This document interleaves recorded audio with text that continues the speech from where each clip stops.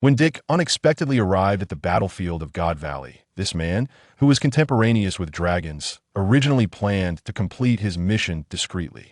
However, under the frenzied assault of the Rock's pirates, the dormant golden dragon fruit within him suddenly awakened. Brilliant dragon wings tore through the clouds, and golden breath pierced the battlefield, causing Karp's iron fist to freeze in midair and Roger's saber to tremble slightly. The cadres of the Rock's pirates retreated in defeat under the dragon's might, while Dick, under the astonished gaze of the three factions, embraced the devil fruit radiating divine light. As the truth of history emerged in the dragon's breath, everyone realized that the true winner of this battle, which would change the world's structure, was the golden dragon that had appeared out of nowhere. Chapter 1. Boarding God Valley with the Dragon. Year 1484 of the Sea Circle calendar. A naval training base. New recruits. Today you will be executing a special mission. Are you ready? The voice of a naval commander echoed like a bell in the hearts of the new sailors, stirring their long-lost enthusiasm. We're ready, Commander. The new recruits were fervent, excited about the upcoming mission. This was their first time going out to perform such an important task. Among the ranks, Dick yawned out of boredom, completely disregarding the commander's words. Dick was originally a modern person who one day, while walking home after work, took out his phone to order a meal. Suddenly, a heavy truck, playing a song about living life to the fullest, ruthlessly ran him over. He struggled, using his last bit of willpower to delete his browsing history before losing consciousness completely. When he opened his eyes again, he found himself in the world of One Piece. After weighing his options, he decided to join the Navy. At least basic food and safety were more assured than being a drifting pirate on the sea. Dick, we're about to execute the mission. Aren't you excited? An excited, middle school-age boy beside him exclaimed. Dragon, calm down. What good thing can we expect from a task assigned to us new recruits? The boy was none other than Monkey D. Dragon, future pirate king and leader of the Revolutionary Army, currently just an idealistic rookie. Dick's words fell like a bucket of cold water, but even so, they couldn't extinguish Dragon's fervent heart. Seeing the excited Dragon, Dick sighed softly. This guy still hadn't seen the cruelty of the world, believing it to be all good, still holding on to unrealistic fantasies. Dick understood him well. After all, who hasn't gone through that age? The sea breeze brushed against him, the salty wind hitting Dick's handsome face, his black hair fluttering slightly. He frowned, looking at the slightly turbulent waves, a sense of unease rising in his heart.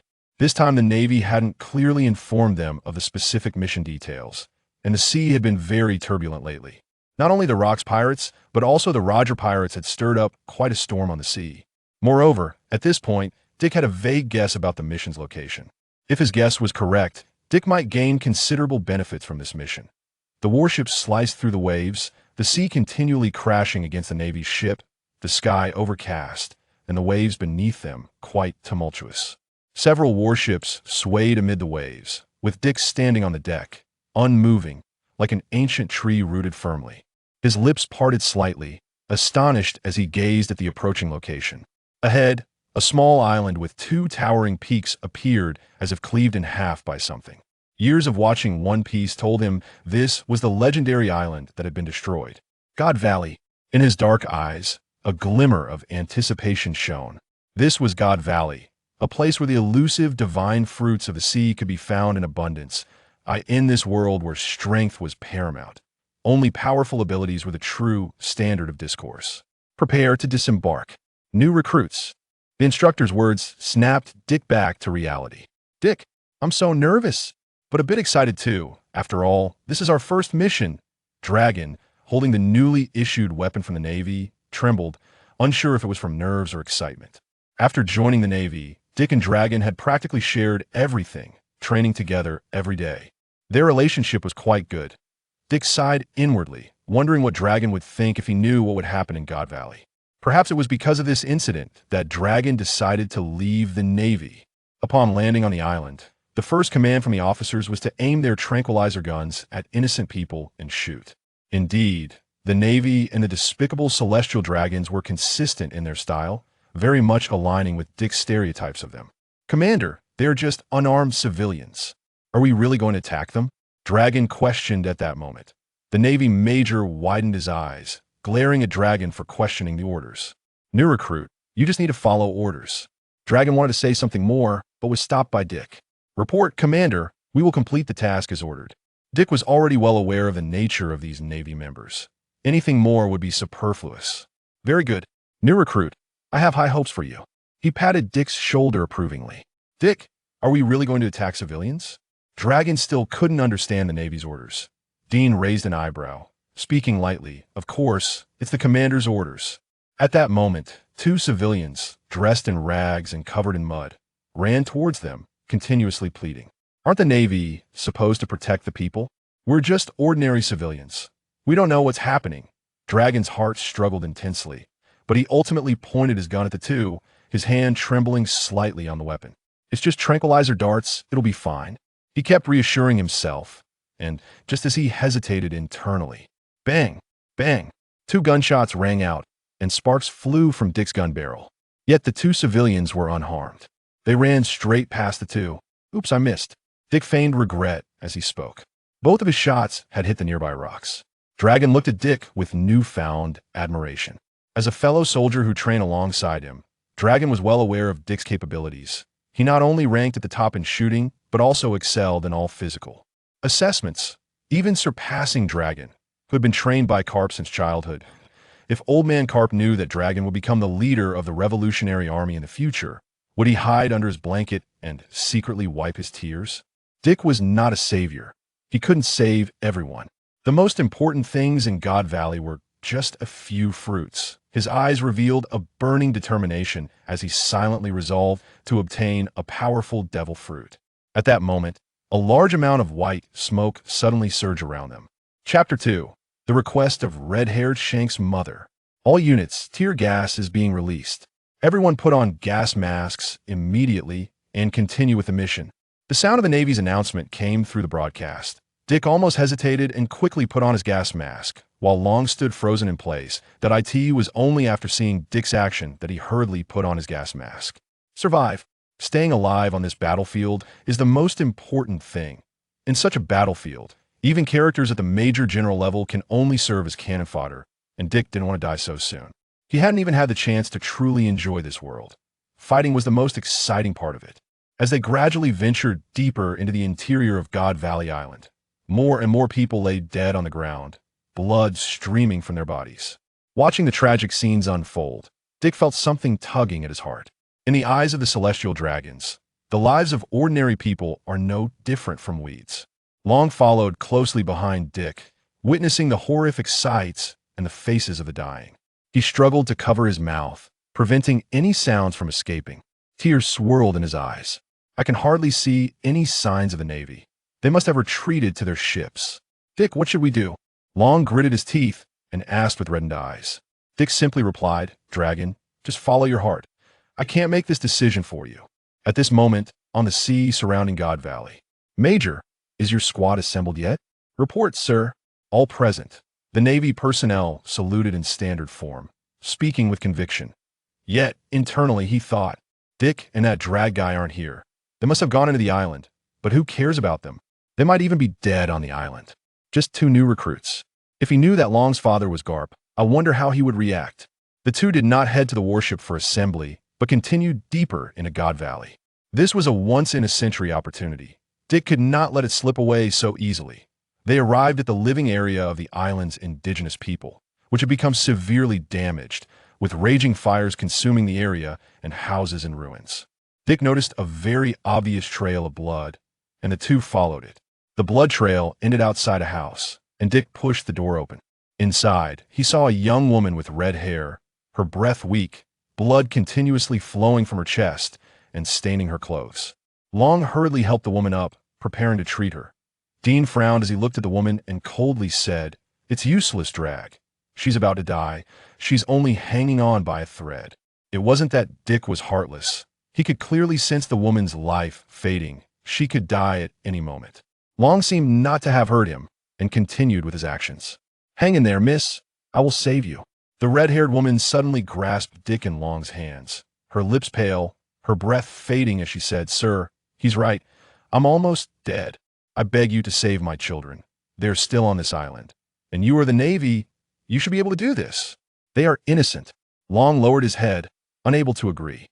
After witnessing the brutality of this island, he felt even smaller. He didn't dare to promise something he might not be able to deliver. Dick tightened his grip on the woman's hand, sincerely saying, "Ma'am, what are your children's names? What do they look like? We promise we will rescue your children." Hearing this, the woman's previously gloomy face squeezed out a hint of a smile, blood still lingering at the corners of her mouth, as she said with a smile, "Their names are Shanks and Shamrock. They both have bright red hair. Thank you." After saying this, she completely lost her vitality, but the faint smile remained at the corners of her mouth. Her once warm hands gradually turned cold. She was dead, as a mother's last wish. Even if it was a lie, it could let her leave with a bit more peace. At least she departed with a glimmer of hope. Dick and Drag hid behind a rock, carefully trying not to make any noise. In front of them stood a young Ivankov passionately delivering a speech atop a large rock.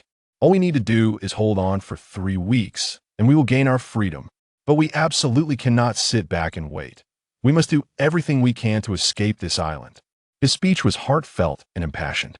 A celestial dragon hiding in the shadows spotted Ivankov and his group. Wearing an oxygen mask and looking lewd, he quietly raised a long gun, aiming it at Ivankov. "This is my 10th prey." Hidden in the shadows, Long watched this scene, trembling fingers, feeling conflicted and struggling inside. If he killed the celestial dragon, then the entire squad would be executed. Just as he was hesitating, the sound of a gunshot pulled him back to reality. The shot was fired by Dick, who almost did it without hesitation, hitting his target with precision. Even from a great distance, Dick remained resolute, and the 2 previous missed shots at close range were on a completely different level. A wisp of white smoke rose from the celestial dragon's body. His eyes turned white, and he immediately fainted. Dick sighed. It was a pity that he was only equipped with tranquilizer darts. A shot to the head wouldn't kill him, and a shot to the body might leave a chance for recovery. As for whether the Navy squad would be executed, let's see if they can survive this war first. Only those who are alive deserve to be executed. Long looked at Dick with a hint of admiration. "But this is a celestial dragon. Is this really okay?" Dick narrowed his eyes slightly, looking at Long with a teasing tone. "Don't tell me you want this celestial dragon to live." Long, caught off guard by his inner thoughts being exposed, awkwardly smiled. Although he still hoped the celestial dragon would die, when he thought about the potential consequences for the entire squad, a hint of hesitation arose in his heart. Dick understood Long's internal struggle. After witnessing the cruelty of the world, it was inevitable to have such thoughts. He had always lived under Garp's protection. Although he might face the threat of death during training, he had never seen the dark side of the world. Even if Dick didn't take action, perhaps after struggling for a while, Long would still pull the trigger. But now time was running out. They were coming. At that moment, a series of violent explosions echoed from all directions. The waves became turbulent, and even the sky changed color. A cold sweat trickled down Long's face. Truly the classic Sweat King. Dick frowned as he looked into the distance. He sensed several overwhelmingly powerful Haki approaching the island, their presence undisguised. He had mastered observation Haki and armament Haki. How much he could exert depended on the specifics of the battle. On the distant coastline, flames shot into the sky. People were wailing and screaming, fleeing in all directions. "It's the Rocks Pirates. The Rocks Pirates are here." The Navy personnel were thrown into chaos, quickly assembling, while the celestial dragons appeared panicked, blaming the Navy for their ineffectiveness. "Navy, what are you doing? Have the pirates already arrived? If anything happens to us, you all better commit seppuku to atone. Hurry! All Navy personnel gather here to protect our safety." The once high and mighty celestial dragons, upon hearing the news of the Rocks Pirates' attack, lost their previous arrogance at this moment. Preserving their lives was their only thought. There has been a sighting of the Roger Pirates on the west coast. Chapter 3. The appearance of the divine fruit, accidentally saving Shanks and Shamrock. What? The celestial dragons were completely thrown into a panic, shouting excitedly in place. Dick and Long quietly watched their clown-like performance from the side. The place was now in utter chaos, and Dick was of course pleased.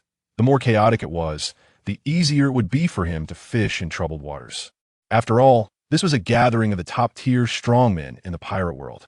Without opportunities, how could he get what he wanted? As the Rocks Pirates and Roger Pirates surged in, the Knights of God, who were pursuing the so-called prey, were also gathering. The prey had fallen into an unattended state, creating a good opportunity for Dick and Long. Shanks and Shamrock were still infants in their cribs, and amidst the chaos, Dick and Long each grabbed one of them as prizes. In the midst of the raging flames of war, every step forward saw someone fall beside them. Some were Navy, and some were pirates. Ordinary Navy personnel were like cannon fodder in front of these powerful pirates. "Dragon, catch this, follow me." Dick threw the child he was holding, unsure if it was Shanks or Shamrock, to Long, wielding a long knife he had picked up. He slashed through the pirate, blocking their way. When they landed on the island, they were only equipped with basic tranquilizer darts, and the Navy had not anticipated that the Rocks Pirates and Roger Pirates would suddenly attack here. The pirates before them were all unfamiliar faces, but as Dick and Long advanced, they encountered significant obstacles. The treasure chest of the Celestial Dragons had been fought over in the chaos, and now its specific location was unknown. Dick's eyes glowed faintly red, his deep gaze scanning the surroundings like a hawk. He tried to find clues about the treasure chest, while Long quietly followed behind him. Countless pirates suddenly appeared from all directions. Who knew what kind of characters were gathered on this island now? Scalding blood splattered onto Dick's face, but he paid no attention, advancing relentlessly without a clear goal, feeling lost as he looked at the path ahead. Suddenly, a voice reached his ears, causing the corners of his mouth to curl slightly. I wonder what's inside this treasure chest?" A lewd-looking, rotund man held the chest he had just obtained, laughing proudly. Various weapons were scattered at his feet, and countless Navy corpses lay around him. His right foot was stepping on the body of a dead Navy soldier, who still held an ordinary apple in his hand, possibly signifying something very special to him, leading him to cling to it even in death. Blood stained the ground beneath him, and his smile was both sinister and terrifying. The surrounding pirates cheered him on. As expected of the captain, "Ha ha, this is our loot. Even Rocks and the others have to look at us with new eyes." Indeed, these Navy are worthless in the captain's eyes. Hearing the praises from the pirates below, the man seemed very pleased. "Ha ha ha, I wonder what's inside." As the man opened the treasure chest, a devil fruit with a green body covered in strange patterns came into view. The pirates immediately took the devil fruit in their hands to examine it. They had no idea what abilities this devil fruit possessed, but it was certainly not simple. He thought to himself, but the next moment, a cold light protruded from his chest. He looked down in shock, realizing he had been pierced from behind, blood gushing out in large amounts. Dick's expression was indifferent as he held the gleaming steel knife. When did that guy appear here? The captain has been killed by him." The surrounding pirates were astonished at Dick's sudden appearance. He seemed like a ghost. Dean smiled faintly as he pulled the steel knife from the pirate captain's body. The pirate captain fell straight down, his grip loosening, causing the devil fruit to drop from his hand. Dick casually caught it, showing no regard for the fallen pirate captain. Why would he hesitate to eat something good? He didn't understand why the captain had been showing off, but now it was too late to regret. Dick's precise strike had pierced his heart. The surrounding pirates went mad upon seeing their captain killed by Dick. Kill him. He killed the captain. Brothers, avenge the captain. Chop him to pieces. Let's offer him to the captain. These pirates, under the guise of avenging their captain, were actually eyeing the devil fruit in Dick's hand. They surged towards Dick like madmen, while Long stood by, holding the two children at a loss. Dick, however, remained calm. He wouldn't hesitate like the fallen pirate captain. He was almost ready to put the devil fruit in his mouth. Just as the devil fruit was about to enter his mouth, he caught sight of an incredible scene. The apple that the dead Navy soldier had been holding began to visibly change. Originally just a normal apple, under Dick's gaze, it gradually sprouted strange patterns, growing scales like flesh, transforming into a dazzling gold. Dick's eyes widened as information about the devil fruit rushed into his mind. It was rumored that some special devil fruits would recognize their master, as they housed a soul within. Moreover, only after the previous owner of the devil fruit died would it find a random fruit to house and form into the devil fruit. Dick's mind raced with thoughts, and he quickly made a decision. He hurriedly took the devil fruit he was about to eat out of his mouth and swiftly picked up the one on the ground. Perhaps it was choosing Dick actively, or maybe the previous owner of the devil fruit had died here on this island long ago. Or perhaps the soul within the devil fruit had been wandering on this island. Dick didn't have a deep understanding of this aspect. But now was not the best time to think about these things. The surrounding pirates were charging at him like madmen, especially after seeing that he had obtained another devil fruit. A cold light flashed, and sword energy surged, knocking down the surrounding pirates with Dick's sweeping sword energy in an instant. Dust rose and wails filled the air. Dick's figure was hidden within the dust. Kid, hand over the devil fruit. Before the person arrived, the voice had already reached Dick's ears. Chapter 4. Dragon Fruit, the purest dragon fruit. The divine dragon descends. Amidst the astonished expressions of numerous pirates, a sudden large hand seized Dick by the neck. In the blink of an eye, a stunning figure appeared right in front of Dick. The newcomer had pink hair flowing in the wind, and her chest heaved violently. It was none other than the future Empress Big Mom. She opened her mouth wide and laughed heartily, revealing her pearly white teeth. Kid, hand over the devil fruit. Unbelievably unlucky, Dick thought. Just as he left the novice village, he encountered such a powerful opponent. He smiled faintly, showing no fear of this future empress. Want the devil fruit? It's in my mouth. As the smoke cleared, a golden devil fruit with a bite taken out of it fell to the ground. Dick was no longer that foolish captain. He had to take a gamble. What if he got it right? Big Mom, seeing this, was not angry, but instead tightened her grip on Dick's hand, making it difficult for him to breathe. No, I can see you have another one. I saw you with 2 devil fruits. You really are lucky. Big Mom, as expected of the future empress, had already set her sights on this side. Even though her observation Haki was considered quite strong, she only sensed it when she got closer.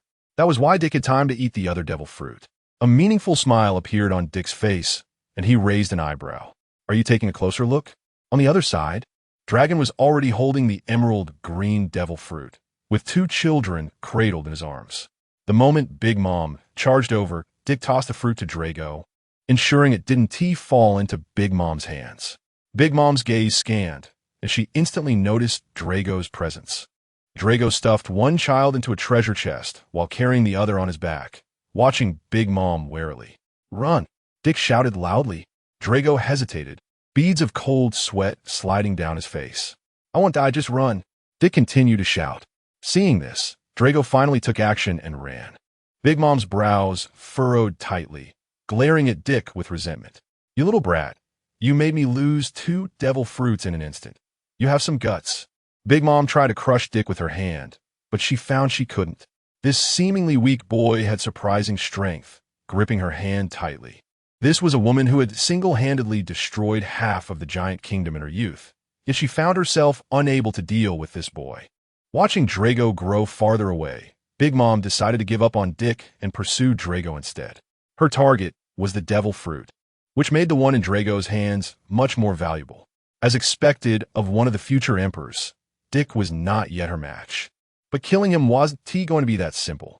Big Mom thought that the recently consumed devil fruit had given Dick abnormal strength, but it was actually the result of years of training. However, he was beginning to understand the powers of the devil fruit. Next, it was time to familiarize himself with it.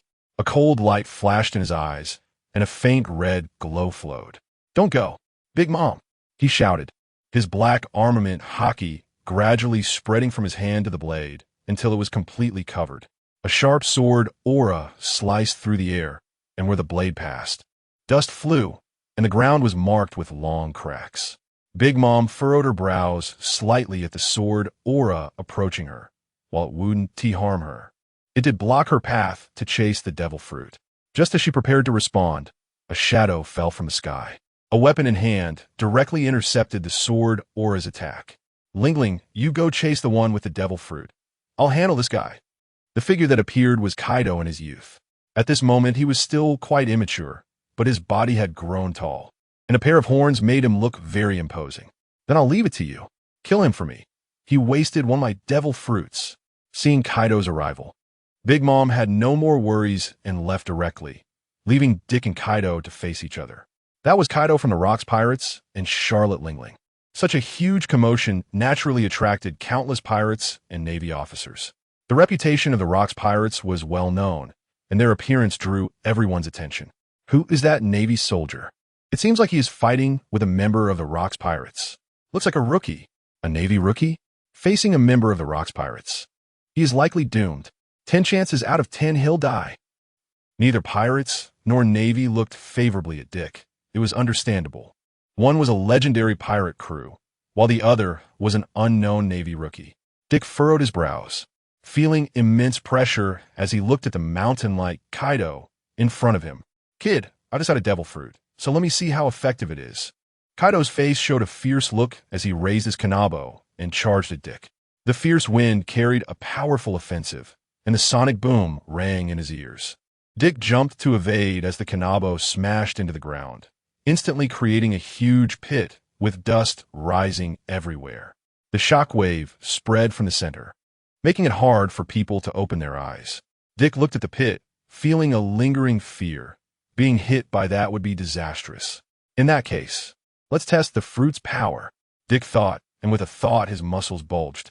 Layers of golden scales erupted beneath his once smooth skin. His black pupils transformed into dazzling gold, and 2 coral-like dragon horns broke through his head. Dick stood proudly in place, exuding an emperor-like aura. His body had grown twice as large as before, and a golden dragon tail, like a steel whip, swayed behind him.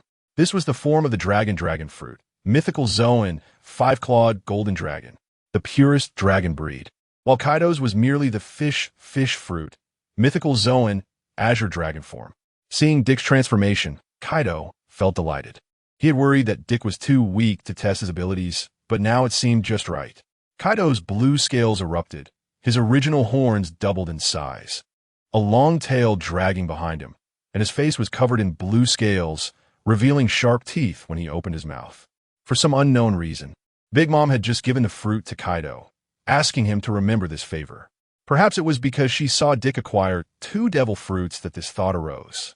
Regardless of the reason, the fruit had now fallen into Kaido's hands, looking quite frightening. The 2 still retained their human forms, but the feeling they gave off was entirely different. Dick resembled an ancient, majestic emperor, radiating an imperial aura. This was the true dragon lineage. Kaido, on the other hand, gave off an indescribable eeriness, not yet in his complete azure dragon form. He looked like a fierce ghost cloaked in dragon skin. Chapter 5. The Battle of the Twin Dragons. Kaido the Azure Dragon versus Dick the 5-clawed Golden Dragon. Roar. Kaido stood with his kanabo, his massive body locking eyes with Dick. At this moment, Dick maintained his basic human form, a faint golden light swirling in his golden dragon eyes. In the next instant, both figures vanished simultaneously, leaving only an afterimage in their wake. Boom! When they reappeared, their weapons clashed against each other, sparks flying. The metallic hum echoed, and powerful shockwaves radiated from the 2, cracking the ground beneath them. A huge pit formed instantly where they stood. Ha ha ha, interesting. This fruit, given by Lin Lin, I didn't plan on eating it, but it seems quite good now. Kaido's laughter echoed through this small area, swept up by a gale. Did Kaido eat the fruit just now? I didn't expect it to happen so quickly. Something must have happened to make Big Mom willingly give the fruit to Kaido. Both of them had just consumed the fruit and were still unfamiliar with their abilities. In their battle, they were also testing the capabilities of their fruits. The long sword and the kanabo collided fiercely, sparks emitting from the impact. The surrounding air vibrated, and the ground beneath them turned into ruins. Every attack from Kaido was blocked by Dick. Both were evenly matched, unable to gain any ground. Kaido furrowed his brow, his eyes filled with scrutiny. Is this guy's strength due to his fruit's ability? Or is it his inherent power? If it's the fruit's ability, then it's quite formidable. But if it's his natural strength, that will be even more terrifying. A hint of vigilance appeared in Kaido's gaze. He was a special race, his strength far exceeding that of ordinary humans. Yet the guy in front of him seemed to be just an ordinary human. Dick gritted his teeth, enduring Kaido's attacks. Through constant training, his physical abilities far surpassed those of ordinary people. But even so, he found Kaido to be a tough opponent. Is this the weight of a future Yonko? No wonder your teacher, Kaido. What I learned from fighting Kaido is far more useful than anything in the training camp. A red light flickered in Dick's eyes as the steel sword in his hand was enveloped in a layer of dark-armed Haki. Kaido was equally unyielding, the black-armed Haki covering his kanabo. The two figures collided, the air swirling around them, ripples emanating outward. Surrounding buildings were blown away by the powerful shockwaves, and no pirate or navy dared to linger in the battlefield. Dick's internal organs suffered a violent impact, and he spat out a mouthful of thick blood. Kaido was like a heavy truck. Such impact was beyond what Dick could handle. However, Kaido was also feeling the strain. Some of his azure scales were stripped away, revealing the bright red flesh beneath. He frowned, his voice deep and heavy. I didn't expect there to be such a monster among the Navy. Dick left a deep impression on Kaido. He had never encountered such a fierce opponent among the young Navy. He had thought that the Navy was in decline, with no notable figures among the younger generation except for Karp and his group of vice admirals and admirals. Dick smiled faintly. A monster? No one has ever called him that before, but in his eyes, Kaido was the real monster, actively getting caught by the Navy just to have a good meal. Just as Dick was still in a daze, a dangerous intuition struck him. He looked up to see Kaido's figure descending from the sky like a deity. Holding his kanabo, Kaido descended, with faint currents of electricity swirling around the weapon. Has he developed the ability to use elemental attacks? Perhaps his fruit has such capabilities as well. Dick gripped his steel sword tightly, his mind racing. Electricity surged from him, crackling and exploding in an instant. At the moment Kaido's attack was about to land, countless electric currents swirled around him. Unlike Kaido's, the electricity emanating from Dick was solid. The powerful current could form an attack on its own, and he gradually began to understand. The so-called wind, rain, thunder, and lightning were special abilities mastered by the legendary dragon race. It seemed that his fruit had granted him control over lightning. Electric light flickered, and Dick's body, surrounded by electricity, moved several times faster than before. In his golden dragon eyes, faint currents of electricity danced. With a strike enveloped in electricity, he aimed directly at Kaido. Kaido's pupils shook. He didn't expect his abilities would inspire his opponent. A drop of cold sweat trickled down Kaido's cheek. He was surprised at how quickly Dick had grown, mastering part of his fruit abilities in such a short time. This did not undermine Kaido's confidence. Instead, it ignited his competitive spirit. What a joke! Dick also didn't expect to progress so rapidly in his battle with Kaido. Truly, he was Teacher Kaido. The immense power that erupted from Kaido sent Dick flying until he crashed into a nearby building. He held his head, sitting up from the rubble, overly excited. Kaido suddenly unleashed a power far beyond his own. A smile crept onto Kaido's lips, his desire for battle ignited. At this moment, he was like a beast. His eyes were filled only with the desire to fight. His originally towering figure rapidly swelled, dragon scales exposed, and the pair of dragon horns on his head and the bull-like horns appeared imposing. In just a short moment, he transformed into a massive azure dragon, his body stretching dozens of meters long, towering over the ruins, looking down at Dick. Dick's heart raced as he admired Kaido's dragon form. If Kaido can do it, then so can I. Dick's muscles bulged, dragon scales fluttered, and the golden light in his dragon eyes surged. The coral-like dragon horns rapidly grew larger, under Kaido's astonished gaze. Dick transformed into a long golden dragon. The flowing golden light and the golden scales shone brilliantly against the dim sky, exuding an imperial majesty. A true king even among dragons. Kaido momentarily lost his focus looking at Dick. The speed of this guy's growth was beyond imagination. If we're going to fight, let's take it to the sky. Kaido tossed out this line. Flames and clouds erupted beneath his feet, and Kaido's dragon claws stepped onto the flame clouds as he ascended into the air step by step. Dick wanted to imitate him, but he couldn't produce flame clouds to fly. Am I just a ground dragon? Just as he was troubled by his lack of flying ability, a strange sensation surged in his heart. Chapter 6. Great Chaos. The strong from the old era gather. After sensing this strange feeling, something deep within Dick was subtly triggered. With a thought, he didn't need to rely on the flame clouds. He soared into the sky with his dragon body. Kaido's azure dragon was still slowly creating the flame clouds that would allow him to fly into the sky. In his dazed gaze, Dick freely weaved through the air. He then slowly descended, facing Kaido in opposition. Indeed, pure blood dragons do not need to rely on flame clouds to fly. However, Teacher Kaido is also extraordinary, able to use flame clouds on the first try. After all, it took a lot of effort for Momonosuke to barely manage it.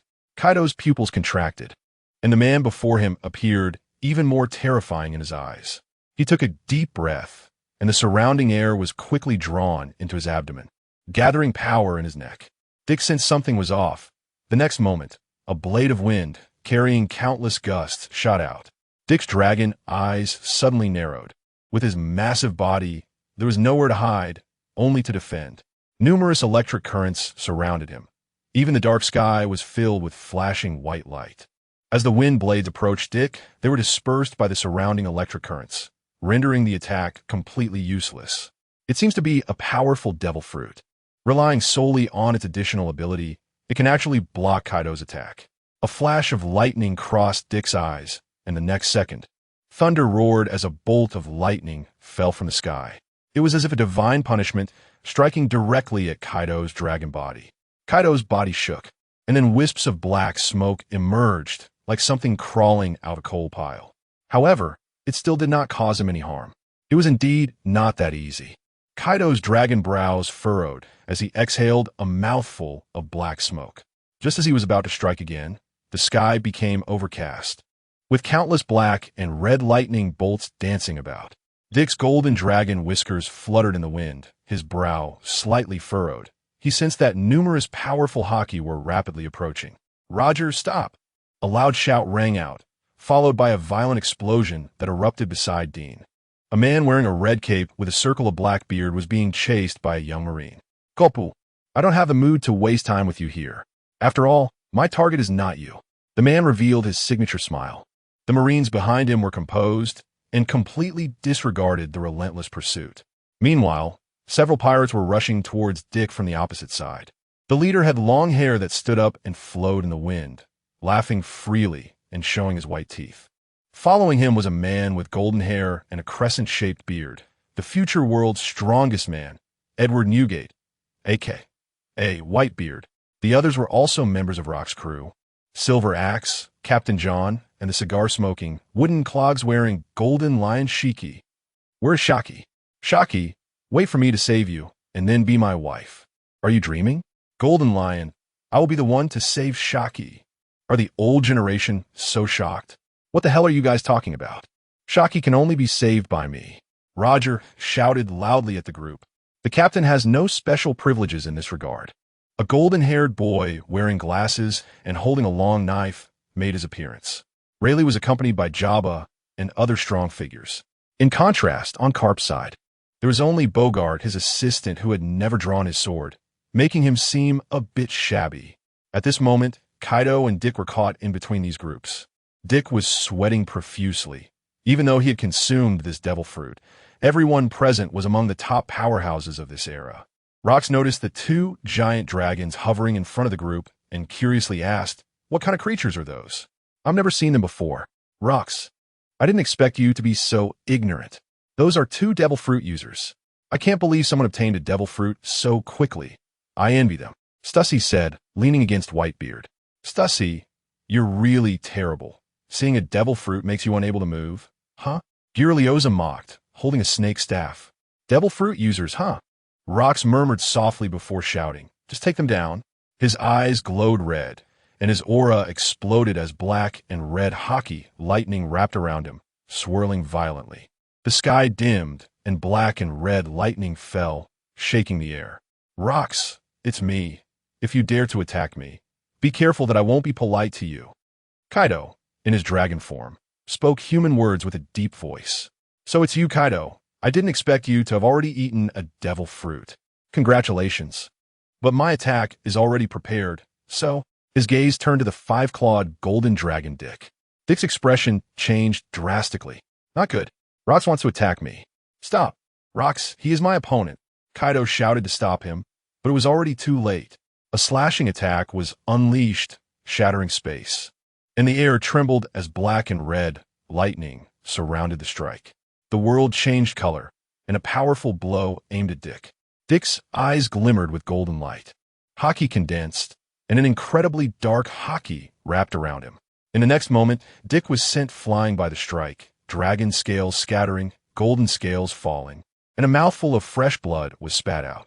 His body retreated repeatedly, and surrounding buildings were all shattered, debris flying, blood spilling. The two groups quickly became embroiled in a chaotic battle. Dick crawled out from the ruins, dragon scales flying off, revealing the bright red flesh inside. Fortunately, Rock's blow wasn't as great as imagined. After all, he could single-handedly take down an admiral. A horrifying wound on his abdomen brought intense pain. Dick gritted his teeth as electric currents wrapped around him. Gradually, the currents gathered at his abdomen, lightning flickering.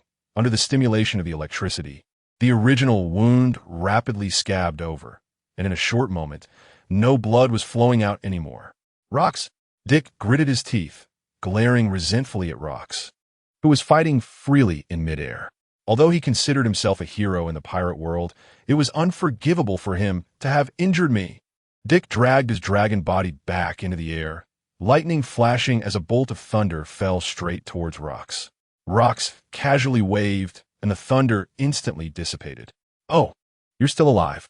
Rox grinned widely. "Being alive means we can fight. Reckless and arrogant, is this what Rox is like?" Chapter 7. The Siege Against Rox. Dick's body transformed into a humanoid form, standing atop the ruins. The golden dragon eyes emitted a faint golden glow, and the coral-like golden dragon horns displayed a dignified expression. Dragon scales covered most of his body, with a particularly noticeable charred wound on his abdomen. The hand gripping the steel knife faintly revealed the shape of a dragon claw. Maintaining the complete form of a five-clawed golden dragon made him a living target in the eyes of these guys. Just moments ago, it was precisely because his body was too large and difficult to move that he was sent flying by Rockstrike. Had it not been for the Haki and dragon scales absorbing most of the damage, he could have been severely injured, perhaps even dead like that admiral who fell to Rox. The fierce wind howled, lifting Dick's robes and the black strands of hair on his forehead.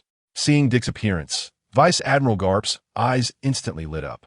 He exclaimed with surprise, "Kid, I didn't expect you to be in the Navy. I've never seen such a strong person among the Navy. You look quite young. What's your name? Maybe I know you." "Dick."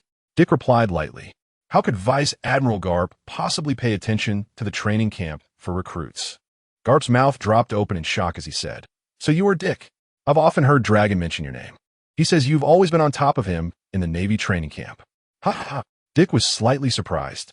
He didn't expect Dragon would mention him in front of Garp.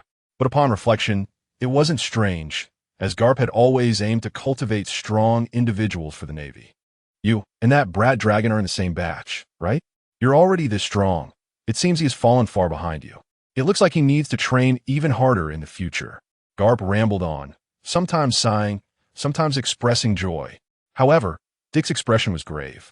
His gaze was fixed tightly on the sky, paying no mind to Vice Admiral Garp's words. The sky was dark with clouds, black and red lightning intertwined, and circles of white ripples surged. The surrounding scene resembled the apocalypse. The original houses had turned into piles of debris and ruins. The ground cracked inch by inch. And famous powerful figures from the sea, Garp, Roger, Rox, Whitebeard, Golden Lion, were all intertwined. Ordinary people could be easily killed by the residual effects of their battle. Dick's eyes sparkled as he closely observed the movements and methods of the few fighters. It is said that the best way to improve combat ability is to observe the fighting styles of strong individuals. For Dick, the strongest people in the world had gathered here. This was the best opportunity, one that wouldn't appear again in the next few decades. The black and red conquerors' Haki surged, and the black and red lightning crossed in the sky. Gradually, the battlefield began to clarify. Roger and Garp had inexplicably allied to confront Rox. The black and red Haki coiled around Roger, his aura swelling as the air trembled. The ace in his hand was wrapped in black and red Haki, and Roger charged a powerful strike directly at Rox. God's avoidance. Vice Admiral Garp's wrist began to coil with Haki, black and red lightning bursting forth, destroying even the surrounding buildings. The momentum was tremendous, the surrounding space shattered, and the dark red glow on his fist was visible to the naked eye, resembling a rampaging beast. Fistbone, galaxy impact. With a fist passed, the earth cracked, and the space shook as if the stars were falling from the sky. Rox, upon seeing this, showed no fear in his eyes, only a desire for battle. The red and black Haki swirled around him, and the ground beneath him cracked like a spider web, shockwaves radiating outward from him. The terrifying aura emanating from the great sword in his hand was visible. Rox swung his sword, a strike like a heavy cannon aimed at the attacks of the two. The three attacks collided, and instantly the heavens and earth changed color. The powerful shockwave swept everything around, even sending Dick, who was watching from a distance, flying. The powerful shockwave, along with the surrounding buildings, and Dick's body were blown away. Dick's golden dragon eyes observed every detail of the three attacks. After being propelled a distance, he forcefully drove the steel knife into the ground, the powerful force embedding the long knife deep into the earth, leaving only the handle exposed. Having transformed into a dragon man, his physical qualities were enhanced, and his golden hair floated in the wind. The scene before him resembled the apocalypse, debris flying, dust swirling, and the ground beneath him eroded by the powerful shock. Dick gradually understood why God's Valley had disappeared. In a battle like this, God's Valley would soon be affected by countless powerful attacks. There might be suspicions of celestial dragons clearing it, but the possibility of it being man-made destruction was greater. The Conqueror's Haki surged, stirring Dick's spirit. This was not just any ordinary Conqueror's Haki. There are distinctions in the strength of Haki, and what stood before him was one of the strongest Conqueror's Haki in the world today. The storm calmed, and the waves quieted. After the attacks, the few quickly retreated to reassess their positions. Members of the Rocks Pirates were also affected and could only fall back. Under the attacks of the few, the land within a few kilometers was flattened, and the original buildings had become ruins. Rox stood proudly at the center of the attacks, where a massive circular pit had formed. He stood beside the pit, laughing wildly and arrogantly, embodying the appearance of a great pirate. His robes billowed, exuding the majesty of a king. Garp and Roger retreated to the sides, covered in dust, but still stood defiantly against Rox, their sharp gazes scanning everything around, ready to launch the next attack at any moment. Dick's heart raced as he watched the recent attacks. He was immensely excited. Is this the battle between the world's strong? It was worth coming here. This battlefield was truly the right place to be. He must master the Conqueror's Haki. Currently, he was still lacking in front of these world-class strongmen, mainly because his Conqueror's Haki had not awakened. His hand, gripping the steel knife, trembled slightly, not from nerves, but from excitement.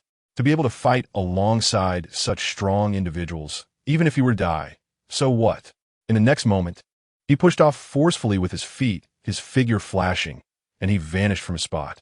When he reappeared, he was already behind Rox. The faint red glow in his golden dragon eyes was visible, and his golden dragon horns were imposing. The steel knife in his hand glimmered ominously, and black Haki instantly coiled around it. Deluxe.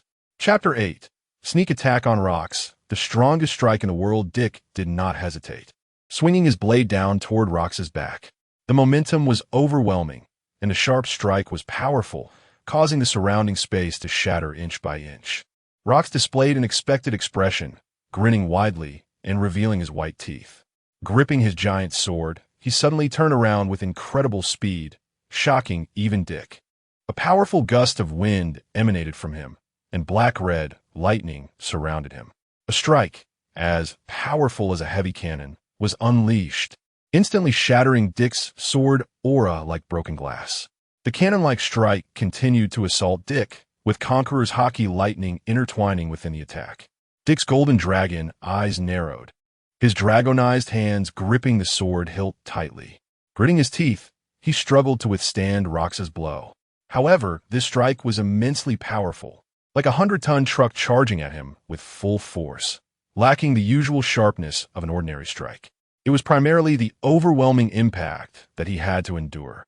Under such an attack, Dick still gritted his teeth and held on. If he couldn't withstand it, he might die, but so what? Dragon scales flew. Golden scales stained with blood fell, and Dick spat out a mouthful of blood. His internal organs jolted. The might of the attack gradually weakened, and an aura of pressure emanated from Dick, golden light swirling around him. The black-red lightning flickered, different from the overwhelming power of Rox. but the gradually emerging black-red lightning crackled, intertwining with the strike from Rox. Dick's eyes turned crimson, dragon veins bulging as he shouted, using all his strength to deflect Rox's strike into the air. The darkened sky suddenly lit up, sunlight shining on Dick's weary face. Dick smiled. He had made the right bet. Although it came at a cost, it was worth it. Everyone present was astonished by Dick's performance. Perhaps no one among his peers was stronger than him, except for Kaido, who could match him. Dick felt excruciating pain in his internal organs, half kneeling on the ground. His face pale, dragon blood continuously flowing out. Some members of the Rock's Pirates, seeing this, rushed forward to deal with Dick.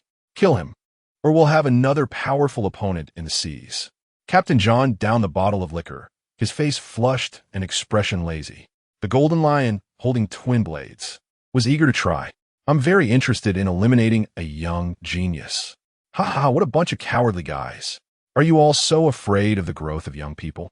Whitebeard laughed loudly, but his eyes still held a desire to battle Dick. They were all powerful figures of the sea.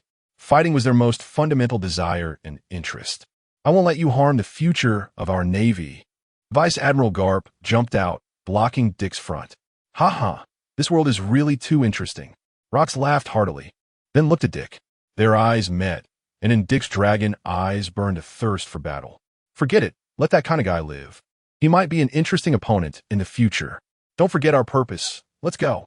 Rox vanished from sight without looking back, and the other members of the Rock's Pirates quickly left as well.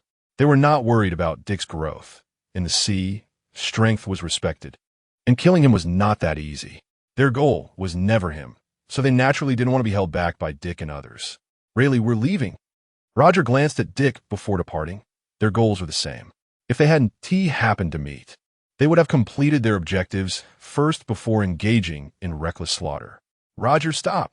Garp wanted to stop Roger, but after hesitating for a moment, he remained in place. As long as they were still on this island, they would meet again. Their goals seemed simple, and Garp felt there was no need to chase after them. How do you feel? Garp asked with concern. It's nothing serious.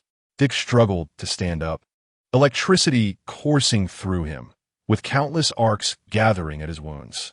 Dick gritted his teeth. The sound of electricity crackled, a burnt smell wafting through the air, and the wounds on his body quickly stopped bleeding, forming scabs. Sweat poured down Dick's face, blood trickling from the corner of his mouth. But he did not let out a cry of pain until the end. Vice Admiral Garp admired Dick, his eyes filled with light. Dick exhaled a breath of turbid air, his body gradually returning to normal. A handsome young man, with a determined expression, his face was a bit pale, giving him a somewhat weak appearance. The battle was still ongoing. Neither Rox nor Roger's crew had achieved their objectives. Garp's eyes were only on Roger, no one else. It seemed to be true love. He would not give up on capturing Roger. There were not many Marines left. The rest had been treated as minor enemies by the Rox and Roger pirates. At this moment, only Bogart, Dick, and a few scattered Marines gathered around Garp. This team attempting to deal with two legendary pirate crews was indeed a foolish dream. It was uncertain what the scene would be like when the excellent teacher Rayleigh fought against Bogart, who had never drawn his sword. As they moved deeper, the surroundings changed.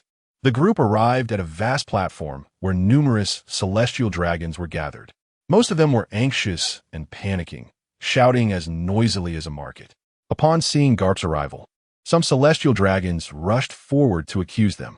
What kind of protection are you Marines providing? You let pirates come to this island without stopping them. Hurry up and send a warship to take us away from here. Garp turned a deaf ear to this, not responding. Dick ignored them as if they were talking nonsense. A celestial dragon wearing an oxygen mask pointed at Dick and angrily scolded him. Marines, is this all you have? What are you doing? Hurry up and send more people to protect us. Although you are of no use. Dick placed his hand on the hilt of his sword, not answering, his gaze filled with murderous intent, staring fixedly at the talking celestial dragon. Hey, Marine, are you listening to me? What else with that look?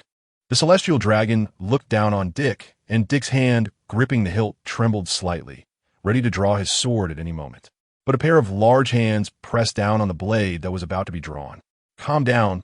There's no need to get angry with this scum. Vice Admiral Garp whispered in Dick's ear. Everyone, don't worry. At that moment, a voice rang out, and the previously noisy celestial dragons suddenly fell silent. Chapter 9. The Appearance of the Knights of God. They imprisoned Haki. It's the Knights of God. We're saved. That's Lord Garen. And Lord Junzi too. The appearance of these few people quickly drew cheers from the celestial dragons. The leading figure had a strange, pointed yellow hairstyle.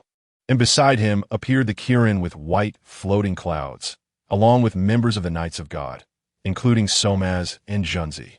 Their presence brought immense reassurance to the celestial dragons, calming their previously tense emotions. Garen's gaze swept over the crowd, and when he saw Karp and Dick, he slightly frowned, but then quickly returned to calmness. He issued orders. The members of the Knights of God are responsible for confronting the incoming pirates, while the remaining navy will protect the celestial dragons. His words greatly encouraged the spirits of the celestial dragons. Lord Garen's decision is truly wise. As long as Lord Garen and the Knights of God are here, they will surely eliminate all the invading pirates. Under Garen's leadership, the Knights of God will definitely protect all of us. However, Dick sneered in disdain, questioning why he should obey the orders of the celestial dragons. He has always acted according to his own heart. Whether they are pirates or navy, no one can take away his inner freedom. No one can force him to do what he does not want to do. Ha ha! The celestial dragons are as always. The young Karp laughed boldly at this moment. I want to just sit here and wait, Roger. Wait for me. As expected, Karp's eyes are always on Roger, even in front of rocks. His gaze only holds Roger's figure. Dick wouldn't heed the celestial dragon's orders. He knows very well that most of these people's intentions are for Haki. As long as he goes to the place where Haki is imprisoned, he will surely meet them. Thoughts raced through his mind, and after clarifying these issues, Dick turned and walked away. The fate of these celestial dragons has nothing to do with him. He would rather see these celestial dragons die sooner. Killing them would only dirty his hands. These celestial dragons, aside from the Knights of God, are no different from waste, living under the protection of the highest power, enjoying the best life. They have all turned into useless beings. Just as Dick was about to take 2 steps, he was grabbed by Karp by the collar and pulled back. With a hint of anger, he said, Vice Admiral Karp, I want to stay here and wait for these useless people to die. Ha ha ha. Vice Admiral Karp showed his signature smile and then said, Of course, I want to either. But you have to follow me. I can't let the future of the Navy die at their hands. Dick huffed in dissatisfaction. I don't think I will die here. Dick had never felt so refreshed. The feeling of battle brought him unprecedented comfort, and even fighting to the death would be no problem. Moreover, he didn't necessarily have to stay in the Navy in the past. It was because of his relatively weak power that the Navy was undoubtedly the best choice. Now, through training as a new recruit and the enhancement of his fruit ability, he has not only mastered armament Haki and observation Haki, but Conqueror's Haki is also starting to emerge. He can completely survive in this cruel sea. However, the Navy's benefits are still good, and he doesn't have to worry about food. Most pirates in the sea are ruthless criminals. They have no jobs, no source of income, and can only rely on plundering others and searching for elusive treasures to survive. Existence like the Roger Pirates and the Straw Hat Pirates is ultimately rare. They are more aptly called world navigators and explorers. Karp, hearing this, smiled and said, Very good. Having someone like you in the Navy is indeed a great benefit. Vice Admiral Karp has devoted almost his entire life to the Navy, even wanted to send his son and grandson into the Navy. However, he ultimately dreamt a beautiful dream. In the near future, his son will leave the Navy and establish his own revolutionary army. He doesn't want a seed of the Navy to be lost like this. So when he saw Dick, he treated him with special care. They certainly wouldn't follow the orders of the celestial dragons. They are free beings. But most of the Navy are just ordinary people. Ultimately, only Dick, Karp, and Bogart arrived at the place where Haki was imprisoned. Dick couldn't see through Bogart's strength. In his impression, Bogart was quite mysterious and had never seen him draw his sword. He had always followed Karp and even participated in battles like God Valley, so his strength should be quite strong. The place where Haki was imprisoned was guarded by many Navy soldiers. Even though such a significant event was happening on the island, they didn't leave. One Navy soldier, looking through a crack, said, Lord Garen is so great. He can marry such a beautiful woman as his wife. Another soldier replied, "The result isn't out yet." Okay. Besides, a large number of pirates are invading this island. The competition has been paused. Dick kicked the two soldiers away. Then he walked up to Haki. The two soldiers who were kicked away were about to curse, but when they met Dick's murderous gaze, they had to swallow back their words.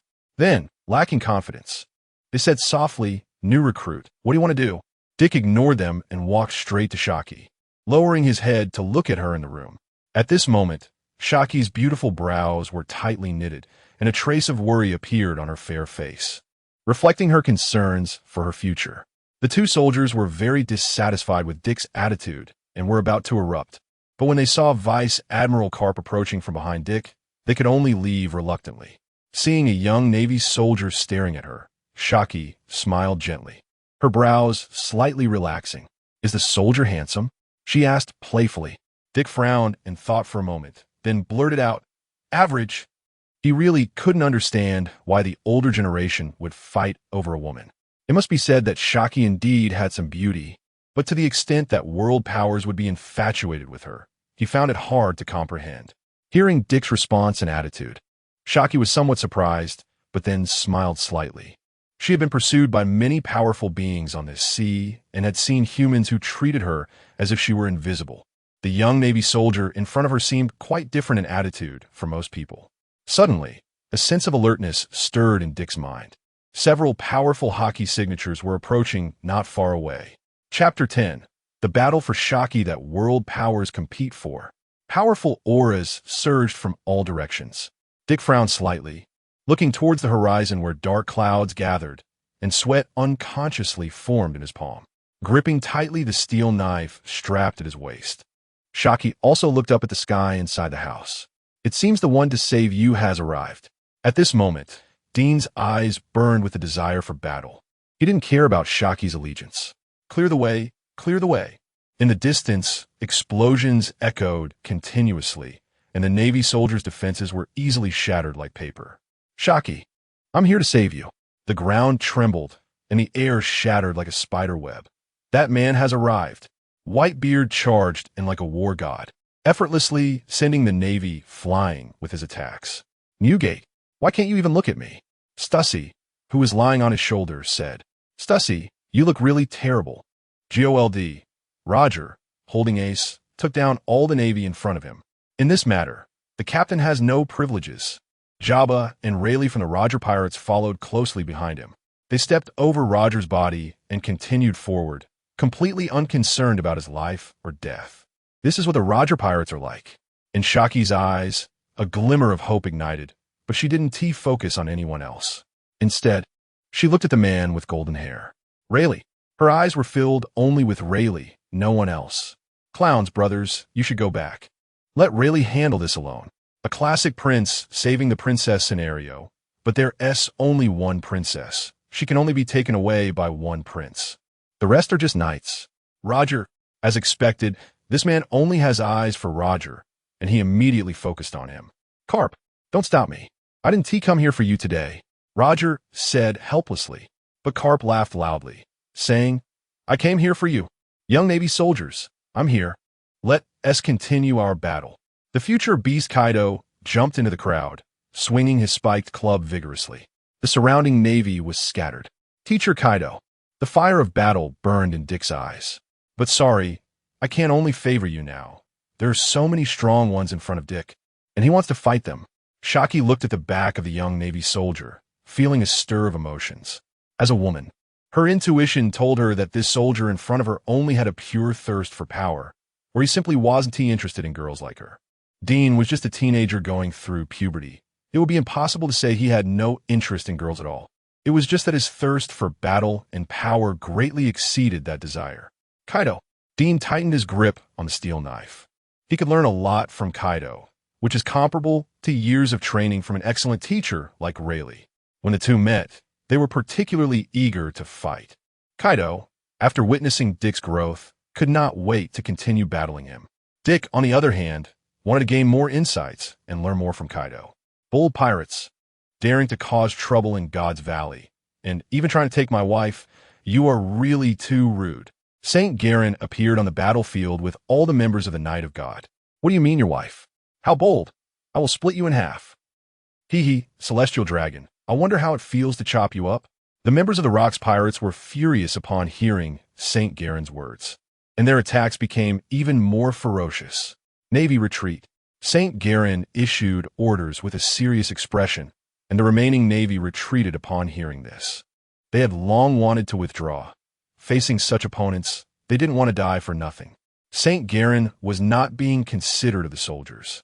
He just found them a pure nuisance and an eyesore. Dick, however, remained unmoved, gripping the knife handle tightly. I don't care about your nonsense. Kaido, take a knife from me.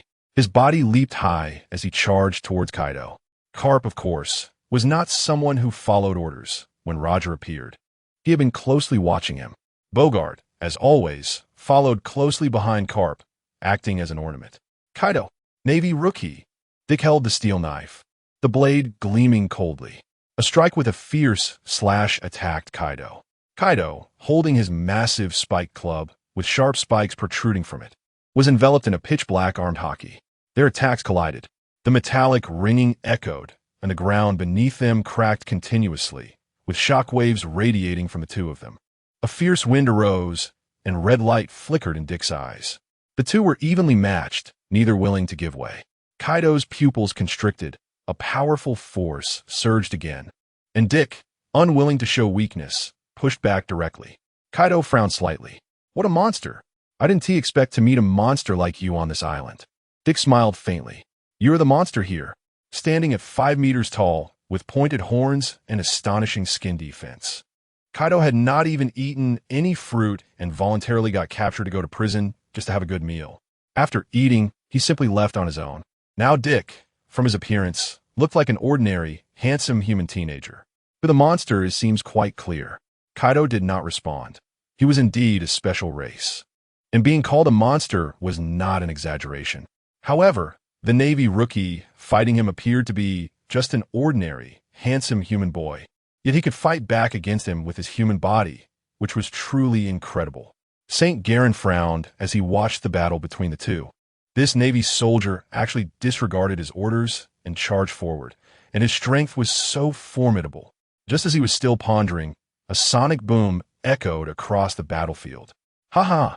It's really lively here. A loud roar came from the sky as a man exploded onto the scene, directly landing in the center. The man had 2 colors of hair standing upright, and a lightning mark in his eye socket was particularly eye-catching. He laughed wildly, showing no regard for anyone around him. He was none other than the captain of the Rocks Pirates, Rocks. Chapter 11. Chaos. Navy, Pirates, and Celestial Dragons gather. As soon as Rocks appeared, he captured everyone's attention. The venue fell silent.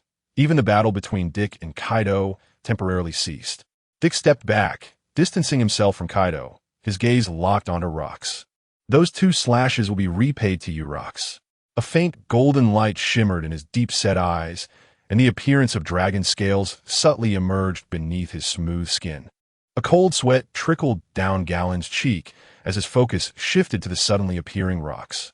He slowly pulled back, his right hand gripping the hilt of his famous sword.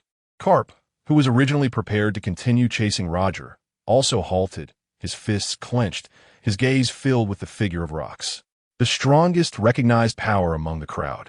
Roger also climbed up from the ground, his body and face marked with traces of being trampled. He grinned, the blade of Ace's sword already aimed at Rocks. In a one-on-one fight, none present would be a match for Rocks.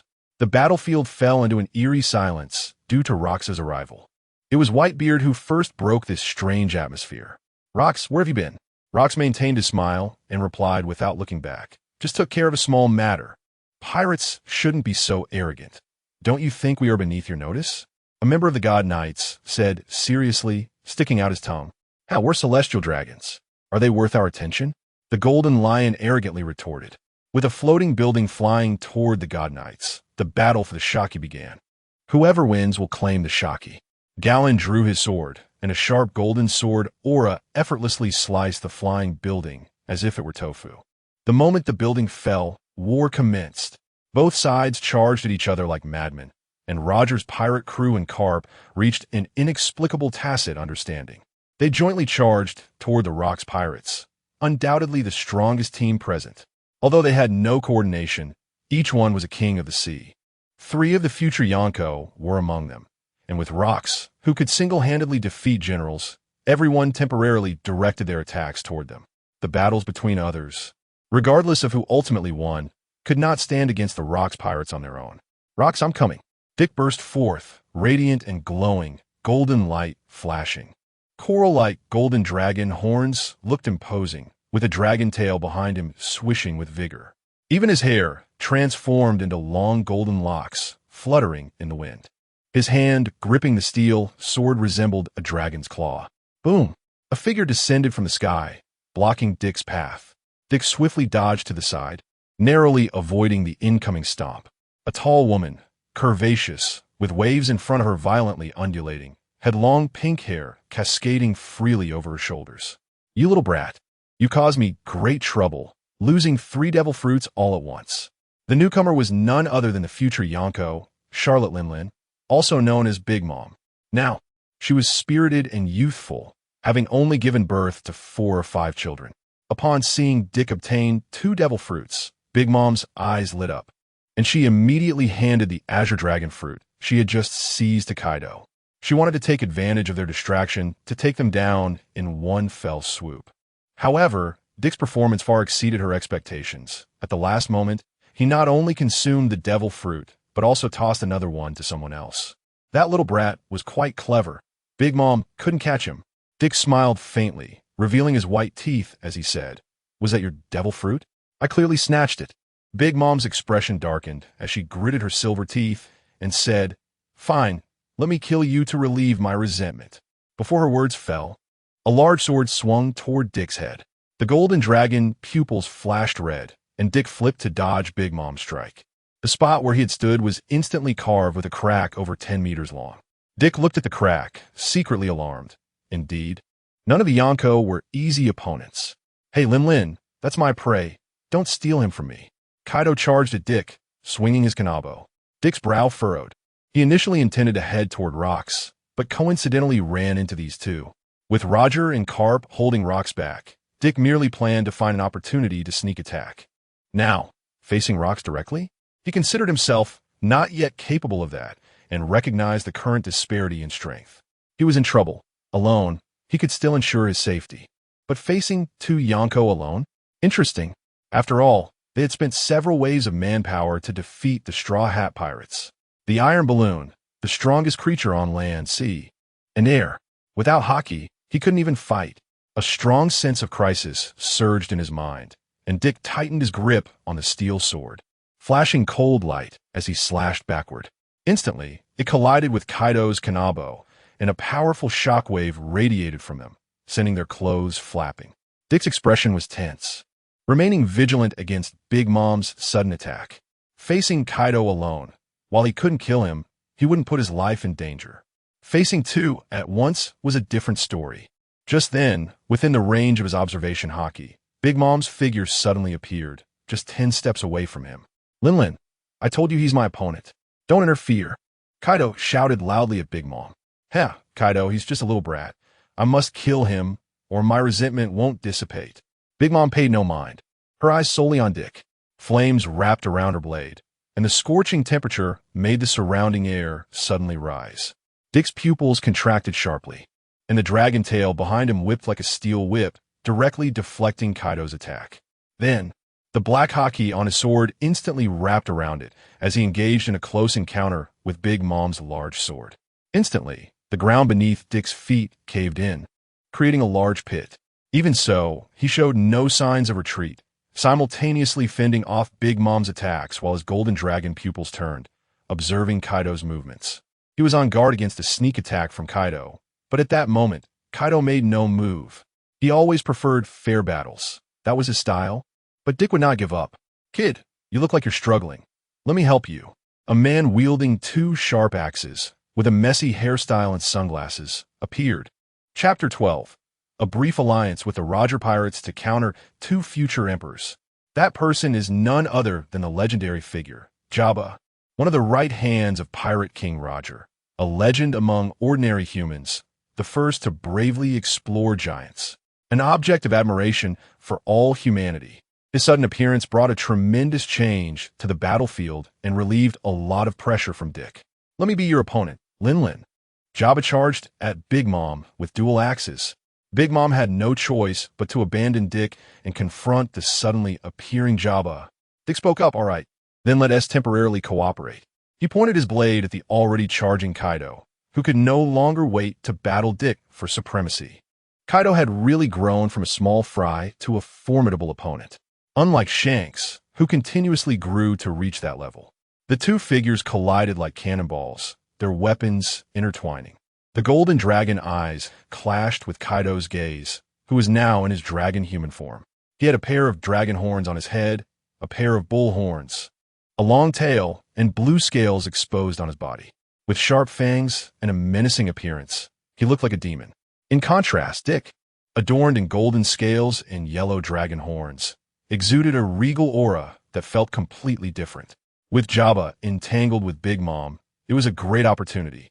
Trouble would arise if the other Rock's crew members surrounded them again. The red glow flickered in Dick's eyes as the pitch-black Haki instantly coiled from his wrist to the entire blade. Kaido, unwilling to back down, enveloped his Kanabo in an incredibly dark Haki. The clash of their weapons caused the air to vibrate, and the ground beneath them cracked like spider webs.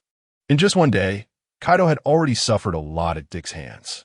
Having just eaten the devil fruit, he was still unfamiliar with it, but after a brief exploration, he had grasped most of its capabilities. Coupled with his own formidable physical strength, he was certain he could overpower Dick. Thinking of this, Kaido increased his strength, but he found that Dick completely withstood the attack. Strength is the only standard that speaks. Dick understood this deeply when he first arrived in this world. Those with great power, regardless of where they are or their stance, will earn the respect of others. As for why Kaido was ruthlessly handed over to the world government as a child, it was merely because he lacked strength. What is the fastest way for an ordinary person to enhance their combat ability? That is the Navy. Not only does it have a vast influence, but it also offers very professional training, including the Haki that Luffy only learned after a long time at sea. However, it was just basic training from the Navy. Dick had been tirelessly training in the Navy, accumulating strength, and after obtaining this devil fruit, his power surged. Kaido's pupils suddenly constricted, his blue scales rising, and the red glow swirled in his eyes. Looking at Dick's golden dragon eyes, he spoke in a deep voice. Navy, what is your name? As an opponent, you are quite qualified. Dick smiled slightly. As a teacher, you are also quite qualified. Dick, his golden dragon eyes scanned Kaido's entire body, muscles bulging. And with a push of his already dragonized golden palms, a powerful force transmitted to Kaido's hands. Kaido's body was sent flying like a kite with a broken string, crashing through buildings behind him.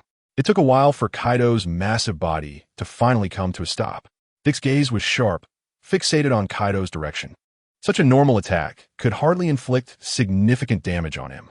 Not to mention that Kaido's physical constitution was already quite robust, combined with the fruit's powers. His current defense had nearly reached a monstrous level. Only Haki could break through his defenses. Kaido rose from the rubble, showing no signs of anger, but instead laughed maniacally. Not bad, not bad. An opponent like you really allows me to have a good fight. Kaido's eyes burned with fierce battle intent and recognition of Dick's combat talent. However, Dick did not focus entirely on Kaido, not to mention whether his Haki could completely break through Kaido's defense. He hadn't even mastered the Haki binding yet. At this moment, all his attention was on Rox. After this war, Rox's name would disappear from this world. This was the last chance to confront him. Dick did not want to let this opportunity slip by easily. He had to seize it firmly. However, Kaido was equally unwilling to let Dick go easily. Dick frowned slightly as Kaido, like a high-powered sports car, fixed his gaze on Dick. Kaido raised his Kanabo, with dark Haki subtly flowing over it. The sound of air breaking echoed in Dick's ears. Kaido descended from the sky, striking down at the spot where Dick stood. The powerful impact shattered the originally solid ground, sending countless stones flying. Yet, Kaido's expression changed drastically. He felt none of the expected resistance, as this attack completely missed its mark. Dick's figure seemed to vanish from the world in that brief moment. "Sorry, Kaido, but I don't have time to play with you here." A voice like the low rumble of hell rang in Kaido's ears. Dick suddenly appeared behind Kaido. His dragon scales radiated a majestic golden light, and the black Haki on his steel knife claw flowed subtly. Suddenly, the vibrant Haki swirled around his hand, with a terrifying crimson glow bursting from his golden pupils. Ling Luo Liuguang flash. Kaido's eyes were filled with disbelief, but then they turned resolute. He gripped his kanabo tighter, the flowing Haki visible to the naked eye. Suddenly, he spun around and collided with Dick's attack. His kanabo struck Dick's body, but he felt no resistance, as if he had hit nothing but air. It was just Dick's afterimage. He had used his swift speed to create an illusion that closely resembled himself. This was a great opportunity. Next time Kaido would be on guard and would not be so easily fooled. Dean's blade shimmered with a terrifying cold light, and under Kaido's astonished gaze, the blade struck his blue scales. Immediately, scales flew, blood splattered, and it seemed as if countless cherry blossom petals were dancing around him. A horrific wound appeared grotesquely on his chest. Kaido's massive body crashed to the ground, raising a cloud of dust around him. Dick landed on the ground, lightly tapping his toes, and flew off toward the distance once more. He had only one target. Chapter 13. The Great Chaos of God's Valley, the Descending Saint Satan. Dick's goal has always been consistent. It is rocks. He never expected to easily take down Kaido. In the world of One Piece, strong fighters can battle for days on end. Each blood bar is incredibly thick, and without 3 days and nights, there is simply no way to determine a victor. Dick does not want to be dragged down by Kaido on that battlefield, thus missing the chance to face the world's strongest head-on. Sure enough, just as Dick left, Kaido struggled to rise from the ground. His twisted face was filled with rage. Covering his bleeding wounds, he gritted his sharp teeth and said fiercely, "Dick, you wait for me. I will definitely return this blow to you." With his knees slightly bent, he shot off in the direction Dick had left. The sky and earth changed color. Countless black and red lightning entwined in destruction, and the surrounding buildings crumbled upon impact. Dick's eyes glowed red, carefully observing the battlefield. His observation Haki was almost at its maximum level. Powerful Haki continued to clash, with 4 strong Haki constantly colliding. Without hesitation, Dick rushed toward that battlefield. Undoubtedly, that was where Rox was located. At this moment, Rox was facing 3 opponents alone. Roger, Garp, and St. Galen were all attacking Rox.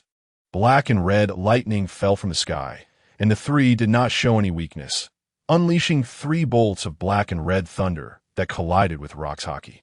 There were almost no people around them. A cluster of black and red Haki surrounded them. Even the residual force would instantly tear an ordinary person apart. A typical Vice Admiral-level fighter could not even stand steadily in front of them. Not everyone is Garp. Most of the Navy and pirates affected by the Haki fell unconscious to the ground, while some strong fighters fared no better, kneeling under the immense pressure. Their bodies trembled slightly as people began to distance themselves from the battlefield. The further the better. If they wanted to survive, this was the only way. However, one figure stood proudly among the crowd, moving against the flow. Dick's figure was so different from everyone else. Even though his heart was shaken and his body was affected by the overflowing Haki, he still showed no fear. He could not retreat. To retreat was to never be able to look up again for the rest of his life. The further he walked, the stronger the power of the Haki became. But black and red small lightning also began to surge around him. His Conqueror's Haki was like a chick just hatching, weak and small. But so what? Countless Conqueror's Haki was being extinguished and suppressed, but soon new and even stronger and more solid Conqueror's Haki emerged. This was a once-in-a-lifetime opportunity. This time, it might be comparable to the training he would undergo in the next few years, or even decades. Even if it meant death, Dick moved forward without hesitation. Rox looked at Dick, who was approaching him, and a smile crept onto his face. At the same time, while fighting Roger, Garp, and St. Galen, he found time to say, "Hee, this kid is really good. Garp, why don't you let the Navy give him to me?" He laughed wildly. "In our Rocks Pirates, he might become a legendary pirate roaming the seas in the future. Garp gathered his strength, black and red lightning coiling around his fist, and threw a punch. Instantly, the ground collapsed, creating a massive pit, and a powerful shockwave surged. Dick was caught in the sudden onslaught of the shockwave, and the film over his golden dragon eye, as thin as a cicada's wing, covered it. This allowed Dick to see the battle clearly without being disturbed by external factors. Rox, stop dreaming. Dick is the future of the Navy. How could he fall into the hands of you pirates? Garp laughed recklessly, his Navy cape fluttering in the wind, and his punch also signified his stance. He firmly rejected Rock's proposal. At this moment, within God's Valley, a black magic circle suddenly illuminated with dark light. Inside the pentagonal magic circle, a viscous black liquid that looked very evil was spreading and expanding continuously. Dust was raised around, and the ground cracked inch by inch, spreading like a spider web. Gradually, the liquid stopped expanding and began to take on a humanoid form. An old man with white hair and beard appeared in the magic circle, leaning on a cane. His black pupils revealed the conspiracy of coming here. What? What is that thing? It appeared suddenly. Is it the ability of a devil fruit? Only a few pirates and Navy personnel witnessed Satan's appearance and fell shocked. The one who emerged from the magic circle was the scientific defense warrior, one of the 5 elders, Satan. It's been a long time since I came down. It's really lively here. Satan exhaled a puff of white air, his pupils shimmering with purple light. With a casual glance, a purple laser shot out, directly piercing through a pirate's body. Is that a Navy person or someone else? A Navy soldier watched this scene, his mouth slightly agape, but the next moment, in his astonished gaze, the same laser also pierced through his body. Dick furrowed his brow, looking in the direction of God's Valley. A powerful aura suddenly appeared there. Could this ability belong to the 5 elders? His heart already had the answer. This must be the magic circle used to transport the 5 elders.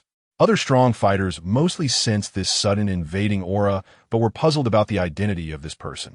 The only one who likely knew the inside story was probably St. Galen. Countless conquerors' Haki intertwined and wrapped around him. He had no extra thoughts to deal with the suddenly appearing 5 elders. The conqueror's Haki was just the entry ticket to this battlefield.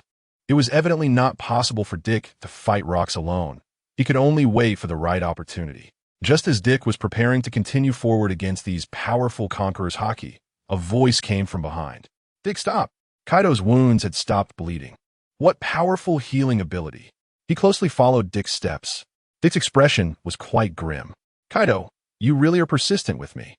Kid, stop. Leave your life behind. Just as Dick was still troubled by Kaido, Big Mom also caught up, her bosom shaking up and down as she ran, and behind her was Jabba, wielding 2 sharp axes. Lin, wait. Your opponent is me. Jabba frowned. What on earth had this kid done? Charlotte Lin seemed to really hate him. Chapter 14.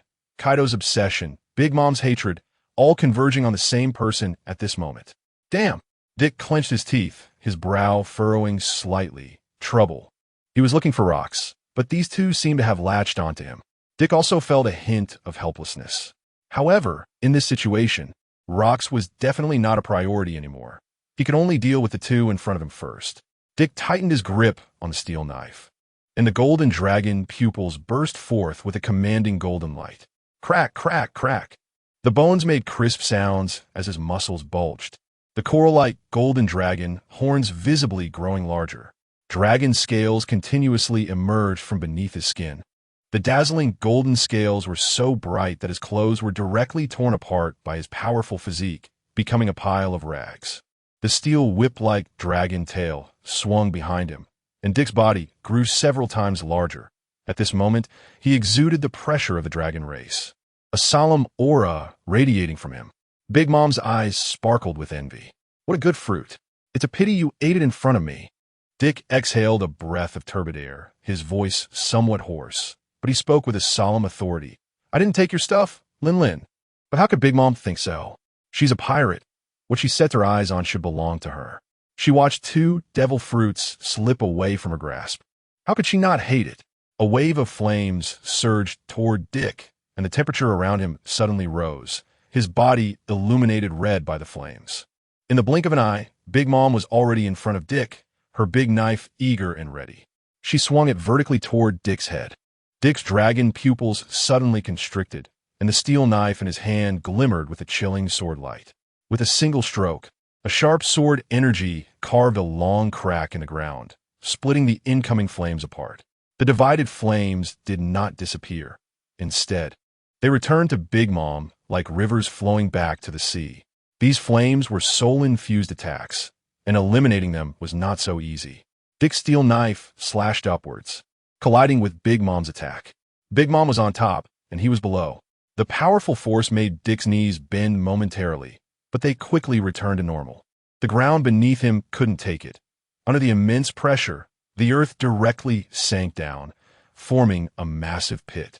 Dirt flew everywhere, and Dick's golden dragon pupils stood upright, constantly assessing Big Mom, searching for any weaknesses. Big Mom's delicate eyes also scanned Dick from head to toe, noting his solid body and bulging muscles. "You're not bad, kid. I'm planning to establish a nation of all races. I see potential in you, but this dragon form is just your fruit ability. If only there really were such a race in this world." Big Mom's originally bright eyes noticeably dimmed. "What do you think? Consider whether you want to join my nation."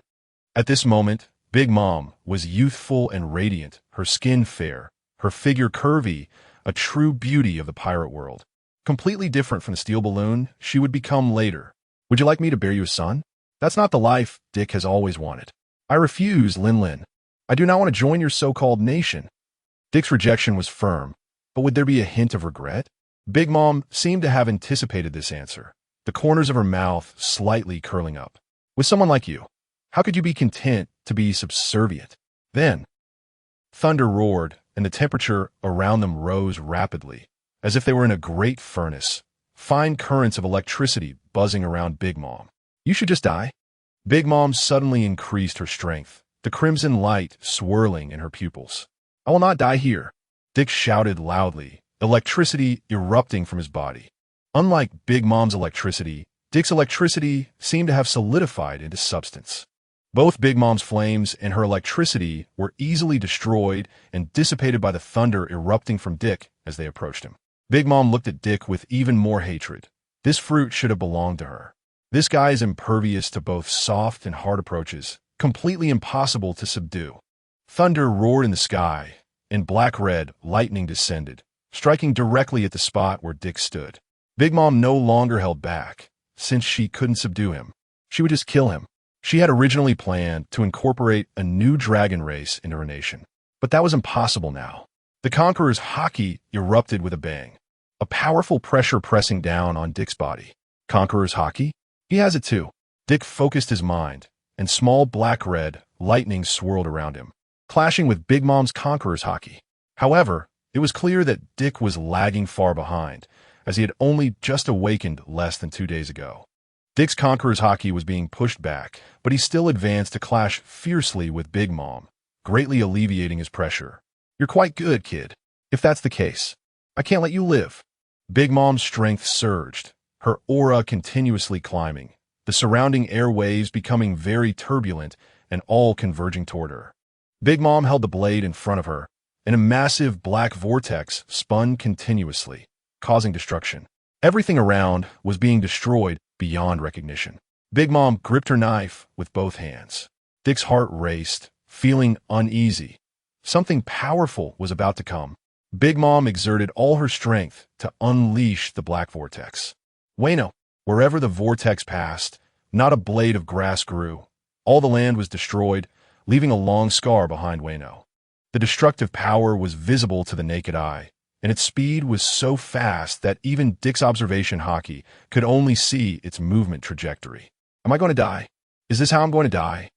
If I take this attack head-on, even with my dragon body, I won't die immediately, but I definitely won't be able to fully participate in the battle afterward. This is not the result Dick wanted. Such a lineup is a once-in-800 years opportunity. He didn't want to miss it and later regret it. The best moment to enhance his strength is now.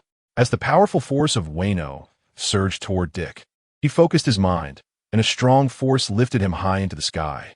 Once Wano was unleashed, it could not change direction. Even the strongest attack would miss its target. In Big Mom's shocked gaze, Dick transformed into a golden giant dragon, spiraling in midair. His golden dragon pupils radiating a faint golden light, looking down at Big Mom below. Chapter 15. The terrifying golden dragon breath. The dark fruit sparks competition. Kaido's eyes lit up at the sight of Dick, and he couldn't help but grip his kanabo tightly. At this moment, he wanted nothing more than to rush to Dick's side and engage him in battle, but he was repeatedly blocked by the person in front of him. Jabba.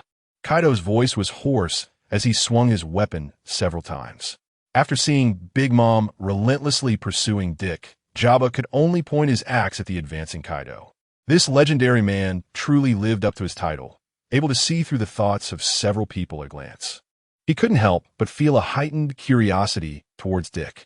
Kid, what on earth did you do to offend those two? They seem to harbor a strong killing intent and interest in you. To be fair, Dick didn't do anything at all. This was indeed the truth. Completely true. Dick was utterly wronged. On the battlefield, the golden dragon formed by Dick circled in the sky, exuding an imperial aura. He initially didn't want to fight in this form, but there was no other choice. He gathered energy in his mouth, recalling the azure dragon fruit used by Kaido.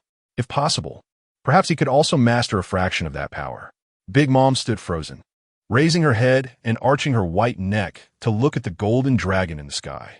Dick opened his massive jaws, revealing sharp dragon teeth. Taking a deep breath, the surrounding air was all sucked into his belly, and power continued to gather in his neck. Dick felt the temperature in his throat rising, as if some force wanted to break free.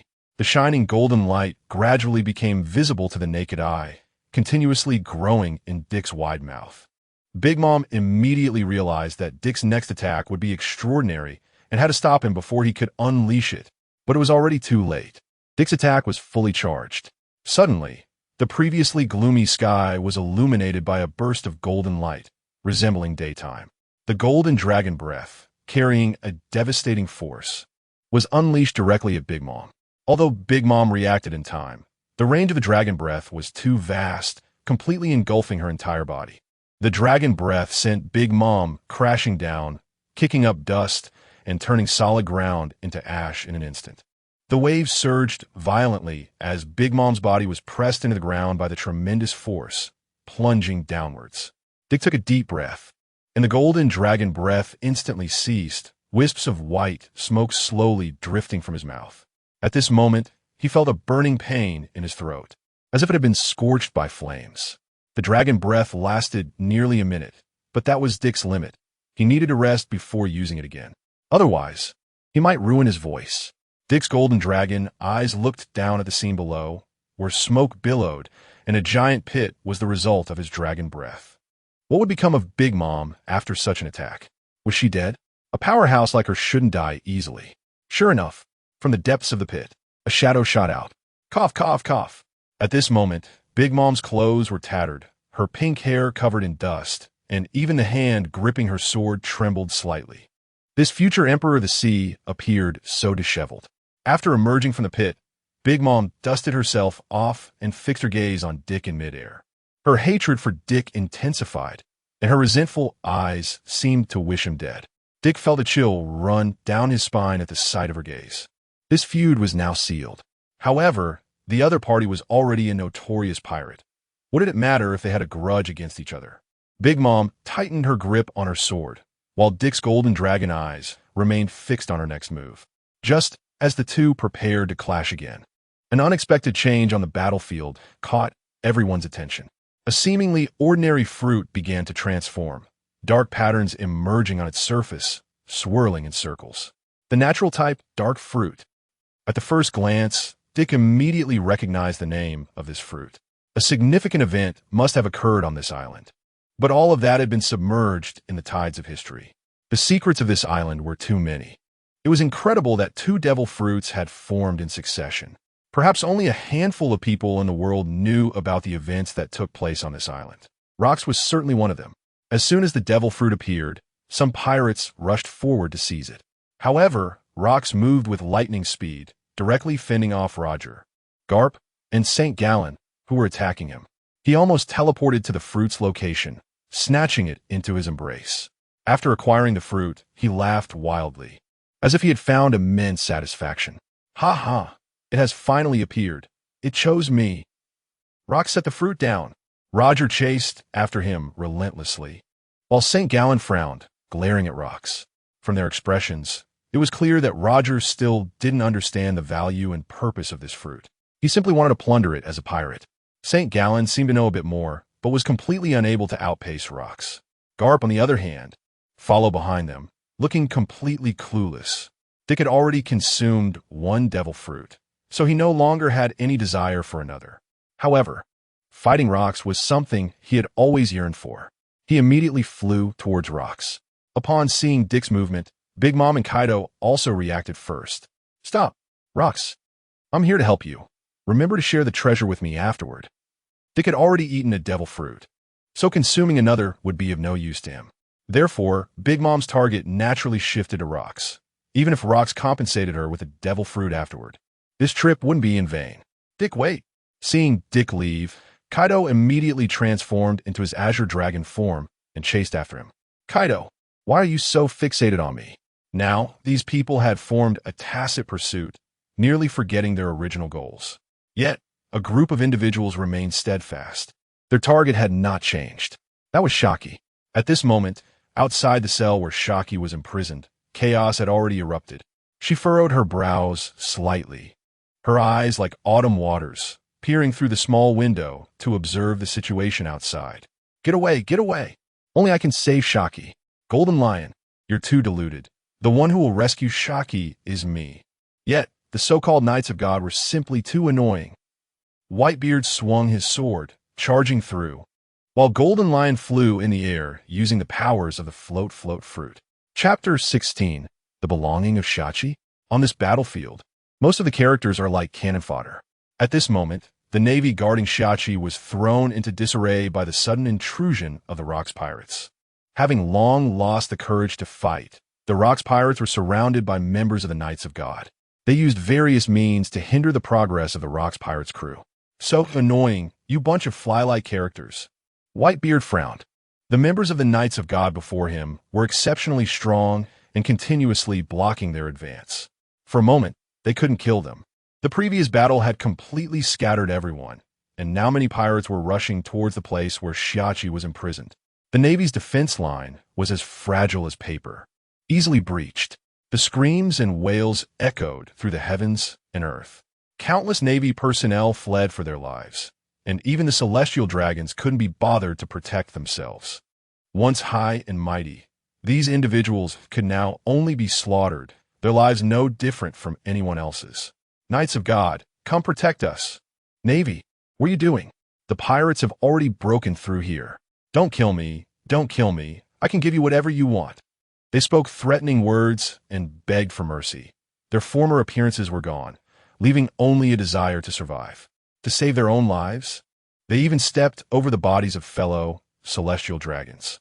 In this chaotic moment, a figure pierced through the blockade like a sword, rushing straight to the place where Shachi was held.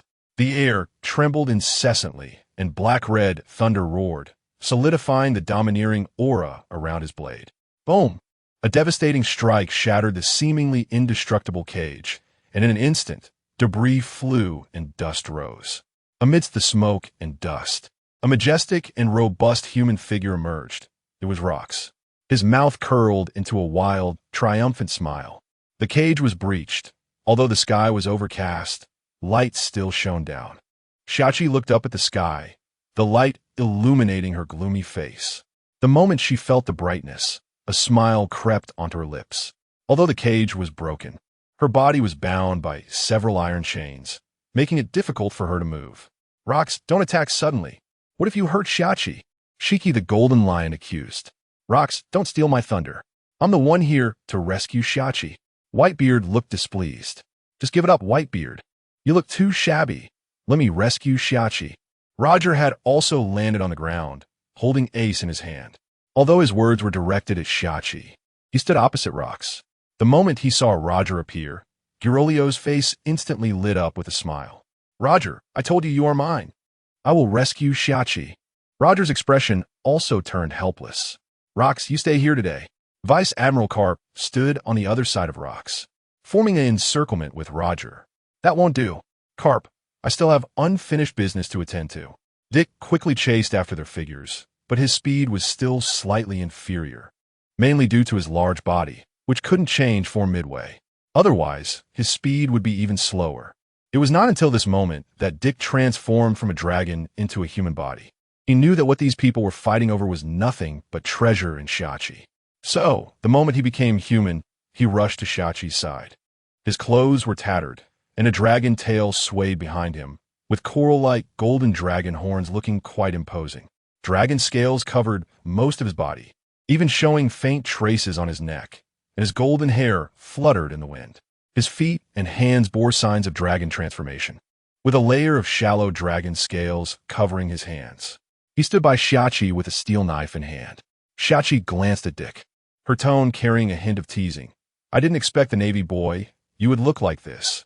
At such a young age, your strength is quite impressive. Moreover, it's remarkable that you have no feelings for your sister. Dick did not respond to Shachi's words, as there was no need to. If it weren't for the hormonal interference in his body, the thirst for power would far exceed everything. At least that's how Dick felt at the moment. How could he develop feelings for a woman he had only met once in a situation surrounded by strong enemies? Dick believed he couldn't do that. Seeing that Dick did not answer, Shachi could only talk to herself. What a boring boy. You should know that out there, people who want to talk to Shachi could circle around Hive Island 3 times. Yet, faced with such an opportunity, Dick remained unmoved. Even Shachi sensed that Dick was unusual. Dick's gaze was always focused on the movements of this group of strong individuals. After all, Shachi was currently in his hands, and no one had more advantage than him. At the same time, his danger and pressure were also the greatest, as all eyes were on him. Hey kid, get away from that woman. Shiki the Golden Lion threatened while his gaze was fixed on Shachi beside Dick. Countless stones and buildings floated around him. Ha ha, Shiki, you really are naive. Do you think just because you move your lips, others will listen to you? Roger mocked Shiki, saying, Navy kid, I'll leave Shachi in your care for now. After the battle is over, I'll come to personally take Shachi back. Dick snorted coldly, feeling very disdainful. Don't joke around. Controlling Shachi is just a way to seize the initiative on the battlefield. If something goes wrong later, he won't be able to take care of her. When there's a chance to fight, he will definitely abandon Shachi and join the battle. This is the awareness of a Sigma man. Kid, for now, that woman is entrusted to your protection. Remember to protect her well. After the battle, I will take her back. This is an order, Garen said expressionlessly. At this moment, he, Roger, and Karp had formed a siege around Rocks, encircling him in the center. Dick raised an eyebrow, looking unconvinced. Who do you think you are? Why should I listen to your orders? Just because you are a celestial dragon? A celestial dragon can't control a real dragon. The atmosphere suddenly fell into an eerie silence, and even Dick felt a bit uneasy.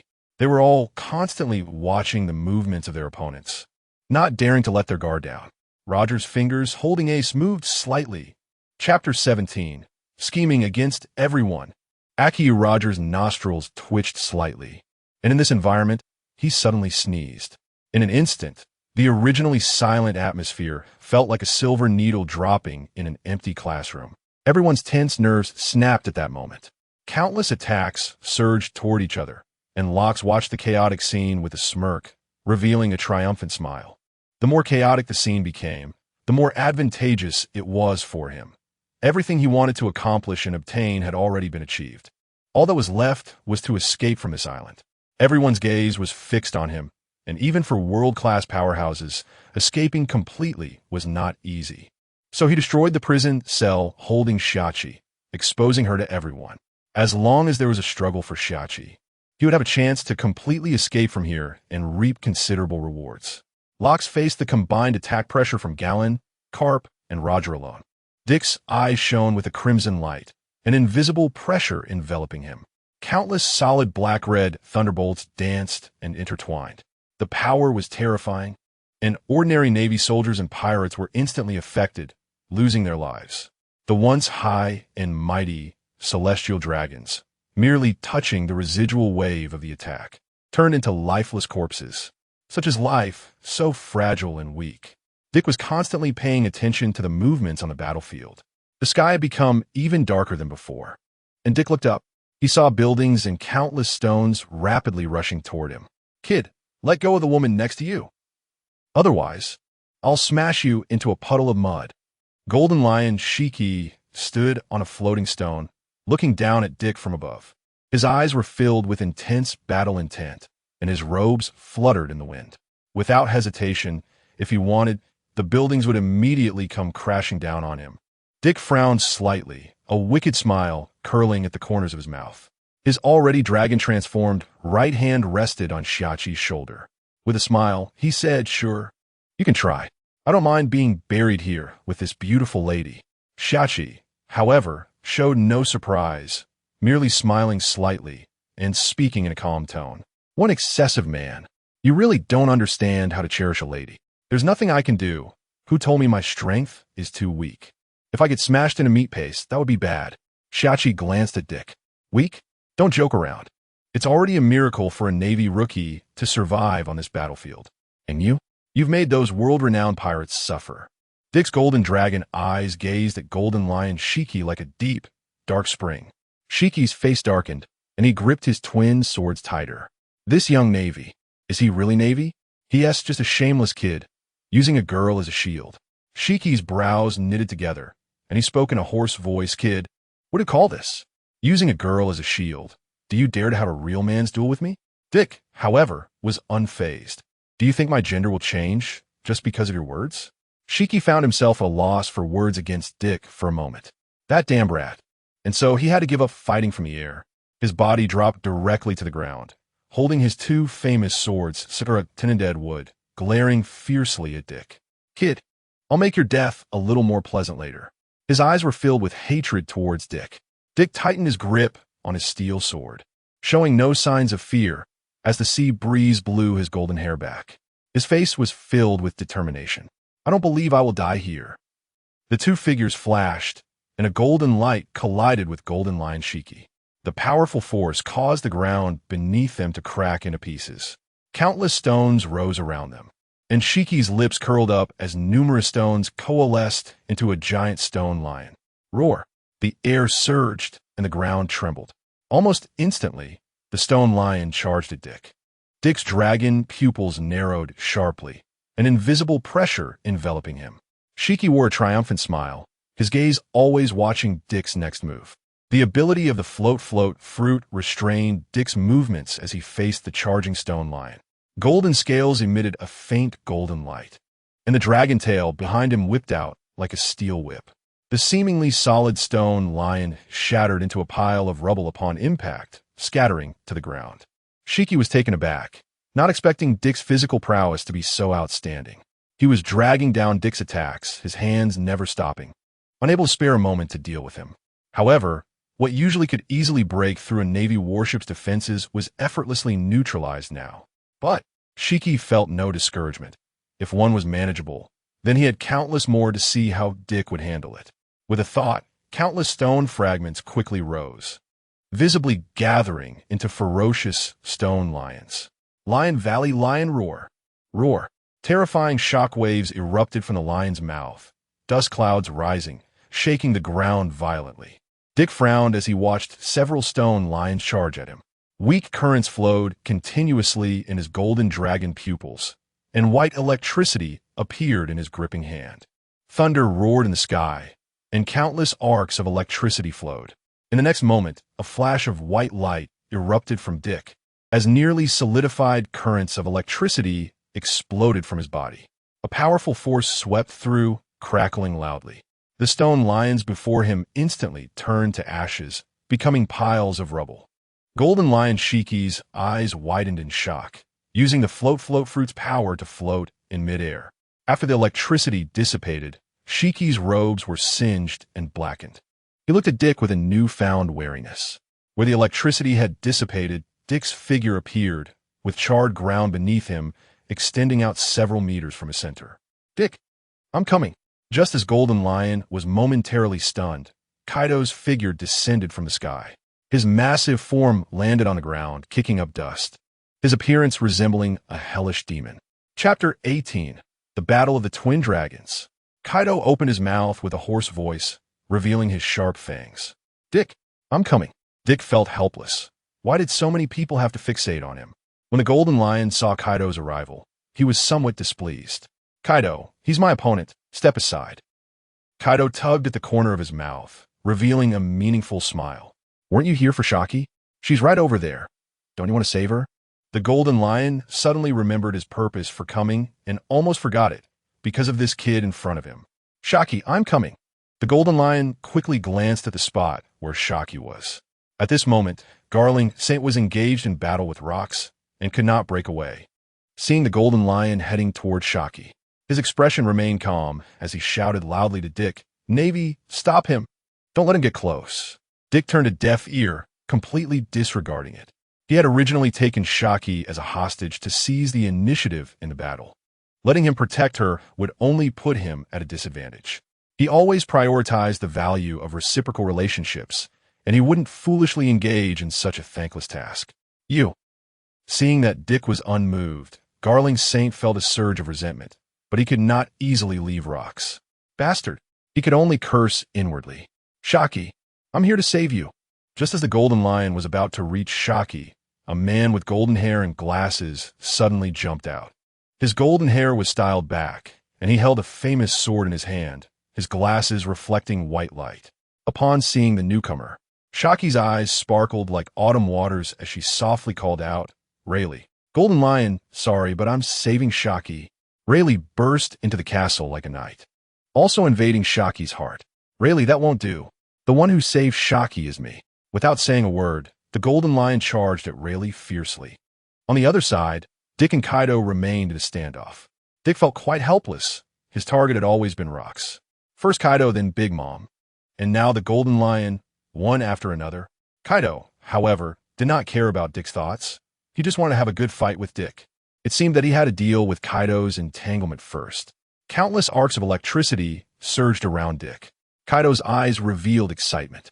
He was a pure warrior, and fighting was in his very core. Seeing Dick, who was nearly the same age as him, ignited his desire for battle. Although the members of the Rocks Pirates were strong, they were all older than Kaido. Fighting with them didn't have the same passion as with Dick. The pitch-black Haki slowly spread from his wrist to the blade, a black steel sword aimed at Kaido. Kaido was full of excitement, his Kanabo already eager for battle. The two quickly engaged in combat, the surrounding air vibrating, the ground beneath them cracking like tofu, and debris flying everywhere. Their robes billowed as each strike was heavy and powerful, the sounds of their attacks echoing throughout the land.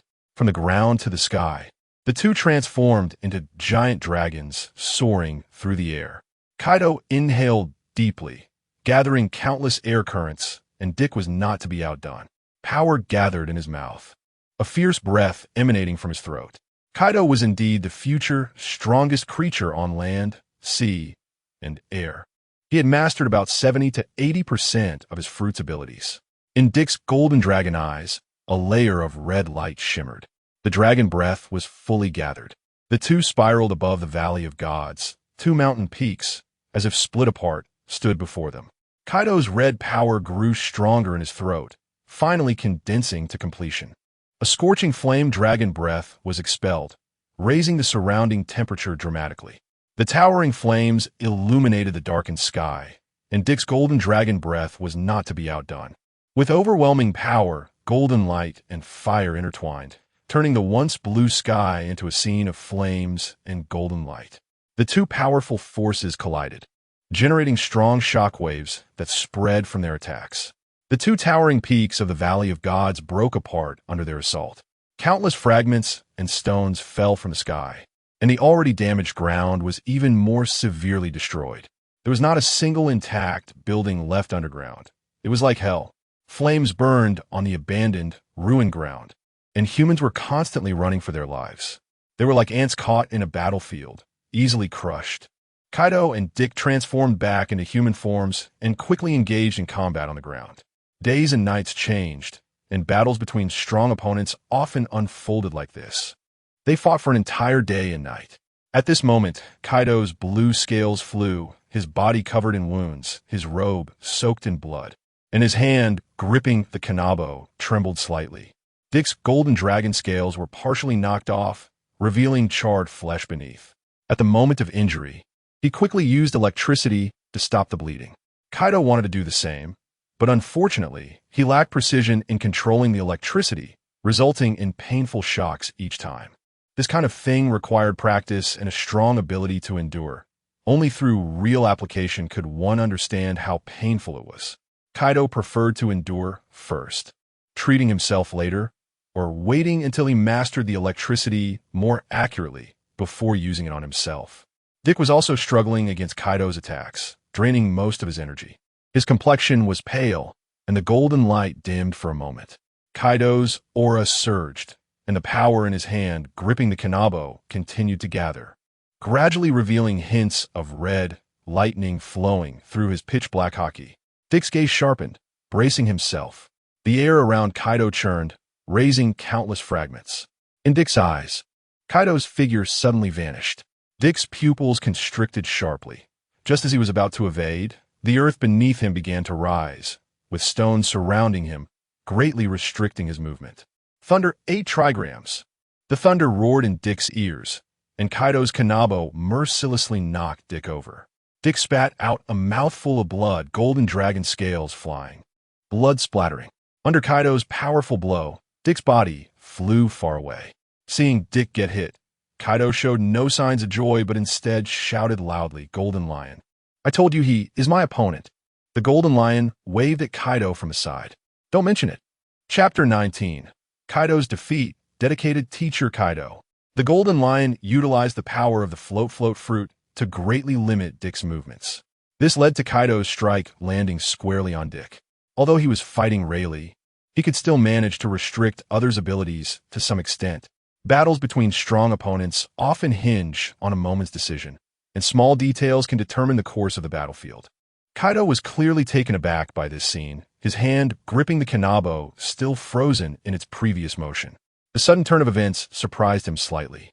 He plunged the kanabo into the ground, covered his face, and tears streamed through his fingers. What would Dick? He wanted a fair fight.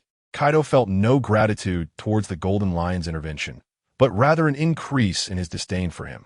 His tears were a lament for Dick's untimely death, and he felt a twinge of sadness for the loss of a genius. After sustaining such a powerful attack, Dean's body was covered in dragon scales scattered on the ground, revealing the bright red flesh underneath. He was sent flying far away, coming to a stop only after crashing into the mountainside, creating a massive crater.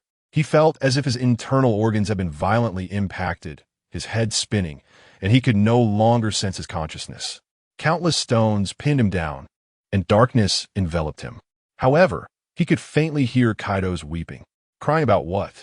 I won't die so easily. Boom! A flash of white light surged, and a massive boulder pressing down on Dick shattered into fragments under the impact of the electric current, scattering everywhere. Below, Dick's head was still foggy, his heart barely beating, his body drenched in blood, and his breath weak. White electricity coursed over him. Thump, thump, thump, thump. He was using the current to perform cardiac resuscitation, and gradually his consciousness began to awaken, and even his heart returned to a normal rhythm. Dick opened his eyes, and his golden dragon pupils emitted a dazzling golden light. He stood up from the rubble, the smell of charred flesh thick in the air, and wounds quickly scabbed over. He touched a large area on his abdomen where the dragon scales were missing and murmured, "This scar really hurts." Seeing that Dick was still alive, Kaido naturally felt overjoyed, and he couldn't help but raise the kanabo in front of him. Golden Lion! He exhaled a breath of foul air, looking disheveled, all due to the results caused by Golden Lion Shiki. Without the Golden Lion, even taking that hit at close range wouldn't have posed much of a problem for him. Thinking of this, he couldn't help but grip the steel knife tightly.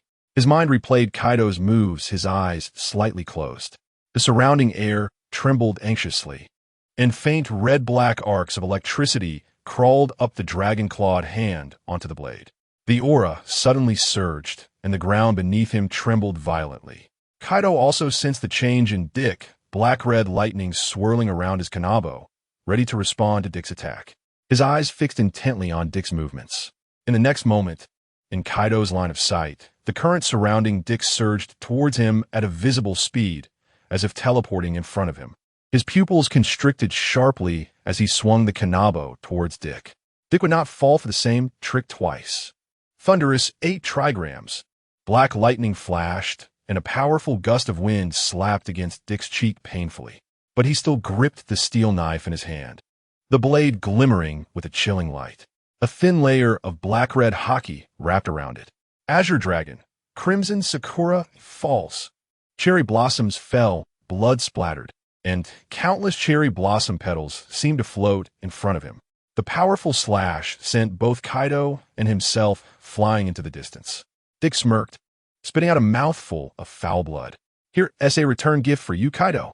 Truly worthy of Teacher Kaido, the teaching quality is exceptionally high. In just 2 days, Dick's strength had grown significantly. Kaido's figure gradually faded from Dick's sight with the slash. Whether he was dead or alive, there was no way to stop Dick from doing anything now. His goal had never changed, even if his body was currently extremely fatigued and battered. Even his face was devoid of color, but so what? Born for battle, only to die. Dick arrived at the battlefield of rocks, where the overwhelming Haki of the few of them allowed them to clearly sense each other's specific locations. He looked at the battlefield, feeling secretly alarmed. The area within a few kilometers had been flattened. Even the earthworms on the ground had been cut in half. Roger, Garp, and St. Gallen surrounded rocks completely. At this moment, all of them were in a disheveled state. Even the currently strongest rocks in the world was exhausted. He was facing 3 world-class powerhouses. Dick's dragon pupils constantly monitored Rocks. Rocks was destined to die here today. This was an unchangeable fact. His ambition was too great. It must be said that he could indeed be called a hero. However, compared to the 800 years of foundation of the world government, he was still too insignificant. Dick had no idea what had happened on this battlefield. The worst outcome could even potentially attract M's descent, which was the worst scenario Dick could think of. However, these matters had nothing to do with him now. Increasing his strength was the priority. Rocks, take this knife. Dick's figure appeared behind Rocks, as if teleporting, and the steel knife fell unhesitatingly towards Rock's neck. Rocks smiled slightly, and an invisible stream of air seemed to flow around him. Dick's blade couldn't penetrate for a moment. Kid, you've gotten a bit stronger, but it's still not enough.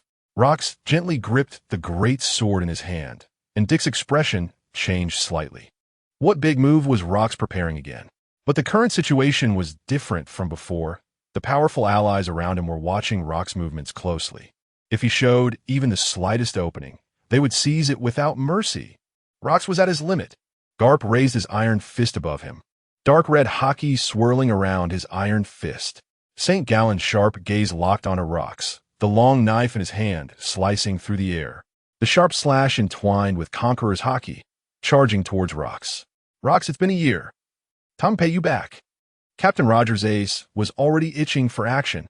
Chapter 20, The Death of Rocks. 3 world-class powerhouses strike together, leaving Rocks with no choice but to defend against their attacks and abandon Dick. Fistbone, Galaxy Impact. Admiral Karp's navy cloak flutters in the wind, and the black-red Haki on his fist shines like stars. Divine Avoidance. Roger is equally unyielding, with black-red lightning flowing continuously along Ace's blade. An overwhelming pressure emanates invisibly from Ace. Rocks chooses to guard against the attacks of the 3. The black-red Conqueror's Haki on the great sword nearly solidifies into tangible black-red lightning, wrapping around the sword. Boom! Rock slash is like a cannonball being fired, lacking the sharpness of a swordsman. It seems as if someone is swinging a huge hammer towards the attacks of the 3. The weapons of the 4 do not collide, but the wind and waves emanate outward from the center of the 3's attacks. Black-red lightning descends from the sky, striking the ground and causing severe destruction. Dick is also blown away by this powerful wind and waves, unable to keep his eyes open, his body uncontrollably flying outward. He had worked hard to get here. How could he willingly leave the battlefield like this? He steadies himself, grips the steel knife tightly. The mere wind and waves cannot stop him. Black-red lightning rises around his body, clashing and intertwining with the Conqueror's Haki of the others. Dick feels a sudden reduction in pressure. his gaze fixed intensely on the focal point of the four attacks. If he attacks now, he might suffer a backlash from all four at once, which would be unwise. So the best option now is to wait. Wait until the four tire out. Wait until Rocks shows a flaw. That will be Dick's best opportunity to strike. The current scene is quite bizarre, as the attacks of the four powerhouses change the color of the heavens and earth, nearly destroying every part of God Valley. Meanwhile, Dean stands by with his arms crossed, quietly watching and adjusting his breathing, appearing indifferent. "Hey, kid, go protect Shaki!" Galen Shung roars at Dick. Just now, when Dick ignored his orders, Galen Shung felt a surge of frustration. Dick turns a deaf ear. Why should he protect a woman who poses no danger? Are you kidding me? Aren't you the leader of the God Knights? Why don't you have your God Knights protect her? No, it should be about plunder. Both Roger's Pirates and Rock's Pirates want to seize Shaki, while Galen Shung wants to marry her. It's hard to say that Galen Shung is any different from a newborn. He doesn't care about Shaki's fate. Dick is not one of them. Seeing Dick unmoved, Galen Shung's expression remains neutral. But inside he has already cursed Dick 350 times. He never imagined that a lower-class person, a rookie in the Navy, would repeatedly disobey his orders as a celestial dragon. This is the first time in his life that he feels helpless. It's because he hadn't met Dick earlier. If he had, he would have realized that the world doesn't revolve around him. At this moment, Galen Shung can only swallow his resentment. All because of the man in front of him, who laughs wildly, arrogant, and defiant. The thunder rolling in the sky cannot suppress his smile. "I will save Shaki." Roger grins, saying something trivial but with unwavering determination, as if stating a fact. Roger, after defeating Rocks, you and your crew will spend time in prison. Karp is relentless in pursuing Roger. With their abilities, they can't take down Rocks one-on-one. Only by attacking together do they have a chance. They are unaware of Im's existence. Otherwise, they would leave this troublesome character to Im, even though Rocks is incredibly strong. Facing the continuous attacks from the three, he gradually begins to show signs of fatigue. If his mind wanders even slightly, his hand holding the great sword trembles slightly. In that split second, Dick's eyes shine with a terrifying red glow. The black-red Haki on his steel knife flowing slightly. Although not as powerful as the other three, he still exerts some pressure on Rocks. The last straw that breaks the camel's back is never just one straw, but every single one. After a series of battles, Rocks has fallen into a disadvantage. Dick's sudden strike adds insult to injury. The air currents surrounding Rock's defense, under the combined attacks of the few, begin to crack like glass. Ultimately, unable to hold on, a powerful wave bursts forth from Rocks, scattering the few of them, affecting everyone. However, without means of defense or attack, the residual waves of everyone's attacks surge towards Rocks. Dick's dragon-like body flips in the air, rolling over several times before suddenly coming to a stop. Rocks is now close to his limit. Even if he is publicly recognized as the world's strongest, it makes no difference. Facing the relentless attacks of everyone, he still shows a flaw, allowing Dick to land a hit that breaks his defense. At this moment, Rock's face is pale as paper, his hand holding the great sword trembling slightly. A trace of blood oozes from the corner of his mouth, but he still smiles. So defiant and arrogant, born under a sky filled with dark clouds and rolling thunder. Now, Rocks is in a broken state, but no one attacks him again. The outcome is already determined. Ha ha ha! Rocks suddenly bursts into laughter, his voice piercing through the clouds, his eyes showing no fear of death. When prey is pushed to the brink, even the weak can inflict great harm on the hunter. Moreover, this formidable enemy before him, even in death, might want to take someone down with him, and he can certainly do that. Rocks, you lost. Although we did not win this battle with glory. Karp speaks first, his expression grim. Rock's laughter abruptly stops, his cold gaze sweeping over everyone. Then, he barely steadies himself, a faint smile appearing on his face as he says in a deep voice, "I will not die." His words leave everyone bewildered. Rocks. At this point, what else can you do? Roger is always watching Rock's movements, not daring to relax for a moment. Under the watchful eyes of everyone, Rocks pulls out the dark fruit he had previously seized. Without hesitation, he puts it into his mouth, shocking everyone. During their earlier confrontation, They had not clearly identified whether rocks possessed the power of a devil fruit. It was all because his abilities were so formidable that even when he used the fruit's powers, no one could clearly perceive it. Just as rocks swallows the fruit, his body visibly begins to change, his face turning purple, his whole body suddenly growing larger and then suddenly shrinking. Ultimately, under everyone's gaze, he grins, still wearing that arrogant smile. With the cessation of laughter, his body suddenly explodes into a cloud of blood mist. Chapter 21 Retreat from the Valley of the Gods. A great victory. Rocks is dead. He is completely dead. He died right before the eyes of a few people. Dick frowned slightly, realizing that his observation Haki could no longer sense any of Rock's presence. In a physical sense, Rocks was utterly dead. However, a lingering doubt remained in Dick's heart. He had a feeling that Rocks wasn't dead yet. This feeling was not unfounded. There were greater secrets hidden within him. But even knowing there were doubts, it couldn't change anything or provide any answers. The person involved had already turned into a pile of flesh and bone fragments. Once Rock's presence vanished, the entire Valley of the Gods fell silent again. However, this atmosphere didn't last long, as Rock's crew, sensing his death, began to prepare to evacuate the island. They were originally in a cooperative relationship with Rocks, and now that he was dead, there was no longer any need to stay. "Stop, Roger!" The end of one war marked the beginning of another. Upon seeing Rock's death, Roger immediately turned to flee. Karp, seeing Roger leave, relentlessly pursued him. Truly a pair of rivals, or perhaps true love. Dick landed on the ground, his golden eyes meeting Garling's. Although Garling harbored resentment towards him, he did not wish to engage in battle. The first reason was that there was no need. They were on the same side. Even if Dick didn't think so in his heart, it was a fact. The second, and most important reason, was that he needed to report the results and details of this war, as that important person was paying close attention to this place.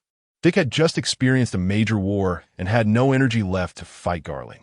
The two exchanged glances and then went their separate ways. Strong individuals with high observation Haki could naturally sense Rock's disappearance, but ordinary Navy personnel and pirates did not have that ability. They were merely observing the actions of their own strong allies. It wasn't until they saw large groups of pirates retreating that the Navy realized their victory. However, ordinary pirates couldn't see the situation clearly and only began to withdraw one after another upon witnessing the famous pirates leaving. "We won. It's a great victory for the Navy. Awesome. We don't have to die now." Dick walked across the battlefield, the surrounding blood staining the land of this island. Weapons, cannon fire, and various debris were scattered across the ground. The once lofty celestial dragons were now devoid of any color. Piled together like a heap of junk, they had refused to associate with ordinary people, yet now, in death, they were stacked in low piles. Dick walked past them indifferently, with no emotion whatsoever. This is what war is like, regardless of your identity or status. Only strength can protect oneself. "Dick!" A voice reached Dick's ears. Following the source of the voice, he looked over and smiled, saying, "Oh, it's Kaido. You're still alive." At that moment, Kaido was in tatters, a visible scar on his chest, blood and flesh a mess. Blood flowed from his mouth as he held his chest wound with his hand. His eyes were filled with the image of Dick. At this moment, Dick, with his golden hair and golden eyes, had a pair of orbs that shone like a dazzling sun, making it hard to look directly at him. The effects and uniqueness of his devil fruit abilities were somewhat reflected in the user. Kaido looked at Dick like this, his heart filled with frustration. With Rocks dead, there was no need for them to stay here any longer.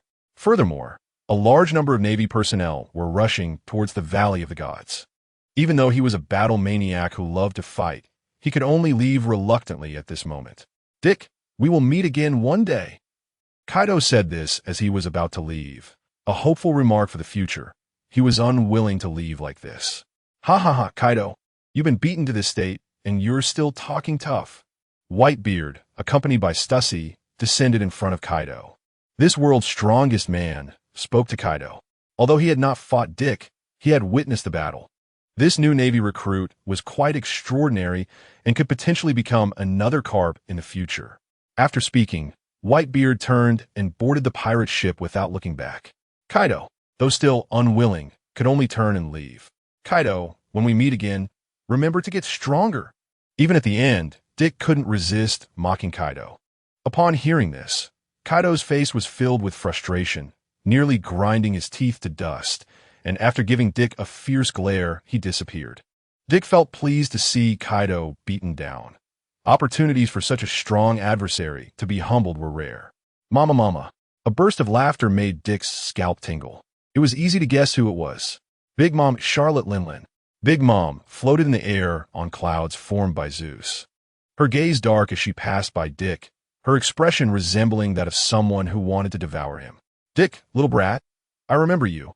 You're the first man who made me suffer such a huge loss. Heaven and earth as my witness. Your loss has nothing to do with me.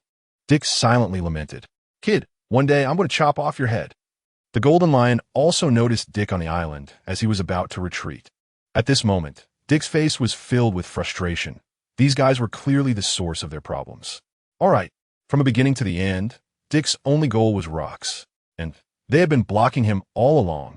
It's all your fault, you stinky brat, that Haki ended up on Roger's ship. The Golden Lion's face was filled with unwillingness as he exhaled a puff of smoke and left the island in frustration. Hey, Navy, what are you doing? Aren't you the Navy? They're pirates. Hurry up and capture them. It's because of your inadequate protection that so many of our comrades have died. You should immediately commit harakiri.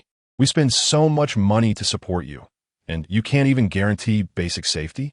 After seeing the pirates gradually leave, a celestial dragon with an oxygen mask poked his lewd head out from behind a rock, continuously scolding Dick angrily. During the battle, he didn't know where to hide. When the pirates were still present, he wouldn't come out. Now that he saw most of the pirates retreating, he dared to show his face. Dick was already unhappy, and now this guy came out to add to his troubles. Dick gently grasped the hilt of his sword, slowly drawing it from its sheath. The celestial dragon, seeing Dick's movements, began to panic, his voice trembling as he said, Navy, what do you want to do? Chapter 22. Goodbye, Monkey D. Dragon, what are you doing? Of course, I'm going to cut you down. Just as Dick's blade appeared, there was a loud bang, and the celestial dragon rolled his eyes, instantly losing consciousness and falling to the ground. Dick frowned slightly. Someone was trying to steal his kill. Come out, he said irritably.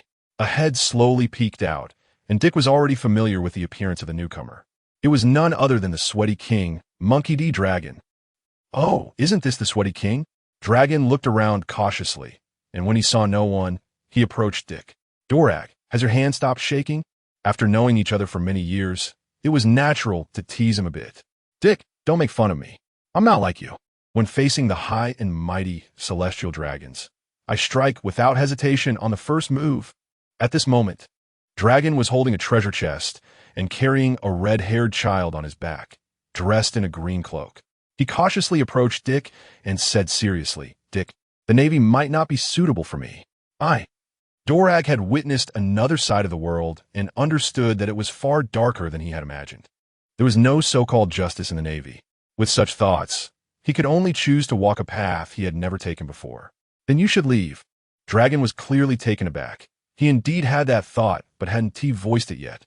Seeing Dorag silent, Dick continued. I said, then you should leave the Navy, since you think that way. I do have that thought, but Dorag initially thought that after years of friendship, Dick would at least try to persuade him to stay, but the outcome exceeded his expectations.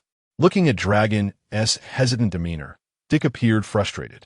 How could someone with great ambitions be so indecisive? The Revolutionary Army would surely be a significant force in the future, the greatest threat to the world government. Dragon opened his mouth to say something, but ultimately swallowed it down. A prolonged farewell was not the way of men like them. I still have a few things I want to hand over to you.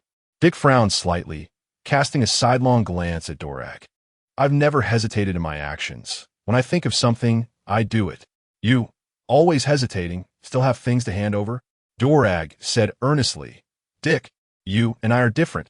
I hope you can always stay in the Navy. Dick looked slightly puzzled. Whether it's the Navy or pirates, he would do what he wanted or not do it. So how could there be any coercive requirements? If Dick had just cut down that celestial dragon, he would have immediately found a pirate ship to set sail. But Dragon's attempt to steal the kill made Dick's thoughts fall through. You and I are different. You have always been very clear about this world, whether good or bad. We are clearly the same age, yet you see through things so much more than I do. I decided to leave after seeing the darkness of the Navy, while you, on the other hand, have always known that such problems exist in the Navy, yet you can still act according to your own will. When Dragon spoke these words, he was clearly a bit dejected. He had always thought that the gap between him and Dick was only in their usual training, but now it seemed that Dick was far ahead of him. You will definitely be able to change this Navy, but I cannot, Dragon said with conviction, as if predicting an accurate future. I'll try my best. The Navy doesn't matter to me anymore. After hearing this, Dragon smiled in relief. He understood that this was Dick. He was that kind of person, and no one could force him to do what he didn't want to do. He was free. I'm sorry, I ate the fruit you gave me, Dragon said with a hint of guilt. At that time, that woman kept chasing me, and then Dragon wanted to explain to Dick, but was interrupted by Dick. All right, you don't need to say anything more. It's just a fruit. You can pay me back later. Dragon's eyes glistened with tears, looking at Dick with admiration. Dick curled his lips into a wicked smile and said casually, let us say the market price is 1 billion berries. Dick didn't lack a fruit. He had just eaten one, so he didn't care at all about Dragon eating the fruit. The emotions Dragon had just built up instantly vanished. But whatever. These are trivial matters. He took out a treasure chest from his pocket and held it in his hands. Since I'm preparing to leave the Navy, then I naturally can't take these 2 children with me. I'll leave them to you. Dick quietly opened the treasure chest, and inside lay a red-haired baby, quietly lying without a fuss. The baby had its finger in its mouth and reached out to Dick as soon as it saw him. Dick frowned slightly. Although he had been a father before, it was just to someone from the same dormitory. Now, suddenly having to take care of 2 children made his head spin. But there was no other way. It wouldn't be good to put them in an orphanage. Keeping them by his side was definitely not an option. That would take away his freedom. However, he thought a good candidate, Rear Admiral Karp. He just needed to hand the children over to him, and the rest he would handle naturally. I have to say, Dick's idea was indeed good. He took the treasure chest, slowly closed it, and then took the treasure chest from behind Dorag. Dick, I hope we will meet again someday. Facing the impending farewell and this comrade with whom he had shared meals and living quarters, Dorag made his final goodbye. Although a slight ripple rose in Dick's heart, he still said, get lost. The sea is so vast. We will meet again someday. A gentle breeze began to rise around Dragon. Under Dick's watch, the breeze slowly lifted Dragon's body. Goodbye, Dick. After the final farewell, a rising breeze took Dragon away, disappearing into the heavens and the earth. Monkey-D. Dragon began his brand new journey. This was the start of an era. While Dick held the treasure chest and was secretly worried, several powerful Haki surged towards him. Several people were running rapidly, kicking up clouds of yellow sand. Dick's pupils suddenly constricted, instinctively gripping the hilt of his sword at his waist. When the yellow sand settled, the treasure chest in his hands had seemingly vanished. Several figures stood before him, and upon seeing them, Dick began to formulate a plan. Navy, we will take this treasure. The one speaking was none other than the great pirate Roger. Standing to his left and right were Rayleigh and Jabba. A group of crew members stood behind them, and in Roger's hands was the treasure chest containing Shanks. Chapter 23. Marshal Steelbone Calm. At this moment, almost all members of the Roger Pirates were present. Young Roger was full of vigor, his red cloak billowing in the sea breeze. He held a treasure chest that he had just snatched from Dick. Of course, part of the reason was that Dick had intentionally let them have the chest. Shanks would grow better in their hands. If he fell into Dick's, the Navy would eventually find out, and the backing Shamrock would have to be handed over to St. Garen. Others might say that his father was a scumbag, but the living environment was undeniable. Why would he let a good life slip away and end up living a mediocre one? Navy will take this treasure.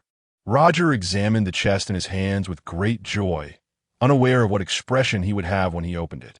Navy rookie, see you again in the future. But thank you. Rayleigh sincerely thanked Dick. Standing next to him was none other than the highest prize of the Celestial Dragons, Shaki. The Roger Pirates' ability to seize Shaki had a lot to do with Dick's significant help. Rayleigh, damn it, Shaki should have been rescued by me. Roger still put on a captain's demeanor, but it seemed his crew wasn't buying it. Thank you, Navy little brother. We'll meet again if there's a chance. After Rayleigh rescued Shaki, Her mood improved significantly, her eyes sparkling with energy. "Roger, stop." This line, without thinking, one would know who it was. Karp stomped toward the Roger pirates. "Karp, we need to retreat. Leave Shaki behind."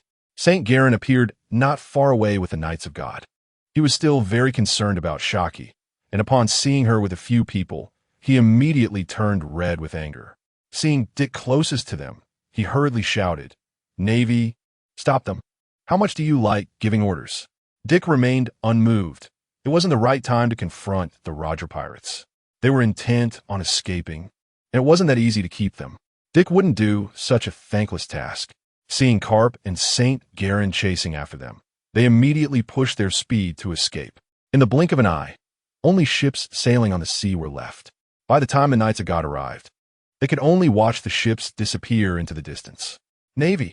St. Garen glared fiercely at Dick, his eyes seeming to spew flames. Dick completely ignored Garen's expression and casually handed over the baby on his back to him.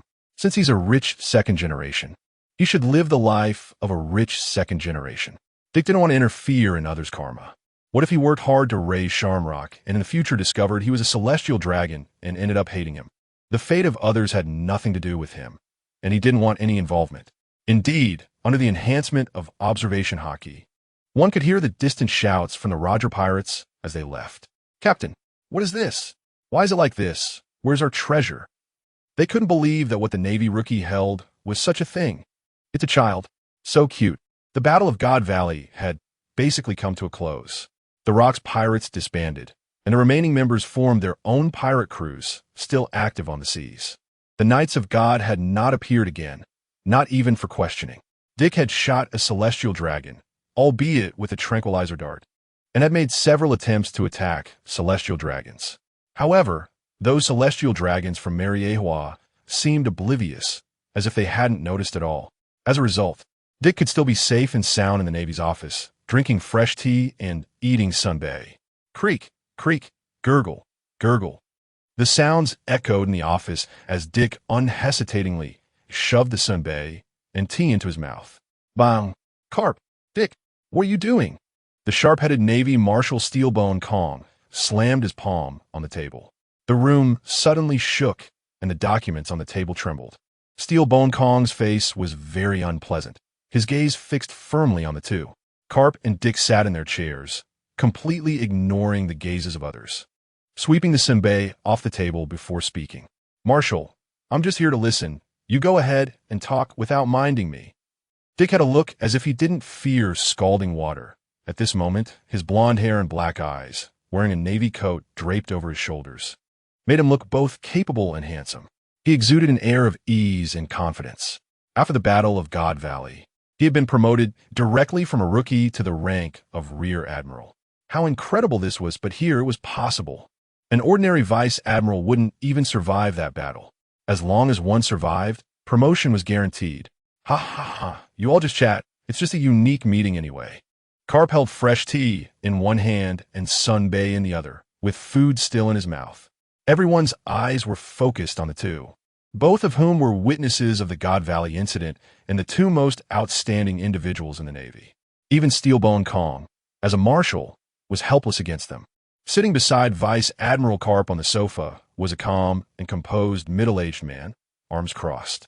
He was Admiral Sengoku of the Navy headquarters. He casually said, "Marshal, it's okay. Today's meeting is just among our own people in the Navy." Sitting at the edge of the office was a slender, beautiful girl, her face calm and serene, yet faint wrinkles were beginning to show at the corners of her eyes as she held a cup of hot tea. She was Crane, the Chief of Staff of the Navy headquarters. She gently blew away the steam from the tea, took a sip, and said in a steady tone, "Marshal Kong, we shouldn't mind these small matters. We need to discuss the God Valley incident." Upon hearing this, Steelbone Kong's brow slightly relaxed, his anger subsiding a bit, but his expression remained very serious. The current priority was indeed the discussion of the God Valley incident. Other matters were trivial. This was an unprecedented major event, and what happened afterward was even more astonishing. He pondered for a moment, then said with a serious expression, "Indeed, the discussion about God Valley is the main focus of this meeting." He cleared his throat and solemnly stated, The high-level meeting of the Navy headquarters is now in session. Chapter 24. The world shakes. The Valley of the Gods disappears. As Marshal Steelbone Kong's words fell, the many Navy personnel became solemn, and the atmosphere grew heavy. Looking around, all were high-ranking members of the Navy.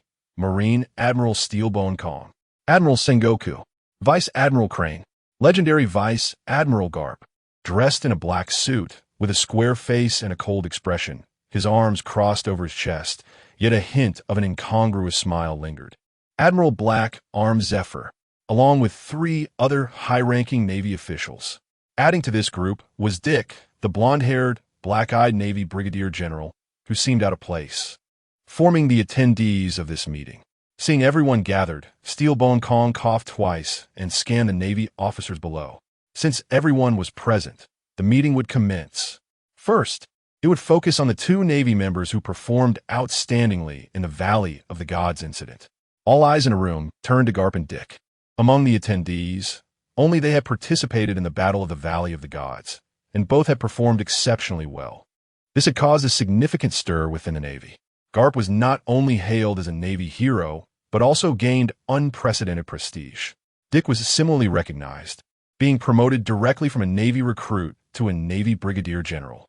It should be noted that some people work their entire lives without ever reaching the rank of Brigadier General. The next rank up is Rear Admiral, a true general capable of commanding a segment of the Navy. How old is he? 15? 16? Dick felt quite uncomfortable under these gazes. He truly had a sense of soaring to great heights. The recruits he once lived and ate with had remained at the Navy base, doing the most basic tasks while he had become a Brigadier General. The Celestial Dragons and the Navy had deliberately erased the existence of Roger's pirates resisting rocks, leaving Garp feeling quite troubled. He felt like an actor thrust into the spotlight. Praise for his performance. All right, there's also the second matter, which is even more important. The Valley of the Gods has disappeared. As soon as this was said, the faces of the Navy personnel instantly turned serious. The Valley of the Gods, as an island, has just vanished like this. Such a result, such a capability. In their understanding, is there anyone who could achieve this? Dick, however, already had an inkling in his heart. The island had hidden many unknown secrets. The Celestial Dragons knew, but others were completely unaware of these secrets. Too many people were involved in this incident. Perhaps someone might discover the secrets within. So the best method is naturally to destroy the island, eliminating future troubles. It is very likely that this was done by him. Apart from her, no one else in this world has the capability to think of such a thing. Dick felt a chill in his heart. Im's existence was undoubtedly the strongest in the current world. However, only a few people were aware of her existence. The Navy at headquarters engaged in extensive discussions and speculations regarding the disappearance of the Valley of the Gods. In the end, there was no conclusion. But most of the Navy could vaguely sense that this incident must be related to the Celestial Dragons. Yet, no one proactively brought up this speculation, as such a guess held no significance. Even if there were concrete evidence pointing to the Celestial Dragons, the Navy would still not take action against them. This is the uniqueness of the Celestial Dragons in this world. All right, since no conclusions could be drawn from the discussions about the Valley of the Gods, let it be. Steelbone Kong, who could sit in the position of Fleet Admiral, naturally had his strengths. He understood that this matter could only be thrown out for discussion, to dispel their curiosity, thereby preventing the Navy from investigating haphazardly. This was the best way for the Navy to handle the disappearance of the Valley of the Gods. The third matter. Recently, although the Rocks Pirates have disbanded, most of their members remain active at sea and have been more active than before. Steelbone Kong frowned deeply, troubled by the pirates at sea. The members of the Rocks Pirates would remain influential figures at sea for decades to come. They would stir up the waters, and the primary pressure the Navy would face would come from them. Next, just like most departments, they began arranging their respective tasks, distributing the matters that needed to be handled. Dick, as a new recruit, was like a sapling in this vast Navy forest. Without his own faction, he was entirely alone. The Navy was also unstable. Everyone had their own networks. As a newcomer, Dick had to either choose his own camp or follow the arrangements from above, freely drifting with the currents. However, Dick often preferred to take fate into his own hands. After the discussions, the incident regarding the Valley of the Gods was officially concluded. Next came the allocation issue concerning Dick. After most of the Navy personnel left, the office fell into a very quiet atmosphere. Dick stood straight, chest out, in front of the desk. Steelbone Kong held Dick's file, his face full of worry. Occasionally smoking and scratching his head, he contemplated. Dick's abilities were evident, and his performance in the Valley of the Gods was impressive. Assigning him under Sengoku, Garp, or Zephyr would likely lead to arrogance and would certainly not comply, thus limiting his capabilities. Although Crane was a woman, most of her crew was female. At Dick's age, he was in his prime, and such an environment would not be suitable for him. Should he be assigned elsewhere? His future potential was too great. If he were suppressed by other Navy generals, it would hinder his growth and compress his space for development. A youthful, strong, and promising Navy officer. How to arrange such an excellent individual became the biggest problem. Suddenly, Steelbone Kong put down the file in his hand and looked at Dick. Dick, may I ask, what do you think justice looks like? What I think justice is. Dick met Steelbone Kong's curious gaze. Justice? Most people in this world act to pursue the justice they believe in. Some pursue a relaxed form of justice, some a fervent one, while others are constantly searching for their own version of justice. Because of this, many people become bound by the superficial notion of justice. As for Dick's justice, Dick stood tall, a slight smile on his lips, his tone steady and firm. I only pursue the justice I believe in, to let the good receive the justice they deserve, to let the wicked face the punishment they deserve. Steelbone Kong fell silent for a moment upon hearing this, then smiled slightly. He deeply engraved Dick's youthful and justice-filled face into his memory. Most people in this world cannot find their own path, feeling lost and confused. But he was different. He was so resolute about the path he believed in, and Steelbone Kong was confident he would continue to walk it. Then Steelbone Kong took a transfer order from the drawer. I know where to assign you. Chapter 25. A newcomer comes to the Navy G5 branch. Marshal Steelbone handed the transfer order to Dick. As Dick took a look at the order, a smile crept across his face. This aligned perfectly with his thoughts. It was indeed a good place to be. Dick stood at the bow of the naval ship. The sea breezed, tousling his golden hair, while the justice cloak behind him fluttered in the wind. He gazed proudly at the approaching naval branch, the Navy G5 branch. To all Navy personnel, it was regarded as a den of rats, an unseemly place that was even avoided in conversation. But Dick didn't care about that. Being detached from any faction of the Navy, the G5 branch was quite independent. Unlike other places, work here was completely free. No one would accuse or slander you. After all, it was already shrouded in darkness. Inside the G5 branch, the branch leader, resembling a bamboo rat with two prominent golden incisors and a pair of small mustaches casually growing on his face, was trembling slightly as he held the documents. The young man in the documents had a handsome face, a resolute expression, and wild, casual golden hair. Eli Dick. Had he been promoted to Brigadier General right after leaving the recruit training camp? I heard he participated in the War of the Valley of Gods and survived. It seems he must be some wealthy young master, and a carefully orchestrated arrangement has quickly elevated his credentials. Coming to the G5 branch might just be a way for him to boost his own qualifications. The bamboo rat displayed an evil grin, thinking he must seize this opportunity. Perhaps he could use it to climb to greater heights. Clearing his throat, he shouted, Wayne, prepare a feast for me. I want to properly entertain the new deputy branch leader of the Navy. The man who was called looked reluctant, but still stood up. He was tall and sturdy, with a resolute face, exuding an air of righteousness.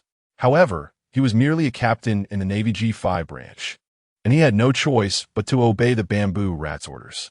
It seemed that the newcomer was not a good person. The bamboo rat was going to great lengths to entertain him, indicating he had some significant background. The salty sea breeze slapped against Dick's cheek, and his gaze could already see the scenery of the G5 branch. As the warship arrived, Dick had just stepped onto the dock when a crowd of people, dressed in various colors but identifiable as Navy personnel, immediately surrounded him. Among them was a man with a lecherous appearance. Hello, you must be the new Navy branch leader, Brigadier General Eli Dick. I am the branch leader of the Navy G5 branch, Bamboo Rat. As Bamboo Rat extended his hand to shake hands with Dick, Dick didn't even glance at him, already feeling a physiological aversion to this man.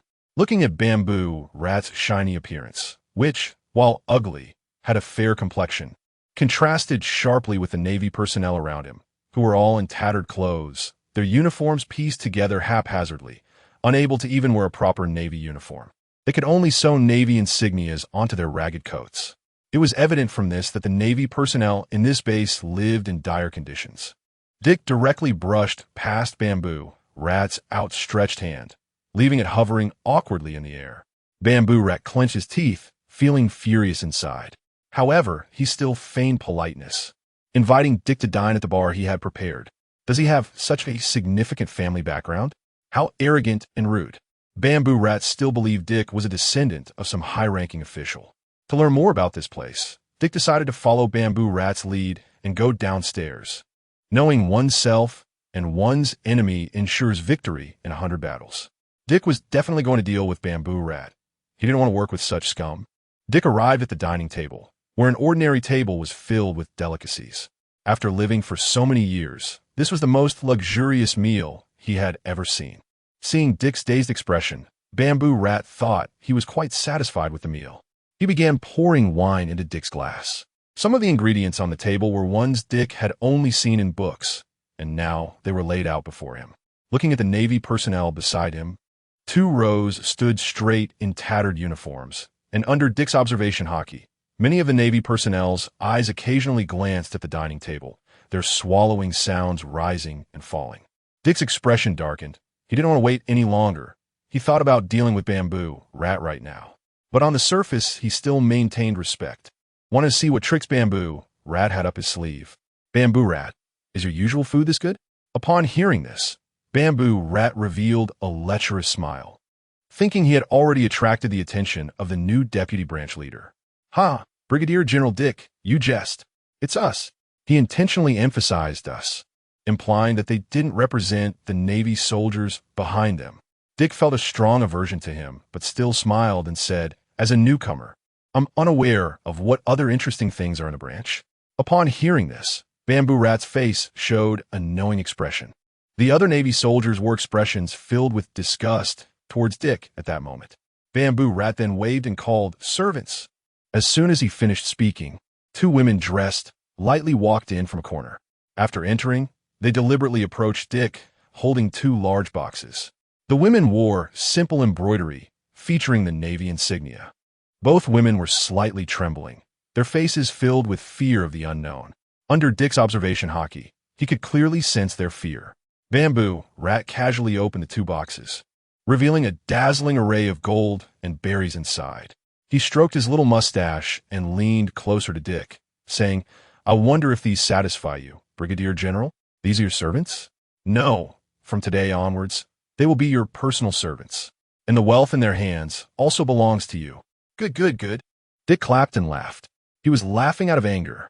Other Navy personnel lived in such dire straits, yet the highest-ranking officials of the Navy lived in such luxury. Seeing Dick laugh, Bamboo Rat also laughed, believing his arrangements were perfect and he would surely rise to prominence in the coming days. Their laughter echoed in the room, while the other Navy personnel felt a chill in their hearts, worrying more about their future lives. The tall man with a square face turned pale, tightly gripping the long gun in his hand. But in the end, he sighed, and the grip on his weapon relaxed. They all cursed the 2 men in their hearts. Scum! Suddenly, Dick stopped laughing, and his expression darkened. Chapter 26. Kill the branch chief? No, he died at the hands of pirates. Dick's expression turned extremely grim as his sharp gaze fixed firmly on the Bamboo Rat. In the next moment, a powerful pressure erupted from him. Dragon pressure? The invisible force weighed down on the Bamboo Rat like a massive boulder. He immediately coughed up blood, his body pinned to the ground by the immense pressure. His face and body lay twisted in a bizarre position on the ground. Dick sat in his seat, casually crossing his legs and looking at him with indifference. What? What do you want? The Bamboo Rat managed to squeeze out a few words with great difficulty. Dick's finger curled slightly, and the force pressing down on the Bamboo Rat suddenly increased. The Bamboo Rat's body was completely flattened against the ground. Even the nearby Navy soldiers were momentarily confused about the thoughts of the newly arrived officer. In their eyes, he had just been laughing and chatting with the branch chief. So how could his temperament change so suddenly? Golden light flowed in Dick's pupils as he looked down at the bamboo rat's contorted face, exuding an undeniable majesty like a high and mighty emperor. Bamboo rat, do you know your crimes? Crimes? What crimes? The bamboo rat did not understand. He had just been warmly welcoming this new officer, offering many treasures and beauties without hesitation. Why did his expression change so suddenly? I don't understand what you're saying. What do you want? I am your superior. I am the highest commander of this Navy base. What you are doing is a crime, a desecration of military discipline. It is disrespect to your superior. He angrily accused Dick of various offenses. But Dick merely dug at his ears, not paying any attention to his words. Indulgent lifestyle, embezzling government funds, attempting to bribe government officials. Do you think these crimes are enough, Commander? Dick's words were icy, and the bamboo rat felt a chill in his heart upon hearing them. He knew very well that these were all actions he had committed, and if he were sent to the military law office, it could easily land him in prison for life. He had thought that a young noble had come to the unit to gain experience, but unexpectedly, he was a tough nut to crack. His arrogance faded, and his tone softened. We can negotiate. There is always room for negotiation in this world. Dick stood up, placing his black military boot on the bamboo rat's face, coldly saying, That's right. You are correct. There is always room for negotiation. But I'm not very willing to negotiate with you right now. He deliberately rubbed his foot on the bamboo rat's face a couple of times.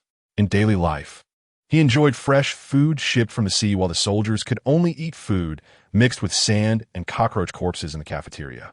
The Navy soldiers witnessing this scene cheered inwardly, but on the surface, they remained impassive, uncertain of what this new commander was really about. The disheveled bamboo rat had no thought of resisting in the face of absolute power. As a veteran in the political arena, he knew how to handle situations. No one could resist temptation when it came to interests. The only reason was that the stakes were not high enough. He had gone from being an unknown Navy officer to the commander of a base, relying on his ability to talk smoothly with anyone. A clear shoe print was stamped on his face, yet he wore a flattering smile. You just took office, and I don't know what you like, but I have money. A lot of money. Perhaps we can talk. As long as you don't let the judicial office know, I can give you money that you won't be able to spend in your lifetime. His words were sincere. Money could be earned again. But losing a life was irreversible. Dick feigned interest, sat back down, and slightly reduced the pressure on the bamboo rat. Suddenly, the bamboo rat felt much lighter. He approached Dick with a flattering tone, saying, As long as we join forces, we can definitely earn even more money than before. Dick's lips curled into a smirk. He wanted to see what else this bamboo rat had up his sleeve. He would see if the base chief's sincerity was enough. The surrounding Navy soldiers had just begun to view Dick more favorably, but now it seemed they were just two of a kind. As an old hand, the bamboo rat understood the implications of Dick's words. He quickly called for his accumulated wealth to be brought over. In no time, the small hall was filled with treasure chests. The Navy soldiers, witnessing this scene, were all wide-eyed. They had never seen so much wealth before. The gold, silver, and jewels illuminated the entire room, even dimming the golden light in Dick's eyes. He too felt a stir of surprise. He had never seen so much money. This Navy branch chief was indeed bold in his greed. This was equivalent to Dick's salary for 300 years without eating or drinking. No wonder the Navy soldiers he had seen were dressed so thinly and looked malnourished. The tale of gold bricks falling with every few steps was not a joke. Someone was indeed living that life. If an ordinary Navy officer lived so extravagantly, one could only imagine what the life of a celestial dragon would be like. Seeing Dick's stunned expression, the bamboo rat rubbed his hands together and approached him, whispering, Are you satisfied? As long as we cooperate, we can definitely earn even more money in the future. The bamboo rat had already begun to envision a bright future ahead. Dick couldn't understand how the Navy soldiers were nearly becoming living corpses. How could they earn money in the future? It was truly a miracle that the Navy base had not experienced a mutiny yet. The bamboo rat was not weak in this base, but the person who came was Dick. His abilities were simply too monstrous. Dick's hand, gripping the knife, handle bulged with veins, trembling slightly. The bamboo rat thought Dick was so pleased he was at a loss for words, and leaned closer with a lewd smile. "What do you need? I'll arrange it immediately, ensuring you live." Before the bamboo rat could finish his sentence, he suddenly found his body standing upright. "Huh, is that my body? Where's my head?" The bamboo rat's head was cleanly severed by Dick with a swift stroke. Chapter 27. The Navy branch chief falls victim to pirates. Swish! Numerous Navy soldiers saw a flash of cold light, and the head of the bamboo rat fell to the ground. The head rolled along the floor, leaving a long trail of blood. Dick sheathed his knife as if nothing had happened. Blood splattered onto boxes of treasures. The surrounding Navy officers held their breath, not daring to make sound. What kind of person would Dick appear to them, being so ruthless and decisive? They felt uncertain, fearing that a brutal Navy commander had arrived. But the next moment, Dick's actions dispelled their doubts. He walked up to Wayne, who was tall and had a resolute face. "These treasures are all from the bamboo rat's embezzlement. It should be fine to put them into the base's account, right?" Wayne was taken aback and immediately stood upright, saying sternly, "There is no problem with the report. However, killing a senior Navy officer in public, what about that crime?" "Sir, then." Wayne's gaze turned to the lifeless bamboo rat, whose face still bore a fawning smile in his last moments. But he was just a scum. Killing him was nothing. However, the death of a senior Navy officer was indeed a bit troublesome. The bamboo rat, the chief of the Navy base, died unfortunately during an encounter with pirates while at sea. Upon hearing this, the Navy officers were stunned. The lie was too obvious. Would the Navy headquarters believe such an obvious falsehood? Dick didn't care. Let them believe it or not. He then said to Wayne, "Send him the death compensation. You write the report, and I'll approve it. Remember to use the base's account." Wayne looked at Dick with a bit more admiration in his eyes. He then gave a standard military salute. Yes, to mourn the fallen bamboo rat, all Navy personnel would have no combat missions for 3 days. The main task was to procure new clothing and food. All dishes in the mess hall would be served at 3 times the highest standard for 3 days. All Navy soldiers would mourn for the fallen bamboo rat for 3 days. Numerous Navy soldiers silently shed tears as they looked at Dick's back. Their dawn had arrived. With the bamboo rat gone, their lives instantly improved. In the following 3 days, the Navy soldiers in the base celebrated for 3 days, completely forgetting about the bamboo rat's death. Dick, dressed in Navy uniform, with his justice coat billowing in the wind, walked into the Navy mess hall. All Navy soldiers immediately stood up, respectfully watching Dick. Their gazes were warm and sincere. Since Dick arrived at the Navy base, they had new clothes, and even the food was no longer the indistinguishable mush they used to have. They executed a standard military salute and shouted in unison, "All soldiers of the Navy G5 branch, salute you." The soldiers of the Navy G5 branch saluted in unison, their voices so loud that even the mess hall trembled. Dick motioned for them to sit down. He just wanted to have a meal in a mess hall. Why was it so serious? The soldiers' eyes followed Dick as he moved. A good commander is one who can fill their stomachs. As for who the commander was, they didn't care at all. Dick went to the serving window and ordered meals for 20 people. He recalled how the old lady serving food at the rookie training camp was like a machine. A full scoop would leave hardly anything in the plate. If he hadn't frequently visited the kitchen, he might have starved in the rookie training camp. The numerous Navy soldiers were dumbfounded as Dick devoured the 20-person meal in just a few minutes, as if it were a storm. He ate until he felt half full, but thought it was okay. The rest would be filled with milk. Dick grabbed a large bottle of milk from the mess hall and gulped it down. Burp. He satisfiedly burped and then left the mess hall, leaving behind astonished Navy soldiers. Could a person really eat that mountain of food? He looked so frail. He left no milk behind either. Perhaps he was still growing. Otherwise, how could someone so young become the commander of a Navy base? Eat more and train more. Only with enough nutrition can one maintain rapid growth. Dick was about 1.9 meters tall at the age of 16, which was the perfect time for growth. In this pirate world, where heights often reached 3 or 4 meters, being over 1 meter tall was hardly noticeable. After eating, Dick headed to the Navy's exclusive training room to train. Not just Haki, but the most basic physical training could not be neglected. Strength is the foundation of survival. Only by continuously becoming stronger can one become the freest person in this world.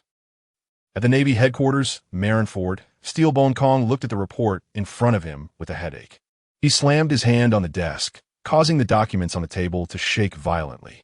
This Dick, just appointed as the chief of the Navy G5 branch, had caused such a mess. Now, the position of branch chief was vacant, and I don't believe this incident has nothing to do with him. The key report stated that he died at the hands of pirates, in a place like the G5 branch. Would that branch chief be the one to actively engage in battle with pirates? Just thinking of Dick made Steelbone Kong's head hurt. Beside him, Admiral Sengoku, with his arms crossed, remained calm, analyzing the situation in his mind. He then said in a deep voice, "Calm down. This matter is not that simple, but perhaps it is not that complicated either." Sengoku was being groomed as the future admiral and immediately recognized the complexity of the issue. According to the report, this matter seemed very straightforward, merely the heroic sacrifice of the Navy. But upon deeper reflection, it was terrifying to think a subordinate just took office, and the superior died mysteriously. If there is no perfect solution and result, it could cause panic and significantly diminish the Navy's credibility. Sengoku, what do you think we should do? Sengoku pondered for a moment and then said, "I think we must send a highly respected Navy officer to the Navy G5 branch to investigate the specific situation. Regardless of the outcome, we must provide an explanation to the Navy internally. This is not just any minor character. This is the chief of a Navy base. We cannot let him die without clarity." Steelbone Kong nodded in agreement. This was indeed the best solution at the moment. Then Sengoku, who do you think we should send for the investigation? Admiral, Black Arm Zephyr. Chapter 28, The Arrival of the General. Steelbone Kong expressed satisfaction with the candidate recommended by Sengoku. Admiral Black Arm Zephyr not only has high prestige within the Navy, but is also known for his integrity. He is indeed a suitable candidate. The main issue is that Dick has caused too much of an impact in the Navy's G5 branch. On his first day in office, a Navy officer caused the death of the highest commander. If this matter is not handled properly, the morale within the Navy will plummet, and the deterrent power of the Navy's upper echelons will diminish. Sengoku is busy with official duties and cannot send him, nor can he spare himself. Karp is basically someone who is hard to command, and regarding Dick, there is bound to be personal bias. It seems that Admiral Zephyr is the most suitable candidate.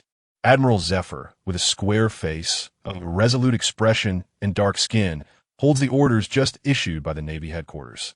Looking at the orders in his hand, a slight smile curves at the corners of his mouth. Dick, huh?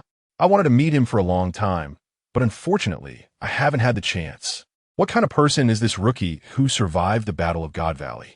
The Navy needs fresh blood, but this blood must be able to continuously help the Navy improve.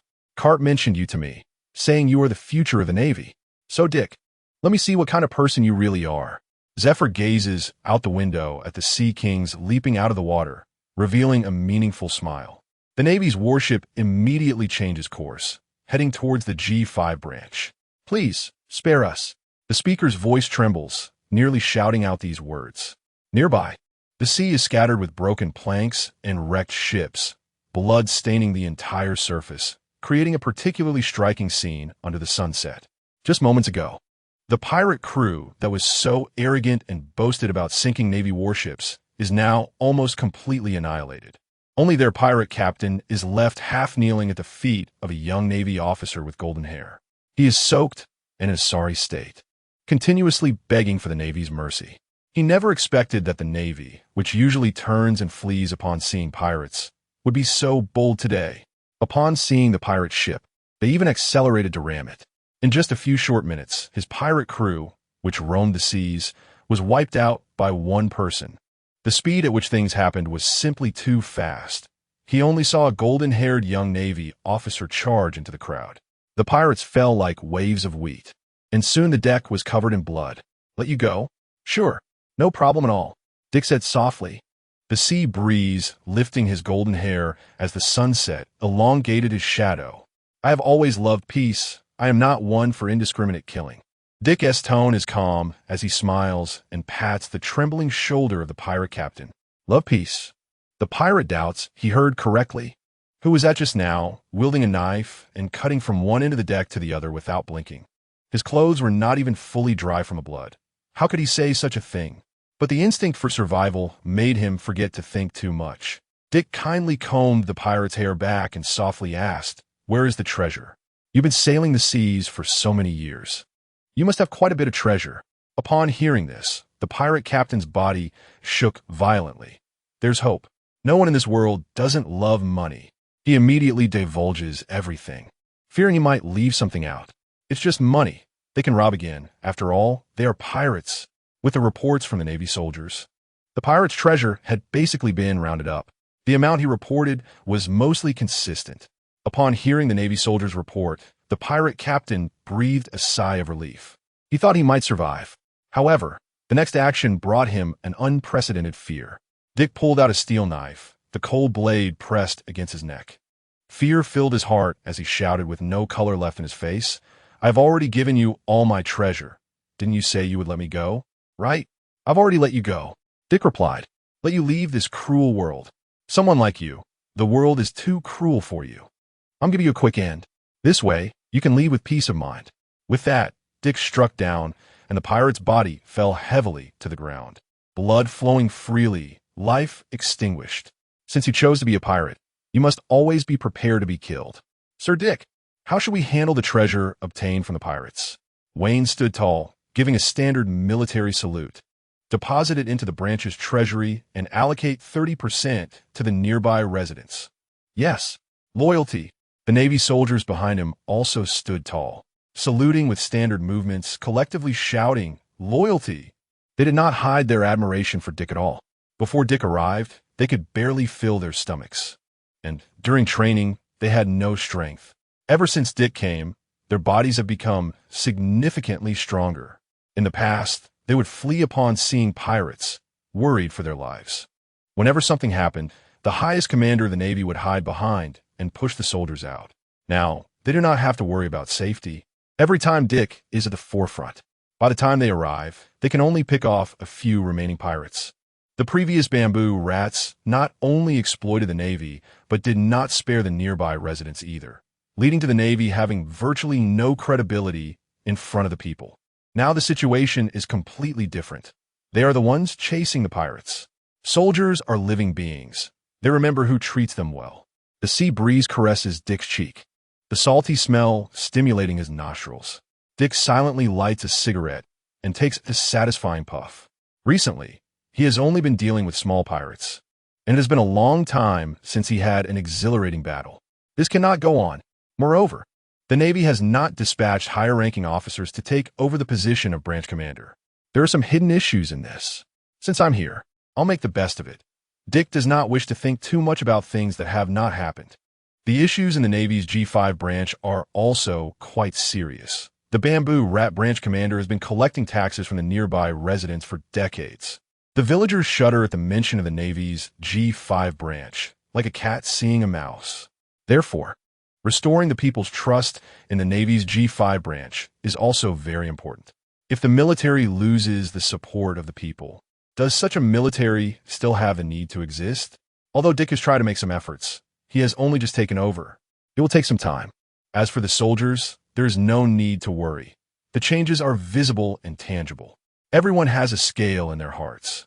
If the Navy investigates the death of the branch commander, all Navy soldiers will unhesitatingly stand up and shoulder this responsibility together. Chapter 29, Pirate Killing Machine. The first ray of sunlight in the morning tore through the night at the Navy G5 branch. Dick, drenched in sweat, was dragging a Sea King's fish fin out of the water. His damp, golden long hair fell casually across his forehead in the morning sunlight. Early this morning, the Navy headquarters had already issued orders that Vice Admiral Blackarm Zephyr would arrive at the G5 branch shortly, officially for an inspection, but in reality, to investigate the cause of the death of the branch's base commander, Bamboo Rat.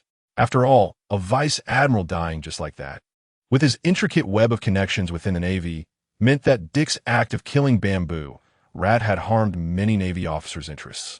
Regardless, they would exert pressure on the higher-ups. Even if it meant transferring Dick away, they could still gain their own benefits from it. Vice Branch Chief of Navy G5. Dick is temporarily in charge of all affairs at the Navy base. The investigation team will arrive shortly. During this time, Dick is not allowed to leave his post. All affairs within the base will proceed as usual. These directives, on the surface, promoted Dick, but were actually excuses to keep him firmly tied to the base. An indescribable atmosphere permeated the air, but did not affect Dick at all. He continued with his activities as usual. The high-ranking Navy officials could not see through everything he did. On the training ground, the thunderous sounds of Navy soldiers training echoed throughout the base. Dick no longer needed to participate in these basic drills.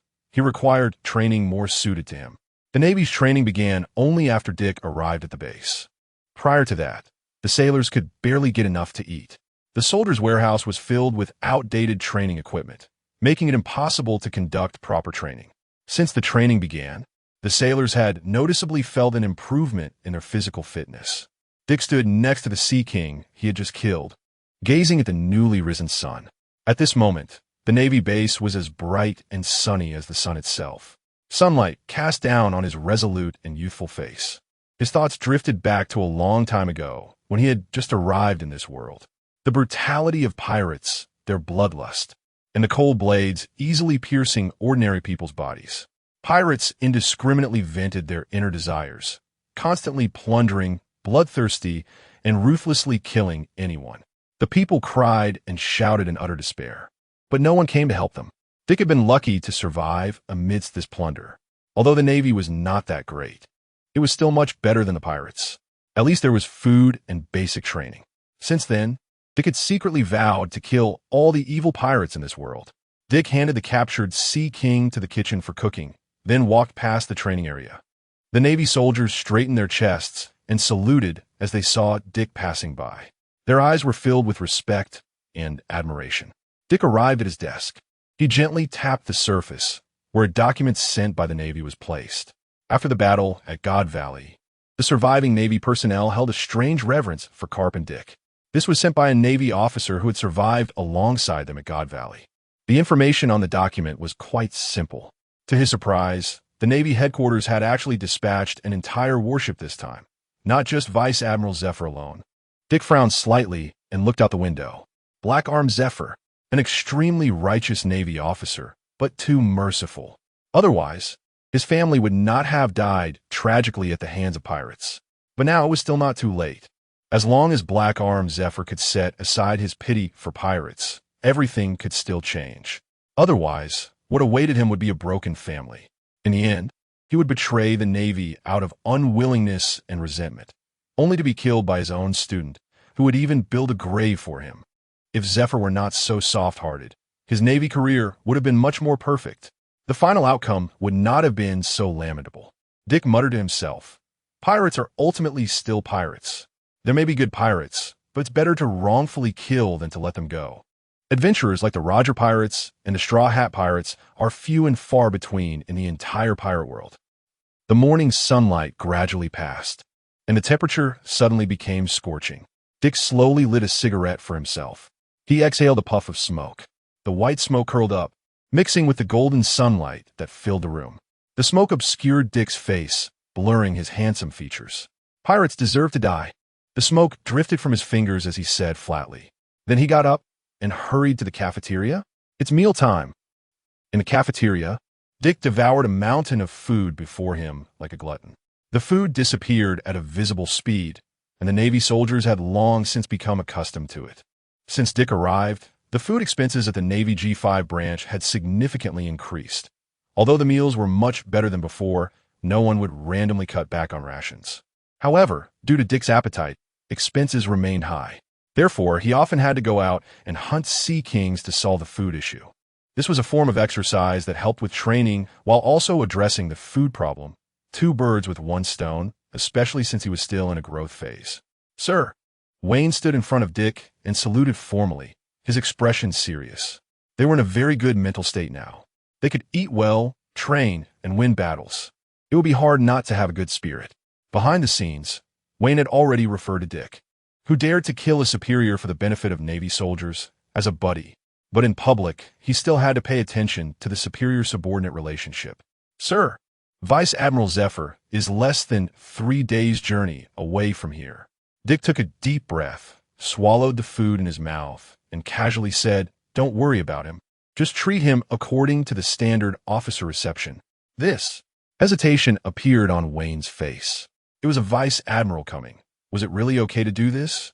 Moreover, he was here to find trouble with them. Dick still wore an indifferent expression, unafraid of the consequences. Just treat him like any other Navy officer. After all, he is still a Navy officer. No need to give him any special treatment. Yes, Wayne stood at attention, saluting in a fluid motion. A man who had even killed the base commander would fear a mere vice admiral. Chapter 30. Give me a famous sword and return peace to the ocean. An existence at the level of a general is no longer constrained by material demands. Unless they are a staff general, they have higher pursuits in their hearts. General Zephyr is inherently a person of integrity. Special treatment, instead, makes him feel guilty. The sea breeze brushes against him as a warship sails calmly across the sea. At the front of the deck stands a man as imposing as a mountain. His face is resolute, his muscles powerful, and his features are as sharp as if carved by a knife. The Naval Headquarters General Black arms Zephyr. General Zephyr is about to enter the jurisdiction of the G5 branch. All personnel prepare for battle. Zephyr turns to the Navy and commands.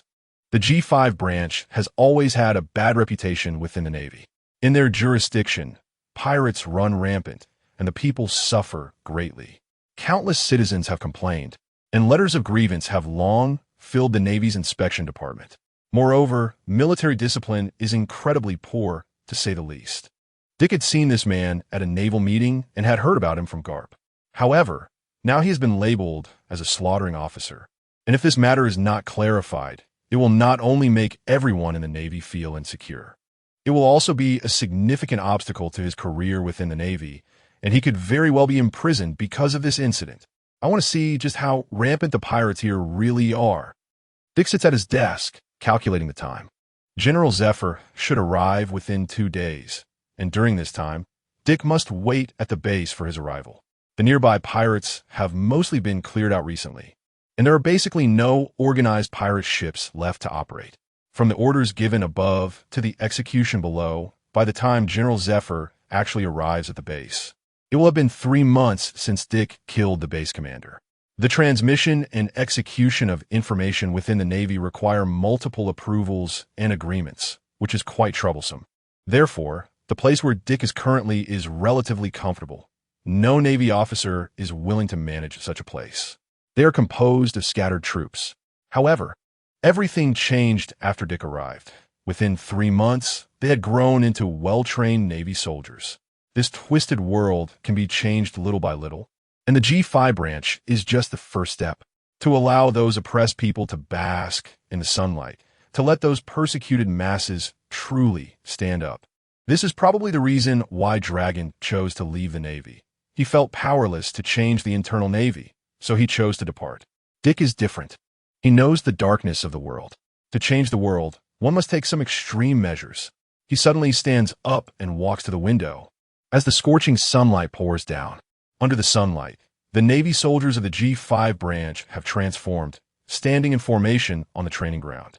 They have shed their previous lethargy, replaced by determination and hope for life. A surge of inexplicable emotion rises in his heart. This is his first step in changing the world. The youthful blood should belong to the youth. He clenches his fists as hope begins to bud in his heart. Whether it be celestial dragons or pirates, anyone in this world who goes against the will of the people should not exist. Choosing the right path is the freedom and will of every citizen. They have the right to choose the life they want to fight for. Perhaps as long as he raises his voice, even the soldiers in the pirate base would follow without hesitation. However, Dick does not intend to do that. His goal is much grander. He aims to change the entire world. On the calm sea, the warship sails smoothly. Zephyr crosses his arms and frowns slightly. The warship has been sailing for a day, and not only have they not seen any pirates, but they haven't even spotted a pirate ship. Zephyr begins to doubt whether they are on the wrong course, but the navigator assures him that everything is normal. This is all too unusual. Based on past experiences, they should have already encountered 3 or 4 pirate ship attacks upon entering this sea area. He feels deeply puzzled, but there are no answers to be found. Could it be that the pirates fled upon seeing the warship? That shouldn't be the case. This is just an ordinary warship. Small pirates might fear it, but larger pirates would have attacked long ago. The supplies on a warship are far better than those of ordinary merchant ships. The atmosphere inside the warship is very tense, with all the Navy personnel holding their breath. They dare not relax in the slightest, fearing it might be a trick from the pirates. With the base commander dead, the pirates could launch a large-scale attack and occupy the Navy's base. Moreover, the G5 branch is one of the weakest forces in the Navy. There is also the possibility that the pirates learned in advance of the arrival of the Navy general. They all hid away to avoid contact with the general. Zephyr is restless in his office, constantly thinking about this abnormal situation. Finally, a light knock sounds on the door of his office. "Come in." A Navy messenger enters with the information he has obtained. "Report to General Zephyr. This is the latest intelligence obtained from the nearby villagers. Since 3 months ago, a Navy unit has been continuously exterminating the nearby pirates. The intelligence shows that 3 pirate ships, which were previously active in the nearby village, were completely eradicated in one day, with not a single pirate left. The remaining pirates that were still lurking around left this sea area upon hearing the news." What? Not only the Navy soldiers, but even General Zephyr is shocked upon hearing this news. Not a single pirate left. While it is not uncommon for Navy forces to exterminate pirates, isn't this a bit too cruel? What kind of unit is this? And why haven't they reported their achievements? Such a great achievement could cause a stir within the Navy. There's been no news of any Navy units being stationed in this sea area recently. Zephyr, filled with confusion, continues to ask, "Do the villagers know the name of this Navy unit?" The intelligence officer's face becomes serious, and a few drops of cold sweat slide down his cheek. They said, "The name of the Navy unit is the G5 branch of the Navy." What? Everyone is shocked. The faces of all the sailors show expressions of astonishment. How could it be this unit? Their reputation in the Navy is worse than that of feces. Their leader has even been given a new title, the Pirate Slaughter Machine. Chapter 31, The Truth I Speak of Zephyr held the intelligence documents. Visibly trembling, Pirate Killing Machine. He repeatedly chewed on this title. This explained everything. No wonder after sailing for so long, they hadn't encountered a single pirate ship. Dick. The image of that handsome, golden-haired boy from the Navy headquarters meeting flashed in his mind. At this moment, his eagerness to see him was unbearable. Zephyr wanted to witness this pirate-killing machine firsthand. In such a short time, he had managed to keep this sea area so clear that even the Navy's lost reputation had been restored. However, Zephyr's fingers swept over the cruel words "no survivors" on the intelligence summary. His brow furrowed slightly. Although they were all ruthless pirates, wasn't this a bit too cruel? A teenager in his teens acted so decisively and ruthlessly. What had he experienced? This left a huge question mark in Zephyr's heart. Perhaps this inspection would reveal something different. Originally, he aimed to see how chaotic this branch had become. But after witnessing everything, Zephyr's mindset had changed. No matter what had happened in the Navy's G5 branch, this kid named Dick he would protect. However, the overly cruel methods of eliminating pirates were a bit too much. It must be corrected. Pirates should naturally be handed over to the courts for trial and imprisoned, not indiscriminately wiped out. Such indiscriminate eradication was wrong. Full speed ahead. Target: Navy G5 branch. Zephyr turned around and issued orders to the Navy personnel. Yes, the warship had originally slowed down. First, to guard against sudden pirate attacks, and second, to investigate the truth behind the disappearance of the pirate ship. But now it was no longer necessary. These 2 questions already had answers.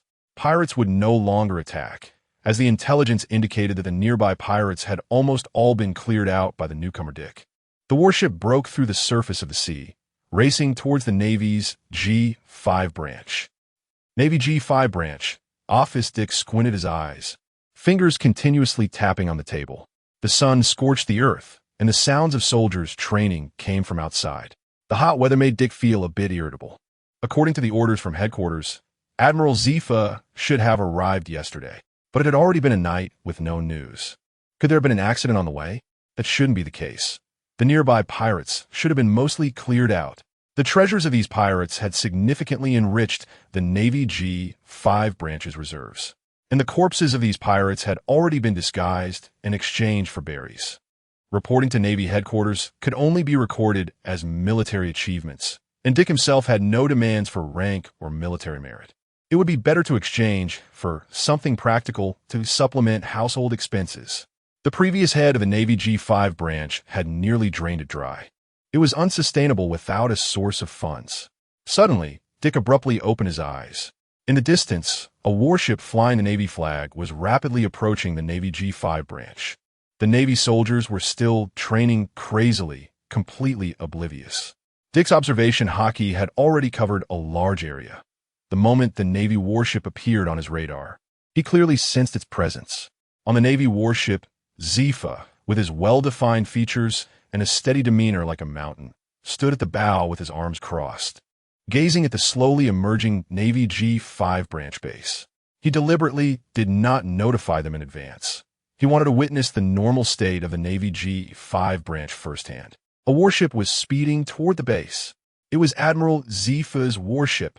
The Navy's lookout immediately reported the arrival of Zifa's ship over the intercom throughout the base. Upon hearing that Zifa's warship was arriving, all the Navy soldiers quickly donned their gear in an orderly manner. They stopped all training and gathered at the port at the fastest speed. Their movements were swift, their formations neat, each standing tall with spirit. Admiral Zifa's warship slowly approached. All the soldiers displayed their best states. Zifa looked at the neatly arranged, disciplined Navy soldiers ahead, revealing a hint of confusion. Was this the notorious branch within the Navy? In front of the headquarters soldiers, their momentum even overshadowed that of the elite soldiers from headquarters. Moreover, their gathering speed was astonishingly fast. The process from spotting the warship to the Navy's assembly took only a few minutes. Zifa became even more curious. He could no longer contain his inner excitement. Interesting. This Navy is interesting. Report.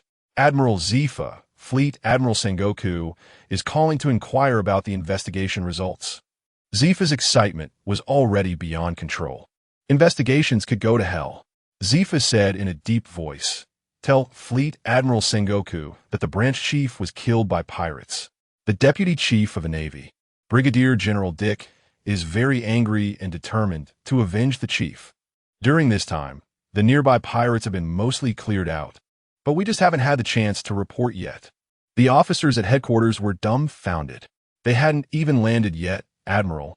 Although we have sensed the changes in the G5 branch, we came to gather evidence against them. How do we end up creating a figure who avenges the commander now? This, Admiral, Fleet Admiral Sengoku, probably won't believe such a result. Zifa grinned, his face resolute, his tone firm. Tell Fleet Admiral Sengoku that what I have seen is the truth. All the Navy personnel were stunned, as if they were petrified statues. What a clumsy reason this was.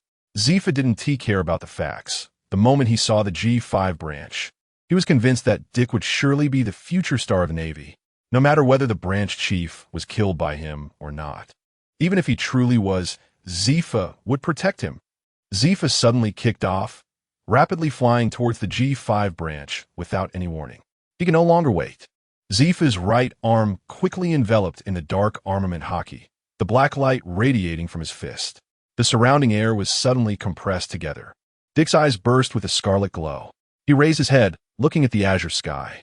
In the distant sky, a barely visible black that was rapidly descending from above at an astonishing speed.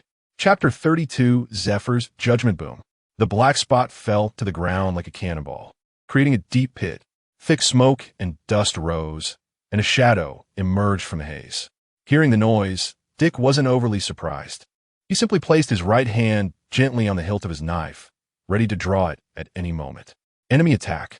The Navy's soldiers remained calm, quickly making their judgments, with countless dark gun muzzles aimed at the figure in the smoke. As soon as Dick gave the order, they would not hesitate to pull the trigger. Don't be nervous. Dick stood still, showing no signs of panic. He already knew who this person was. Bang!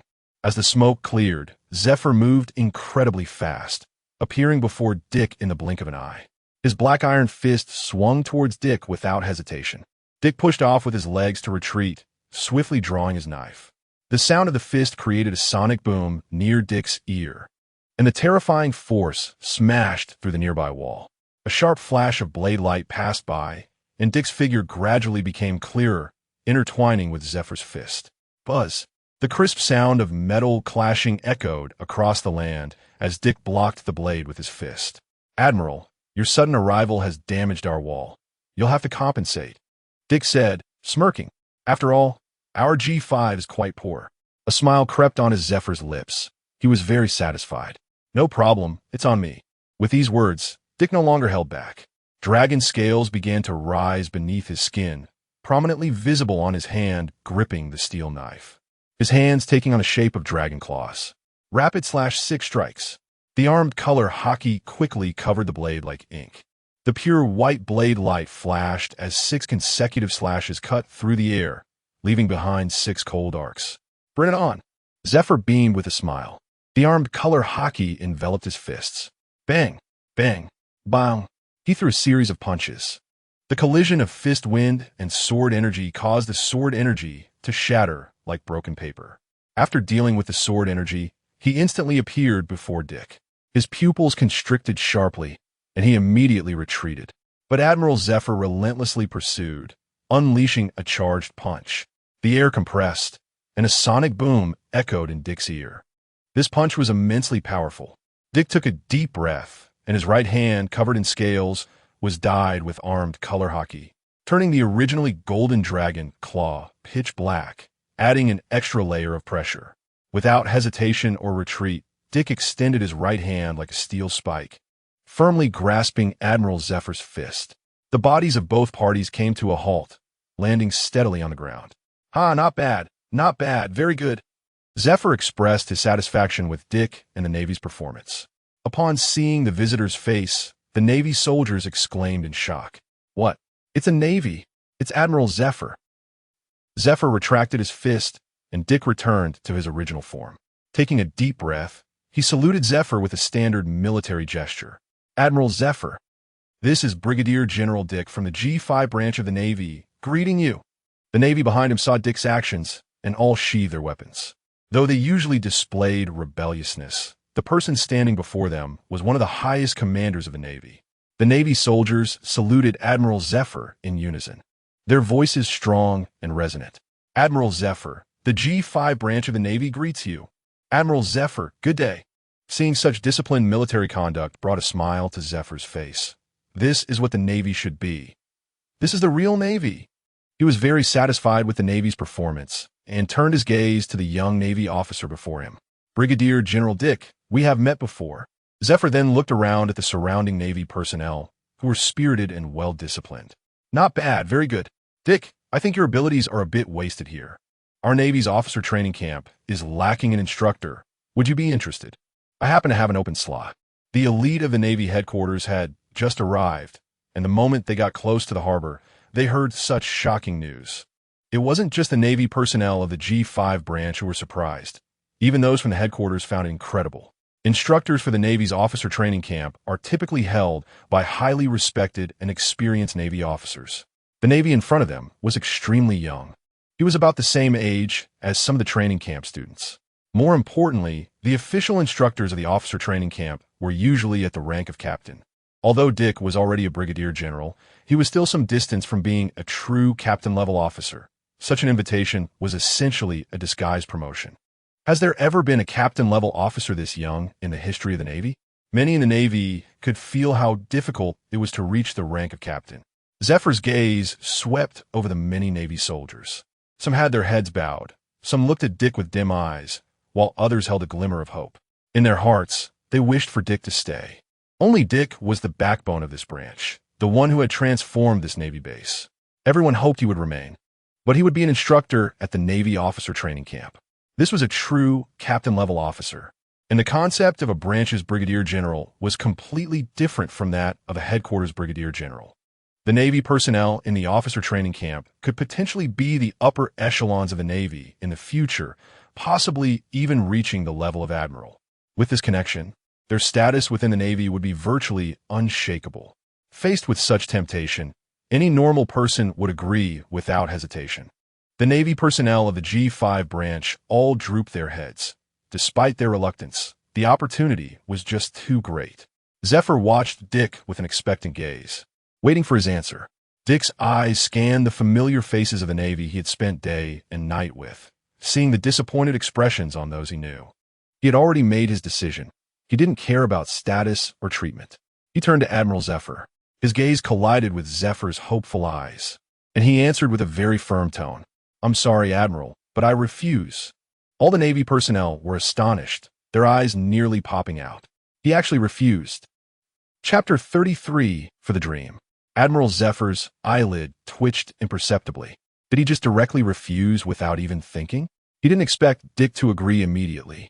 He just didn't anticipate such a straightforward rejection.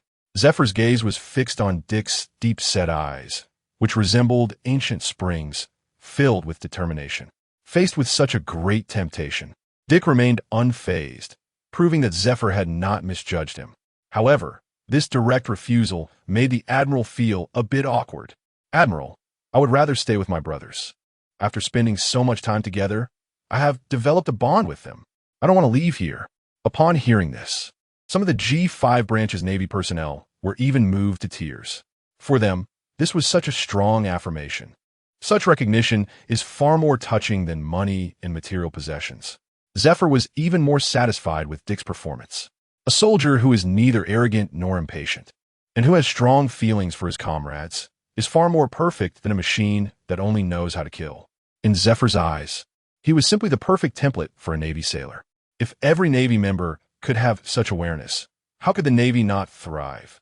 He genuinely wanted to bring Dick under his command to teach the young sailors. This way, the future of a Navy would be bright.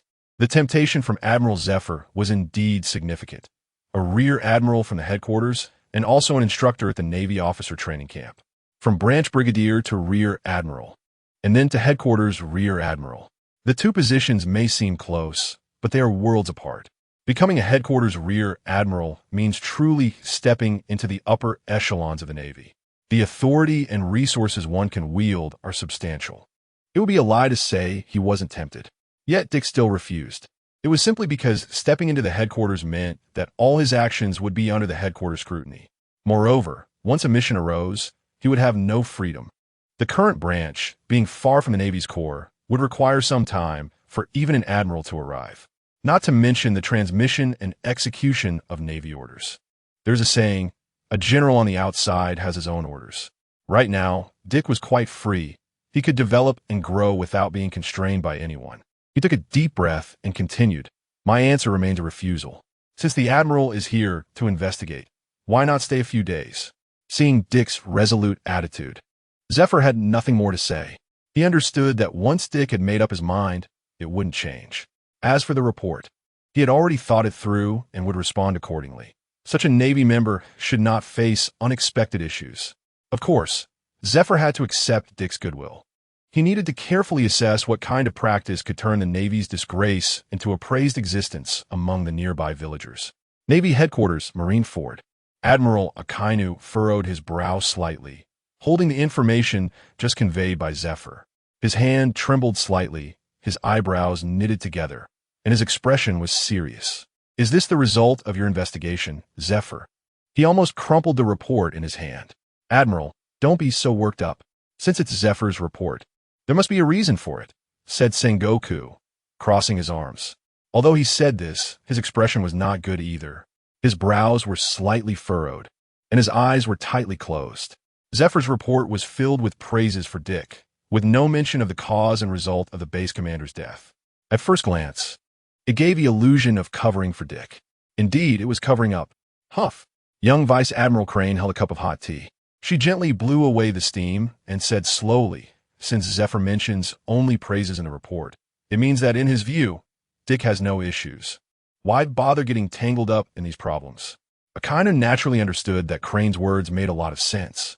However, as the Supreme Commander, he wanted to know the whole picture. But that guy Zephyr specifically stated that what he saw was the truth. What does it mean that what he saw is the truth? This is nothing but a complete cover-up. How am I supposed to explain this to the Navy? Tell them, what your admiral saw is the truth, so don't get tangled up in this matter anymore. Is that possible? Rumors about Dick being Zephyr's illegitimate child would spread among the Navy the next day. The most discussed topics in the Navy during those days would surely be, shocking, Admiral Zephyr actually has an illegitimate child. Big news. Zephyr hid the truth about a base commander's death for his illegitimate child. By any means necessary, Admiral Black Arm Zephyr would kill his superior for the future of his illegitimate child. Such rumors would surely spread wildly within the Navy. What would the higher-ups of the Navy do then? Continue to apply his theory? I think it's unnecessary to complicate matters. Sengoku opened his eyes, revealing a wise gaze. Sengoku, do you have any ideas? Akainu had a special trust in Sengoku. Zephyr was quite straightforward in his dealings and had a good reputation in the Navy, but once such an incident occurred, rationality would certainly take a back seat. Crane was mature and stable, but still a bit lacking compared to Sengoku. Therefore, among his contemporaries, Akainu always favored Sengoku and Crane, so when issues arose, he would consult them first. As for Garp, he was indeed a genius in combat, but when it came to internal Navy issues, he acted like a fool who cared little. In fact, he understood the situation better than anyone else. The truth of the matter need not be overly tangled. The investigation results of an admiral are enough to convince the Navy. The key is how to present this matter perfectly within the Navy and how to handle the outcome of the event, which is what people truly care about. The current achievements and status of the G5 branch must be real. Otherwise, Zephyr wouldn't be so resolute. Akainu agreed with Sengoku's statement, but emphasized that the handling of the event's outcome was of utmost importance. After a heated discussion, the few of them reached a satisfactory solution. At least in their view, the most perfect solution for now. Navy G5 branch. The sea breeze brushed against Dick's face, the salty wind slapping against him. The robe behind him flapped in the wind. A tall man, as imposing as a mountain, stood before him, exuding a commanding presence. Chapter 34 Confrontation with Zephyr. Zephyr's approval. Admiral Blackarm Zephyr stared intently at Dick. The news from Navy headquarters had already reached him. Rear Admiral Dick was appointed as the temporary highest commander of the G5 branch. It was merely a facade. On the surface, it was a temporary position, but he could be confirmed at any time when the opportunity arose. The Navy headquarters actually recognized Dick's abilities. His achievements in such a short time were astonishing. After receiving orders from headquarters, it was time for Zephyr to leave. During his time here, he had witnessed the changes in the Navy's G5 branch. Their military discipline was strict, and everyone was full of spirit, with the entire base exuding a thriving atmosphere. It was just a pity that Dick had declined the invitation for naval officer training. As Zephyr was about to leave, he felt a slight regret in his heart. On the training ground of the Navy's G5 branch, Zephyr stood facing Dick. Their gazes seemed to shoot flames at each other. Admiral Zephyr, is this really okay? You are an admiral, Dick said with a smile, his brows slightly furrowed. This Admiral Zephyr was a bit different from what he had imagined. No more nonsense. If you're a man, let's have a real duel. Zephyr rubbed his fists, looking excited. That won't do. You are an admiral. How could I lay a hand on you? Dick feigned a helpless expression while occasionally glancing at Zephyr. He had his own little plans. Fighting against an admiral like this would be too wasteful, right? Encountering such a powerful opponent was undoubtedly the best way to improve his own strength. However, since it was Zephyr who brought it up, Dick couldn't let the opportunity slip away. It was a rare chance to spar with such a strong opponent. Currently, Dick's strength wasn't that formidable. He couldn't easily let go of this opportunity to grow stronger. Admiral Zephyr frowned. Wanting an intense battle seemed a bit difficult. How about this? As an admiral, if I just fight like this, others might say I'm bullying you. If you can withstand half an hour under my hands, we can make a bet. If you win, I can give you something you want, or maybe even a favor. Upon hearing this, many sailors were shocked. This was a promise from an admiral. What an admiral promised could accomplish many things in the Navy. Although holding out for half an hour sounded a bit unbelievable, as the saying goes, the bigger the storm, the more expensive the fish. In this world, there are no cowards, only those who dare to gamble. Dick was already overjoyed. It was a win-win situation. Not only did he get the chance to fight against an admiral, but he also received the admiral's promise. The admiral's promise was truly valuable. As for what he wanted, he had already thought it through. He slowly drew the knife from his waist. The light blue blade was covered in scars, with visible nicks along the edge. This was the one he had brought back from the Valley of the Gods. It was hard to believe so much time had passed. All right, I agree. On the training ground, many sailors surrounded the large naval training area. Soldiers from both headquarters and the branch were packed together. Everyone's attention was focused on the two people in the center. Dick and Zephyr stood facing each other. Their sharp gazes seemed ready to spark a collision, and the fighting spirit within them soared.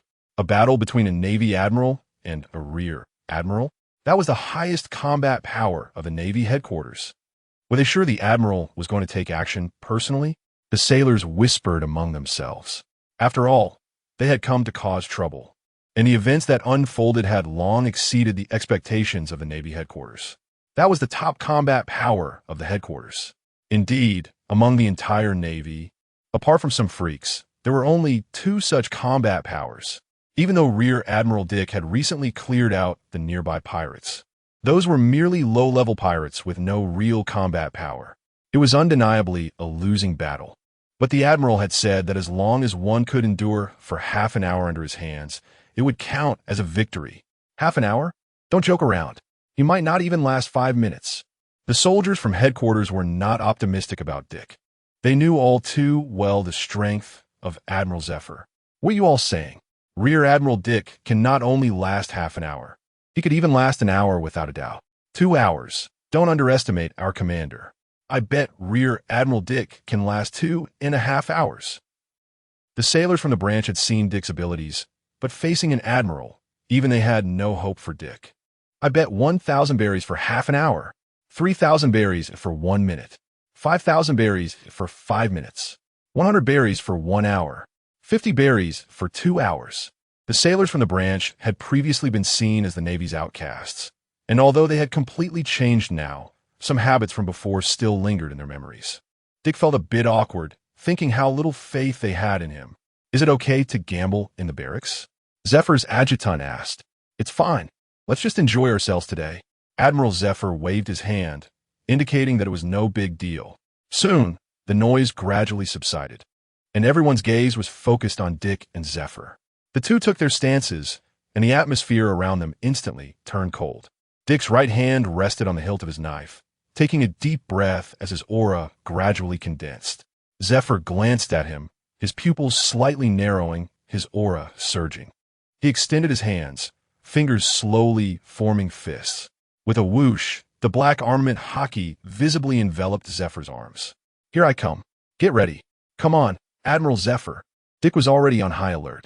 The moment Zephyr charged forward, his entire aura transformed. Golden dragon scales erupted from beneath his skin, and his originally dark and deep pupils instantly turned into dazzling gold. Coral-like golden dragon horns sprouted from the top of his head, and a dragon tail, resembling a steel whip, swayed behind him. The imposing, commanding dragon human form appeared before the many sailors. Is this the Rear Admiral's fruit ability? It's the first time seeing such a form. It looked majestic and powerful, like a Zoan-type fruit ability. All the sailors were seeing Dick in this form for the first time, and they were all astonished. Dick's golden dragon eyes flickered. Facing the highest combat power of Navy headquarters, he didn't dare to be careless. So he immediately displayed his fruit ability's complete form to confront Zephyr. Upon seeing Dick's appearance, Zephyr's eyes lit up, and a smile curved at the corners of his mouth. Very good. The iron fist in his hand struck without mercy, with a black glow flashing at the fist's edge as it rushed toward Dick. Chapter 35, The Promise of the Famous Blade. Dick lightly tapped his toes, instantly jumping off the ground. Boom! The originally solid ground instantly caved in several meters deep under Zephyr's strike. Quick, get away from here! Everyone hurriedly retreated from the center of the battle between the two, trying to avoid being caught in the crossfire. Some naval officers began directing the many sailors to maintain a safe distance. The residual shockwave from the recent attack even knocked some sailors who couldn't escape to the ground. Dick managed to escape in time and was not affected by the blast. In midair, Dick suddenly flickered, appearing before Admiral Zephyr like a ghost in the blink of an eye. His speed was so fast that some naval soldiers couldn't even catch a glimpse of his figure. He gripped the hilt of his sword, slowly drawing it out, pulling the long blade back, and then using his arm with force. The golden dragon claws almost crushed the hilt, channeling all his strength. The edge of the blade shimmered with a cold glint as he swung down. Dragon tooth fragment. Clang! The metallic clash echoed across the training ground, causing some sailors to instinctively cover their ears. Admiral Zephyr crossed his arms in front of him, his dark arms colliding with Dick's blade. Very good, very good. Admiral Zephyr smiled as he deflected Dick's attack.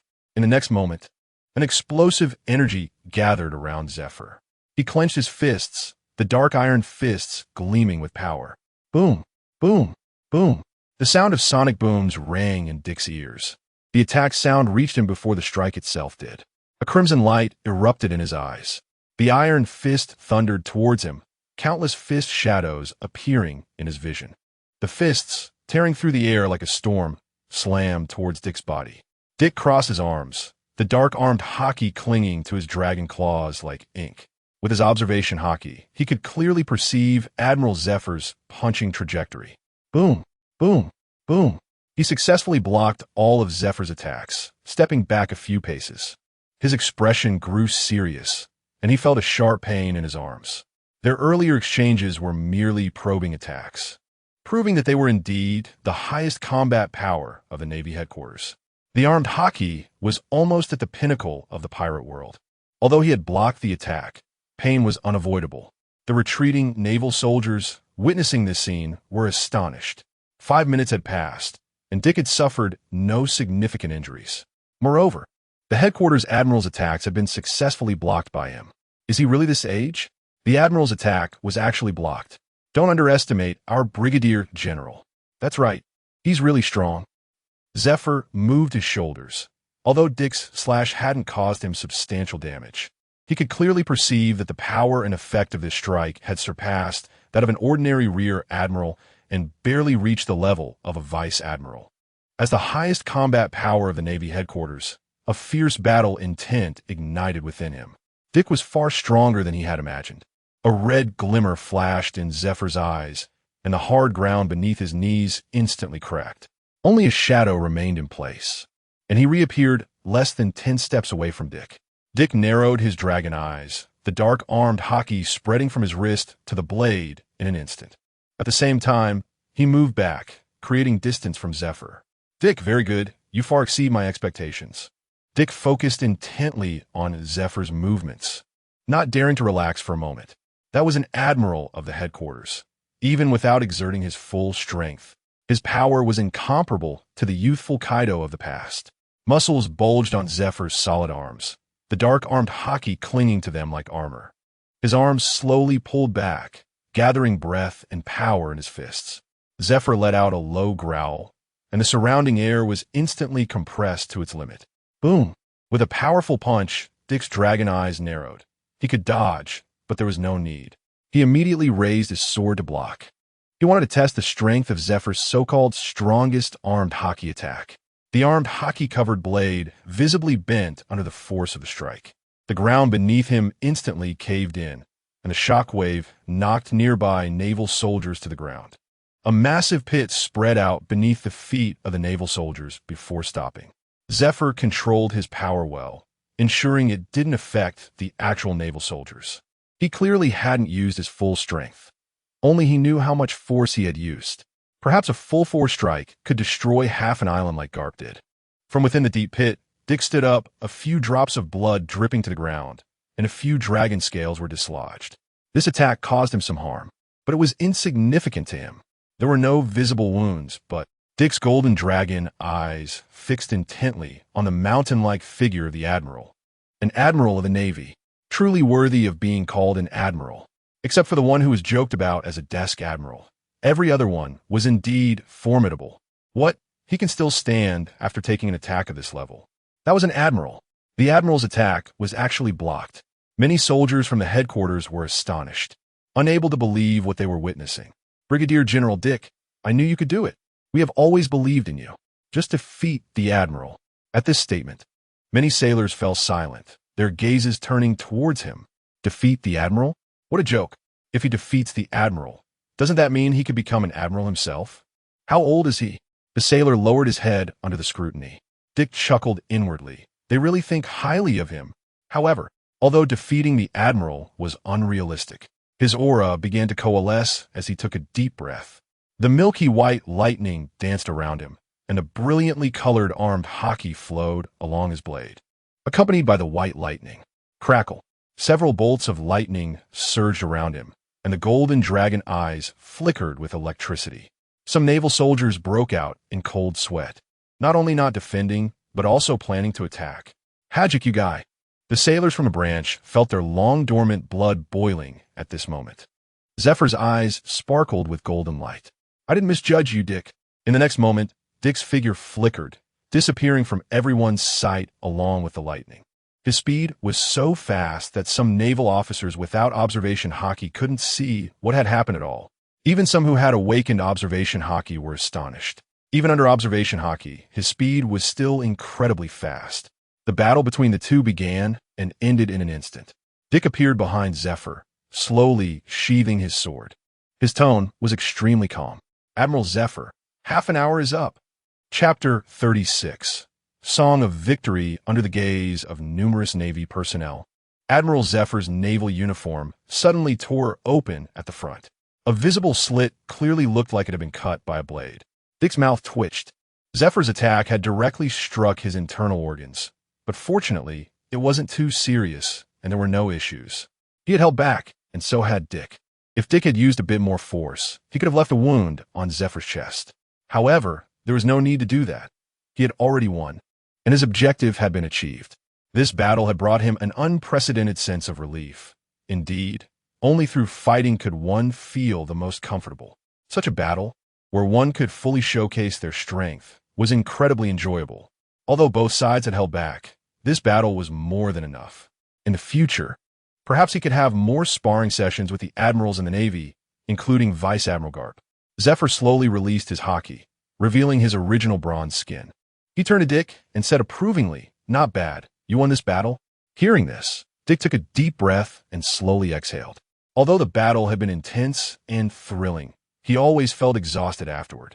The training ground beneath their feet was in ruins, and many Navy personnel gasped in shock. They had all witnessed this thrilling battle. I lost. I actually lost 5,000 berries. How could this happen? Is he really just a rear admiral? Damn. My living expenses. The Navy personnel at the headquarters were deeply disappointed. They hadn't expected the battle's outcome to be like this. I won. I bet 101 2,000. 2,000. As expected of Rear Admiral Dick, I have always believed in you. Damn it. Why did I only bet 50? I should have bet more. In contrast to the headquarters personnel, the branch's Navy members were all extremely happy upon seeing Dick's victory. Their expressions filled with excitement. Dick, not bad, really not bad.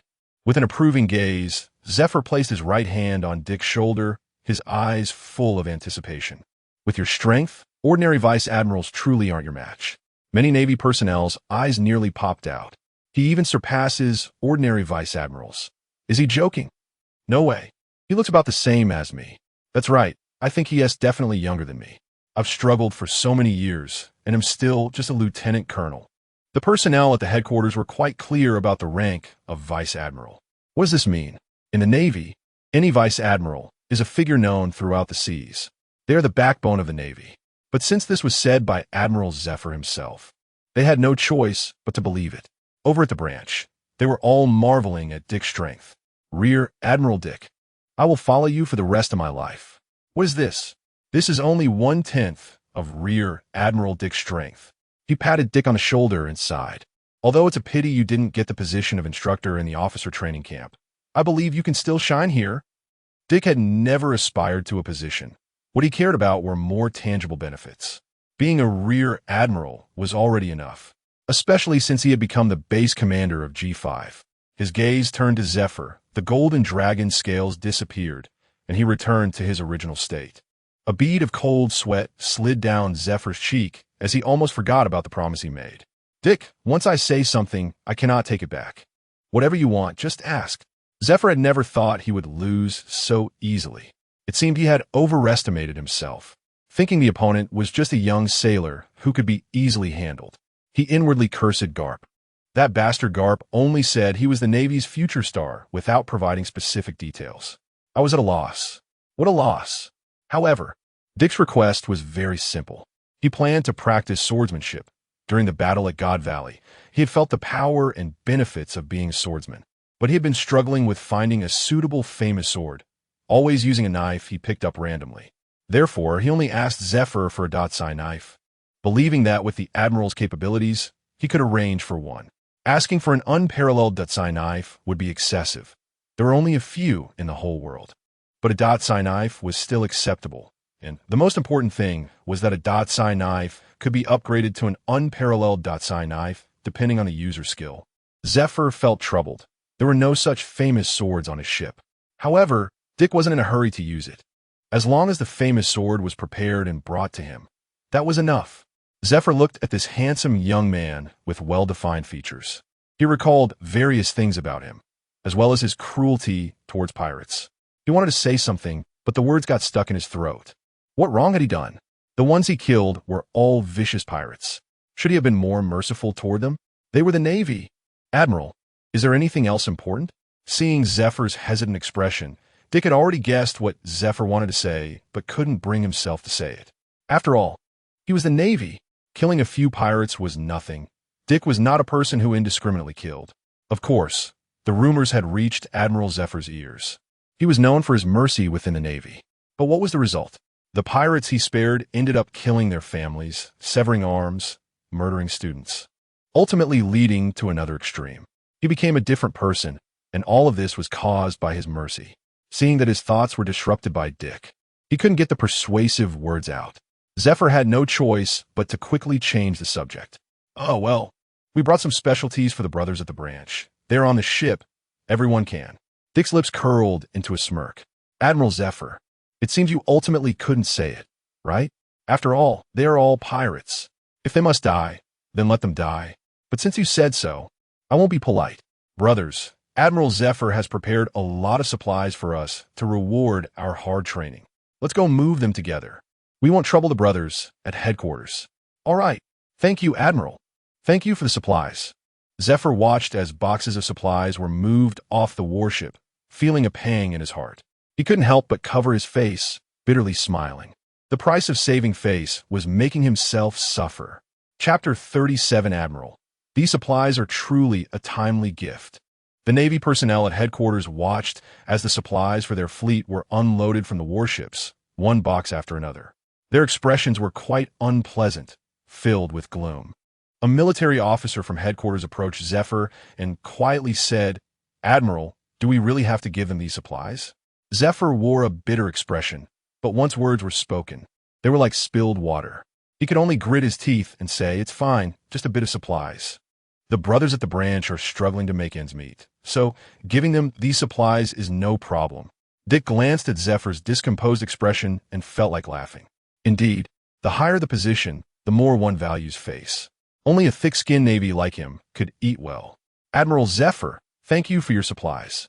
You have no idea how hard our lives are. We can't compare to your headquarters, Dick said with a beaming expression and flattering words. It's fine, just a bit of supplies. Zephyr watched Dick's gratitude and thought to himself that indeed, it was the branch that lived a hard life. Perhaps it would be better to become an instructor. A bit of supplies shouldn't weigh on his mind. If you need anything else, feel free to tell me.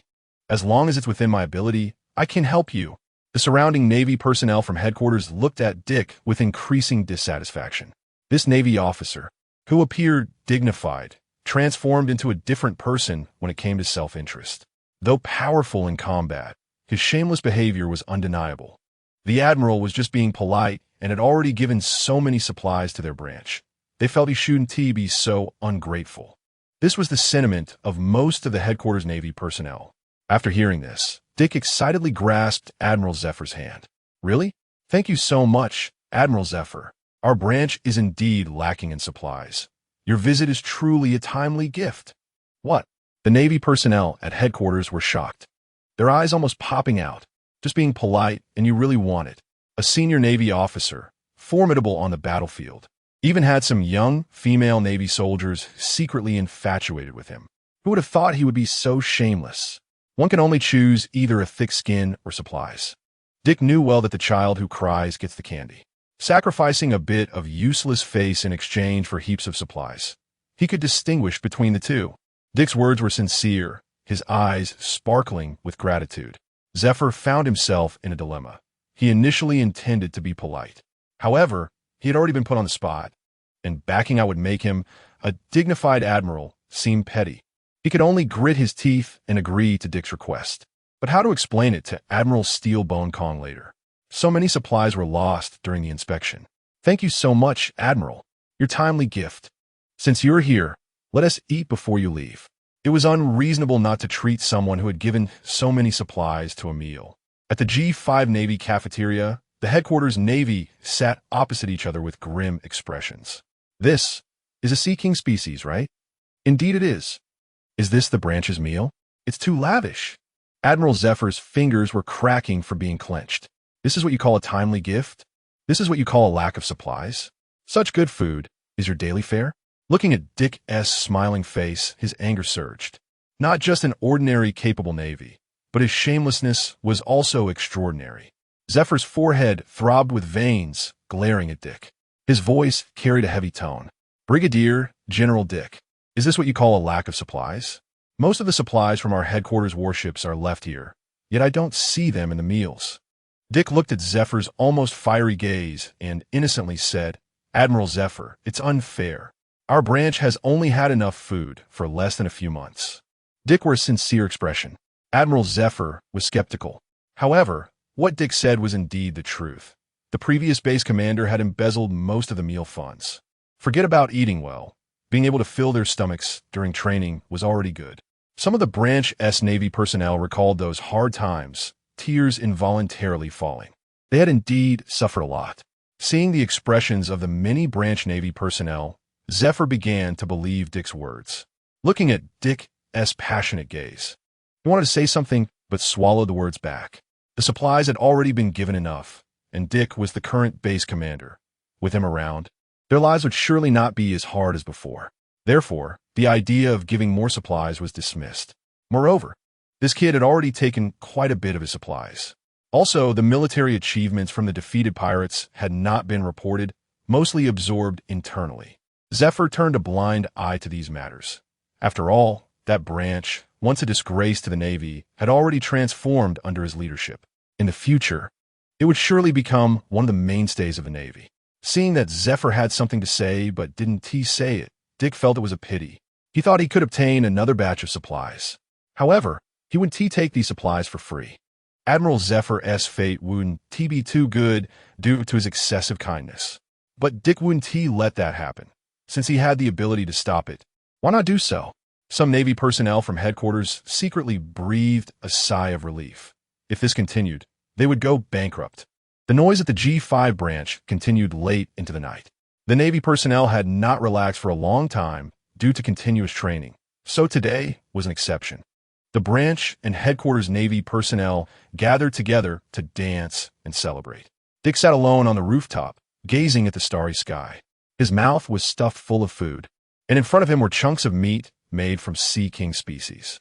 Admiral Zephyr approached Dick with a bottle of green packaged sake. He handed a bottle of sake to Dick. This is my favorite drink. Want to try? Dick didn't hold back and took the sake, gulping down a mouthful. Cough. Cough, cough. The spicy flavor made Dick unable to stop coughing. Ha ha, this is the drink a man should have. Zephyr's gaze also turned to the starry sky as he took a sip of the sake in his hand. Dick, I'm very glad to have you in the Navy. His eyes held expectations for the future of the Navy, completely different from the last time. You know, my wife is pregnant. Chapter 38. I will protect Zephyr's wife and children. When talking about his wife's pregnancy, a sparkle appeared in Zephyr's eyes. All he could see now was the hope for his future and the joy of a beautiful life. Upon hearing this, Dick's actions paused for a moment. Then he said, "Don't worry, Admiral. If one day your wife and children encounter danger, I will be responsible for protecting them." Zephyr was slightly taken aback, looking at Dick with a hint of confusion. "How do you know I will definitely have a son? What if it's a daughter? Then what? What if I accidentally?" Dick pretended to be awkward and said, I was just guessing. A real man, like you, should have a son to inherit your spirit." Zephyr didn't mind at all, whether it was a son or daughter. "But I still hope that little guy is a girl. A real man should protect his family." At that moment, Zephyr was filled with love for his family and hope for the future. "Since that's the case, I will protect Zephyr's wife and children." "But, thank you, Dick. I didn't misjudge you. You will definitely become the future of a Navy." Zephyr had great expectations for Dick. He had already learned about Dick's background from the Navy headquarters before he arrived. Joining the Navy training camp at the age of 14, Dick joined the Navy around the same age as Zephyr. Without parents, he wandered alone in the world, with a resilient character, having witnessed the brutality of pirates in his childhood. After joining the Navy, he trained hard, excelling in almost every subject. Later, he was accidentally involved in the Battle of God Valley, where he not only navigated among many strong opponents, but also obtained a devil fruit. After the destruction of God Valley, the reason for the appearance of the devil fruit became a mystery. In fact, the destruction of God Valley was likely related to the celestial dragons, and God Valley may still hide many secrets. However, few know the truth, not even an admiral like Zephyr. After layers of screening and a period of silence, he was promoted to the Deputy Chief of the Navy G5 branch, becoming one of the youngest officers in Navy history. If he continues on this trajectory, his future is undoubtedly bright. His strength has already surpassed that of ordinary Navy vice admirals, and he could even become an admiral in the future. Therefore, in this matter, Admiral Sengoku did show some favoritism towards Dick. However, if a high-ranking Navy officer died without any favorable evidence, it is likely that there would be many voices within the Navy. After receiving the mission, Zephyr began to examine this young man. The army he led was disciplined and had become very strong. With strong personal abilities, firm beliefs, and a sense of justice he was proud of, he was the most likely talent to become a leader of the Navy in the future. Currently, the Navy is facing a generational gap. Sengoku, Garp, and Crane. We are all from the same generation of the Navy. What about the next generation? Are there any other naval officers who can support the future of the Navy? Only Garp's aide, Bogart, is relatively well known among the new generation of the Navy. Other than that, there are hardly any officers whose names can be called out. This is also one of the reasons why Zephyr is worried about the future of the Navy. But now he sees hope for the Navy's future. Zephyr turned to Dick, who at this moment had a bulging stomach, having devoured a mountain of food. He was lying on the ground, gazing at the stars in the sky, lost in thought. "Dick, you need to come with me to the Marine headquarters at Marineford. Whether it's the investigation results or the orders regarding the base commander, they need to be handed over at the headquarters." Dick nodded. The rules of Navy officers must go through the Navy headquarters. "Also, the supplies I promised you, bring them back together." Zephyr gritted his teeth, feeling a pang in his heart. He had rashly promised a lot of supplies, which he had to fulfill sooner or later. The collar flapped, and the Navy's just cloak rustled in the sea breeze. Dick stood proudly at the bow of the Navy warship. 2 warships sailed on the sea, one after the other. Zephyr and Dick stood side by side. The Navy headquarters? The last time he came was for the conference about God Valley and the orders for the G5 branch's appointment. In the blink of an eye, several months had passed. The Navy branch had no longer been disturbed by pirates, so only a portion of the Navy remained. The rest had gone to the Navy headquarters with the warships. Since it was a rare outing, Dick would not just return like this. The soldiers of the Navy branch curiously looked outside. They had never been to the Navy headquarters. Ordinary soldiers were generally recruited from local areas. Only the elite of the Navy could be stationed at the Navy headquarters. Other ordinary Navy personnel might never have the opportunity to come to the headquarters in their lifetime, especially the Navy G5 branch, which had previously been known as the disgrace of the Navy. All the Navy soldiers stood silently on the deck, each with a solemn expression. Under Dick's leadership, they were fearless and charged forward. It was just a mere Navy headquarters. They wouldn't be afraid, even if it were the lair of great pirates. As the ship slowly approached the shore, Zephyr and Dick disembarked from the warship one after the other. The soldiers from the branch followed behind them. The soldiers from the branch had synchronized steps, strict discipline, and solemn expressions. The soldiers of the Navy headquarters were not to be outdone, but in terms of momentum, they seemed to be slightly inferior. The Admiral is back. Is that army the Admiral Zephyr's army? It seems their discipline has become even stricter this time on the mission. It doesn't seem like it. The one beside him is the familiar face I saw inside. Many Navy personnel looked curiously at the two armies that appeared at the Navy headquarters. One was Admiral Zephyr's army, and the other seemed to be the Navy from the G5 branch. What? You mean that's the disgrace of the Navy? How do they come here? It seems different from the rumors. Many Navy personnel were very curious and discussed among themselves. Dick and Zephyr were moving forward, but the soldiers simultaneously halted their steps. Ahead was the headquarters building. They couldn't enter or exit freely. Standing outside, under Wayne's lead, the sailors from the Navy G5 branch saluted Dick in unison. Their eyes followed the gradually disappearing figures. Until that silhouette completely vanished, they decisively lowered their arms. Chapter 39, Captain John's Treasured Naval Headquarters. Marshall's office sunlight spilled over the documents on the steel-boned, empty desk as he rubbed his troubled head. His gaze swept over the files in his hand. Just then, there was a gentle knock on the door of the marshal's office. Two figures stood respectfully outside the door. "Come in," Steel-boned, empty said irritably. The office door slowly opened, and a golden-haired head peeked in. Following behind was a tall figure. Admiral Zephyr's body was like a mountain, with well-defined features and a resolute expression. His short purple hair looked very capable. Dick, on the other hand, was strikingly handsome, with long golden hair, flowing, black pupils, and delicate features, completely unlike a Navy officer. He looked more like a model dressed in a Navy uniform. But the laid-back steel-boned empty found this sight quite headache-inducing. "Marshal, long time no see," Dick greeted lazily. Steel-boned empty glanced at him and replied in a flat tone, "Please take a seat."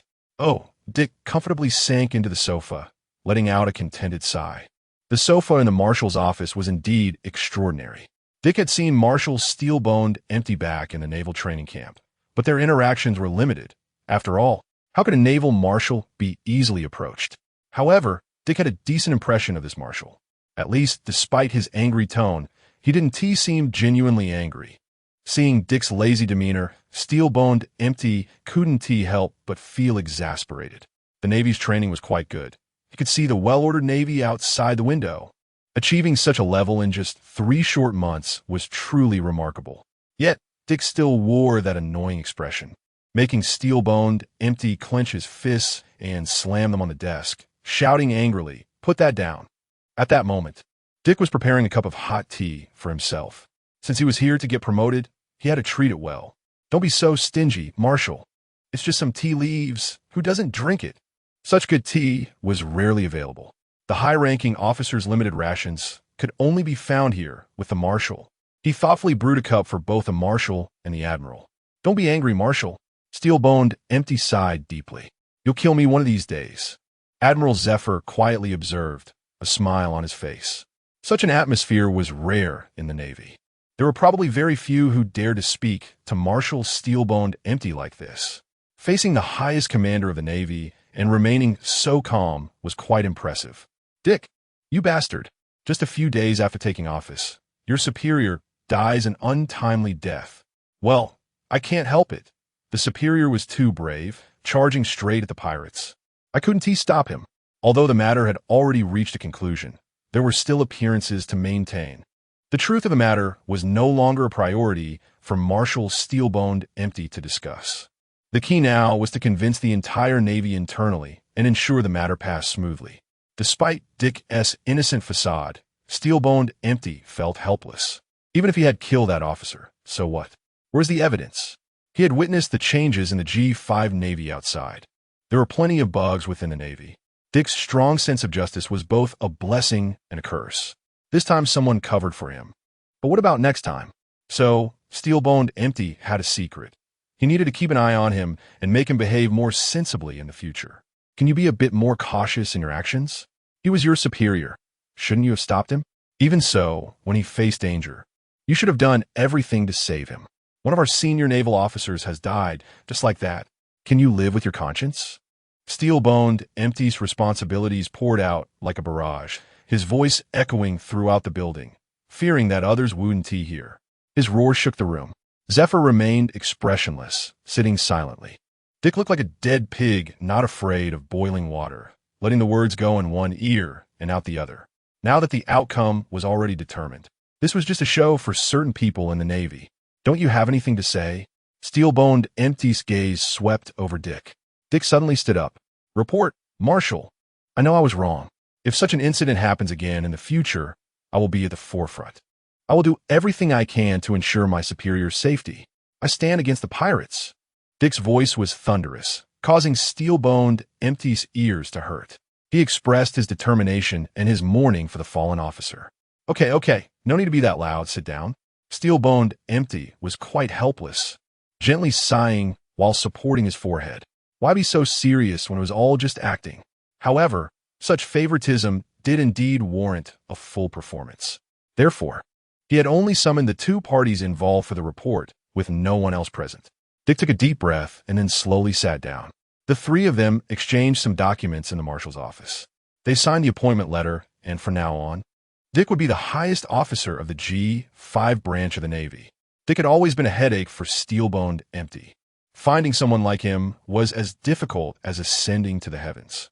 After arranging everything, steel-boned Empty dismissed Admiral Zephyr. Admiral Zephyr wanted to stay to listen, but steel-boned Empty showed no mercy. In the vast marshal's office, only Dick and steel-boned Empty remained. Steel-boned Empty pushed a document in front of Dick. Dick picked up the document from the desk and began to read. Steel-boned Empty quietly sipped his tea beside him, occasionally speaking up. Dick, you are a special presence in the Navy. Your character is too straightforward. You may offend many people in the Navy. Offend people? That's the least of my worries. Dick was most unafraid of offending others. Steel-boned Empty said earnestly, your actions in this incident were too extreme. There are many similar figures in the Navy that I also dislike, but there's nothing I can do. I can't cater to everyone. Exactly. So, when I encounter such people, I never show mercy, just eliminate them. Steel-boned Empty stood up, his expression serious. There are many voices in the Navy, so you need to silence them with your actions. Pointing to the document in Dick's hand, steel-boned Empty said, this contains information about the captain of the Rock's pirates, John. He has been causing quite a stir recently, collecting treasures on a large scale, affecting many civilians. This is an opportunity. The Navy doesn't have extra combat power to send out. So, can you handle it? Chapter 40 Captain John Dick held the documents in his hands, trembling slightly. Not out of fear or nervousness, but out of excitement. This rumored Captain John was said to have accumulated a significant fortune through his own means and skills. Where he hid this wealth was a mystery to everyone. His whereabouts were also unpredictable, making it difficult to track him down. More importantly, he was once a member of the Rock's Pirates. With his formidable strength, no one dared to lay a hand on him. Unexpectedly, the Navy had obtained his whereabouts, which was a pleasant surprise for Dick. As long as he could find Captain John, the treasure in his hands would be his. He was determined to complete the mission. Everything for the Navy. Dick spoke with righteous fervor. Steelbone Kong shook his head and sighed. He knew this kid's temperament. He wouldn't get up early without sufficient profit to lure him in. If there wasn't enough incentive, he would probably just slack off. In his eyes, there were only two things, berries and pirates. Of course, he had to complete the mission. Otherwise, how could he get the berries from John's hands? The admirals and the Navy's top combat power generally wouldn't leave headquarters easily. At the very least, there was a guarantee that at least one admiral-level power would be available for the Celestial Dragons to deploy. Currently, there were only two admirals in the Navy headquarters, Sengoku and Zifa. Sengoku was being trained as the future fleet admiral with only a few missions assigned. Zifa had just returned from a mission and had to stay at Navy headquarters, ready for action. Karp only had eyes for Roger, asking him to accept the Celestial Dragon's orders. Don't make me laugh. It would be good if he didn't give the Celestial Dragons a punch. At present, the three admirals of the Navy had not even joined. And for the rampant pirates at sea, The combat power of the headquarters was indeed stretched thin for the time being. Steelbone Kong didn't want to hear Dick's grandiose words. Dick, the mission doesn't have to be completed. Captain John is very strong, and he was once a member of the Rocks Pirates. You had quite a bit of contact with them in God Valley. You should understand their strength. This mission should be completed as long as you ensure your own safety. Dick is the future backbone of the Navy. He cannot die in a small mission. Therefore, your safety is the most important. Yes, Admiral. I will do my utmost to complete the mission. Dick raised his hand and gave a standard military salute, his expression serious, with a spirit of facing death. Whether the mission was completed or not was secondary. The key was the vast treasure in his hands. It is worth noting that the future Yonko, Lord Buggy, has dedicated his life to Captain John's treasure. One can imagine its great value. Go on, go on. Steelbone Kong waved his hand and said helplessly. Dick left without hesitation, closing the door in one smooth motion. The office door slammed shut. Steelbone Kong sighed helplessly. If only it were really like this. Dick appeared to be righteous and seemed to dedicate his life to the Navy. But in reality, he was just like Karp, a guy who wouldn't be completely bound by rules and regulations. Leaving the future of the Navy in this guy's hands made Steelbone Kong feel a bit worried about the Navy's future. After leaving the Admiral's office, Dick repeatedly reviewed the information on Captain John in his hands, feeling very pleased. For him now, Captain John could not only provide a large sum of military funding, but also enhance his current strength. It was truly a double benefit. Thinking of this, Dick's brow furrowed slightly. The military expenditures of the Navy almost all came from the Celestial Dragons, who relied on draining the blood of the people to maintain their luxurious lives and the stability of their power. Although he was currently in the Navy, one day he would have to turn against the Celestial Dragons. Such scum should not be allowed to roam freely in this world. Therefore, having a self-sufficient military budget was absolutely necessary. Steelbone Kong watched as the spirited Dick boarded his warship through the window. As the ship slowly sailed away from the port, his figure gradually disappeared from view. He couldn't help but sigh. Young people, is this the vitality of youth? I really am getting old. It hasn't even been 4 hours since leaving the Admiral's office. Dick had already set sail, heading towards Captain John's location. Steelbone Kong had to admire Dick. He would dare to go alone. Reflecting on his own youth, he too was bold and willing to take risks. However, with age and an elevated position, the youthful spirit had long been tempered. He wouldn't act without complete preparation. Looking at the spirited Dick, Steelbone Kong seemed to see a younger version of himself. This is why he gave Dick special attention, a kind of attention he didn't even realize he was giving. The sea breeze brushed against him, and the wind whipped up Dick's golden hair, making his justice cloak billow behind him. In his hand, he held a famous sword, examining it up and down. The sword had a black and red sheath, with a black and red blade adorned with a winding, fiery-looking pattern that danced along its surface. The sharp edge glimmered with a chilling light. This was the great sword he won in a bet with Admiral Zifa. The sword was called Dark Blaze. Dick inspected the famous sword and was quite satisfied. An admiral was indeed an admiral. There are only about 20 famous swords in the world, and he just gave one away. He must have spent quite a bit of effort searching for this sword. After Dick left the admiral's office, he had handed over the famous sword and supplies to Dick. Such swift action indicated he had already notified his subordinates to prepare. It would have been somewhat difficult for Dick to obtain such a famous sword relying solely on his own abilities. However, the weight of an admiral was not ordinary. But this famous sword and supplies would not come without a cost. They would surely help you in the future. Admiral Zifa. New World. A certain island amidst the lively island, countless ruthless pirates gathered here, cheering and celebrating, venting their emotions to the fullest. Here, there was not only money, but also many women. It was almost indistinguishable from paradise. Among them, numerous gambling tables were set up. Some pirates were so red-eyed from losing that they even screamed in madness, wanting to kill and seize treasures. Others won big and were continuously cheering and celebrating. Among them, a thin figure had his feet on the table, a drunken flush on his face, and he was gulping down from a wine bottle. Chapter 41.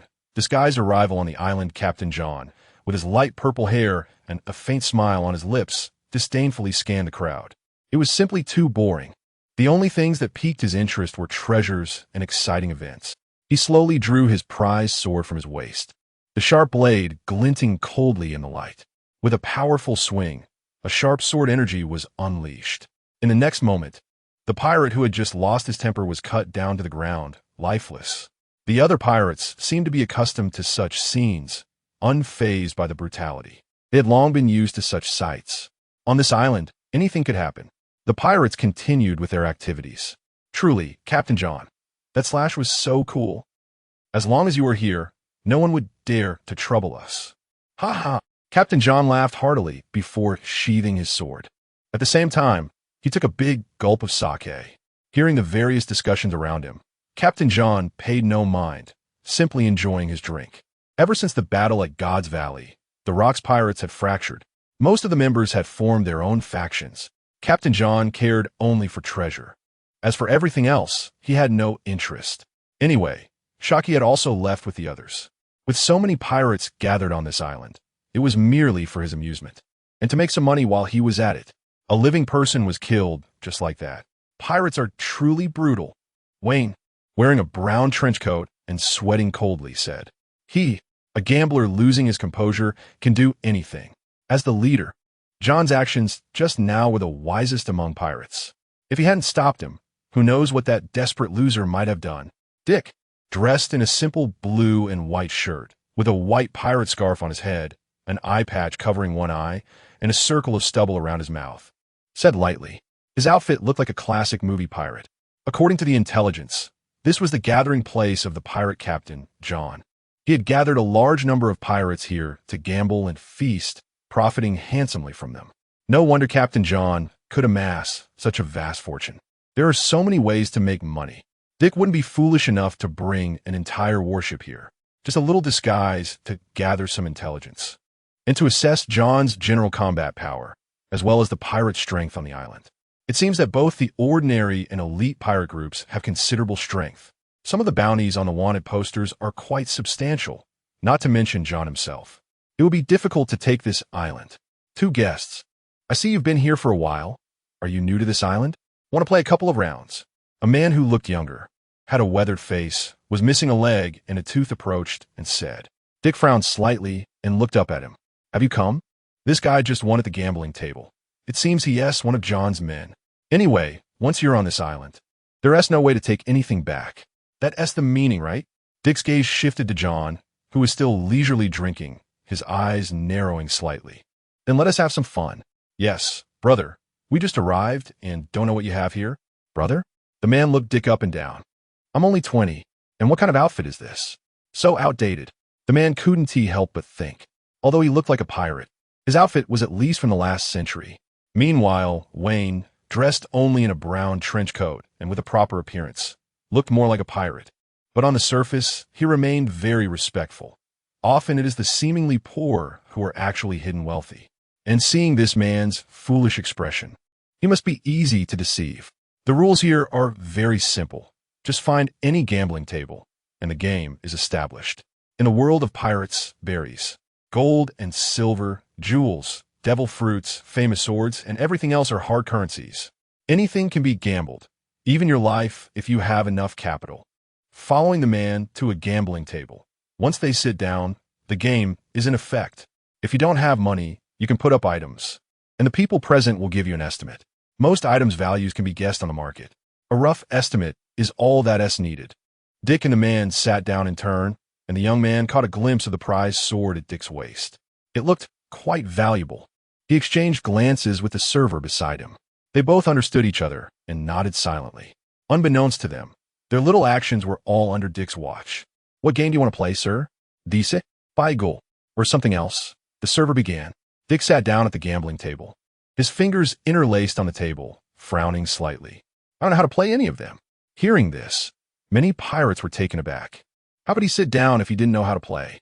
The man and the server exchanged glances, both chuckling inwardly. It seems we have a big fat sheep here. Then let us play the simplest game of high card, the young man said, and 2 or 3 more pirates surrounded them. Seeing Dick's apparent ignorance and confidence, they were already overjoyed. They also had their eyes on the prized sword at Dick's waist. After all, such treasures are rare. In their eyes, a Na'vi newcomer like Dick was the easiest to lose everything. Once he started winning and tasted the sweetness, he would inevitably dream of getting rich overnight. Once he lost, he would think of trying again, hoping to turn the tables. Once trapped in the eyes of these gamblers, Dick was a lamb ready for slaughter. Their greedy gazes fixed upon him, hoping to extract what they desired from him. Every greedy gaze was reflected in Dick's eyes, and he grinned, saying, "All right, let us play high card. Who is the hunter and who is the prey is yet to be determined." The server began to explain the rules. Each player has 2 cards per round. 10 to king counts as 0 points, and the player with the highest sum wins.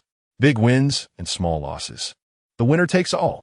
If the points are the same, the highest single card wins, with ace being the highest and 2 being the lowest. The rules are straightforward. So let us begin. Chapter 42. Tori Toma. The 9-snake pirates. Dick smiled at the crowd. The other pirates looked at him with greedy eyes, as if they were staring at prey within their reach. Under such gazes, Dick appeared calm and composed. Wayne gently tugged at his sleeve and whispered, "Sir, are we really going to gamble with them? They don't seem friendly." "Don't worry." Dick was unconcerned. He had quite a bit of experience with gambling. In fact, gambling was simple. All you needed was to go all in. Going all in was a kind of wisdom. As long as you dared to go all in, you would always be in an invincible position. Once everyone was seated, the waiter began dealing cards, giving each player 2 cards. Dick hesitated not at all, covering his cards without looking. He directly pulled out a 1,000 berries bill from his pocket and tossed it onto the table. Covering the cards without looking meant that if he wanted to continue after seeing them, he would have to double the bet. The young man across from him couldn't help but twitch his eyelids. What a poor guy, betting 1,000 berries, but acting like it was 100,000 berries. After looking at his cards, the young man chose to fold and not continue. A new target naturally needed to be given a little sweetness. Otherwise, how would he willingly continue? As expected, Dick won 3 rounds in a row. The initial 1,000 berries had already turned into 100,000 berries. Congratulations. It seems your luck is really good. The waiter complimented him, having dealt several good hands to Dick in the meantime. Dick smiled faintly and pulled out a bill from the stack of cash, handing it to the waiter. "Looks like my luck is indeed quite good today." The waiter looked at it and saw it was just a 100 berries tip. How cheap. Meanwhile, the young man and the waiter exchanged glances. It was time to reap the harvest. The waiter immediately understood. During the next round of dealing, the waiter skillfully switched hands, giving a good hand to the young man and a bad hand to Dick. Dick knew the point values without even looking. He still did not look at his cards and directly bet 100,000 berries. The man across and the waiter couldn't help but chuckle in their hearts. He had fallen for it. The continuous good hands had already clouded his judgment. As long as he kept betting, he would lose everything. After several rounds, many pirates folded, their hands being neither big nor small, just average. Only the young man and Dick continued to go head-to-head.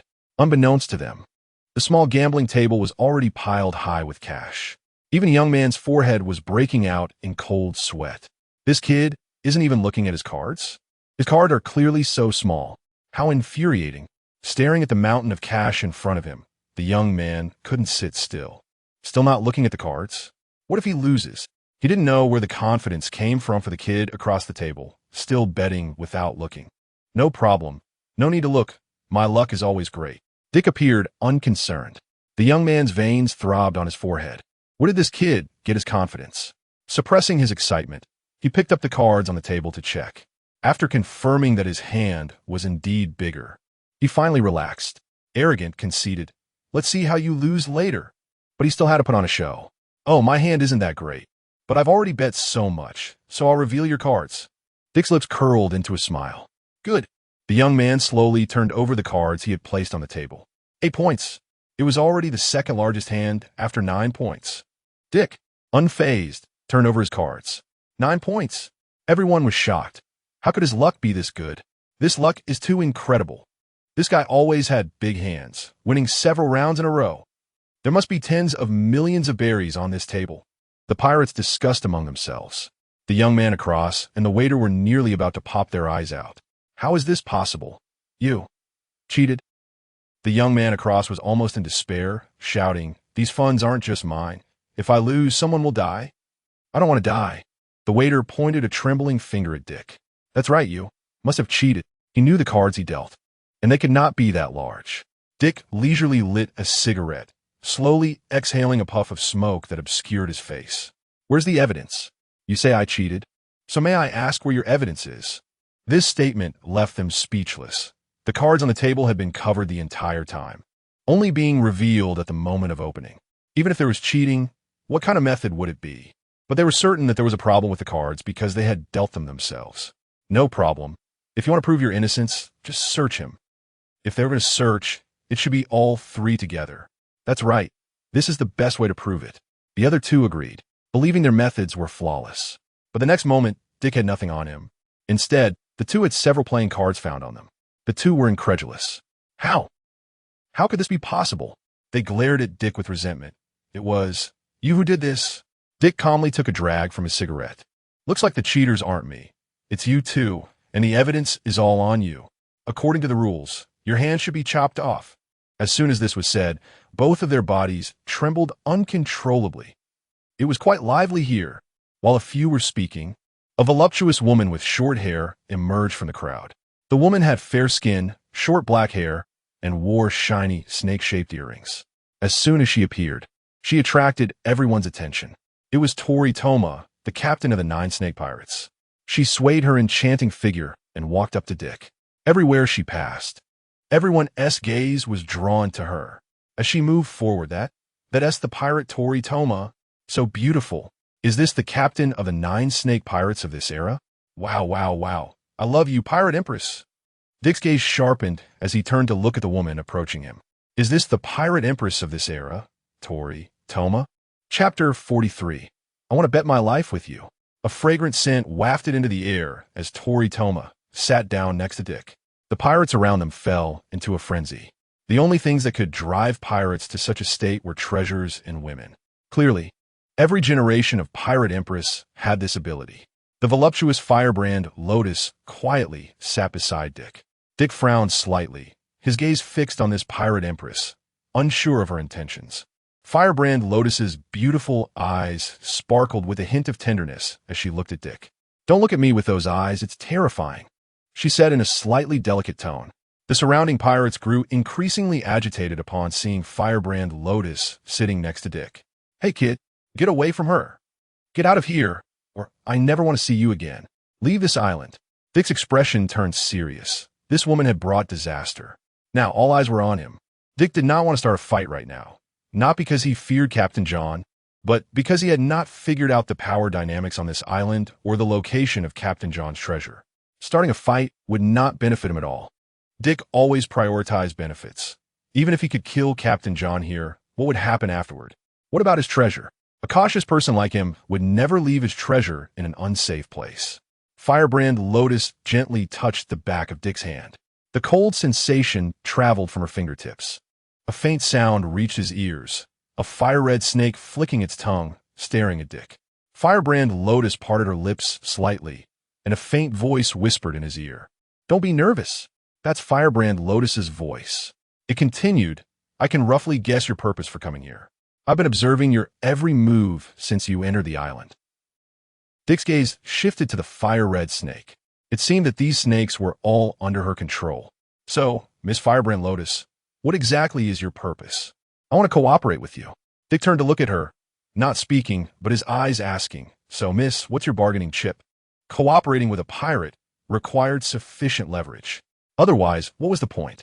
Firebrand Lotus had already seen through Dick's reason for coming to the island when he arrived. It must be for Captain John's legendary treasure. That's something many people want to obtain. "I know where Captain John's treasure is hidden." Firebrand Lotus's voice once again reached Dick's ears. Dick was taken aback. This meant he wouldn't have to go through a lot of trouble searching for it. This was a good condition worth considering. However, cooperating with a pirate was unreliable.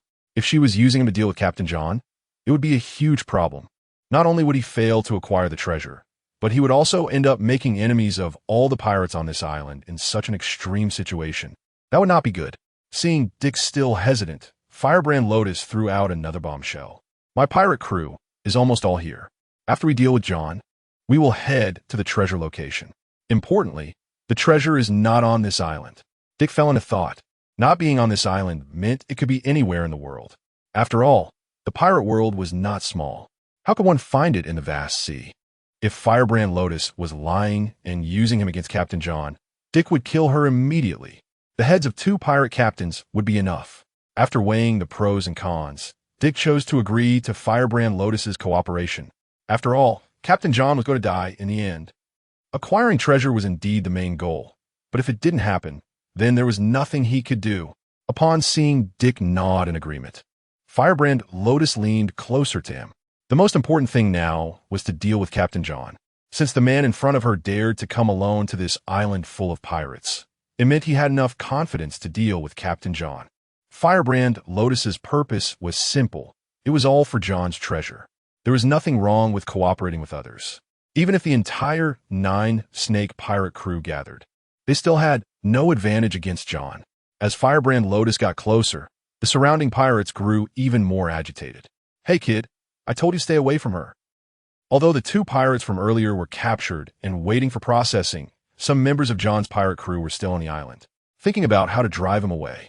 It would be best if he could be made to spit out all his previous wealth.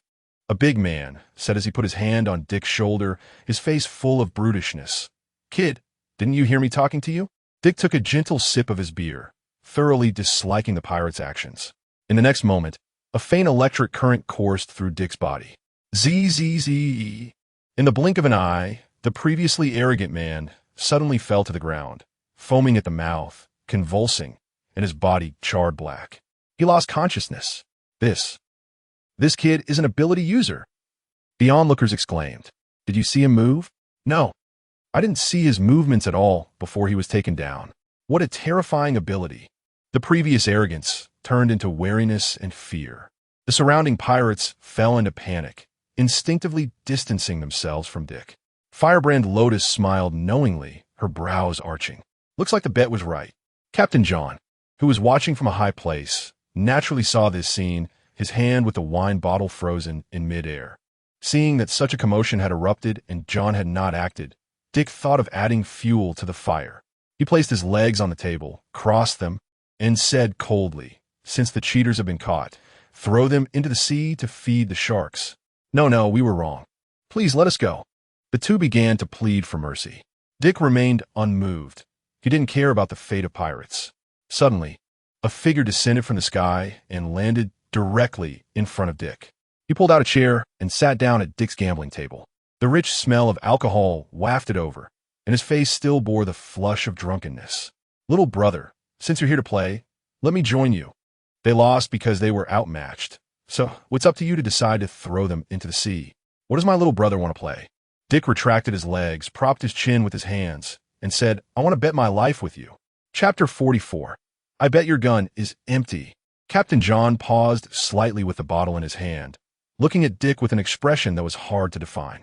"Very well. How do you want to play this?" Toritoma, standing nearby, felt a bit nervous and leaned closer to Dick, whispering, "What are you doing?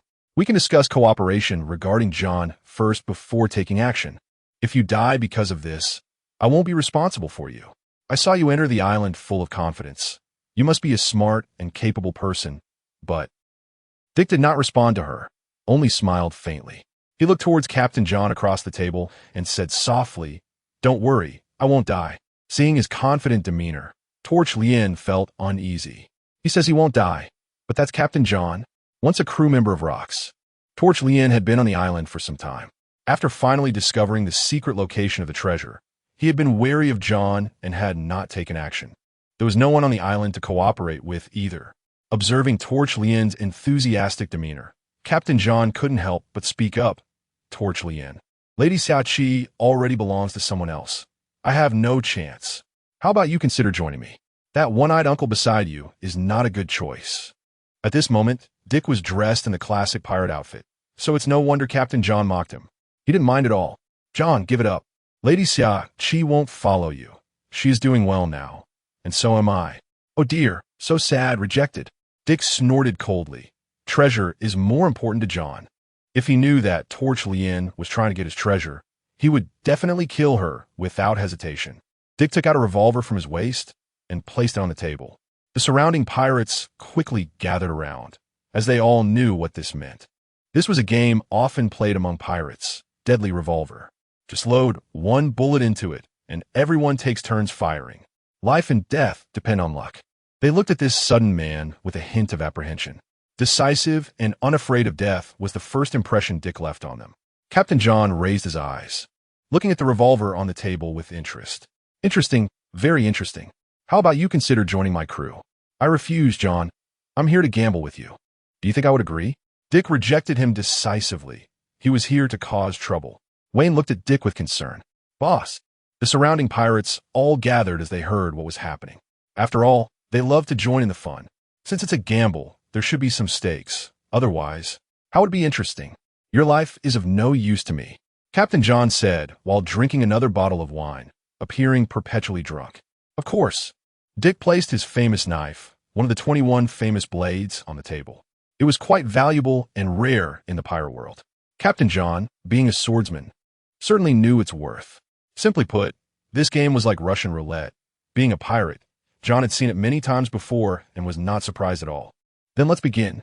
Without any extra words, Captain John faced death as simply as deciding what to eat for the next meal. Dick also didn't hesitate, taking out 3 bullets and loading them into the revolver, a faint red glow flashing in his eyes. Everyone was shocked at this scene. The revolver's maximum capacity was 6 rounds, and loading 3 bullets meant there was a 50 chance of death. That's right, an absolute chance of dying. They looked at Dick with the eyes of someone watching a madman. Participating in such a gamble was already crazy enough. This guy directly loaded 3 bullets. Simply a madman among madmen. This person must be insane. Loading 3 bullets right away, he had a 50 chance of dying when he fired the first shot. I bet he dies with the first shot. I bet he lives. Dick originally planned to load 5 bullets. After all, he was confident he wouldn't die. But that would be too boring, without any meaning. When you load 1 bullet, everyone wants you to die. When you load 5, everyone wants you to live.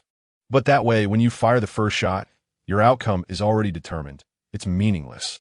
After loading 3 bullets, Dick spun the revolver. Click! He directly aimed it at his head and pulled the trigger without hesitation. Bang! A crisp sound rang out, and there was no scene of blood splattering. Dick was safe and sound. Everyone's hearts raced as Dick pulled the trigger. They had placed their bets. Captain John took the revolver, looking at Dick with an appreciative gaze. Not bad, very bold. He also aimed the gun at his head without hesitation and pulled the trigger. Bang! Another crisp sound, and the hearts of many pirates relaxed slightly. That was their captain. Dick fired again, and this time the gun still did not go off. Many pirates were shocked. He hadn't died after firing 3 shots. This luck is too good. How? How is this possible? Is he cheating? Dick handed the revolver back to John, who still smiled in the face of death. The other pirates exchanged glances, some even considering directly taking down Dick. After all, this was their territory. A bit of unrest began to stir in the crowd, but Dick remained calmly seated at the gambling table. Torch-Lien was nervous, unable to help but clutch at Dick's clothing. She had just taken over as captain of the 9 snake pirates. The previous 2 captains had left their pirate ships for men. She had planned to earn some money and then return to Daughter Island. She never expected to be partnered with such a reckless youth. Regardless of whether John fired or not, their fight was unavoidable. Perhaps they could pretend nothing had happened and let their anger vent on this man. She glanced at Dick, who remained calm, smoking as if it had nothing to do with him. Captain John calmly took the revolver. He aimed it at his head and gently pulled the trigger. The surrounding pirates, including Torch-Lien, held their breath, their attention focused entirely on John. Bang! A crisp sound rang out, and the gun did not fire. It had not been triggered. Chapter 45. The one who wants your life. There was no gunshot, and the many pirates were shocked. What happened? I saw him load 3 bullets in. Nothing happened. He must have tampered with the bullets. Perhaps there's a problem with the gun itself. Dick calmly exhaled a puff of smoke, a faint red glow swirling in his eyes. He had already guessed the outcome of the situation. He had already seen the result in his mind. It's your turn. I hope you don't die. Dick exhaled a puff of smoke and calmly took the handgun. He placed his finger on the trigger and pulled it against his own head. Bang! The sound rang out, but Dick did not die. The gun still did not go off. The crowd around him erupted into chaos. I knew this gun was definitely faulty. This kid is treating us like fools. Dick aimed the gun at the sky and fired 3 shots.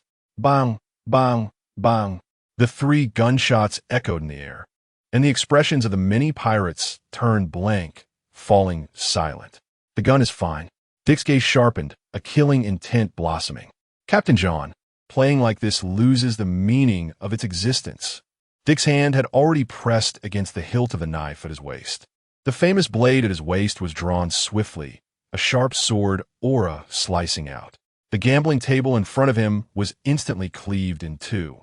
The sword aura rapidly heading towards Captain John. John grinned, the iron objects around him vibrating continuously. The famous knife hanging at his waist flew out of its sheath. It landed in his hand, blocking Dick's attack. Dick's eyes narrowed, and golden dragon scales began to emerge from beneath his skin, his pupils tinted with a faint golden glow.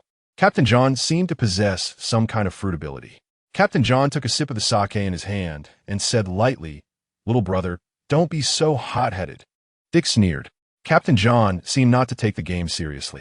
"If that's the case, then let me personally take your life." Dick shot out swiftly. His figure flashed and appeared before John in an instant. Gripping the steel knife tightly, he thrust forward. Clang! The sound of metal clashing echoed.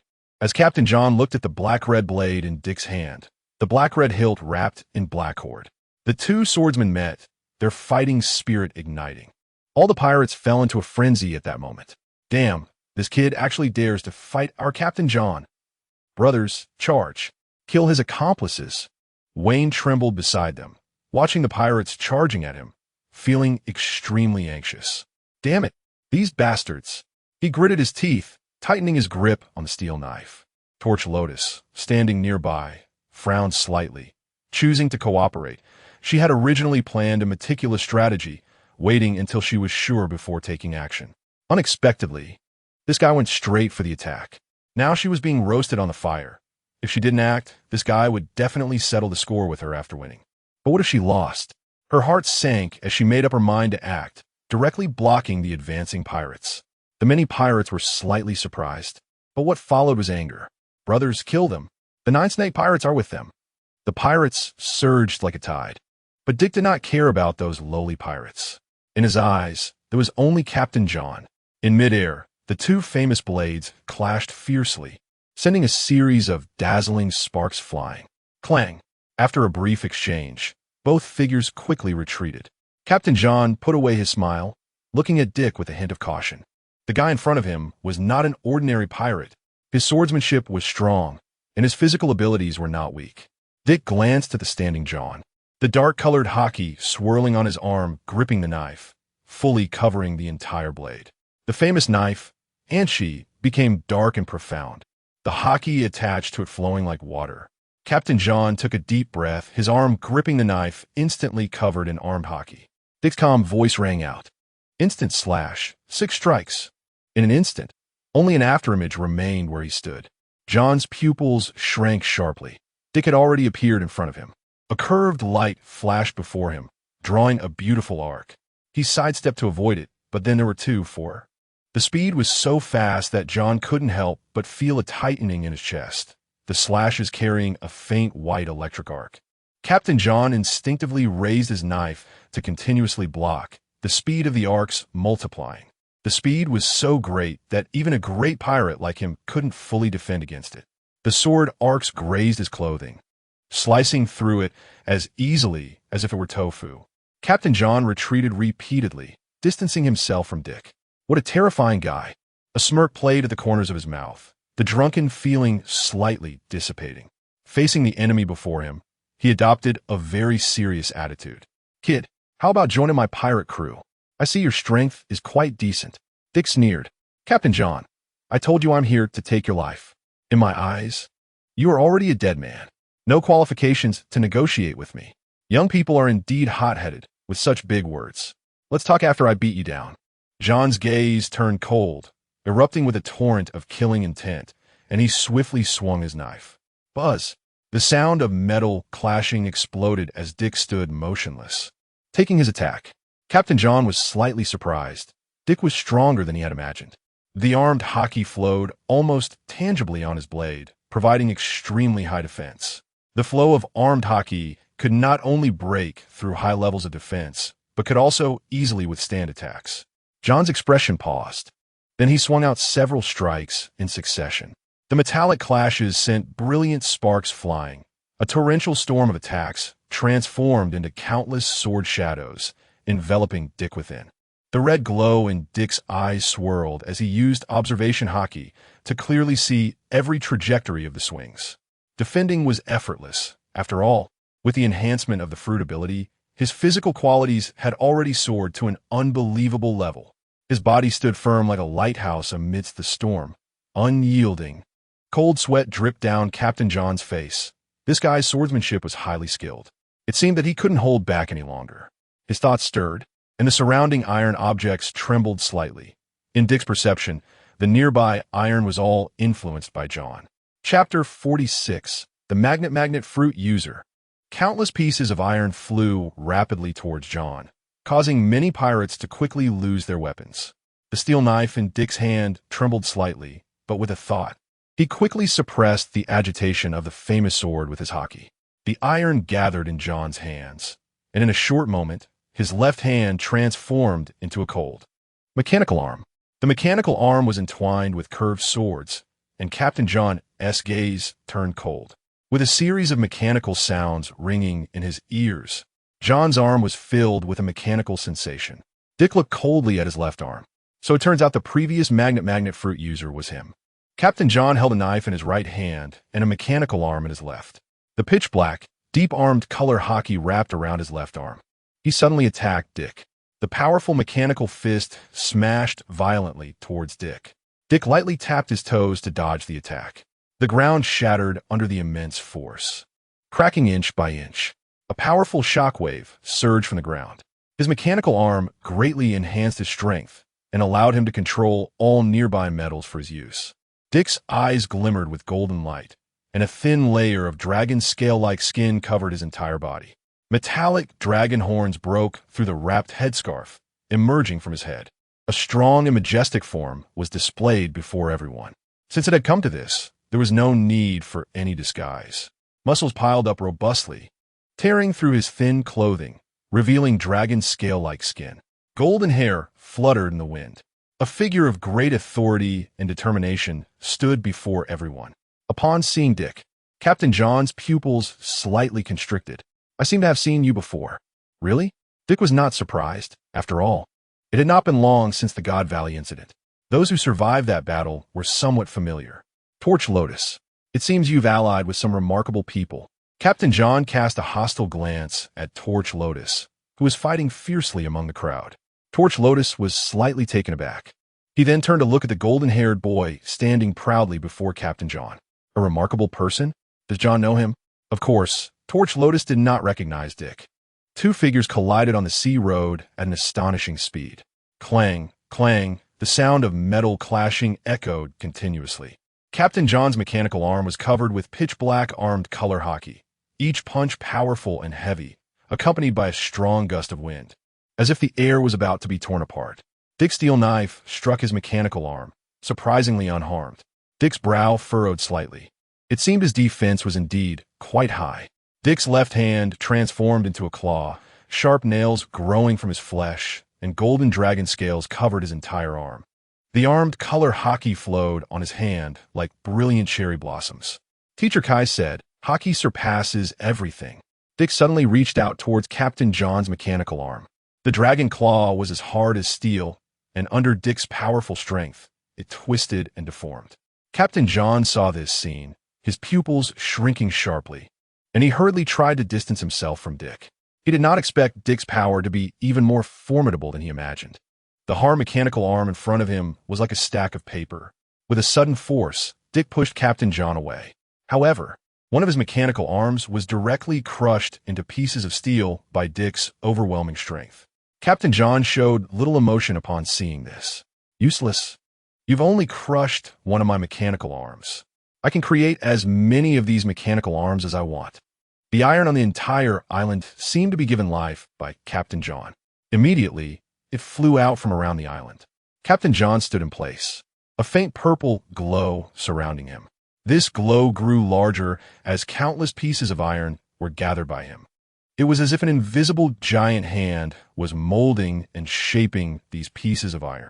In the blink of an eye, a steel beast floated above Captain John's head. The beast opened its steel mouth and let out a mighty roar towards Dick. The shockwaves swept over Dick, blowing his golden hair back. Dick watched this scene with great interest, gently gripping his steel knife. "Hey kid, your mistake was stepping onto this island. But now that you want to join my pirate crew, I won't agree." Captain John's tone was filled with confidence. Dick smirked disdainfully. "John, have you gone senile? You still look quite young, yet you have no insight at all. I already said I'm here to kill you." Dick's tone turned cold, and his aura erupted violently. Even the ground trembled beneath him, dragon scales fluttering all over his body, and golden coral dragon horns continued to grow. A dragon tail like a steel whip swayed behind him. The pitch-black armed color Haki spread from his wrist to the entire blade, as if a king was proudly standing before John with his sword. "Is that so? Then die." John's tone turned cold, and the steel beast immediately let out a thunderous roar. It moved at incredible speed, almost reaching Dick in just 2 breaths. Torch Lotus, Wayne, and others, who were still entangled with John's pirate crew, were all taken aback. They could already feel the power contained in the several-ton steel beast. "Big brother, quickly dodge. Don't confront that thing head-on. Hey, little brother, hurry and dodge. Let us deal with him together." Torch Lotus anxiously shouted from the side. "Dodge?" Dick had no intention of dodging. Several almost tangible white lightning bolts coursed over his body, intertwining with the thunder that exploded in the sky. Dick charged towards the steel beast, accompanied by flickering electric light and the sound of thunder. Thunder flash. A golden figure mixed with lightning pierced through the steel beast. Bang! In an instant, the steel beast was cut in half in front of everyone's eyes. Countless iron shavings falling to the ground, followed by the body of the steel beast. Even the entire island shook slightly. John's lips parted slightly, his gaze showing some dazedness. Dick leaped high into the air, his golden figure resembling a deity, shining before everyone's eyes. Dick sheathed his knife and slowly raised his right hand. The pitch-black armed color Haki instantly wrapped around it. The black-red lightning exploded at the tip of his fist. John's eyes widened. "This move is," Dick shouted loudly, "Fistbone Meteor." Chapter 47. Struggling Island Explodes. Dick shouted loudly. Several black thunders surrounded him in the sky. With a punch thrown out, it resembled a ferocious beast breaking free. A huge sound of explosion resounded throughout the area. Captain John, all the pirates, witnessing this scene, fled in terror. Some were still calling for their captain, that notorious pirate on the sea, the one so high above. Unexpectedly, the entire island trembled violently, followed by continuous vibrations. A massive pit, dozens of meters deep, suddenly formed like a missile hitting the ground. The tremendous destructive power instantly obliterated the buildings on the island, and the waves stirred up swept over all the pirates. Some pirates were directly affected by the waves, dying on the spot. In the deep pit, a black that was slowly moving. Cough, cough, cough, cough, cough. A series of coughs sounded at the center of the explosion, and a large steel shield flew out of the pit. A figure emerged from within. Captain John looked disheveled at this moment. His clothes were torn. Half of his long coat was gone, revealing a left arm still stained with blood. His face and body were covered in dust. "Bastard, you almost killed me. What a monster." The moment the attack came, Wayne and Torch Lotus immediately fled the center of the battlefield at the fastest speed. Most of the pirates who couldn't escape were affected, left either dead or severely injured. Torch Lotus, still shaken, looked towards the center of the battlefield. "Hey, who exactly is your big brother?" She turned to Wayne, who had run out with her. Wayne didn't know how to respond. If he directly said he was from a navy, those pirates would probably tear him apart. He was just an ordinary person. Saying that, even Wayne couldn't believe it. In an instant, half the island's buildings were almost leveled, making it hard for others to accept. An ordinary person? Torch Lotus wouldn't believe such a childish lie. How could an ordinary person force a pirate who roams the seas to this extent? How could an ordinary person possess the ability to destroy an island? How could an ordinary person easily navigate through an island full of enemies? On the outskirts of the island, the fortunate pirates who managed to escape looked at the blonde boy with fear. They never wanted to get near him again in their lives. He was simply a demon. John, with long, light purple hair, struggled to rise from the pit, his disheveled figure still covered in yellow dirt. "Kid, you almost killed me." "Ha ha ha, what a thrill." Dick wouldn't easily believe that a world-renowned pirate would die so easily, but he still regrettably said, "I didn't expect you to still be alive. I thought you were done for. Little brat, don't be so tough. I will kill you today." John looked at his wound and said, "That must be Conqueror's Haki." He still felt some trepidation about the earlier attack. If it weren't for his strong defense, and if his attack had been a single-target strike, he might have been seriously injured. Seeing that John was still full of vitality, Dick knew it wouldn't be that easy. In the sea, everyone earned their reputation through hard work. No one dared to mix in these blue waters without some strength.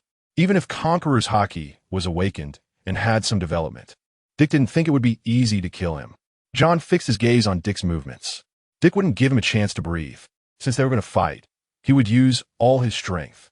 Dick took a slight step forward, and his figure shot towards John like a meteor. The speed was so fast that John couldn't react in time. Even though his observation Haki sensed his presence, the next moment his clothes were torn, along with flesh, and blood sprayed out from his chest. Only Dick remained where he had just stood, while John, clutching his chest, was already at the edge of the pit. Such speed. Even though my observation Haki caught his trace, I couldn't dodge. This guy, with a hint of caution, John dared not be careless anymore. Since one strike hadn't killed him, Dick felt he no longer had that chance for a one-hit kill. He knew the next move would be fully guarded. John tightened his grip on the steel knife, not daring to be careless. Countless pieces of steel surged from all directions. The steel beast that Dick had split in half was now gathered around him, enclosing him like a steel barrel. Under Captain John's command, these steels were like clay, constantly being molded and reshaped. The steel emitted a purple glow, and in a short moment, a mechanical rhino stomped onto the land. Its purple gaze fixed fiercely on Dick. John sat high on the back of the mechanical rhino, looking down at Dick with cold and resentful eyes. "Bastard, you made me look so pathetic." He wiped away the blood on his chest, revealing a shocking knife scar. Just a little lower, and one could see the flesh and muscle tissue inside. The defense and recovery of the older generation are really strong, Dick thought. But no matter how strong your recovery and defense are, I must take the treasure in your hands. After all, that is my capital. Only by obtaining that wealth can I have the means to contend with the celestial dragons. This broken world will change sooner or later. If you lack strength, just hold on and develop. Competing against the world government's 800 years of foundation, anyone with a brain wouldn't do such a thing. The mechanical rhino next to the pit exhaled white steam and charged violently towards Dick with a powerful stomp. The ground beneath it trembled continuously, as the rhino focused solely on Dick as its target. After all, it was being controlled by a person. Sharp horns were covered with armament Haki, and the black rhino head charged forward fearlessly. Dick kept dodging, feeling the gusts of wind created by the charging rhino even from afar. He wouldn't be foolish enough to clash head-on with this rhino. It was pointless. He just needed to deal with the one controlling the mechanical rhino, without any need for direct confrontation. The Snake Princess pirates and John's pirates could only watch this scene from the edge of the island. They had no ability to intervene in this battle. No matter who won, the other side would undoubtedly flee without hesitation. Chapter 48. Fatal strike. With every step the giant machine took, it left a massive footprint in the mud beneath it. The gust of wind that rushed towards Dick swept up his golden hair. Captain John stood tall on the back of the rhino, still showing signs of his earlier disarray. But a smile lingered on his face as he watched Dick flee in a state of panic. He was genuinely pleased. "Ha ha, you bastard, you've hurt me this badly. Today, you can die." John's tone was icy, with each attack aimed almost solely at killing Dick.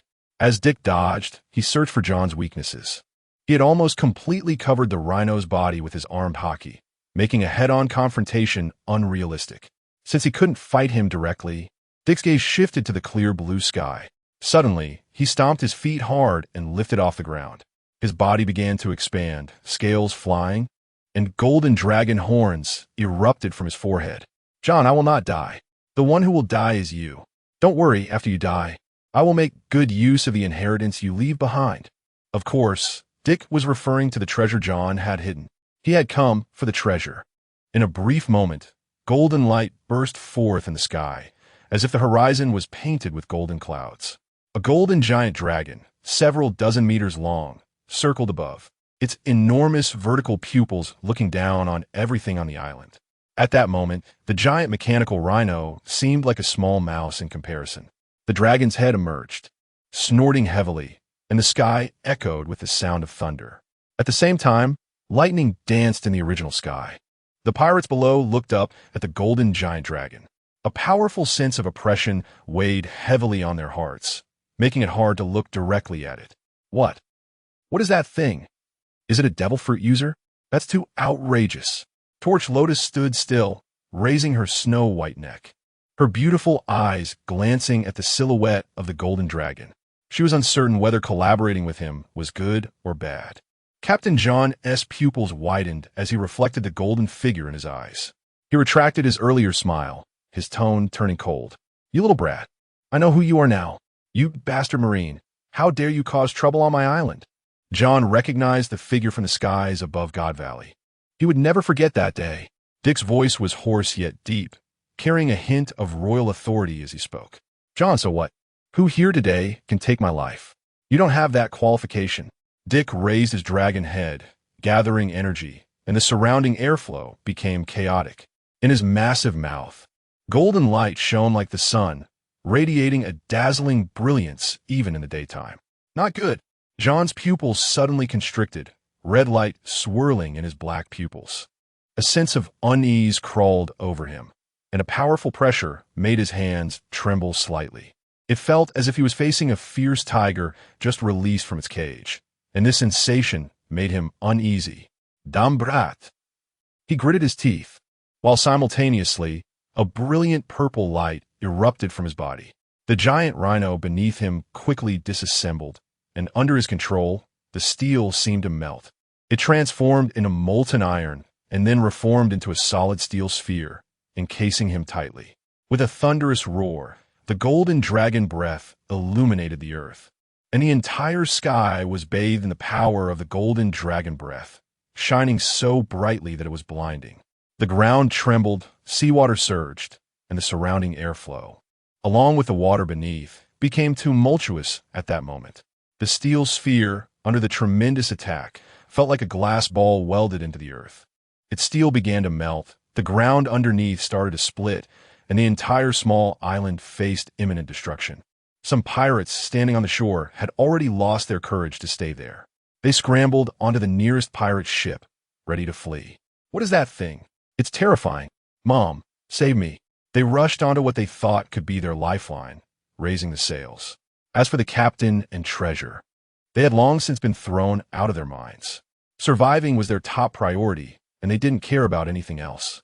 Dick's golden vertical pupils turned, watching the pirates on the shore preparing to escape, his brow slightly furrowing. I came here to eliminate you. How can I let you escape just like that? Hurry, hoist the sails. Captain John has been defeated. If we don't flee, we won't survive. Get out of the way, don't block my path. That brat is a monster. To escape, these pirates had no time to think. Dick inhaled sharply, stopping the dragon breath, as if a river had been cut off. The ground was in ruins. Where the dragon breath had struck, it had already been reduced to flat land, surrounded by yellow sand and broken walls. His head turned towards the fleeing pirates, thunder rumbling around him, lightning dancing in the clouds. Without hesitation, bolts of thunder descended from the sky. The thunder accurately struck the ships preparing to flee, igniting fires instantly. The sea became a scene of horror. Numerous pirates howled and screamed amidst the flames. The island that had just felt like paradise now resembled a hellish nightmare. Dick gathered energy in his mouth, the dragon's roar echoing in the space. To the pirates, it sounded like the low growl of a demon from hell, and their fear swelled even more. With a roar, a long rainbow pierced through the sky, heat washing over them. Some pirates, still busy extinguishing fires, felt the temperature beneath their feet suddenly rise. Indifferently lifting their heads, they saw a golden giant pillar coming towards them. It was not a guide from heaven, but a lament from hell. Boom! The sea erupted in a wave several dozen meters high, wooden debris flying everywhere, countless pirates mixed in among it. This strike shook the sea, waves crashing one after another. Dick's golden dragon eyes turned, gazing at the center of the now destroyed island. Smoke filled the air, yellow sand swirled, and everything around was obliterated, leaving only a pile of wreckage. Among it, a figure flickered in and out of sight. Still not dead?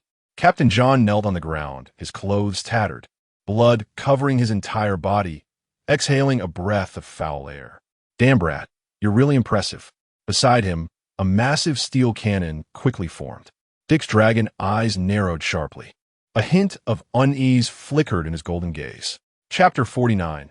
Take my shot. Struggle at the last moment as the smoke cleared. Captain John was half kneeling on the ground, his body covered in blood.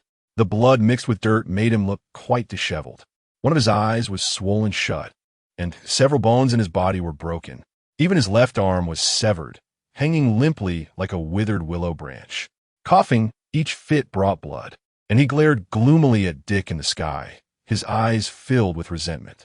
Looking at the wreckage on the small island, he felt intense hatred. It was all because of this guy's presence that led to the current situation. His hatred for Dick had reached its peak. To his right was a giant cannon made of steel, pulsating with purple energy waves, visibly gathering. His target was singular, Dick in the sky. D. Bastard. With a hint of anger, he fired at Dick. Boom! The purple energy beam pierced the sky, leaving a long purple tail behind. The beam was so fast that even though Dick sensed the incoming attack, his massive body couldn't completely evade it in time. The cannon's beam grazed past Dick's body. A golden dragon suddenly plummeted from the sky, its scales reflecting the sunlight with blood, casting a golden glow. Big brother. Wayne felt a tightness in his chest as he saw Dick fall from the sky. Torch Lotus was also worried about Dick's situation. Bang! Dust swirled in the air as Dick hit the ground. Clutching his abdomen, he stood up from the sand, his gaze coldly fixed on John in the distance. Sure enough, as a former member of the Rocks Pirates, a notorious pirate of this era, it wasn't easy to kill him. At that moment, John also looked in his direction. Not so easy, huh? He began to gather his energy again. Purple energy began to surge from the cannon in his hands as he aimed the muzzle at Dick. This time, I will definitely kill you. Dick erupted with a powerful aura, white lightning coursing over his body. The wound from the earlier hit was visibly healing at a rapid pace as he stared intently at John. This time, I won't give you such a good opportunity. Dick stood proudly with his sword, his golden dragon eyes bursting with a scarlet light. The hand gripping the sword was instantly enveloped in armed Haki. Buzz! Black-red thunder roared, coiling around the blade. At this moment, his aura was tranquil, exuding a sense of power and authority. Captain John's pupils constricted as he examined Dick from head to toe. Another Conqueror's Haki? I really envy you guys who possess Conqueror's Haki. Unlike us, who can only drift on this sea. We can't even talk about ambition. Just wanting to live our lives. Captain John suddenly spoke, his expression turning angry and ferocious. But why do you guys have to disturb my original life? Dick's expression was very calm. Living your own life means not affecting the lives of others. John, the wealth you have as a pirate is all obtained through plunder. Do you think you are innocent? As for Conqueror's Haki, lowly pirates like you, who only think about hiding on this island, are not worthy of it. Lowly pirate. John's brows furrowed. To be called a lowly pirate. Everyone in this sea knew his name, Captain John. Even the nearby children would stop crying upon hearing it. But it didn't seem matter now. After all, he was about to die. He wasn't the kind of person who listened to others during battle. His energy attack required time to charge. What he had just done was merely buy time, and now, the charging was complete. The purple light blossomed in his hand as the cannon aimed at Dick's position. Similarly, Dick was not one to talk during battle. He was just looking for the perfect opportunity, which would be the moment John fired. His gaze sharpened as he tightly gripped his steel sword. The black-red Haki coiled around the blade, thunder roaring in his ears. He focused intently on every movement of Captain John. Captain John's fingers twitched slightly on the mechanical cannon. D. Just as his words fell, Dick was already in front of him. John's pupils suddenly shrank, his eyes nearly popping out. How How is this possible? The golden dragon scales on Dick shone dazzlingly under the sun as he coldly looked at John. Nothing is impossible. The world is vast. John. John's steel cannon was effortlessly sliced in half by Dick, as if it were tofu. The black-red thunder reflected in his eyes, and in the last moment, he could still hear the sound of the machine breaking apart. Divine avoidance. Boom. Captain John's prideful steel cannon was easily cut apart by Dick. A single slash struck him, blood gushing forth, with a clear blood mark visible on his chest. Captain John rolled his eyes, collapsing alongside his steel giant with a thunderous crash. Dick landed beside Captain John, gradually retracting his state. However, the charred wound on his abdomen was still clearly visible. In the distance, the 9 snake pirates and Wayne, seeing John defeated, hurried towards Dick. "Big brother, are you okay?" Wayne leaped in front of Dick, anxiously checking him over. Dick looked bewildered. "Big brother? You look to be in your 30s, almost 40. I'm still not an adult yet. Is it appropriate to call me that?" Torch Lotus also approached, swaying her sexy figure. "Congratulations. I didn't expect you to defeat Captain John. I underestimated you before. I apologize." At this moment, Dick's disguise had completely fallen away during the battle.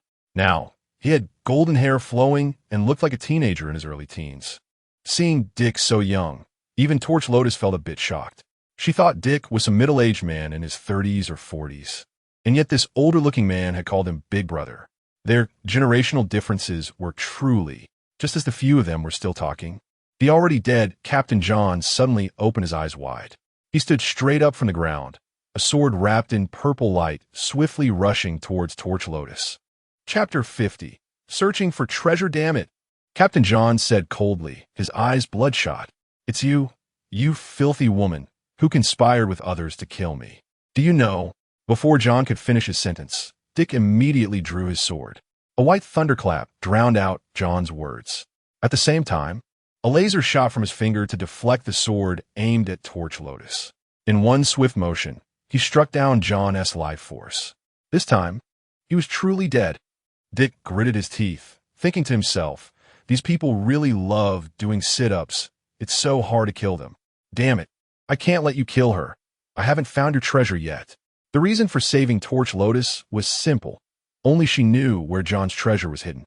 Torch Lotus was still shaken by the sudden attack after John's death, her heart racing. Is he dead? With a hint of trepidation, she walked over to John's side. He was dead.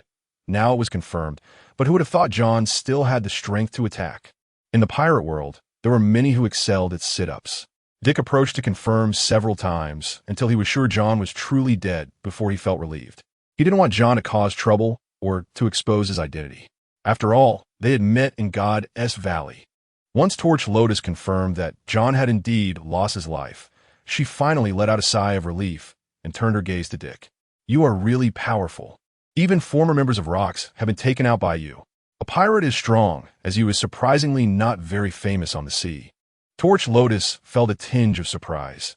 Despite being on the sea for so long, she had never heard of this pirate's name. But seeing that there were only the 2 of them daring to come to John's island, it was a pleasant surprise for her. Now that the matter with John was resolved, it was time to find the place where he hid his treasure. That was Dick's true objective. "Captain, the Navy is coming." A crew member of the 9 snake pirates shouted in terror. What? Even Torch Lotus was shocked by the Navy's speed. The battle had just ended, and they were already here. Their speed was indeed astonishing. Torch Lotus picked up a telescope to observe the situation at sea and found that the Navy's warship was already very close to the small island. Damn it. I originally wanted to rest a bit before setting off, but now it seems there's no time. We must set sail immediately. Facing the Navy's arrival, they couldn't fight head-on. After all, he and Dick were merely collaborators, having just dealt with John. Continuing to fight would bring them no benefit.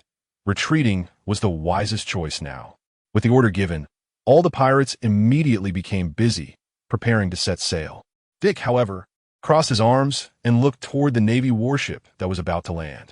This Navy warship was one that he had Wayne secretly contact using a transponder snail. That's right, it was the G5 branch of the Navy. Initially, he planned to do some reconnaissance to figure out where John's treasure was before launching an attack. But with Torch Lotus's appearance, things had changed. Even without John, they could still find his treasure. So he had become useless. Now that the Navy was coming, they were merely here to reap the rewards, as this island was John's stronghold. Resources and treasures were certainly plentiful. Produce. He himself was a high-bounty pirate. He couldn't let the 9 snake pirates benefit from this. We should go, Torch Lotus said. The preparations for sailing were complete. If they didn't leave now, they would be surrounded by the Navy, which would be problematic. Although Torch Lotus was reluctant to leave the resources on the island, if they were caught by the Navy, there would be no chance left. The wisest choice was to avoid confrontation and retreat. Dick glanced at the Navy that was landing. His objectives had been achieved. So he followed the 9 snake pirates' ship to begin their retreat.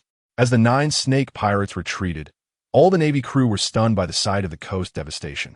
What happened here? So many pirates.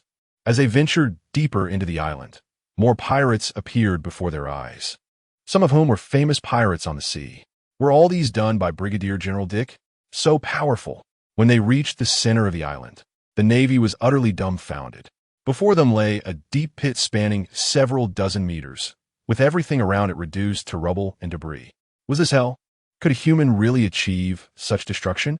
Then, a purple-haired man lying beside the pit, covered in blood, caught everyone's attention. Captain John, one of the members of the Rock's Pirates. They knew Brigadier General Dick was formidable, but never expected him to be this powerful. Had he not fully showcased his strength? The Navy had done nothing and had achieved victory. Their training had led them to believe their strength had rapidly improved, but now they realized just how far they were from the world as top powers. The gap was not just distance. It was a chasm they could never cross in a lifetime. We're safe. Looking at the gradually receding island, Torch Lotus softly spoke. That's right. So, Captain, should we go search for the legendary treasure of John now? At this moment, Dick was lying on a rocking chair, his upper body bare, with a charred wound visible on his abdomen. After all, he was a member of Rocks, and not so easy to deal with. After getting injured, he still needed to bandage himself with a supreme bandage. The ability was only a temporary measure to stop the bleeding. I get it. You should put on your clothes. A slight blush appeared on Torch Lotus's face. She was the current queen of the Daughter Kingdom and hadn't seen many men on the island. Although Dick was just a boy barely approaching 18, he was still a man, with strong muscles and handsome features. Even a queen like Torch Lotus couldn't help but. Wayne was wrapping the supreme bandage around him. Many pirates poked their heads out to look at the two on the deck. Look, that's a man. This is my first time getting so close to a man besides fighting. Hey. I've heard that every man is a terrifying creature. It's better not to get too close. Chapter 51. The Evil Female Pirate in the Just Navy. Numerous pirates were discussing Dick, who had appeared on the ship. After all, they had grown up on Daughter Island, where they had no chance to interact with men. However, there was a significant issue here. Since Daughter Island was all girls then, how did they come about? This was a thought-provoking question. Go to your own things. Don't crowd around here. Hugh O'Bolian scolded, and many female pirates laughed and ran away. The captain was angry. Hugh O'Bolian wouldn't want to secretly observe alone, right? Hugh O'Bolian really is. These words reached Hugh O'Bolian's ears, and instantly her cheeks flushed like a burning iron. It was as if wisps of white smoke were rising from her head. Dick, however, was completely unconcerned. He only planned to take the treasure and leave. But one must say, the female pirate crew was indeed different. Long, slender, fair legs passed in front of Dick at any moment. Wayne, who was bandaging, could only shed silent tears. Why? I'm a man too. Why do you only discuss Brigadier General Dick? Although he's indeed young and handsome, and his body is strong and powerful. But is that a reason? I'm not even married yet. Wayne, who had been busy with work, had not settled down until now, and seeing Dick so popular made him inevitably a bit envious. After finishing the bandaging, Hugh O'Bolian brought a set of clothes for him. His clothes had long been damaged in battle. Dick had always been puzzled as to why some people could still wear their clothes intact after using their fruit abilities. At this moment, Dick's pants were also in tatters, with only half of each leg remaining. After Hugh O'Bolian brought the clothes to Dick, she turned her head and no longer looked. I don't know if it fits, just wear this for now. I'll buy you something suitable when we reach the next island. The clothes for Dick were merely modified from the women's clothing on the ship, since the entire 9 snake pirate crew was made up of women. Dick didn't care about this. He just wondered, What was up with the little yellow flowers embroidered on it? When Hugh O'Bolian turned her head and saw Dick's appearance, she couldn't help but chuckle. Forget it, let us leave it at that. Dick didn't mind these details. He just hoped to reach the treasure location quickly. He didn't want to stay here longer, as something unexpected might happen. To avoid prolonged dreams, it was better to take the treasure and leave as soon as possible. It's okay, I don't care about appearances. But seeing Dick looking so ridiculous made even Wayne want to laugh. However, with just one glance from Dick, Wayne immediately stopped smiling. After all, it was quite impolite.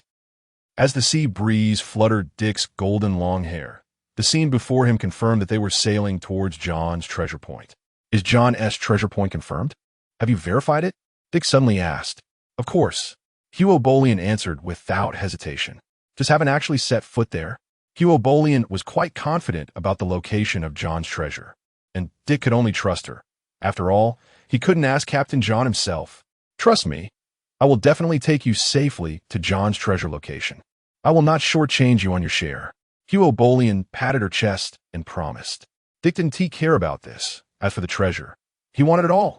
The Nine-Snake pirate crew would never hand over the treasure willingly. I am the just Navy. They're just evil female pirates. Everyone on the island was waiting for them to return with the spoils. Hugh O'Bolian said. She recalled her hometown in her mind. Daughter Island was relatively resource-poor and in a state of isolation, so the resources could only be supplemented through their Nine-Snake pirate crew. Dick didn't respond, only looking out at the distant sea. The salty sea breeze slapped against Dick's face. His golden long hair danced in the wind. His gaze was sharp as a knife, standing proudly at the bow of the ship. The weather ahead was overcast, and the waves were surging. A pirate ship blocked the way of the Nine-Snake pirate crew. Hey, there's actually a man on the Nine-Snake pirate crew. This is simply unheard of. The fat, big-eared pirate shouted loudly from the deck. Hugh O'Bolian said, Get lost, I could never like you. You might as well give up on that. Oh dear, what a pity, then I'll just have to kill all of you. And then take you for myself. He licked the blade greedily and said. Hugh O'Bolian clenched her fists, looking resentfully at the pirate ship across from them. These guys, they're simply too troublesome, especially that pretty boy. I can't stand the sight of him. When I board your ship, I will definitely chop you into pieces. The pirates behind him let out a thunderous cheer. Dick lightly gripped the hilt of his sword, his gaze slightly focused. Troublesome indeed. He had already encountered several pirate ships blocking the Nine-Snake pirate crew on the way to the treasure. Was this really the oppressive era of pirates? However, anyone standing in my way to treasure shall not be forgiven. Hey kid, why aren't you speaking? Are you scared? Don't worry, the brothers will take good care of you. If you surrender, maybe we can spare your life. After all, you're not bad looking. Is that so? Dick suddenly smiled, a smile fueled by anger. The aura around him continuously shifted, and pale white lightning danced around him. He gripped his steel knife tightly, and from his wrist, a deep black armament color covered him. Even the sea water beneath his feet began to surge. Captain, that guy over there seems unusual. Should we get lost? What are we afraid of him for? As long as we take that ship, all the women on it will be ours. And there are 2 men too. The fat pirate drew his sword and immediately commanded the pirate ship to charge at Dick. Dick's eyes revealed a faint golden light. Thunder erupted as he swung his sword at the approaching pirate ship. The sharp sword energy mixed with the armament color shot out, and in an instant, sawdust flew everywhere. The ship was neatly split in 2. Chapter 52. Just a boy who likes to drink some juice. The seemingly sturdy pirate ship was sliced through as if it were tofu, the cuts so neat and smooth. How is this possible? The overweight pirate stared in disbelief at Dick at the bow of the ship.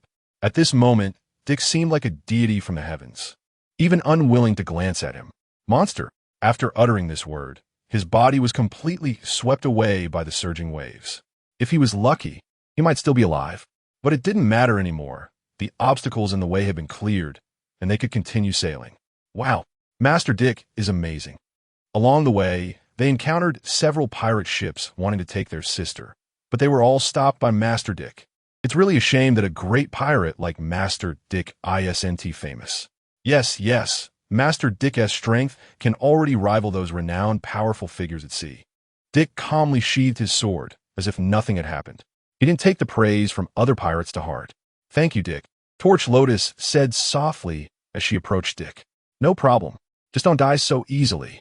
Dick didn't want Torch Lotus to die like that. After all, only she knew the exact location of the treasure. "We're almost there."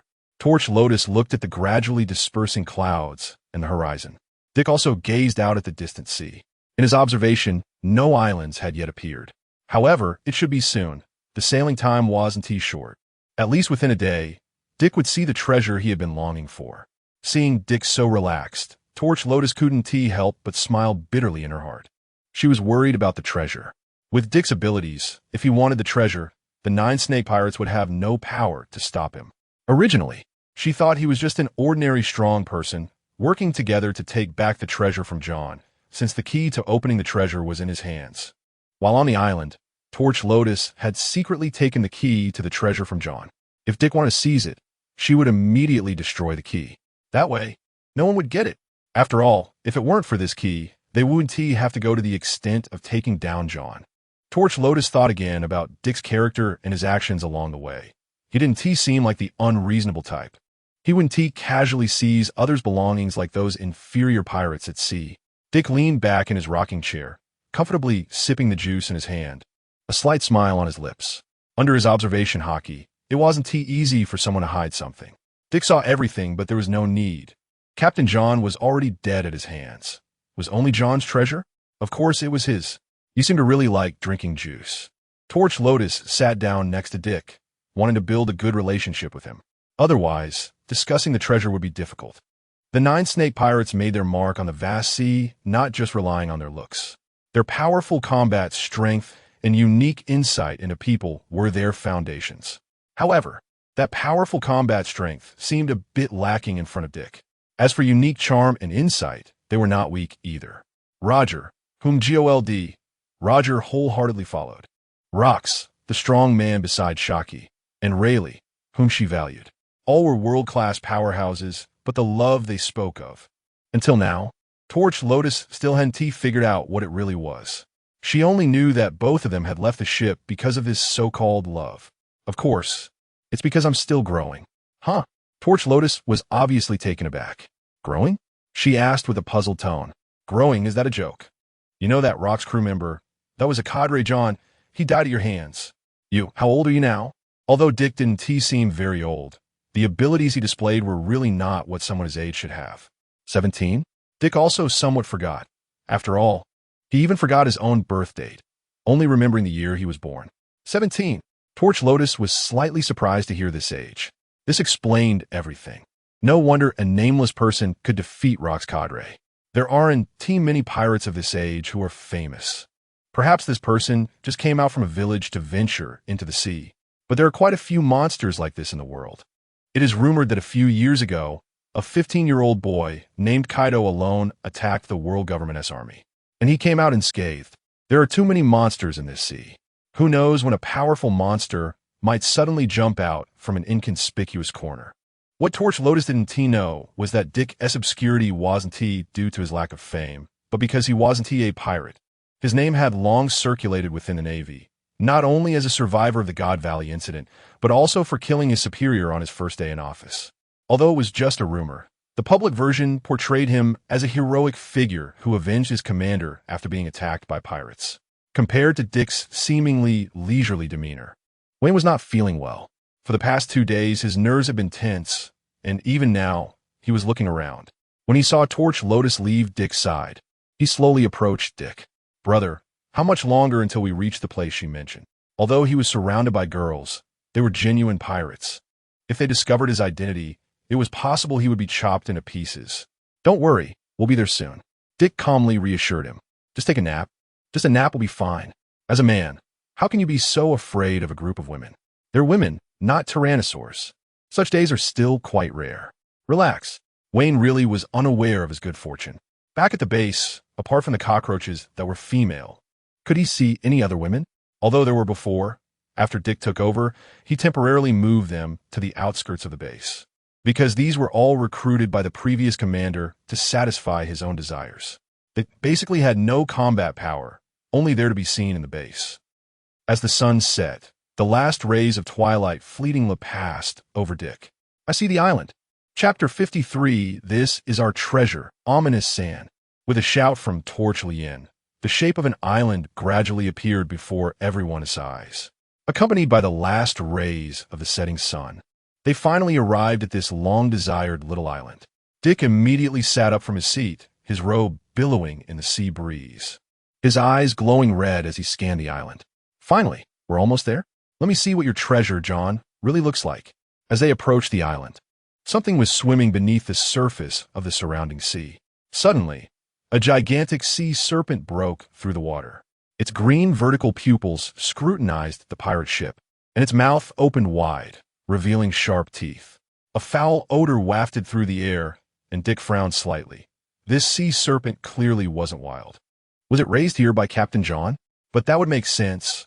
A hidden island with riches certainly couldn't be without some security measures. Torch Lien took a step back upon seeing the giant serpent, a hint of caution on her face.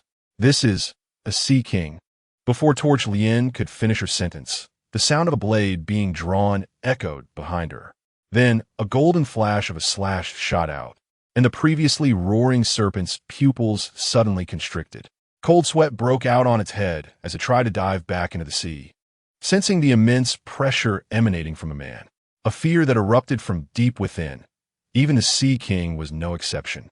However, just as it was about to dive into the water, Dick's eyes glowed red, the blade shimmering with cold light, and he raised his sword to strike. Just as Dick was about to swing his blade, the giant serpent crashed heavily onto the deck of the pirate ship. Dick's movements halted, puzzled by the serpent's behavior. The giant serpent lay submissively on the deck, completely devoid of the earlier dominance of a sea ruler. Even Dick was at a loss. Should he strike or not? Looking at the docile Sea King, perhaps it would be better to eat it. But he had just eaten and wasn't very hungry.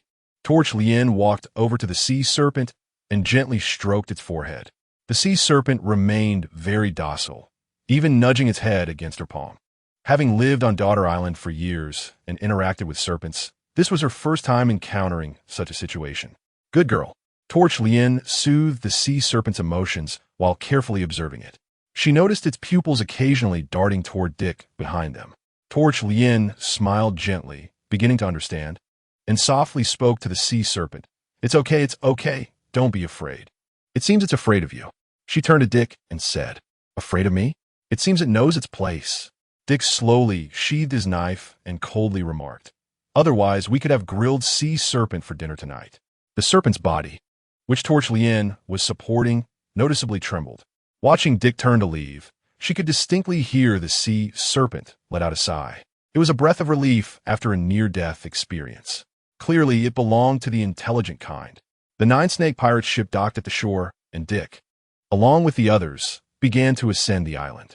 It was a very small island, surrounded by lush trees. Looking around, the island was completely deserted, clearly inhabited only by some animals. No wonder. The sea serpent guarding the area made it difficult for anyone else to approach the island. As they ventured deeper, they encountered numerous traps set by John. But this was not surprising. After all, this was the accumulation of John's efforts over a long time. If he weren't careful, that would be the biggest question mark. As they continued, they arrived before a massive stone door. Dick looked up at the imposing stone door, which resembled a cave-like structure. It seems this is John's treasure location, a female pirate said. Torch Lien nodded. That's right. At the same time, she glanced at Dick, feeling some concern for him. After all, they were all pirates, and it wouldn't be surprising for anyone to act in any way. Our island is in great need of supplies, Lord Dick. If inside is all of John's accumulated wealth, I hope you can keep your promise. Although pirates are generally unscrupulous, you give me a very different feeling. Torch Lien stood before the door without making any moves. Of course, other pirates may not have principles, but I won't. Don't worry. Dick wasn't very clear about John's treasure, so he wouldn't take any action until he saw the treasure. What if this location was a fake? Then John's clue would be severed, and there would be no opportunity to search for his treasure again. Dick wasn't like Buggy, who had the luck of a powerful conqueror as Haki. Hearing Dick's assurance, Torch Lien let out a long breath, feeling a bit more at ease.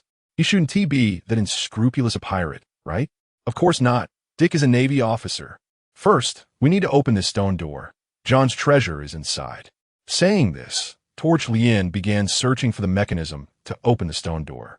Everyone, step aside. It's unnecessary. Dick approached the stone door. You're not thinking of using brute force to open it, are you? What if there are traps inside? Torch Lien said worriedly. It's fine, this is the simplest and most effective method. Traps? Captain John wants to use traps to kill someone? Perhaps it could work on ordinary people, but it wouldn't be possible for others. Captain John wouldn't be foolish enough to that extent. So there must be something even more secret hidden behind this door. Otherwise, could he rely on just a stone door to protect his treasure? Dick gently placed his hand on the stone door, his eyes suddenly glowing with a golden light. At the same time, dragon scales rose from under his skin, forming the shape of dragon claws. Armament Haki enveloped his right hand, pitch black and deep. Dick applied a gentle force, and his right hand was embedded into the stone door. Then, Dick's body sank suddenly, and the power in his right hand erupted. The originally solid stone door began to crack from where Dick's hand was, and these cracks gradually extended, soon covering the entire door. Boom! Dick clenched his right hand, and the hard stone door instantly collapsed, but inside was not treasure, but another door. A pitch black and seemingly very heavy door. Chapter 54. Sorry, I want it all. Countless arrows flew in all directions around the door, with almost all of them targeting Dick.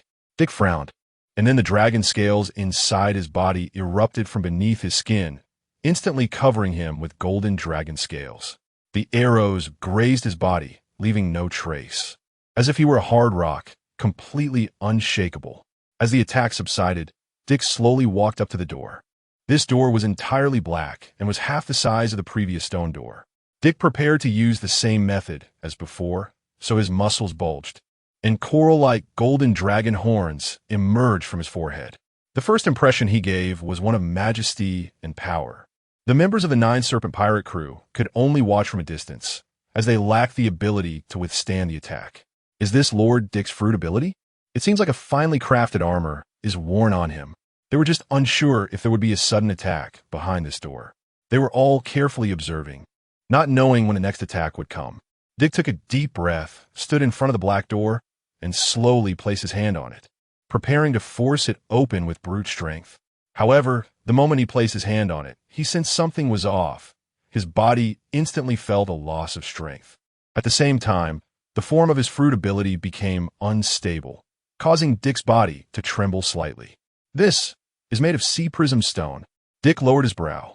It seemed that brute force would be a bit troublesome. He withdrew from maintaining his fruit ability and stopped trying. Sea prism stone is one of the hardest substances and perfectly restrains fruit abilities. Breaking through it might take some effort. Just as Dick was still deep in thought, Torch Lotus came to his side and began to examine the door made of sea prism stone. Sea prism stone? This is a bit troublesome. She started to look around the door, knowing that since John made this door, there must be a way to open it. Otherwise, the treasures inside would just rot away. Finally, she discovered a small round hole in an inconspicuous corner. Torch Lotus stared at the hole thoughtfully, and upon seeing it, Dick's brow furrowed slightly. He remembered how Captain John looked when he died, as well as the item Torch Lotus took from him. If I'm not mistaken, Torch Lotus took out a bracelet from her bosom, which was embedded with 2 light blue gems. Let's give this a try. It looks promising. Although Torch Lotus was a bit worried that Dick would act like other pirates, after spending a few days together, she realized that Dick was completely different from the others. He was just a 17-year-old boy who liked to drink juice. Torch Lotus compared them for a moment, then picked one of the gems from the bracelet and placed it into the round hole. The gem fit perfectly into the hole. Torch Lotus was instantly overjoyed, and the door, made of sea prism stone, made a clicking sound. The door opened, but it was still pitch black inside. Dick's pupils glowed with golden light, and he grabbed Torch Lotus's shoulder. Torch Lotus felt a sense of unease and urgently said, "Dick, you can't do this." Dick didn't answer. He just pulled Torch Lotus behind him, and then countless weapons flew out from inside. Swords and various metal weapons came flying out. Dick immediately drew his treasured sword, and the armament Haki, spreading from his wrist, instantly covered the blade. The sound of clashing metal rang out as Dick, like a war god, knocked all the flying weapons to the ground. Torch Lotus's eyes widened, her heart racing, and beads of sweat rolled down her face. The attack stopped, and the ground was littered with broken weapon remnants. Still shaken by the sudden assault, her perception wasn't sharp enough to sense the attack until it was right in front of her. Then she thought of something and quickly stood up, saying to Dick, "I'm sorry, I shouldn't have doubted you. I was too nervous. It's okay, let's go in." Dick sheathed his sword and stepped into the cave. It was extremely dark inside, but under the illumination of Dick's golden dragon eyes, it remained clearly visible. As Dick entered first, the others followed in his footsteps. Bang! But as the last person entered, the door suddenly slammed shut. What is going on? The door closed all of a sudden? Is this a trap? In the already dark environment, everyone else became even more panicked. Even Torch Lotus appeared flustered. This was a situation she had never anticipated. What on earth is happening? In the darkness, she couldn't see the direction and began to fumble around. Don't be so nervous. It's just a little mechanism. A torch was lit, instantly brightening the place. The firelight illuminated Torch Lotus's terrified face, revealing a young man holding a torch, his eyes shining with golden light, standing right in front of her. In her frantic groping, Torch Lotus accidentally bumped into Dick. She felt the warm sensation of his body and the chilling coldness of his scales. Although he wasn't fully maintaining the form of his fruit ability, he still had the necessary protection. In such an environment, if an attack came and she didn't react in time, it would be easy to get into trouble.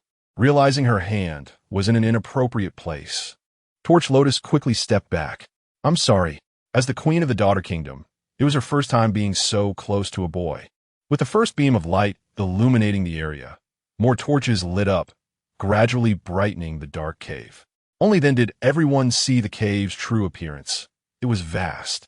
They stood on a platform facing several treasure chests piled together, and it was clear that some of the open chests were glowing with golden light. "Lord Torch Lotus."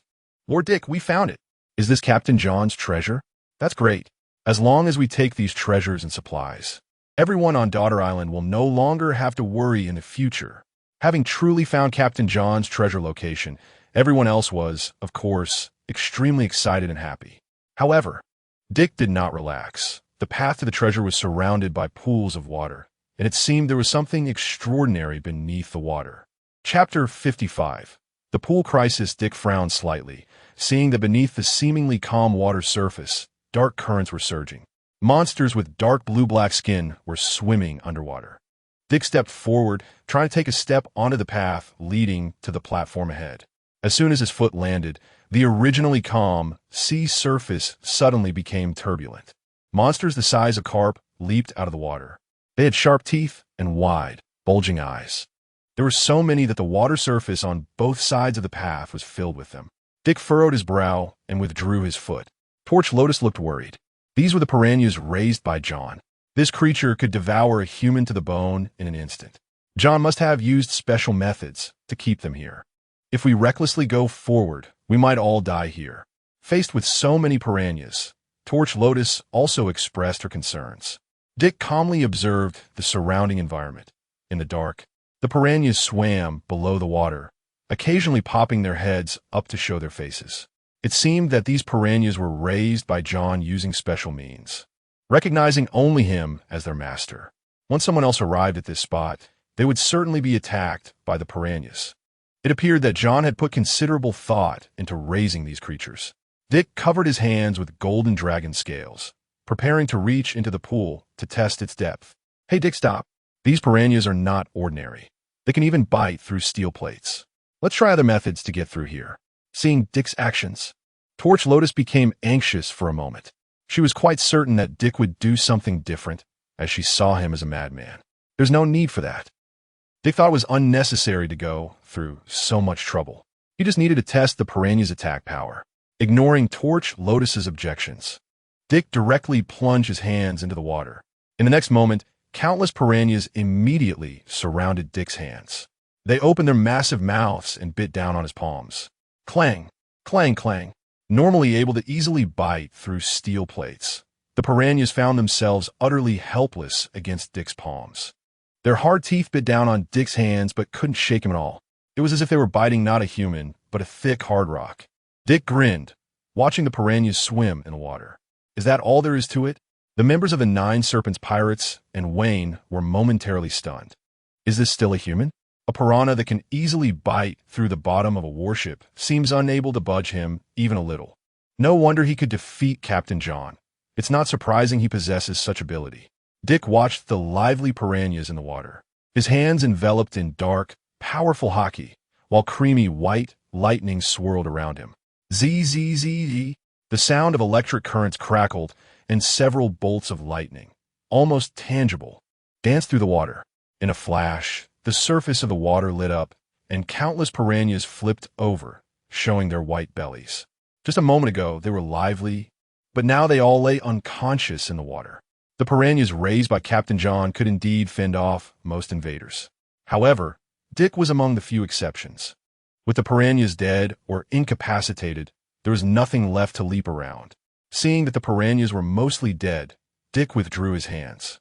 He then stepped back onto the stone path, and this time, nothing could obstruct his steps. Seeing that Dick was safe, the other members of the Nine Serpents Pirates followed in his footsteps. Were these piranhas dead? It seemed they were mostly dead. I didn't expect Captain John to have this trick up his sleeve. After all, this was his life's treasure. He must have taken many precautions. It's just a shame. As the members of the Nine Serpents Pirates spoke, their gazes turned to the man walking at the front. Dick. This was the man rumored to have defeated John. The members of the Nine Serpents Pirates looked at him with apprehensive eyes. Dick walked ahead and stepped onto the platform first. The moment he set foot on it, the platform suddenly shook violently. Dick frowned. Could there be other traps? However, as Dick's feet landed on solid ground, nothing happened. It seemed John knew that once someone reached this point, no matter what tricks he used, he couldn't protect his treasure anymore. The treasure before him instantly caught Dick's eye. Not only were there boxes of gold, silver, and jewels, but there's also a considerable amount of berries. In addition, there were famous swords and sea prism stone among other items. Sister, we struck it rich. I love it. Even Torch Lotus's face broke into a smile. With so many resources and treasures, the living needs of Daughter Island could be put aside for the next few years. Dick, your share won't be less. Don't worry. Once we get out, we will definitely give you what belongs to you. Dick nodded, saying, I'm very reassured. Of course, these treasures would eventually be his. He would let the crew of the Nine Serpents Pirates hold them temporarily. As the treasure was counted, everyone began to carry the heavy loot down the mountain. However, when they reached the cave entrance, they found the door wouldn't open. The 2 gems on John's bracelet should be the keys to unlock the door. After some searching, they finally opened it. Going down the mountain was different from going up. While there were dangers everywhere on the way up, they encountered no other obstacles on the descent, and everyone safely reached the foot of the mountain. Here, the treasure piled up on the beach looked like a small mountain at a glance. This truly is Captain John's treasure. Dick not only saw ordinary treasures inside, but surprisingly, there was even a devil fruit. It seemed luck was on their side this time. Just as the members of the Nine Serpents Pirates were preparing to load the treasure onto the pirate ship, the sound of a warship's horn suddenly echoed. On the previously calm sea surface, a warship flying the Navy flag was rapidly approaching. Lord Torch Lotus, it's a Navy warship. Sister, what should we do now? Torch Lotus bit her lower lip lightly, her mind racing with thoughts. Damn, how could the Navy suddenly appear here? This route is quite remote. Could it be a coincidence? That seemed unlikely. It was too far-fetched. Unless... Her gaze turned to Dick standing nearby. Chapter 56. From now on, Daughter Island will have only one voice. Dick's golden hair danced in the sea breeze, and he faced the situation with no surprise, instead watching calmly as the warship approached. Dick, Torch Lotus whispered. Though she was reluctant to believe it, the harsh reality was before her. The members of the Nine Snake Pirates could not possibly be traitors to their own crew. Dick remained unfazed and spoke in a flat tone. Nine Snake Pirates, you are under arrest. Upon hearing this, the members of the Nine Snake Pirates were struck as if by lightning, all frozen in place. Torch Lotus was at a loss, despite her suspicions. She was still shocked when the truth was laid bare. She couldn't believe she had been so gullible as to trust a Navy officer and collaborate with him. Today, the Nine Snake Pirates had met their doom at her hands. Why? Though she had lost all hope, she still wanted to know why. Dick could have chosen to refuse from the start, yet he had helped them eliminate John. Was it Yes, they were also after Captain John's treasure. Huh. It's all because of me. The 9 snake pirates are what they are today because of me. Even though she felt regret, there was nothing she could do now. The defeat was certain. The 9 snake pirates were finished. Dick stood still, not answering any of Torch Lotus's questions. She should have already known the answers in her heart. There was no need for Dick to respond. The other members of the 9 snake pirates, however, were not as composed as Torch Lotus.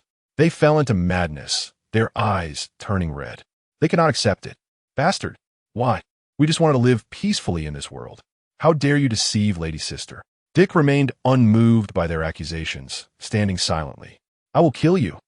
One member of the 9 snake pirates charged at Dick with a weapon in hand, her eyes bloodshot, like a crazed beast wanting to tear Dick apart, to drink his blood and eat his flesh.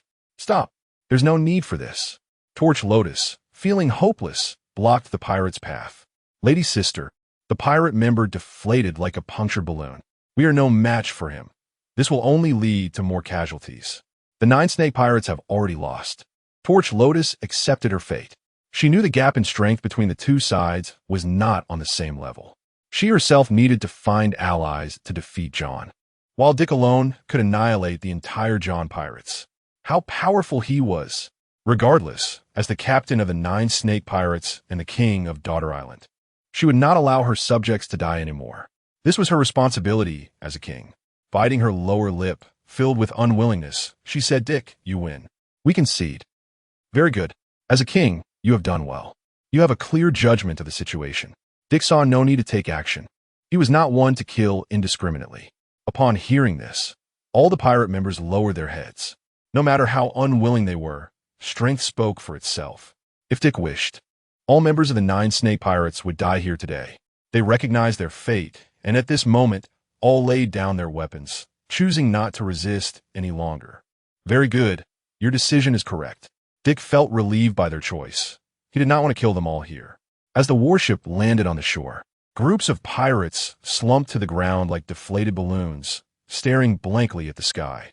Some standing pirates could only swallow their unwillingness. They were simply too weak. In this world, weakness was original sin. The neatly organized navy marched towards Dick and the others. Facing the surrendering 9 snake pirates, they efficiently captured the pirates, skillfully placing shackles on them, executing everything with precision. Once the last pirate was shackled, an officer approached Dick and saluted sharply, reporting, Major General, all members of the 9 snake pirates have been restrained. Please give instructions. Dick glanced at the captured pirates, already formulating his plans. Hearing the officer respectfully address Dick as Major General, Torch Lotus was momentarily stunned. Major General? Isn't he only 17? At this age, he is already a high-ranking officer in the Navy? No wonder he was so strong. Wasn't that to be expected? He must be the youngest general in the Navy. Torch Lotus looked at him and then smiled self-deprecatingly. She never expected to fall here today. She just wondered what everyone on Daughter Island would think. Dick, what do you plan to do with us? Torch Lotus asked. From today on, the name 9 snake pirates will no longer exist on the seas. That was something Torch Lotus had anticipated. After all, in the eyes of the world, they were all pirates. From today on, Daughter Island will only have one voice. That is me. Dick's tone was strong and resolute, and everyone was stirred. Daughter Island was not a member of the world government and was protected by the doldrums. It was a very good place. The future enemies would be formidable. The world government's 800-year foundation was not something Dick could compare to. Therefore, the most important thing now was to survive and secretly build up his strength. To overthrow the world government in the future would require sufficient power. Dick was still insignificant to the entire world government. He had probably already thought about how to deal with the members of the 9 snake pirates. Everyone from now on, the 9 snake pirates will no longer exist. Without my orders, no one is allowed to step out of Daughter Island. Otherwise, the consequences will be yours to bear. This was Dick's decision. Should he kill them? There was no need. They were too weak. Should he imprison them? He had not built his own prison, and he would have to provide food and drink. Dick was not foolish enough to do something so stupid. It was better to let them use their last bit of heat. With the command given, the 9 snake pirates were erased from existence as of today. Before leaving, Torch Lotus took a deep look back at this man. In her eyes were both resentment and some relief. she would have done the same in his position. Chapter 57. Pressure from the five elders. With the entire 9 snake pirates captured, Captain John's treasure all fell into Dick's hands. The warship cut through the sea. A massive battleship flying the Navy flag headed in one direction. That direction belonged to Amazon Lily. Since it was to be used as a base, adequate preparations were necessary. On another sailing ship, Navy soldiers stood straight, constantly surveying the situation on the sea to prevent any unforeseen circumstances. A group of pirates was currently imprisoned in the cabin, huddled together, worried about their impending future. They had no strength to resist and could only be at the mercy of others. In the cabin, a younger girl curled up in the arms of Hancock. She timidly asked, "Lady Hancock, will the Navy kill us? I don't want to die yet." Hancock gently patted her back and comforted her softly. "It's okay. We won die." She believed in her heart that someone who could stand alone against the entire John Pirates was definitely not a person who indiscriminately kills innocents. At that moment, sunlight streamed into the small, quiet office. Dick's large frame made the office feel a bit cramped. He had his feet propped up on the desk, with his hands crossed in front of him. Meanwhile, troublesome news arrived. The phone bug on the desk rapidly changed its appearance. Bring. The sharp phone bug rang out. Moses, this is Dick. What brings you here?" The unmistakable voice on the other end was Steelbone Kong. "Dick, why haven't you reported the resolution of the John matter?" Steelbone Kong's furious voice came through. He was pacing back and forth in the Marshal's office, slamming his hand on the desk in anger, causing the office to shake. The Navy had taken down a notorious pirate, and, as Marshal, he was only just now finding out about it. Dick knew Steelbone Kong was there to hold him accountable. Reporting it would only count as military merit, and all the gains would be considered confiscated resources that had to be turned over. Everyone knew that John was an extremely wealthy landlord. Once reported, it would only yield some useless military achievements, while the rest would be treated as spoils. Where would these resources end up? At Navy headquarters? Or in Dick's hands? Thinking about it, it was unlikely they would ultimately end up in the hands of the Celestial Dragons, who would use the money to continue supporting those foolish Celestial Dragons. Dick was already fortunate not to have proactively grabbed their heavenly gold, yet those Celestial Dragons had extended their hands toward him. It seemed the upper echelons of the Celestial Dragons were also interested in John's treasure. After all, it contained devil fruits, and someone like John would have collected no ordinary devil fruits. Hearing Steelbone Kong's anger, Dick remained calm. "Marshal, don't be so angry. I just haven't had the chance to report it yet." Hadn't had the chance to report it? Steelbone Kong's teeth ground together in frustration. News like this had spread throughout the seas, and the problem with the 9 snake pirates had been resolved smoothly. How could such a significant matter be kept secret? Was Morgan's intelligence organization incompetent? Moreover, there were personnel from the Navy and the Celestial Dragons who were also adept in intelligence work. "You bastard, don't make excuses. The 5 elders want to talk to you." When Steelbone Kong said this, his anger suddenly deflated. He didn't even know why this matter had attracted the attention of the 5 elders. Upon hearing this, Dick was momentarily stunned. The 5 elders? The highest authority of the world government. How long had these old geezers been alive? It seemed indeed to be a troublesome matter. The 5 elders had their sights set on him, which wasn't a good thing. "Can I not take the call?" Dick tentatively asked. Not taking the call would be best to avoid any bad intentions from the other side. Moreover, Dick was unwilling to have too much contact with the 5 elders because he was about to reach the territory of Amazon Lily. It seemed the windless zone was not far ahead. No way. Dick immediately heard Steelbone Kong's roar in his ears. He angrily hung up the phone bug, not giving Dick any chance to refuse. He knew that this kid would definitely try to refuse the request for a conversation with the 5 elders. After hanging up, Steelbone Kong sat down in his office chair, troubled. 1 Karp was already enough for him to handle, and now there was another Dick. His head felt like it was splitting in two. Being a marshal was truly a painful job. Dick heard the sound of electrical interference, and even the phone bug closed its eyes. "Fine, since the 5 elders want to contact me, I'll just have a brief interaction with them to prevent them from doing anything behind my back. After all, these old coins from the 5 elders are the ones who love to backstab the most." Dick leaned back in his chair for a moment when the phone bug began ringing again. Bring. The visage of a white-bearded old man appeared on the screen. Moses, a deep and resonant voice came from the other end. I am Saint Saturn, now representing the world government to speak with you. In Mariewa, the atmosphere in the room was heavy. Everyone's gaze was fixed on the golden-haired phone bug on the desk. They were all waiting for a response from the other party. I understand. Does the highest authority of the world government have something to say to me? The youthful voice on the other end sounded quite insufferable. At this moment, the typically high and mighty five elders, who commanded respect from everyone, had faces full of black lines.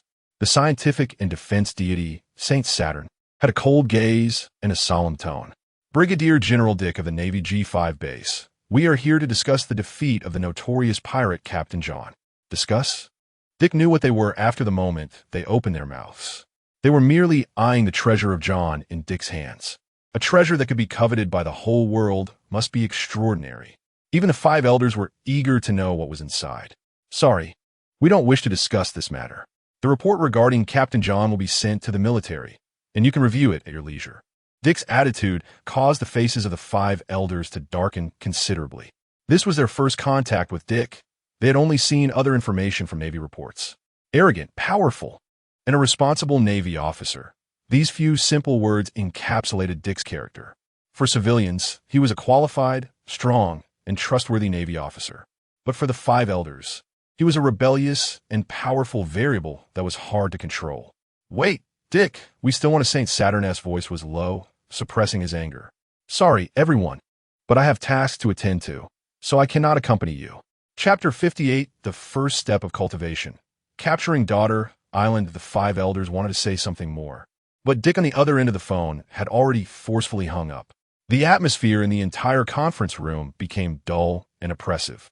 Elder Satan of the five elders was gripping the phone bug tightly, his hand creaking under the pressure.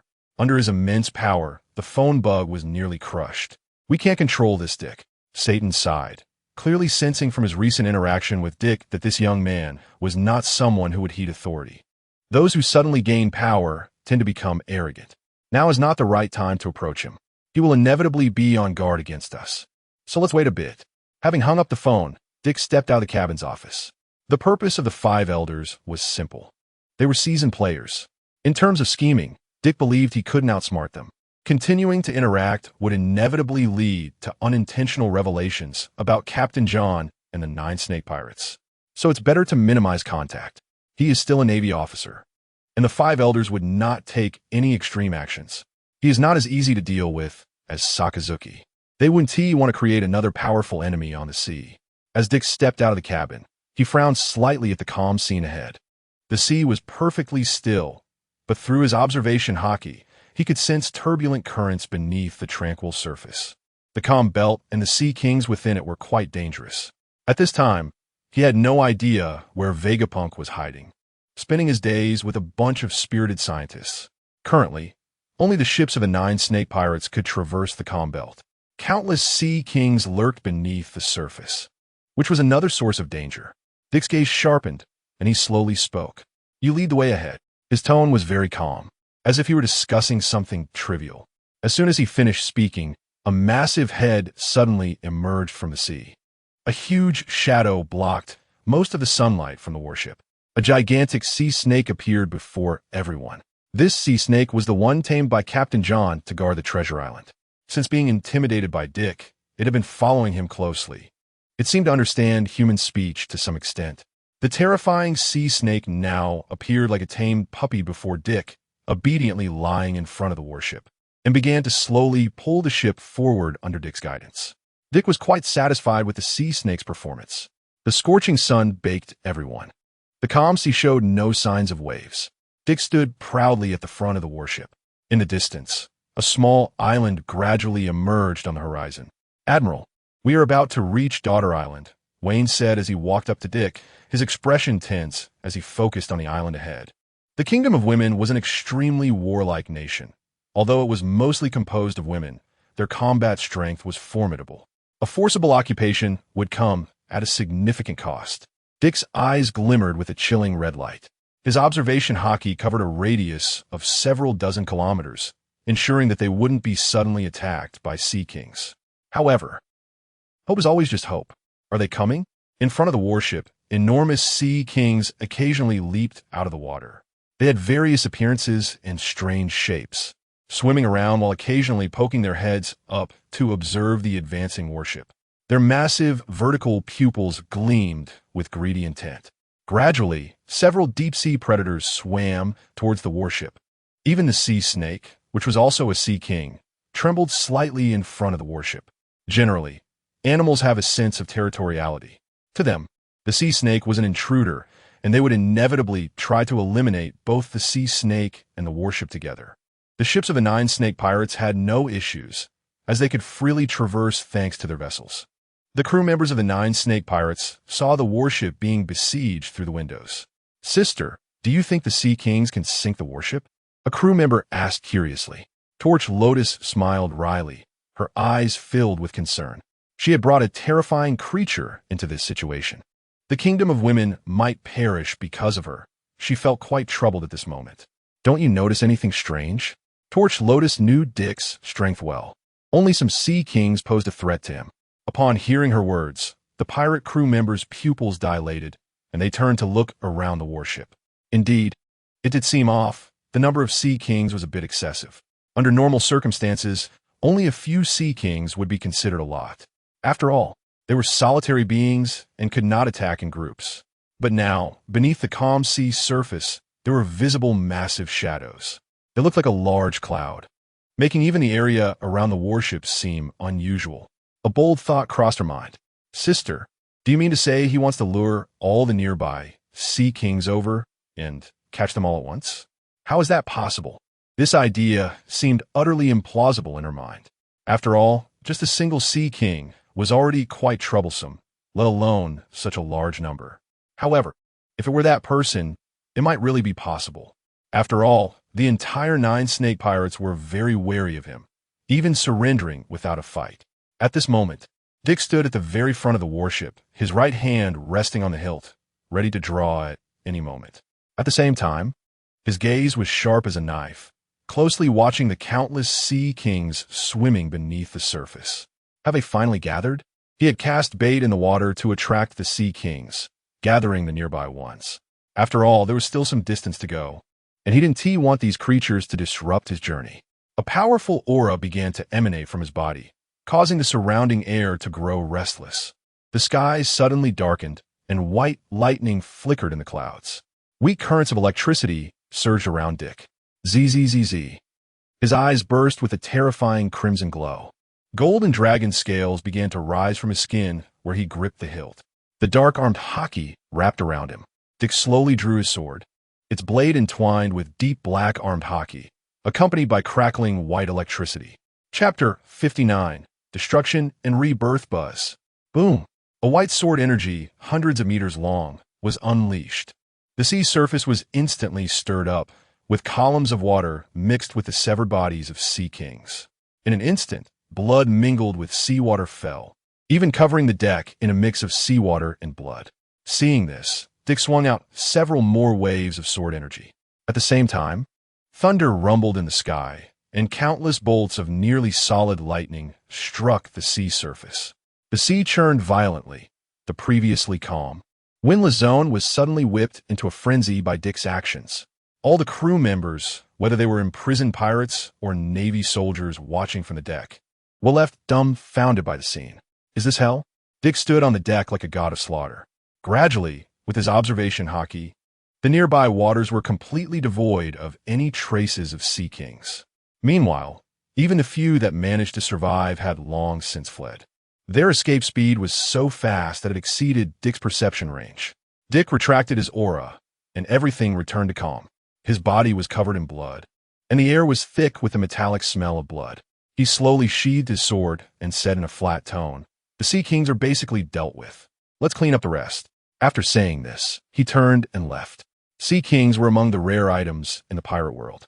Not only was their meat delicious for soups and barbecues, but they also held significant market value, with no shortage of buyers.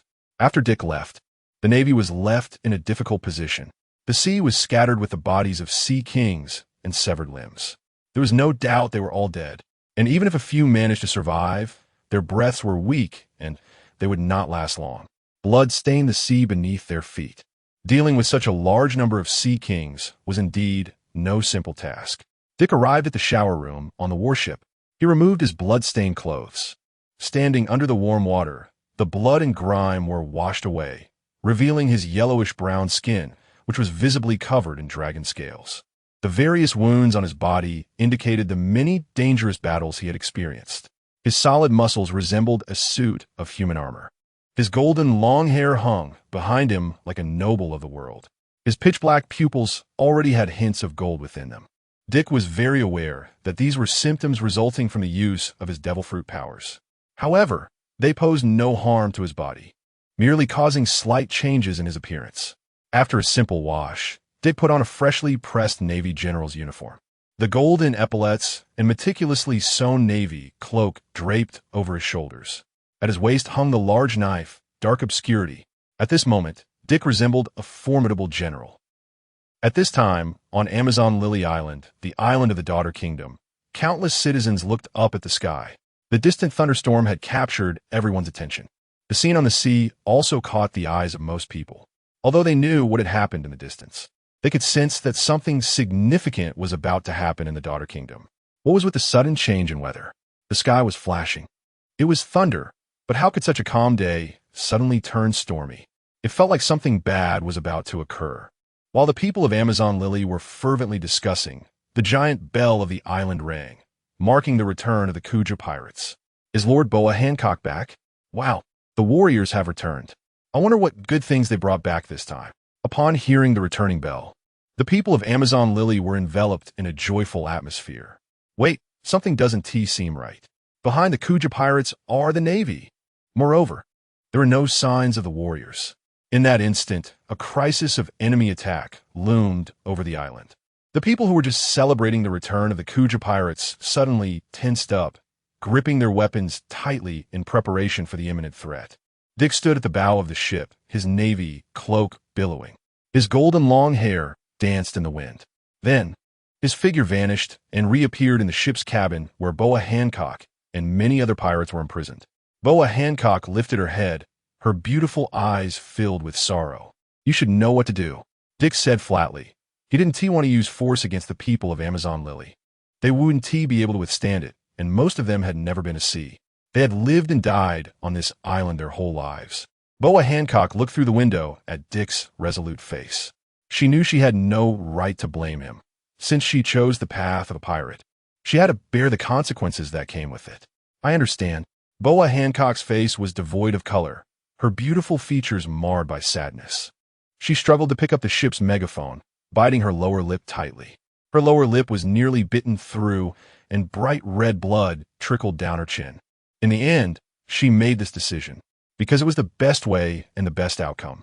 Zzz. The sound of distorted electricity spread across the entire sea. Then came a clear female voice.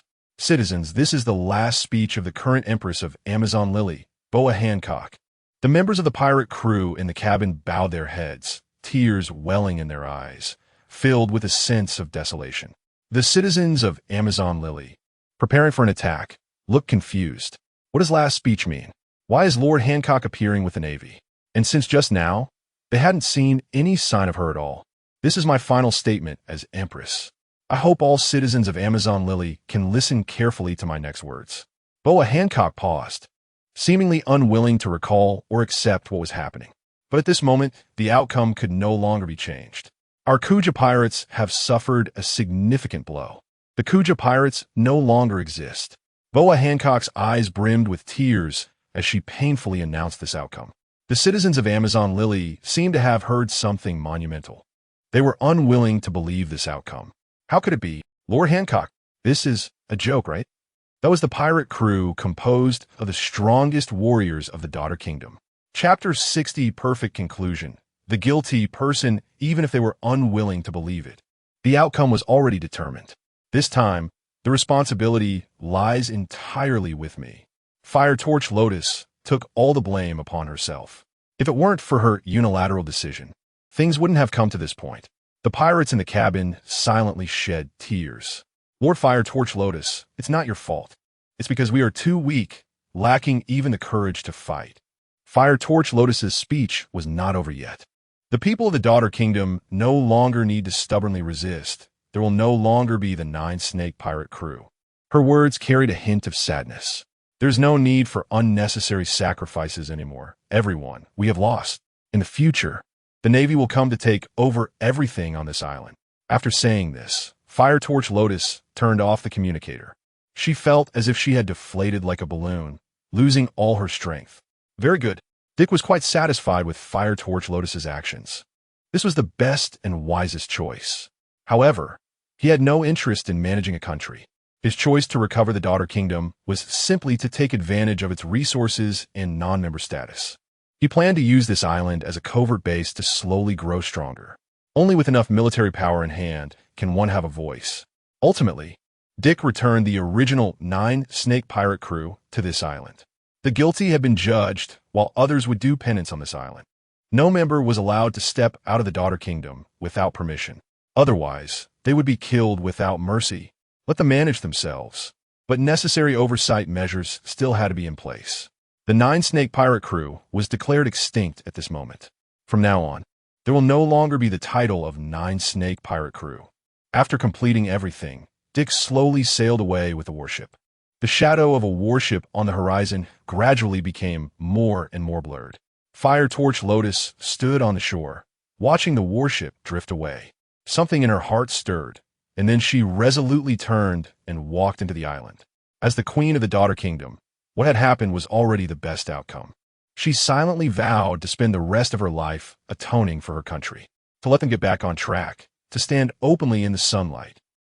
In the year 1489 of the Sea Circle, 5 years had passed since the Battle of God Valley ended.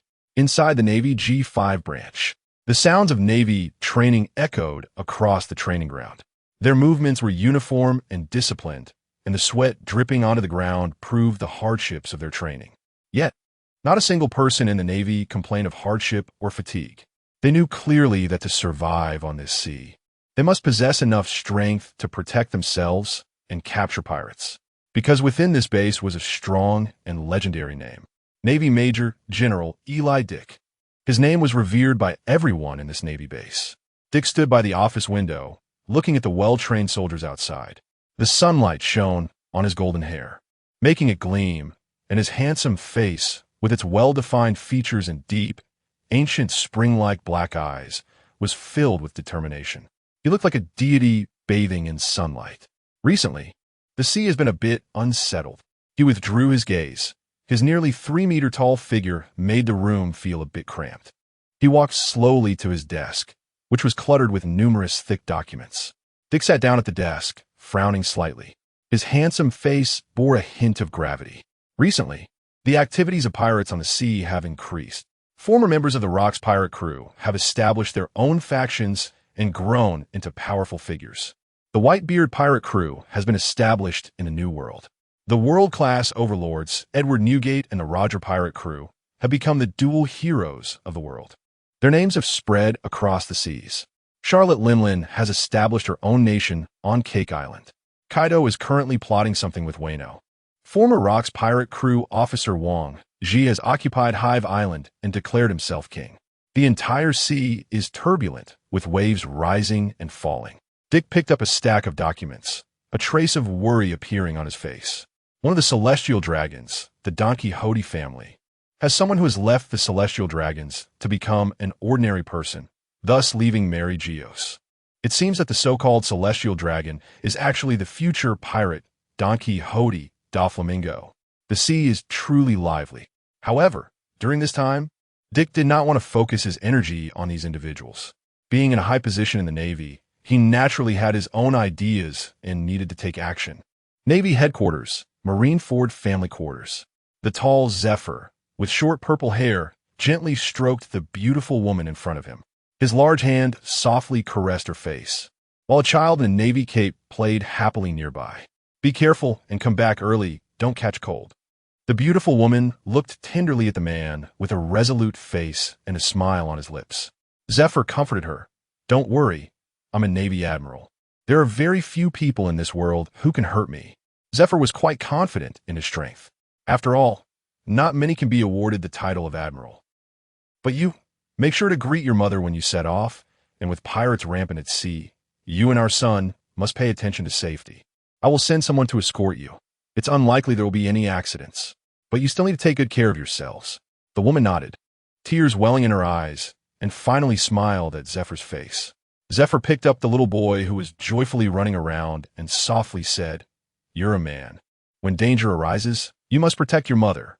The little boy nodded with a smile, saying, "Dad, don't worry, I will defeat all the pirates. They won't be my opponents, and I will protect Mom." The little boy rolled around in Zephyr's arms, laughing as he made promises. After giving them a few simple instructions, Zephyr sent them off on a small warship. Zephyr's wife and child stood on the deck of the ship, waving goodbye to him. "Son, remember to say hello to your grandma from me." As an admiral, Zephyr couldn't attend to everything, and those in high positions often couldn't easily dictate their actions. Chapter 61. Saving Zephyr's wife and child. Zephyr's youngest son was held in his mother's arms, smiling as he said goodbye to Zephyr. A gentle breeze tousled their hair, and the distance between the two on the deck grew larger. As the warship departed, their figures slowly faded from his sight. Zephyr reigned in all his presence and turned to leave. He still had tasks to carry out. He took one last look at the place where his wife and child had left and softly said, "I only hope that everything goes smoothly on their journey." Just after Zephyr's wife and child had set sail, at a third-floor window of a distant house, a man with a headscarf and a long scar across his face slowly put down the monocular he had been holding. "They have left." It was time to inform the captain to intercept them on their way. Another man beside him immediately agreed, "That's right. This time I must get rid of them and show Zephyr a thing or two. What a worthless general, thinking he is so high and mighty. We pirates are not to be trifled with.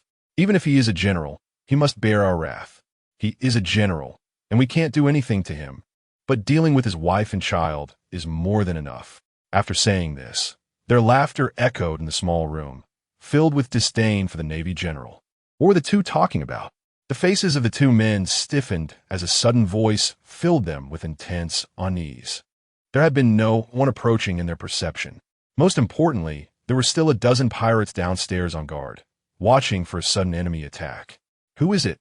The sudden voice made the two men extremely tense, their expressions strained to the limit. A cold voice rang out as Dick's figure suddenly appeared in the room. His pupils burst forth with a terrifying crimson glow, wearing the Navy's admiral uniform. The white uniform had a few drops of red substance on it, making it stand out. The two pirates' pupils shrank sharply, and upon seeing the newcomer, their bodies trembled with fear. Images and information about Dick surged wildly in their minds. How is this possible? Navy Major Eli Dick. Seeing Dick was almost inconceivable.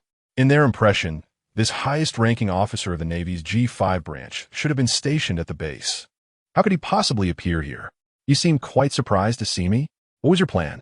According to common sense, Dick should not have appeared here.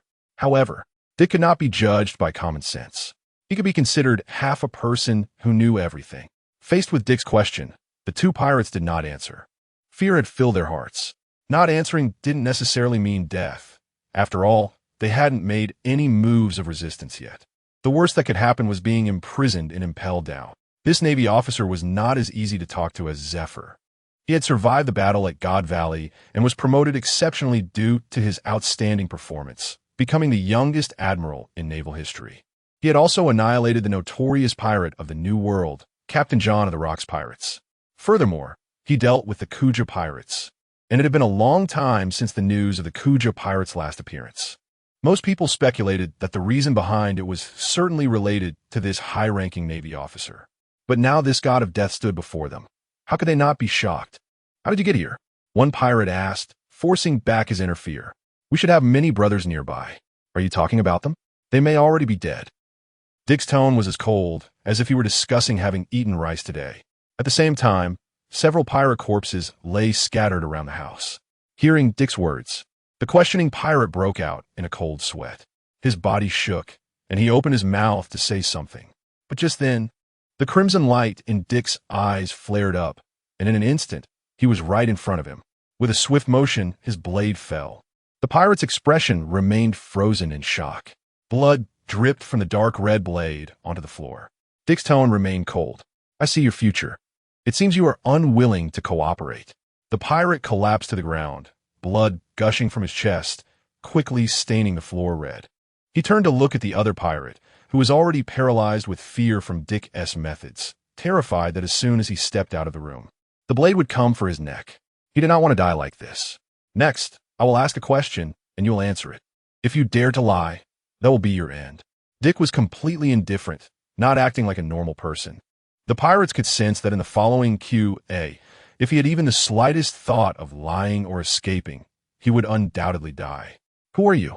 Why do you dare target a general's family? The pirate's voice trembled. We are pirates.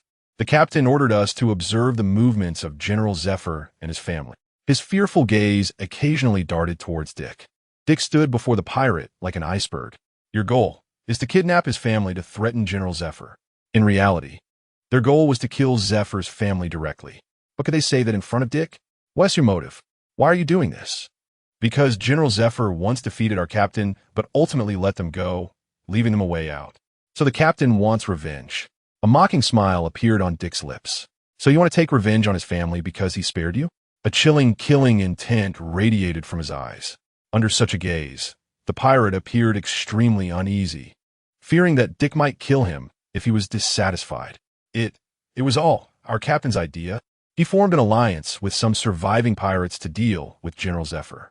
They know very well how powerful General Zephyr is, so they want to target his family to take revenge on him. This really has nothing to do with me. The pirate almost spilled everything he knew. After all, keeping these things to himself wouldn't save his life. Instead, revealing them might give him a glimmer of hope. Where were you planning to make your move? Dick continued to ask, on the way back to General Zephyr's wife's mother's house. Chapter 62, Revenge on Zephyr. Dick was impatient to waste time with the pirates here. I'll give you 10 seconds to explain their ambush location and numbers. Upon hearing this, a shadow of death instantly enveloped the pirate. He fell into extreme inner turmoil. If he spoke and somehow survived, those pirate captains would chase him to the ends of the earth. But he had no doubt that if he didn't comply, he would be killed right now. Negotiating with Dick, this naval commander, that was impossible. He would never bend to your will. A regular naval officer might be useful, but not him. After a psychological struggle, the pirate finally made up his mind. He could distinguish between immediate death and waiting for death. They would pretend to be merchant ships that had been raided by pirates on their way.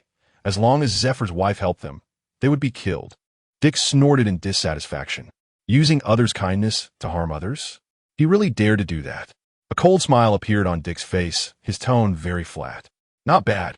You did well. The pirate let out a sigh of relief, also feeling at ease for surviving. But, sorry, you ran out of time. What?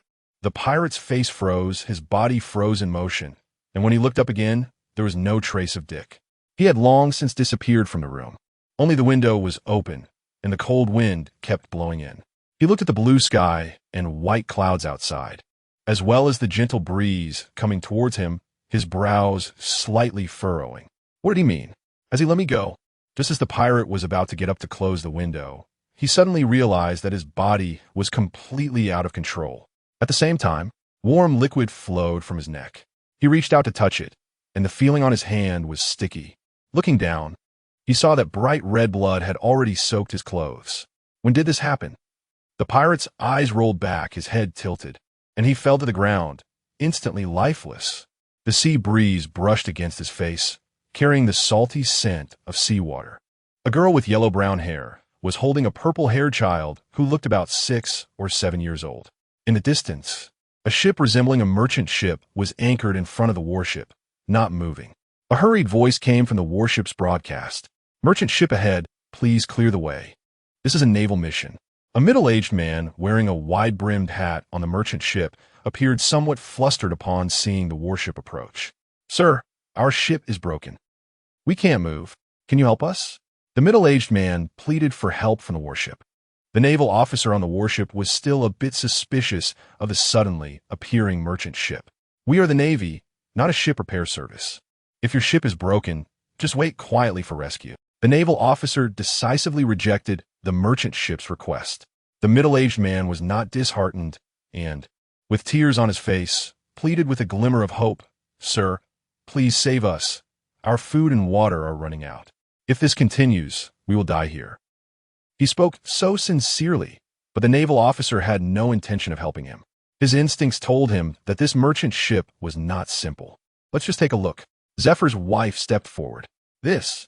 The naval officer hesitated. The middle-aged man on the opposite merchant ship had already thanked Zephyr's wife. "Thank you, ma'am. You are such a good person. You've saved us." "It's fine. Let the repairmen check their ship to see what the problem is. It won't take much time." Seeing that the general's wife said so, the officer could no longer say anything. He could only send a team of naval repairmen to the merchant ship. The warship approached the merchant ship, and repair personnel were dispatched to inspect it. The middle-aged man revealed a triumphant smile when he saw the naval repair personnel boarding the merchant ship. One repairman had just boarded the merchant ship when he sensed something was wrong. "Oh no, their ship isn't broken." "What?" The naval officer's eyes widened as he hurriedly issued orders. "Everyone, get away from that ship. Quickly retreat." Before the orders could be executed, a large number of pirates suddenly burst out from the cabin, brandishing grappling hooks and launching an attack on the warship. "Brothers, let's go. Kill that woman and child." They are Zephyr's family. The leading pirate, wearing a standard pirate hat and wielding a sharp blade, greedily gazed at the woman and child on the deck. It was the captain of the Flying Eagle Pirates, Bloodhawk Harlan. "Damn it. How dare you," the defeated under Zephyr.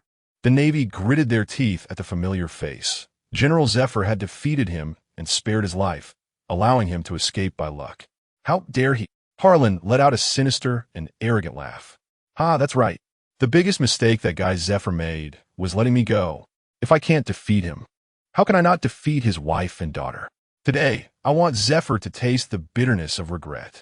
The pirates, rushing out from the cabin, immediately climbed onto the warship. Zephyr's wife tightly protected her son in her arms. In this vast sea, they had no place to escape. Nearby, the Navy wanted to cover Zephyr's wife and child to flee, but there was no chance to leave at all. The pirates surged toward the few people on the warship like a tide. At the same time, several pirate ships suddenly appeared on the sea, all heading towards the warship. "What? Those are the pirate crews that General Zephyr had defeated. How could they appear here?" Many of the Navy were dumbfounded, sinking into despair. Faced with such a large number of pirates, their small number of Navy could not withstand it. Some timid Navy had already dropped their weapons, preparing to be killed by the pirates. This situation was beyond their capability to handle. "What are you doing? Quickly pick up your weapons and fight. Protect Zephyr's wife." The naval officer protecting Zephyr's wife yelled at the Navy who had dropped their weapons. "It's useless. Sir, we are going to die here today. Don't give up. We still have hope." Although the officer tried to persuade them, he had long since lost hope. If nothing unexpected happened, they would die here today. The naval officer's heart was like dead ashes. At that moment, a dragon's roar echoed through the sky. Thunder rolled in the sky, and white lightning fell from above, striking the pirates with precision. The sky instantly turned extremely gloomy, and a huge golden dragon head emerged from the clouds. The golden light illuminated everyone on the warship. Chapter 63, Let Zephyr Resign. Accompanied by rolling thunder, the golden dragon pupils rotated in their sockets. Countless pirates and Navy soldiers raised their heads to look at the giant creature that suddenly intruded onto the battlefield. Dick's sharp gaze swept over everyone, finally resting on the Navy warship, his voice authoritative and steady. "After this battle, let that guy Zephyr resign." No one spoke. The immense pressure emanating from Dick rendered them speechless. It felt as if a giant rock was pressing down on them, making it impossible to move. On the deck, the pirate Harlan's hand holding the steel knife trembled slightly, his gaze sinister. He spoke in a hoarse voice. "Playing tricks. What do you take us for?" As he spoke, his body suddenly expanded several times, and his hands transformed into wings, a pair of large wings overshadowing the pirate ship. His feet turned into sharp claws, deeply embedding into the deck. The red feathers looked crimson and eerie. Zoan-type bird fruit, mythical beast, blood eagle form. No wonder his title is Blood Eagle Harlan. The many Navy soldiers stared blankly at the two sudden monsters. They didn't know Dick's true identity and perhaps thought he was just another pirate. Dick's expression was cold as he turned to the Navy soldiers who had become motionless. So now you can't move? Where's the courage of the Navy? Navy? This dragon-shaped monster is part of the Navy? The sudden revelation excited everyone. It's the Navy. Navy reinforcements. The attacking pirates, however, looked grim, their seemingly flawless plan disrupted by the appearance of such a monster. Dick's voice was deep, radiating powerful authority. Tell Zephyr to resign. The expressions of the Navy soldiers froze on their faces. Asking a Navy admiral to resign. What a joke. Is that even possible? This was Dick's judgment. He believed that Zephyr no longer needed to stay on the front lines. Although he was strong, he was too merciful. Those pirates who had once been defeated by him were already coming for him. They wouldn't be grateful for Zephyr's actions. They would only harbor resentment and seek revenge. The current situation was the best example. Perhaps being a Navy instructor was more suitable for him. The Navy soldiers began to wonder about Dick's identity. To ask an admiral to resign was such an outrageous statement. He really dares to say that. I've seen Zephyr's strength. If it weren't for that, I wouldn't have dared to act against his family. Blood Eagle Harlan's voice was deep and hoarse. Flapping his wings, he immediately flew into the air. The sea churned with waves. Under the immense pressure, the bow of the ship tilted downwards. In the sky, Dick and Harlan faced each other, their gazes sharp. Dick looked at the massive black shadow, his tone very flat. That's only because you are too weak. Dick's words were as cold as a knife, and Harlan frowned. What a big mouth.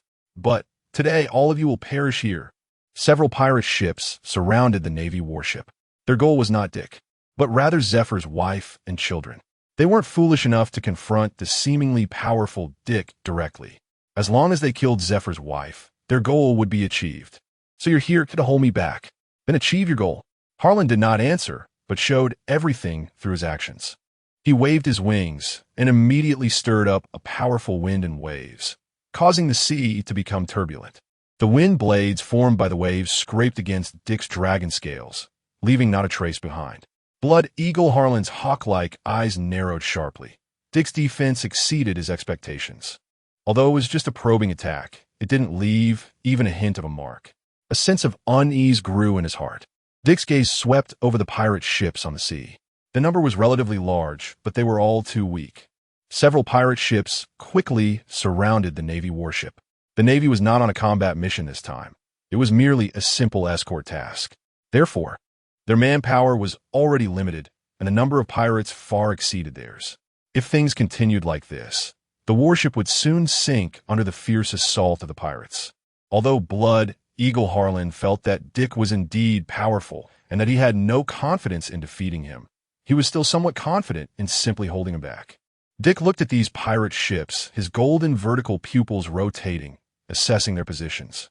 In the next moment, his massive mouth suddenly inhaled sharply, drawing the surrounding air into his belly, while energy gathered at his neck, and the surrounding airflow became chaotic. Blood Eagle Harlan sensed something was wrong and immediately flapped his wings to distance himself from Dick. Although he couldn't break through his defense, it didn't mean Dick couldn't harm him. His actions were wise. If Harlan hadn't chosen to retreat, Dick's first attack target would have been him. In his view, the leader among the pirates must be him. As long as he took him down, the pirates would scatter on their own. But since he chose to retreat, Dick had to shift his target to others. A golden light burst forth from his mouth, shining like the sun in the dim environment. The golden light shot out like a meteor. The beam illuminated the entire space like daylight. Where the beam passed, wood splinters flew, and the sea surged, creating wave after wave. The pirate ships crumbled like paper under Dick's onslaught, easily crushed. The pirates who had been shouting about killing Zephyr's wife were now silenced. The pirate ships were all destroyed, and the pirates suffered heavy casualties. Wailing filled the air. Even the originally blue sea was now stained with the pirates' crimson blood. The bodies of the pirates floated on the sea, and the fortunate ones who survived could only helplessly lie on the planks, looking up at Dick, who resembled a deity. Seeing that the pirates had lost their ability to deal with Zephyr's wife and children, Dick suddenly closed his mouth. The attack instantly ceased, and wisps of white smoke billowed from his mouth. The Navy raised their heads to look at this colossal creature. The Navy soldiers, who had felt death so close just a moment ago, were now joyfully relieved to survive. The pirates, on the other hand, felt the opposite. Fear and dread filled their hearts. They had lost in the blink of an eye, watching their captain die beside them. Some pirates, feeling hopeless, swam away towards the distance. In the vast sea, the chances of survival without a ship were slim, almost zero. But if they stayed here, they would definitely die. This was the resolve of being a pirate. Chapter 64. Five-clawed golden dragon versus Bloodhawk. Bloodhawk Harlan lowered his head, looking at the tragic scene on the sea. His heart sank. Unease and a sense of crisis surged within him. And at the same time, his eagle-like eyes were fixed firmly on Dick, whose attacks had just ceased. At this moment, he was enveloped by an inexplicable fear, feeling grateful that he hadn't taken Dick's attack earlier and had chosen to distance himself instead. Meanwhile, he couldn't help but feel wary of Dick's strength, speaking with a voice slightly hoarse. "How about we part ways here? I won't cause any trouble for Zephyr and his family in the future." The current situation was unfavorable for Harlan. Retreating was the wisest choice.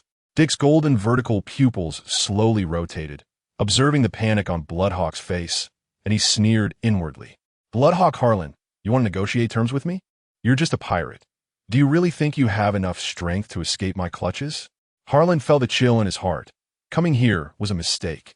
He had thought his plan was foolproof. If he could eliminate Zephyr's wife and child here, he could easily escape using his devil fruit abilities. But the sudden appearance of Dick had completely disrupted his plans. Struggling to suppress his inner panic, Harlan slowly spoke. "That's right. Everything has a condition. There's no need for us to fight to the death here. Although your strength is indeed formidable, I, Bloodhawk Harlan, have made a name for myself in these seas. And I have my own capabilities. Even if you're powerful, killing me won't be as easy as you think. It might end up with you getting hurt instead." Dick's gaze was cold, his tone very indifferent. "Are you saying I can't kill you? That even if we fight, we'll end up mutually injuring each other?" Facing Bloodhawk Harlan's threat, Dick showed no concern. Harlan felt a hint of worry rise within him. This guy was resistant to both threats and persuasion. Not someone easy to deal with. "The only one who will die today is you. If you want to negotiate terms with me, you better see if you have that qualification." Dick twisted his body, his dragon form, several dozen meters long, twisting through the clouds. Suddenly, lightning flashed, accompanied by the rumble of thunder, and in an instant, Dick rushed towards Harlan. Harlan's pupils constricted sharply, and he immediately flapped his wings, the turbulent winds lifting his body away. At the same time, the wind blades formed by the gust struck Dick. The wind blades clashed against his dragon scales, creating brilliant sparks, yet they still failed to inflict any damage on Dick. Now, Dick's defensive capabilities, relying solely on his devil fruit powers, had reached an extraordinary level. Without powerful Haki, it was difficult to breach his defenses, let alone such trivial wind blades. Seeing that his attacks had no effect on Dick, Harlan did not slow his escape. He had no intention of fighting Dick anymore. From the power he had displayed, it was clear he was an extremely formidable opponent.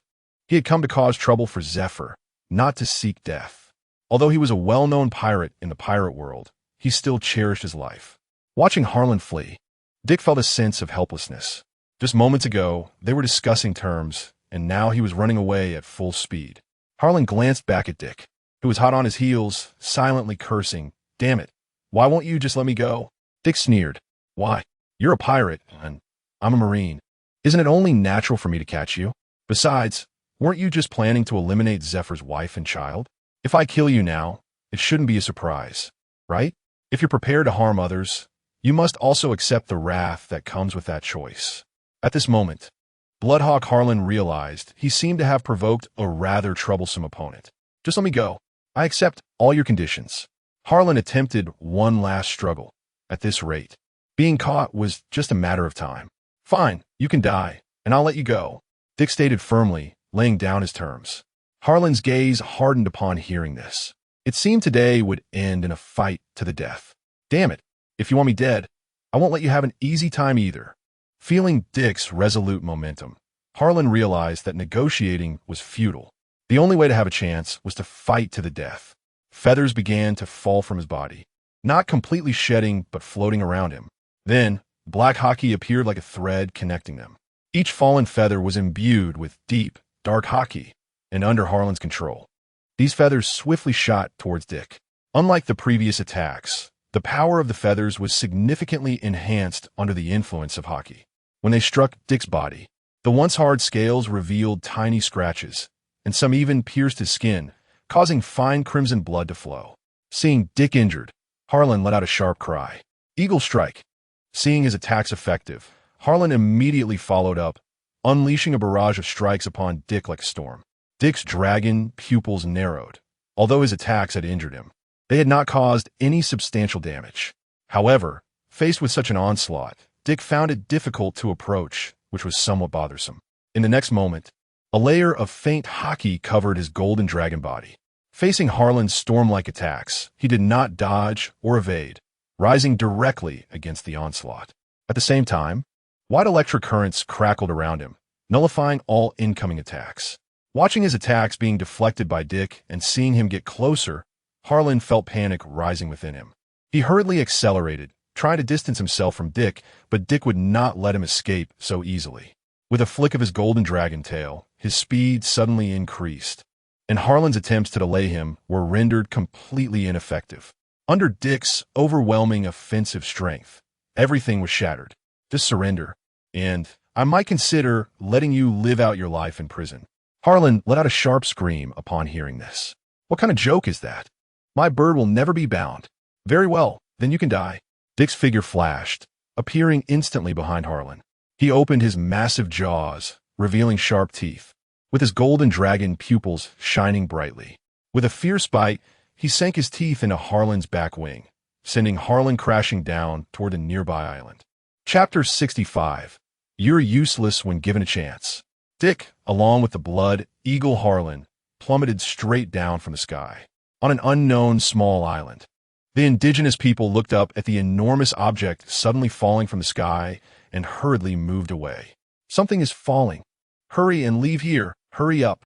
It seems like a monster has dropped from the sky. Everyone quickly evacuated the area where the two had fallen. Even as ordinary people, they could clearly sense the threat posed by the sudden appearance of the object. Boom! Two gigantic monsters crashed down from the sky, instantly creating a massive, deep pit in the ground, sending dust flying everywhere. The shockwave that followed uprooted the surrounding trees. A dragon and an eagle crawled out from the deep pit, with Dick covered in yellow dirt and mud, having fallen from 10,000 meters without a scratch on him. Dick stood up, his massive dragon body in the pit, resembling an ancient dragon god lying in wait. Meanwhile, the blood eagle Harlan had blood streaming from his shoulder, almost dyeing his black feathers red. He struggled to rise from the pit, feeling as if several bones had broken, and even his wings were unable to flap to lift him up. Looking at Dick, who appeared unscathed, he couldn't help but silently lament. What kind of monster is this? Falling from such a height and suffering no injuries while looking at my condition.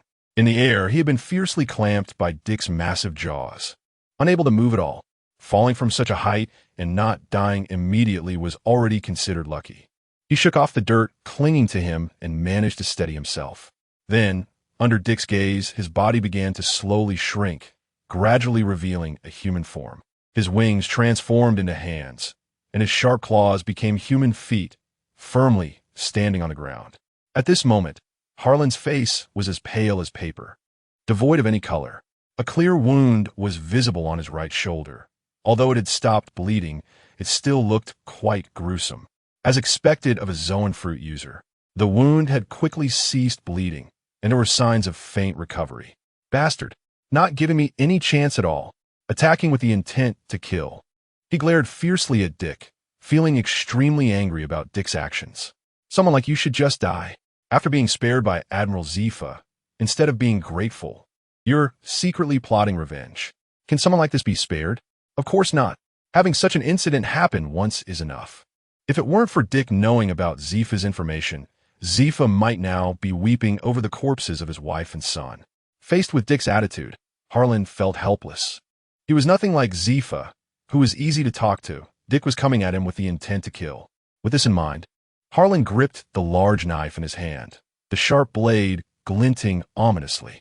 His gaze turned fierce. Since it had come to this, only one of them could survive today. As Dick pressed forward relentlessly, Harlan prepared to fight to the death. Otherwise, he would definitely be killed. Seeing Harlan's movements, Dick chuckled lightly. It seems you still haven't recognized the situation. In that instant, his body began to condense, the massive dragon form slowly shrinking. Amidst the dust, a human-shaped boy gradually became clear. Dick's coral-like golden dragon horns protruded, and his entire body was covered in dazzling golden scales. His golden pupils emitted a faint golden glow, and a dragon tail, like a steel whip, swayed behind him. Standing nearly 3 meters tall, combined with his dragon human form, Dick appeared extremely imposing. His eyes flashed with red light, white lightning swirling around him. The air was filled with subtle arcs of electricity. Dick gripped his dark weapon, the pitch-black Haki slowly wrapping around the blade. Swish! The blade was instantly unsheathed and quickly lunged toward Harlan. Harlan's pupils reflected Dick's afterimage, and upon seeing Dick move, he immediately reacted. The Haki wrapped around his blade. Buzz! The sound of clashing metal echoed as Harlan was forced back repeatedly under Dick's overwhelming pressure. Facing Dick, he felt as if he was not up against a human, but a frenzied beast. The sheer force was so great that he couldn't contend with it and had to choose to evade. He tried to use the speed from his fruit ability to avoid Dick's attacks, but the next moment, his pupils dilated in shock.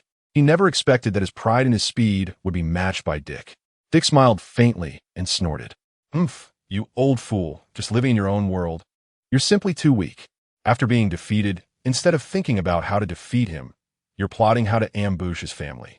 How could someone like you become strong?" Dick roared, chasing after Harlan and continuously attacking him. The milky white electricity around him wreaked havoc on everything nearby, stirring up dust and devastation in its wake. Harlan focused solely on defense, showing no sign of counterattack. It wasn't that he didn't want to. He simply had no opportunity. Though Dick's words were harsh, Harlan had no rebuttal because they were all facts. The indigenous people who had fled the deep pit now stood at a distance from the battle.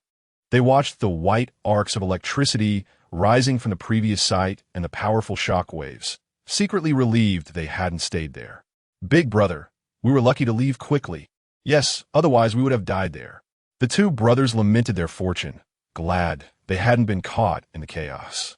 Others among the indigenous people agreed with this sentiment, though they had no idea what kind of monster had landed there. At this moment on the island, Dick moved like a flash of golden light, step by step attacking Harlan. Harlan, in a sorry state, had torn clothing and even charred parts around his wounds. The original wounds had not yet healed when new ones were added. "Hey kid, is there really no room for negotiation? All right, I surrender. Throw me in prison. I've already lost. You win." Harlan's heart felt like dead ash. Even being in prison was fine now. Death was far more terrifying than losing his freedom. "I'm sorry, but you no longer have the power to choose." Chapter 66, Madam. You don't want your child to be harmed, do you? Hearing this, Harlan's heart suddenly brightened, and his face trembled slightly. "What? Didn't you just say?" Dick said coldly, "Opportunities are not always available. Since I have given you a chance, and you clearly refused it. If you desire freedom so much, I will give you freedom, but you must bear the cost of that freedom. Giving you a chance is not important." Dick's aura suddenly surged, the airflow sweeping like a furious wind dragon. The hand gripping the steel knife was wrapped in dark armed color, and with a light stomp of his foot, his figure vanished like a ghost. When he reappeared, he was already in front of Harlan, and Harlan couldn't react in time due to Dick's incredible speed. After a brief moment of shock, he hurriedly raised his knife to defend. The two weapons clashed, creating brilliant sparks, but Harlan's strength was far inferior to Dick's, and under Dick's immense pressure, he could only keep retreating. The ground was dragged out by his body, leaving 2 long marks, but even this couldn't stop Dick's assault.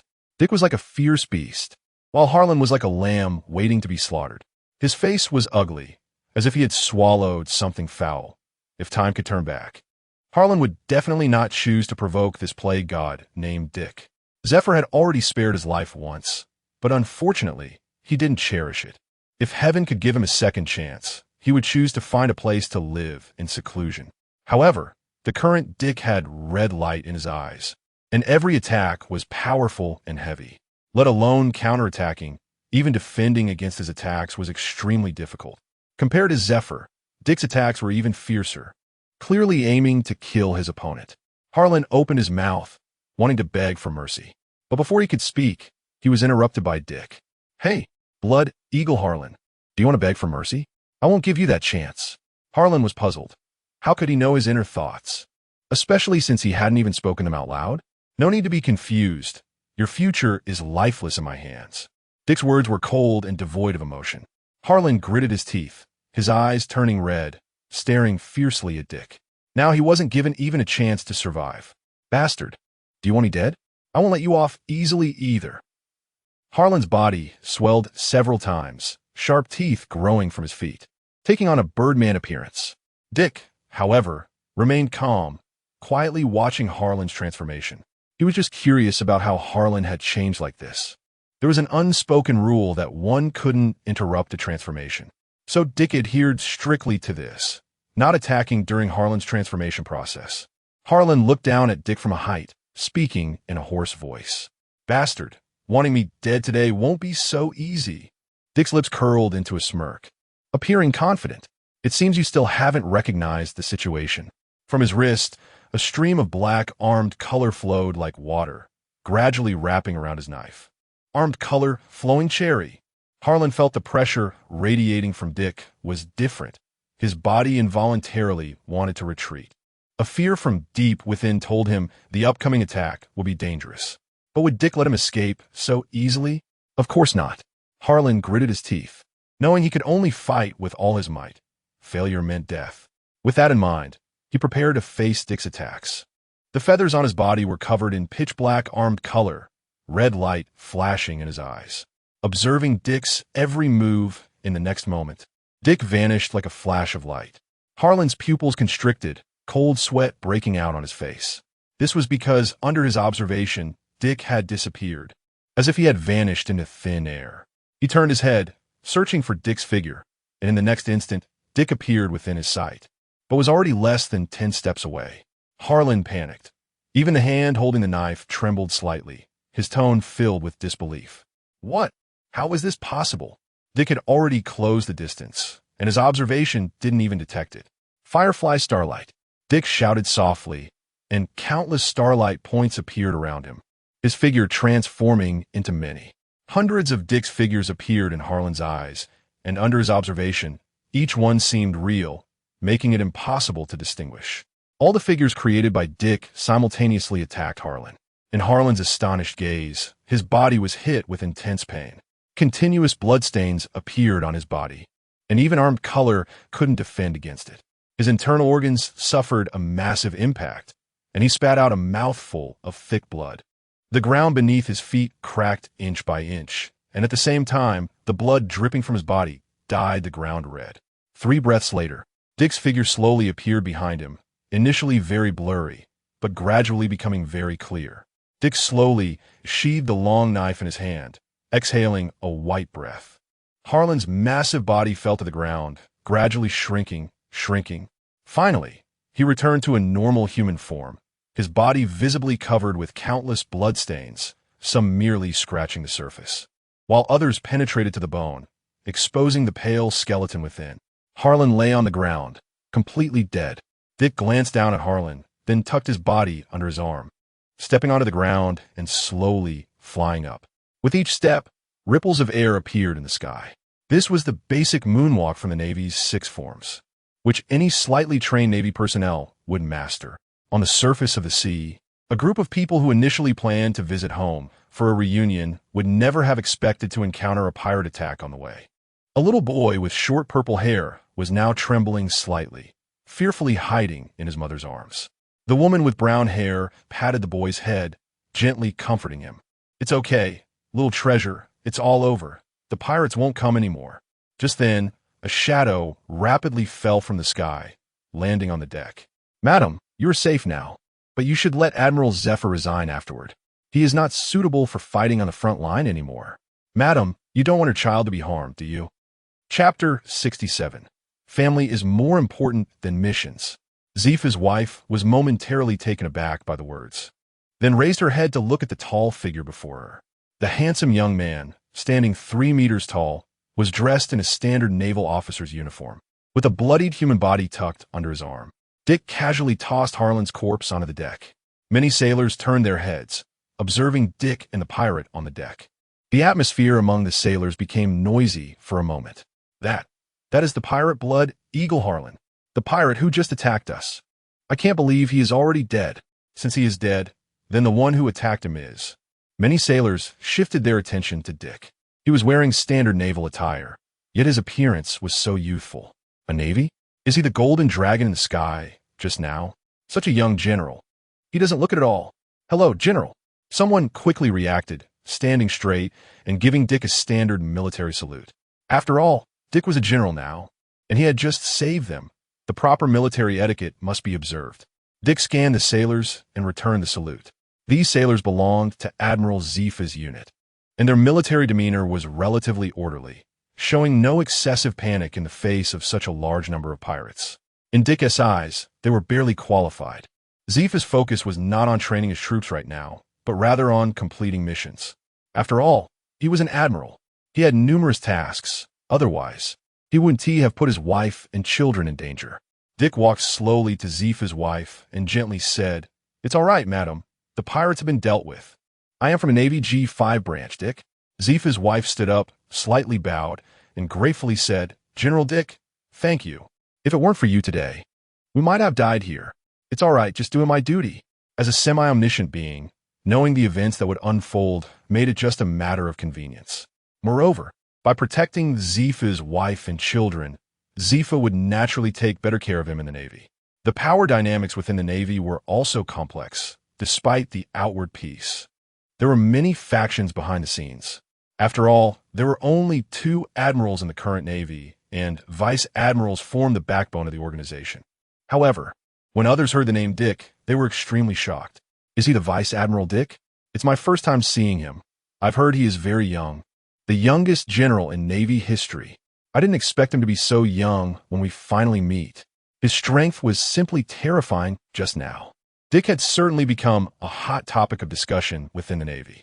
Upon hearing Dick's name, the sailors fell into discussion. After all, it was their first time meeting such a significant figure. Aside from the fleet admiral, the most mysterious one was Vice Admiral Dick. He was just a step away from becoming a rear admiral, and one should know that being promoted to rear admiral already granted considerable influence within the Navy. I wonder what Vice Admiral Dick meant by his earlier words.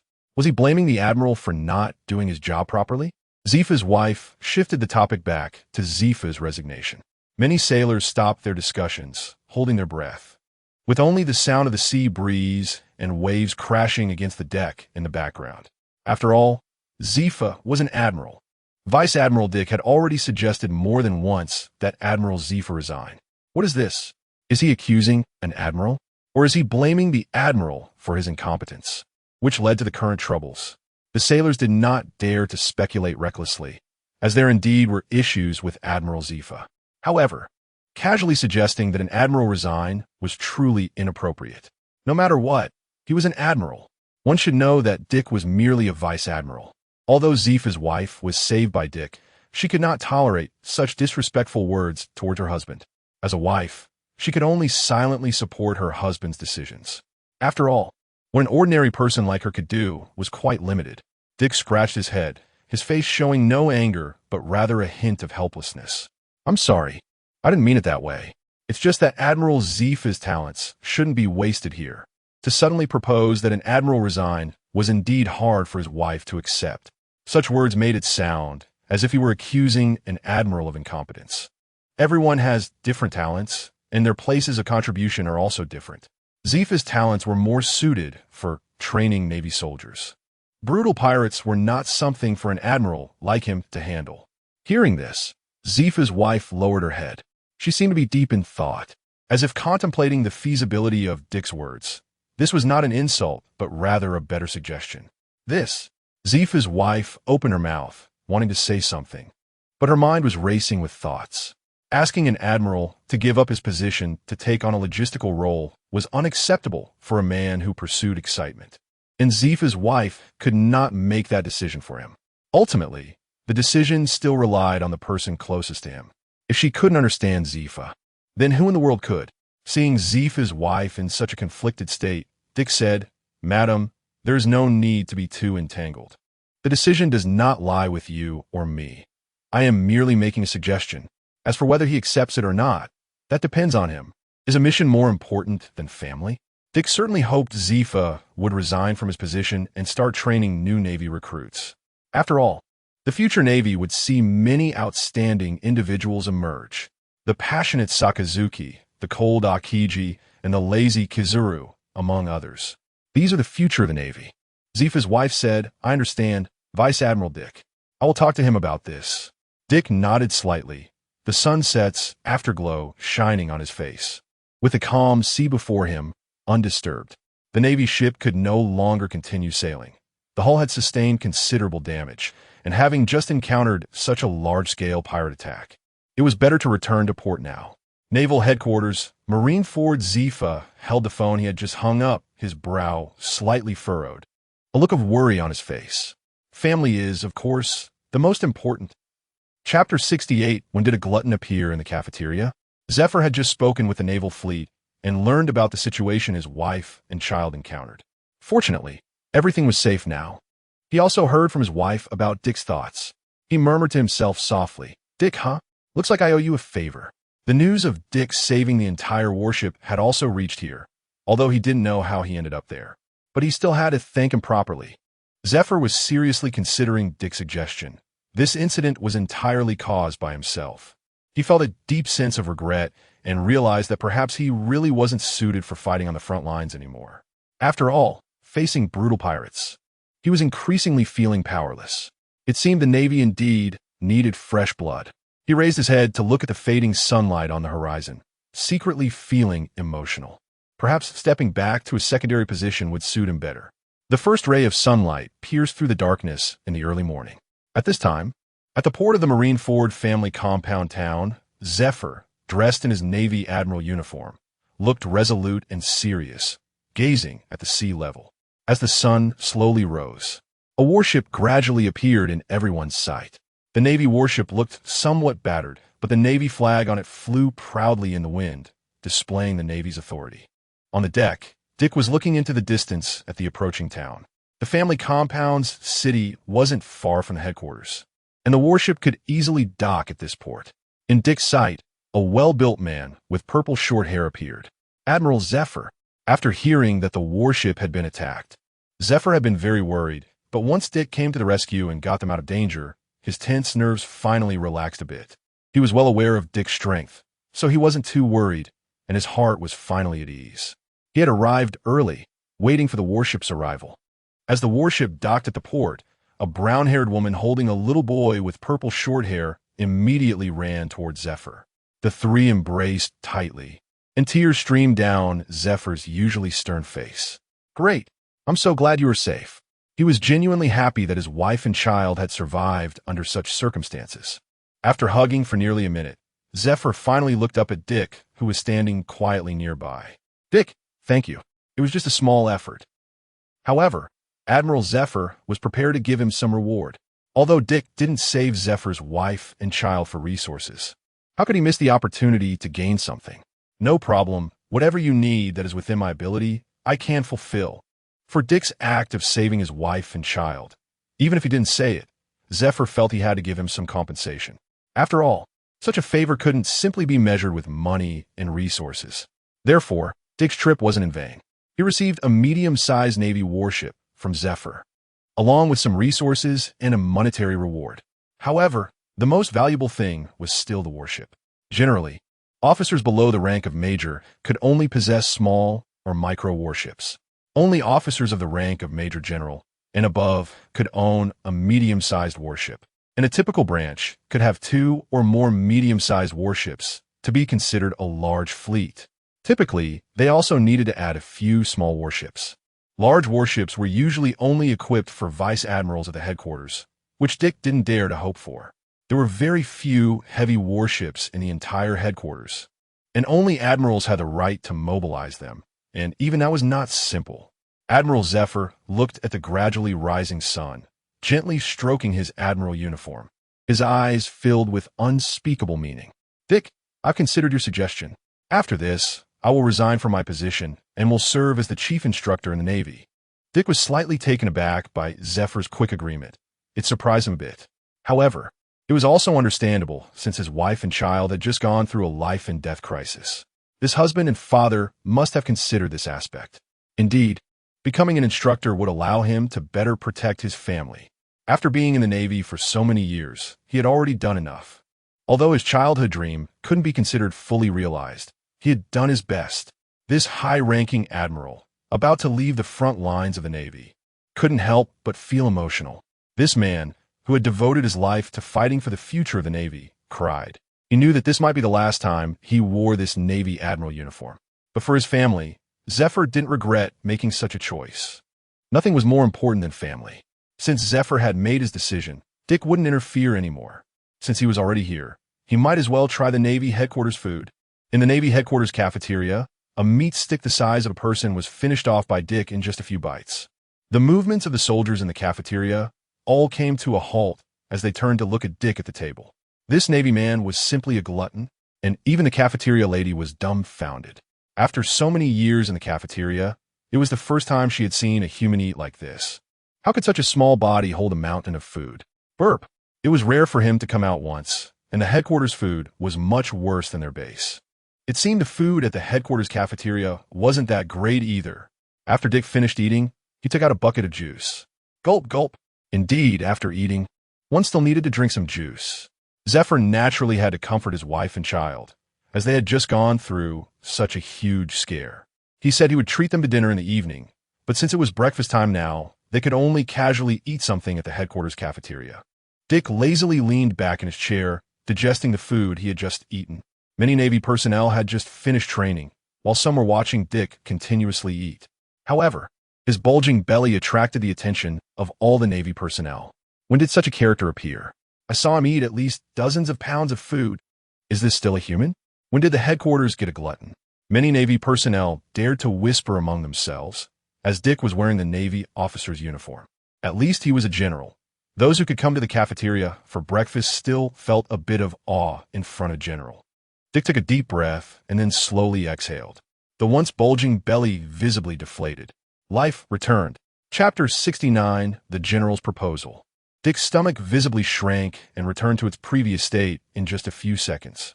The Navy personnel witnessed this scene with their lips slightly parted, eyes wide open. In disbelief. Is this still a human? It digested in an instant, as if it didn't belong to a human stomach. After Dick's body returned to normal, he stood up and left, completely ignoring the discussions around him. A method to quickly recover stamina is really useful. After eating his fill, Dick began to wander around the Navy fortress. After all, opportunities to come here are rare, and it's not often he gets to visit. Right now, Zephyr and his wife are likely still in their intimate moment, comforting her wounded heart. As for rushing back to the G5 base, there's no hurry. However, Dick had barely taken a few steps when he encountered Branu, who was holding materials and had a very unpleasant expression. "Oh, Branu, you look terrible." Dick greeted him symbolically. He was a rookie in the Navy intelligence organization. Dick remembered his appearance, with green hair that made him look older. Most importantly, he was destined to be the king of meetings, spending his life either in meetings or on the way to meetings. But for now, he was just a newly enlisted rookie, responsible for doing odd jobs and handling simple tasks at the Navy headquarters. Dick, Rear Admiral. Upon seeing Dick, Branu's face clearly became even more unpleasant. "Rear Admiral, you'd better not be here," Branu whispered close to Dick. Dick felt a bit confused. "Huh? Why? This is the Navy headquarters. Is there any danger in being here? Which bold pirate would dare invade here? I'll take him down," Dick said confidently. Branu was sweating profusely. "The danger doesn't come from pirates. If it's not from pirates, then it must be from the Navy. Which Navy personnel would dare to lay hands on me? Bring it on." Although they're both Navy, there are still plenty of intrigues, and inevitably, some people disapprove of Dick's behavior. This is understandable. Dick has never feared trouble, and since he is here, he might as well resolve it.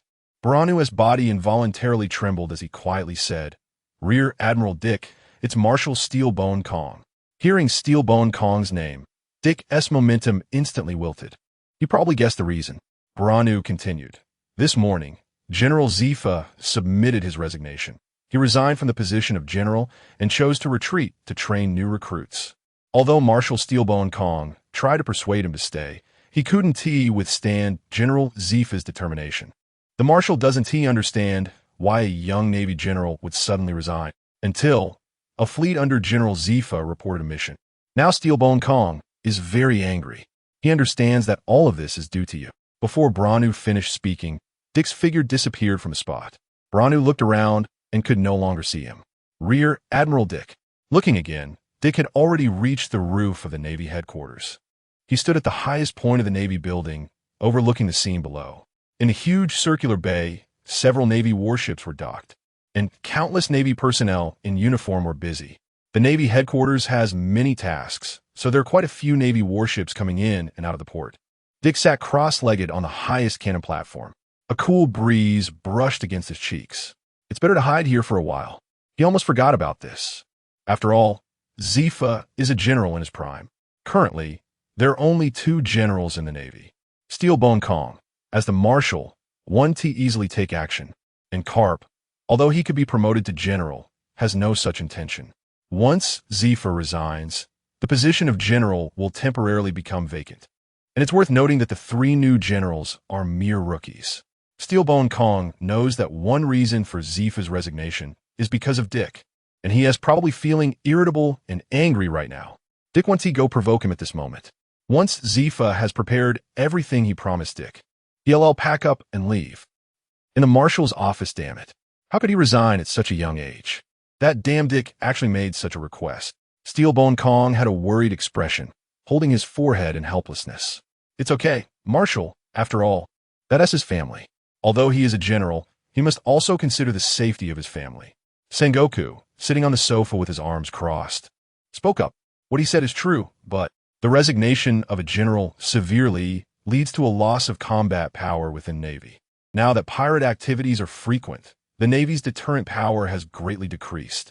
This is what worries Steelbone Kong. Haha, I think that kid is right. Zifa should retire. His sense of justice is too strong. Right now, he is powerful enough to easily deal with pirates, but what about when his strength declines? Those are all ruthless pirates, and this incident is the best proof. Karp lazily leaned on the sofa, holding a bag of freshly made senbei. Steelbone Kong almost choked. He angrily scolded Karp. Karp, this is a meeting to discuss Zifa's issue. If you want to eat, go eat somewhere else. Don't take it so seriously. It's just a small matter. Besides, General Zifa is only stepping back. Our Navy's strength hasn't suffered any loss. Steelbone Kong sat in his seat with a bitter expression. Karp's words were indeed correct. However, the current problem is the vacancy of the general position. With only one Navy general, the Navy's deterrent power in the world will greatly decrease. You, clearly possessing the strength of a general, have repeatedly refused promotion, you bastard. Now the issue is the vacancy of the general position. What about it, Karp, this position of general? Steelbone Kong's gaze shifted to the leisurely Karp. Karp felt an inexplicable sense of responsibility weighing on him under that gaze. Marshal Kong, you know I'm not interested in the position of general. I have no interest in serving those high and mighty celestial dragons. As expected, Karp rejected the promotion again. Steelbone Kong looked helpless. Now, there is a vacancy for the general position, and you don't want to take it. You just spoke justly about Zifa's resignation. However, I do have a candidate. Chapter 70, help me keep an eye on a rookie named Sakazuki. Steelbone Kong's eyes lit up at the words.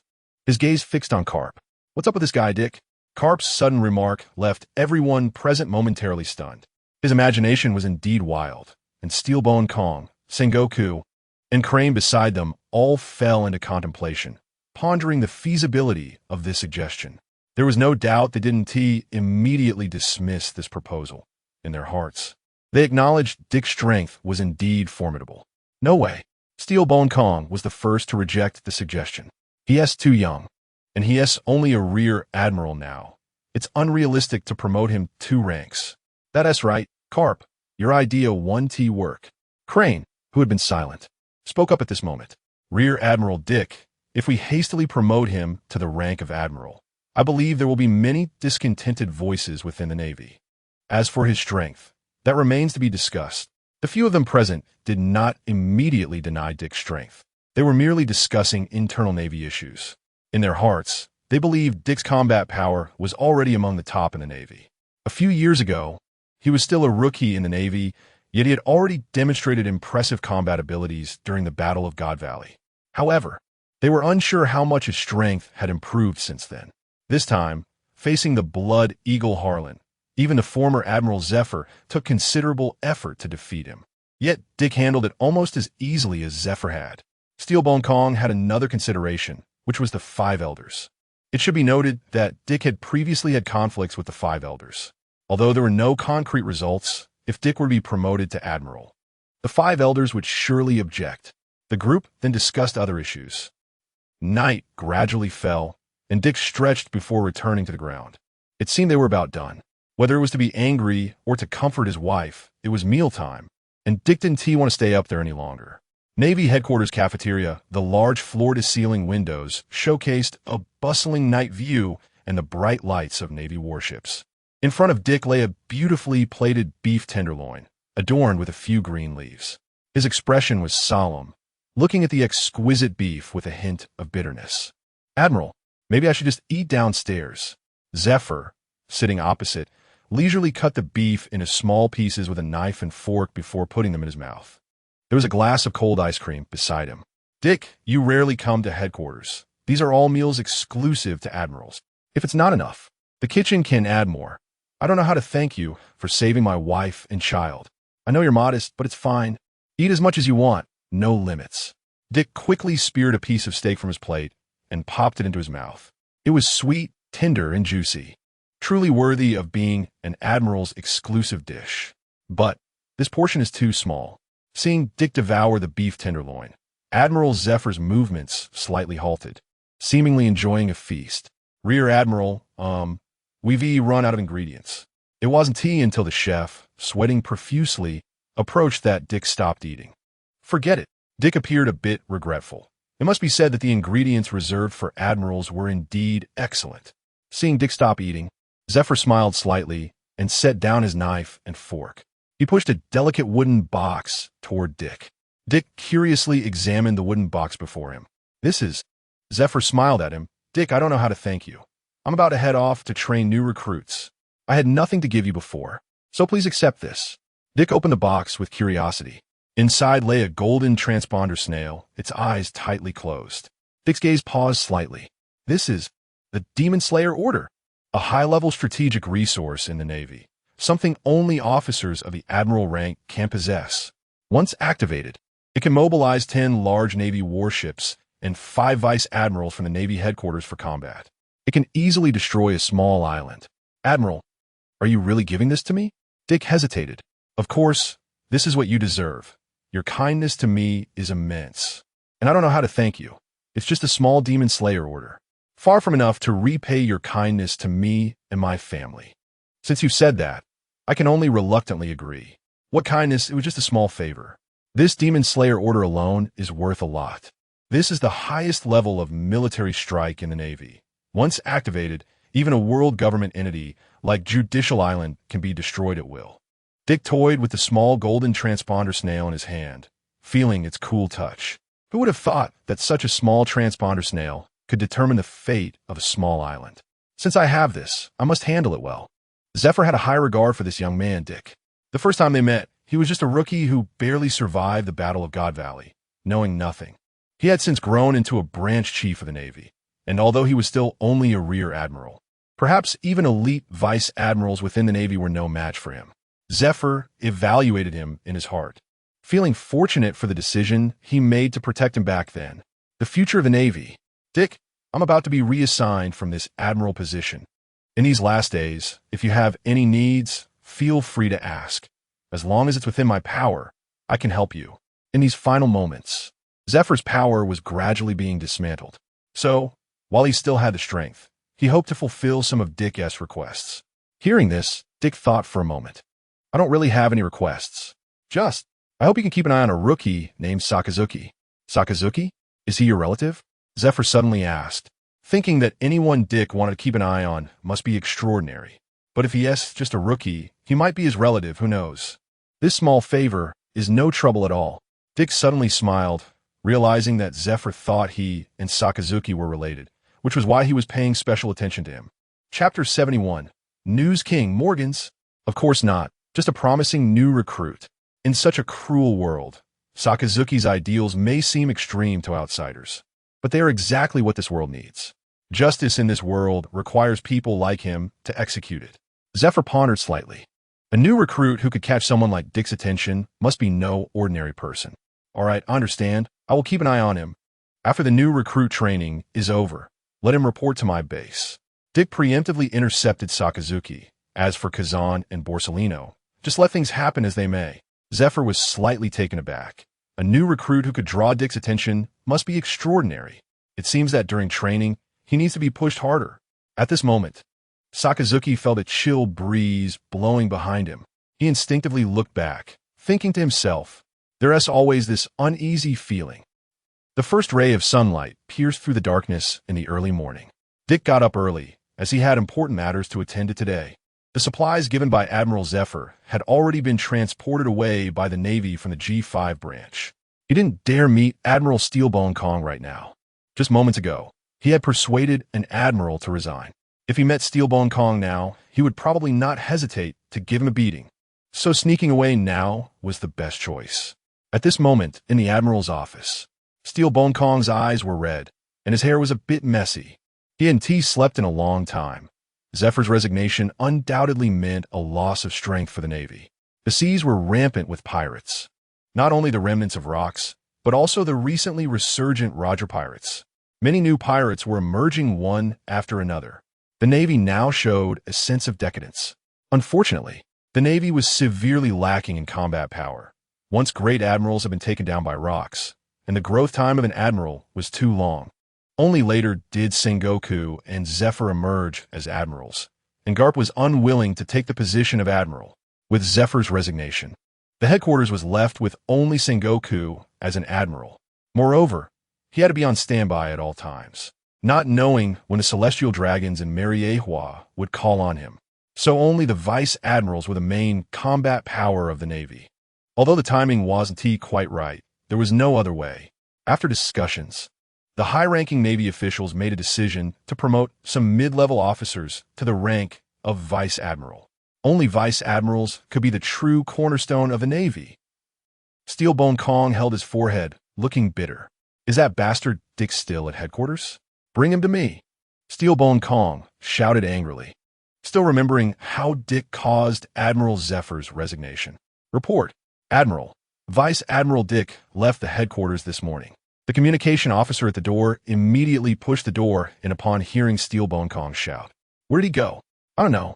Steelbone Kong looked helpless and waved his hand for the communication officer to leave. It shouldn't be. He hadn't had time to deal with his matters in the past few days. Could it be that his observation Haki has evolved to the point where he can sense me looking for trouble? Steelbone Kong's mind was filled with thoughts, but it wasn't entirely about finding trouble. There was also a more important point. Promotion. With the admiral position vacant, Dick was still too young. No one would recognize him if he became an admiral. But vice admiral was different. This proposal was precisely to promote a batch of vice admirals. Since he wasn't there was nothing to be done. Steelbone Kong took out a promotion report for vice admiral from his drawer. The sound of the pen scratching on the paper filled the air. Vice admiral appointment letter. He then summoned a Navy-exclusive messenger seagull. A white seagull, with the Navy emblem tied to its head, flew to the window of the admiral's office and saluted with its wings. This was a messenger seagull specially trained by the Navy headquarters. Most messenger seagulls at sea belong to the World Economic Journal. Even the Navy headquarters didn't know how they trained these seagulls. The Navy had exhausted its means to cultivate only a few special seagulls, which were mainly responsible for delivering basic letters. Admiral Steelbone Kong stuffed the vice admiral appointment letter into the seagull's pouch, then added a sentence. You better stir up some trouble for me. Consider yourself lucky this time that I couldn't deal with you. This was the helplessness of an admiral, only able to let the messenger seagull convey his message, while his inner frustration had no outlet. At the same time, Dick, who was flying in the air with his abilities, sneezed several times. Achoo! Achoo! Who's thinking about me? Dick simply rubbed his slightly itchy nose. In the azure sky, white clouds floated by him. The scenery below was incredibly beautiful, but Dick had no mind to appreciate it.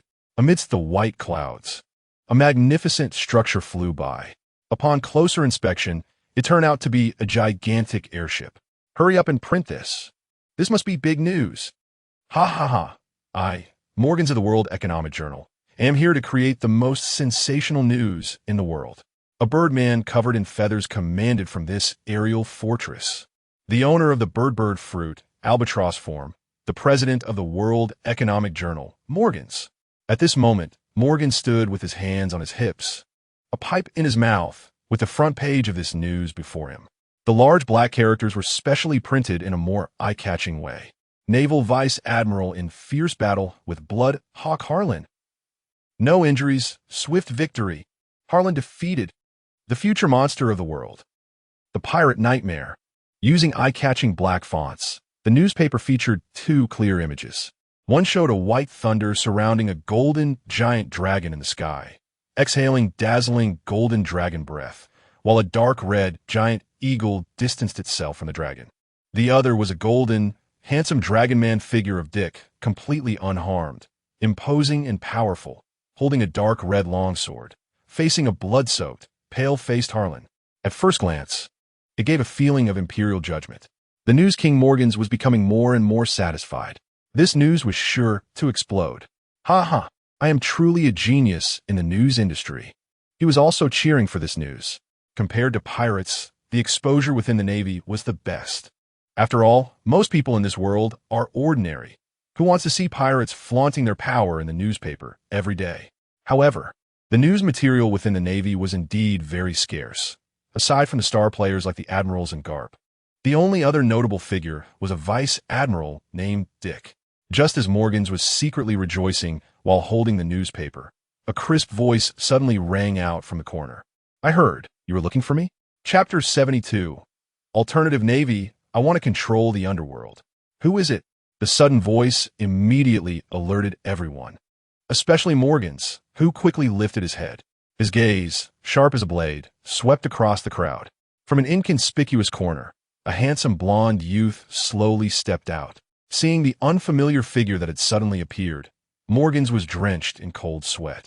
He had thoroughly checked this airship before setting off. There were no unfamiliar faces, unless... An incredible thought formed in his mind. Unless he came down from the sky. But is that possible? This is thousands of meters in the air. Unless he is a devil fruit user. But even if he were a devil fruit user, if he could evade everyone's perception to come here, then his strength must be terrifyingly powerful. Morgans placed his hand behind his back, fingers resting on the cold trigger of a gun, ready to pull the trigger at any moment. Faced with the sudden appearance of this person, he dared not let down his guard for a second. I advise you, it's best not to use that little toy in your hand, because it can kill. The cold voice reached Morgan's ears, a warning of death. He had no doubt that the person in front of him could take him out in an instant. So Morgans ceased his resistance, slowly lowering his finger from the trigger. If he fired, he was sure that he would be the only one to die. As the tall figure gradually approached, the dim yellow light illuminated him. Only then did Morgans see his face, and his mouth dropped open, his eyes nearly popping out. How is this possible? How could you be here? Didn't you just finish dealing with Blood, Eagle Harlan? Admiral Dick. Morgans was shocked by Dick's appearance, and a strong sense of oppression made it hard for him to breathe for a moment. Dick was dressed in a standard naval officer's uniform, a golden star shining brightly on his shoulder. His tall figure and golden hair gave him an imposing presence. It seems the King of World News is quite shocked by my appearance. Dick seemed to be at home, skillfully walking to the water dispenser to brew himself a cup of coffee. Morgan stared blankly at this scene, and even the members of the World Economic Journal were dumbfounded. A Navy officer. Yes, a Navy officer. He casually intruded into their headquarters and even brewed himself a cup of coffee. It was as if everyone else was inconsequential in his eyes. Seeing Dick's attitude, Morgans began to understand some things. It seemed he was not here to cause trouble. He could have silently taken out everyone, but he chose to appear before him, which meant he must have a purpose. As a well-known figure in the world, He had survived to this day, not only due to his strength, but also his ability to read the room. Facing Dick, he felt slightly more at ease, no longer as tense as before. He also brewed himself a cup of coffee and then sat down opposite Dick. All the members of the Economic Journal remained in their previous state of tension, but suddenly saw their boss sitting face to face with a Navy officer. While they were shocked, their minds were also racing with thoughts of escape. After all, someone like him could easily take them out. President, a member called out softly to Morgans.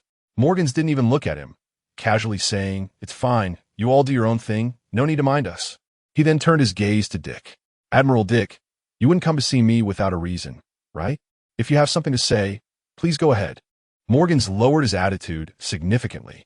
Although he was also a devil fruit user, he wasn't very skilled in combat, and if a conflict truly arose, he believed he would be killed in an instant. Dick gently blew the steam from his coffee. Having gone through great lengths to find Morgan's headquarters, he certainly had matters to discuss. Otherwise, why come? To drink coffee? Dick considered himself not that bored. Of course, as the president of the World Economic Journal, he was indeed perceptive. Dick first praised Morgans a few times before preparing to get straight to the point. "It's simple. The reason I came to find you is that I need money, and a lot of it. You, as the organization with the most developed information and intelligence in the world, must have a way." Upon hearing this, Morgans halted his coffee midair. What he was saying was too outrageous. Did a Navy officer want to collaborate? He wanted to collaborate with him, although he had dealings with the world government. It was merely a one-sided request from the World Economic Journal. After all, those guys from the world government couldn't control him at all. "You want to collaborate with us?" "No, not collaboration. I want you all to obey me." Morgans was thrown into disarray. What on earth was this guy talking about? To make them obey a Navy officer, was that a requirement from the world government? Just as Morgans was about to refuse, knowing this was impossible, Dick seemed to see through his thoughts, his eyes glowing red. Every action was under his watch. "I didn't come here for the useless bunch at the world government. I have no interest in them at all. The underworld is too chaotic now. It needs someone to set things right. Why is it called the underworld instead of the criminal world? Of course, there are many criminals in it, but so what? Just eliminate them." Dick's words left Morgans frozen in place, cold sweat soaking his feathers. This guy's statements were terrifying. His mindset was to dominate entirely, eliminating all who did not cooperate. Indeed, he was correct. The reason the underworld was called the underworld instead of the criminal world was that part of it was legal. However, they were mixed with many high-profit industries, the kind that made the world government envious. The world government didn't want to bring all these industries under its control. To be honest, they had several industries in the underworld, but they lacked the capability, and now this admiral actually wanted to unify the entire underworld. Terrifying. Chapter 73. Announced to the entire underworld. From now on, there can only be one voice here. Crazy. Lunatic. Morgan's nervous voice trembled. After all, he was someone who had witnessed countless grand scenes. Today, the actions of this Navy officer made him truly feel what it meant to have a madman's thoughts. Dick sneered. Whether it was a madman's idea or not would have to be confirmed later. He not only wanted to control the underworld, but also wanted to learn the thoughts of Raylo. One must always leave a way out for oneself. After all, besides pirates, there are also the Celestial Dragons, a massive group. Besides pirates, the Celestial Dragons are also synonymous with evil. Without a bit of one's own power, how could one confront them? Moreover, human trafficking in the underworld is definitely an extremely evil thing. This kind of thing needs to be curbed at the source. This is Dick's alternative idea. As for whether it would work, that was another matter. After talking with Dick, Morgans realized he was a downright madman. He had never encountered such a person in his life. It was not about cooperation, but about domination. How could a Navy officer think about dominating the underworld? It was simply a pipe dream. "I can cooperate with you, but domination is impossible because the kings of the underworld will be very angry. Even if you're a rear admiral, it's no exception." While Morgans expressed his willingness to cooperate, he did not make a definitive statement and also indicated the difficulty of the matter. However, Dick was unfazed. If they didn't agree, then they could be made to agree. Tell those kings of the underworld that there is now only one voice here. If they disagree, then just eliminate them. Dick's tone was flat, devoid of any emotion. as if discussing what to eat for the next meal. Morgans involuntarily shivered. He was even more convinced that Dick was a complete madman. Collaborating with such a person, he wouldn't even know how he would die. However, he still had to show some obedience on the surface. After all, he possessed the ability to eliminate him at any time. I understand. I will help you convey this, but I can't guarantee whether they will agree. No problem. If they don't agree, just tell them I will personally visit. To persuade them to agree, Dick grinned, a hint of murderous intent flickering in his eyes. Many of those people he had no intention of keeping.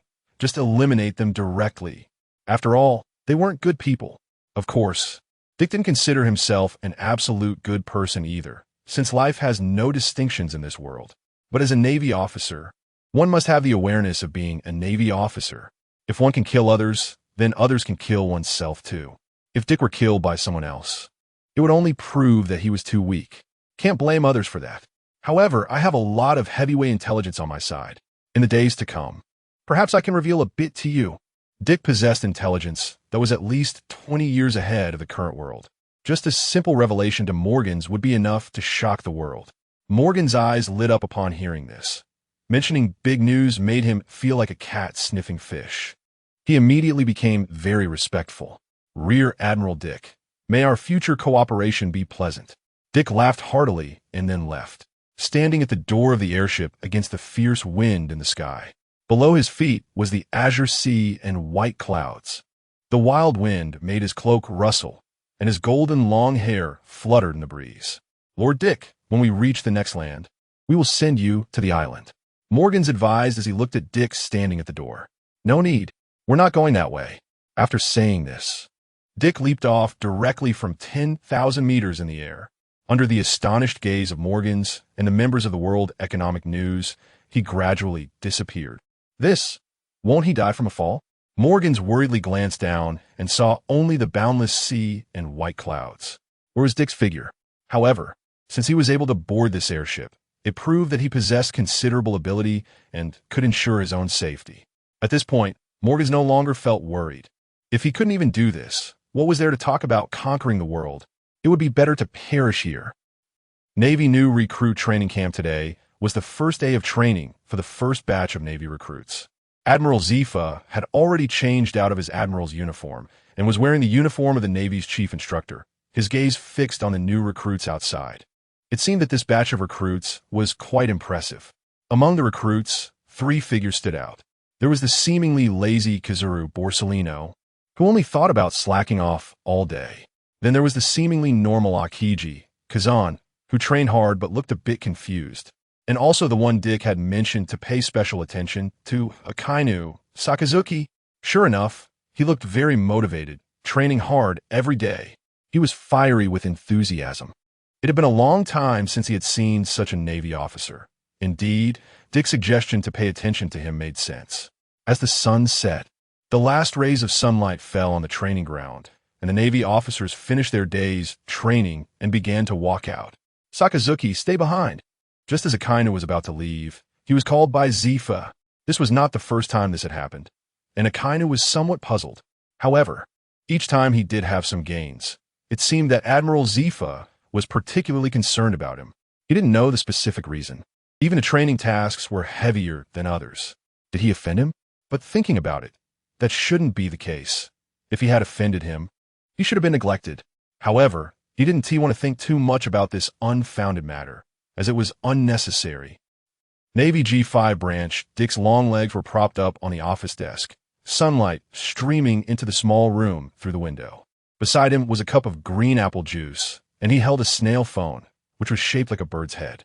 This was the kind of Dick the Rear Admiral was. Most of them were unwilling to cooperate. Only a few were willing to follow your orders. Morgans on the other end of the phone was reporting the recent progress. Dick scratched his ear, seeming not to care much about the matter. Since the last visit to the Navy headquarters, the appointment order of the Rear Admiral had already been sent to his desk. So now he was already a Navy Rear Admiral, just one step away from becoming an admiral. Chapter 74. Navy new recruit Sakazuki, Porcellino, reporting in. Admiral Dick wasn't particularly interested in the position of admiral. What mattered most was that becoming an admiral meant accepting direct orders from the Celestial Dragons, rather than being bound. It would be better to just be a vice admiral and enjoy more freedom. He had a rough guess about the changes in the underworld.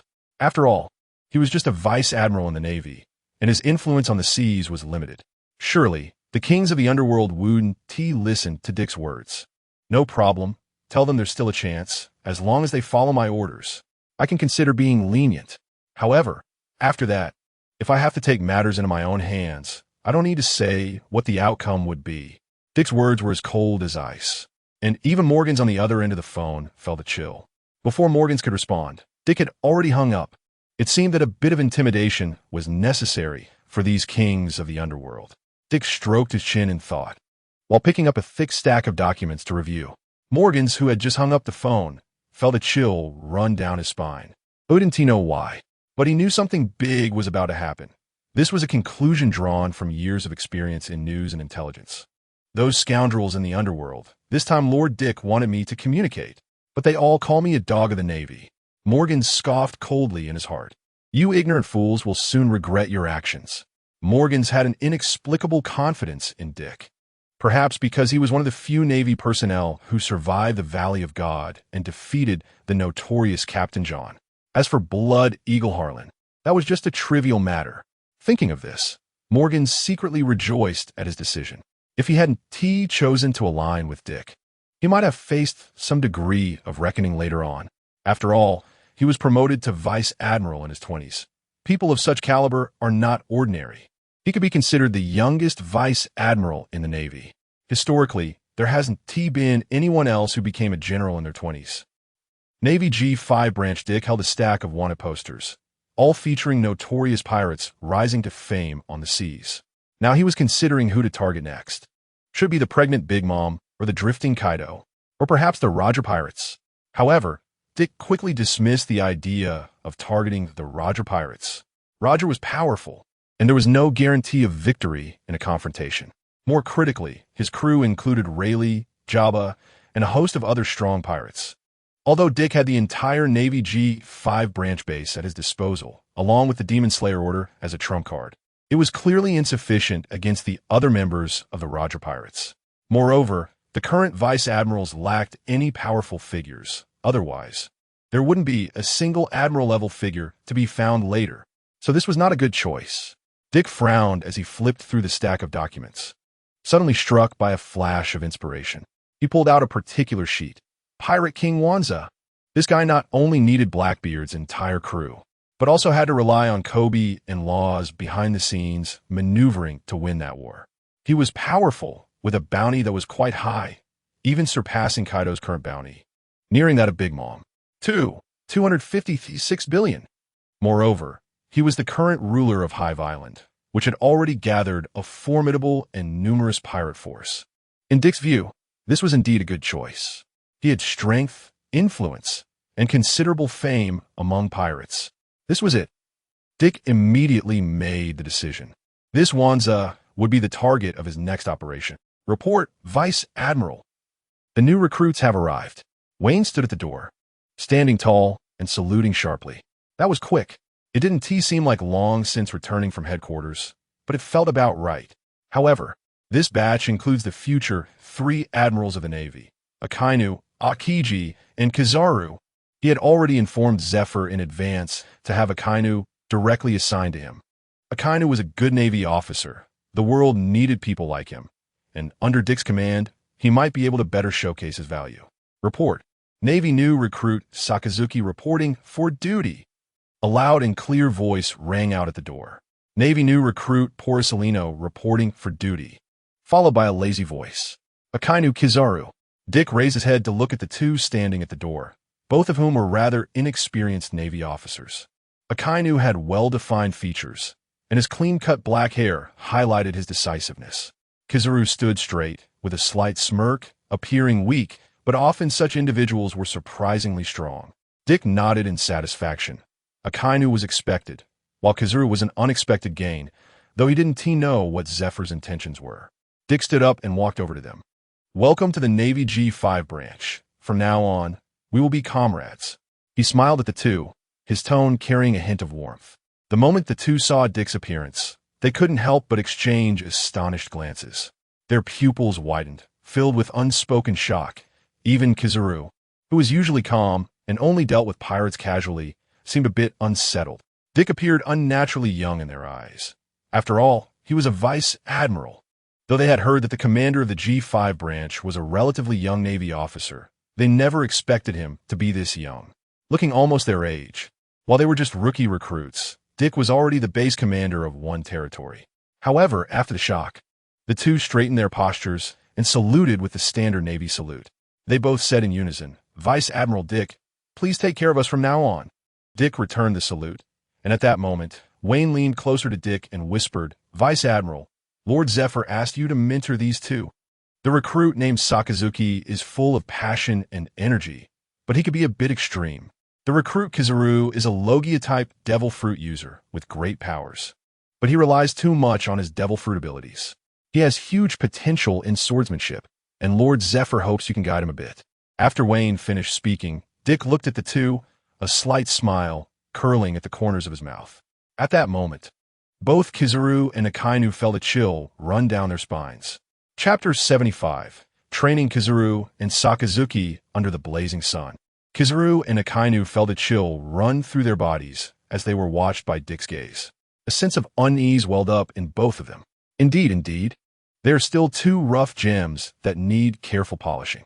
Dick was smiling as he spoke to them, but to them, the smile felt eerily unsettling. Naval G5 branch training ground the sky was bright and sunny, with a cool sea breeze blowing through a few people. In the open training ground, the Navy stirred up a bit of dust.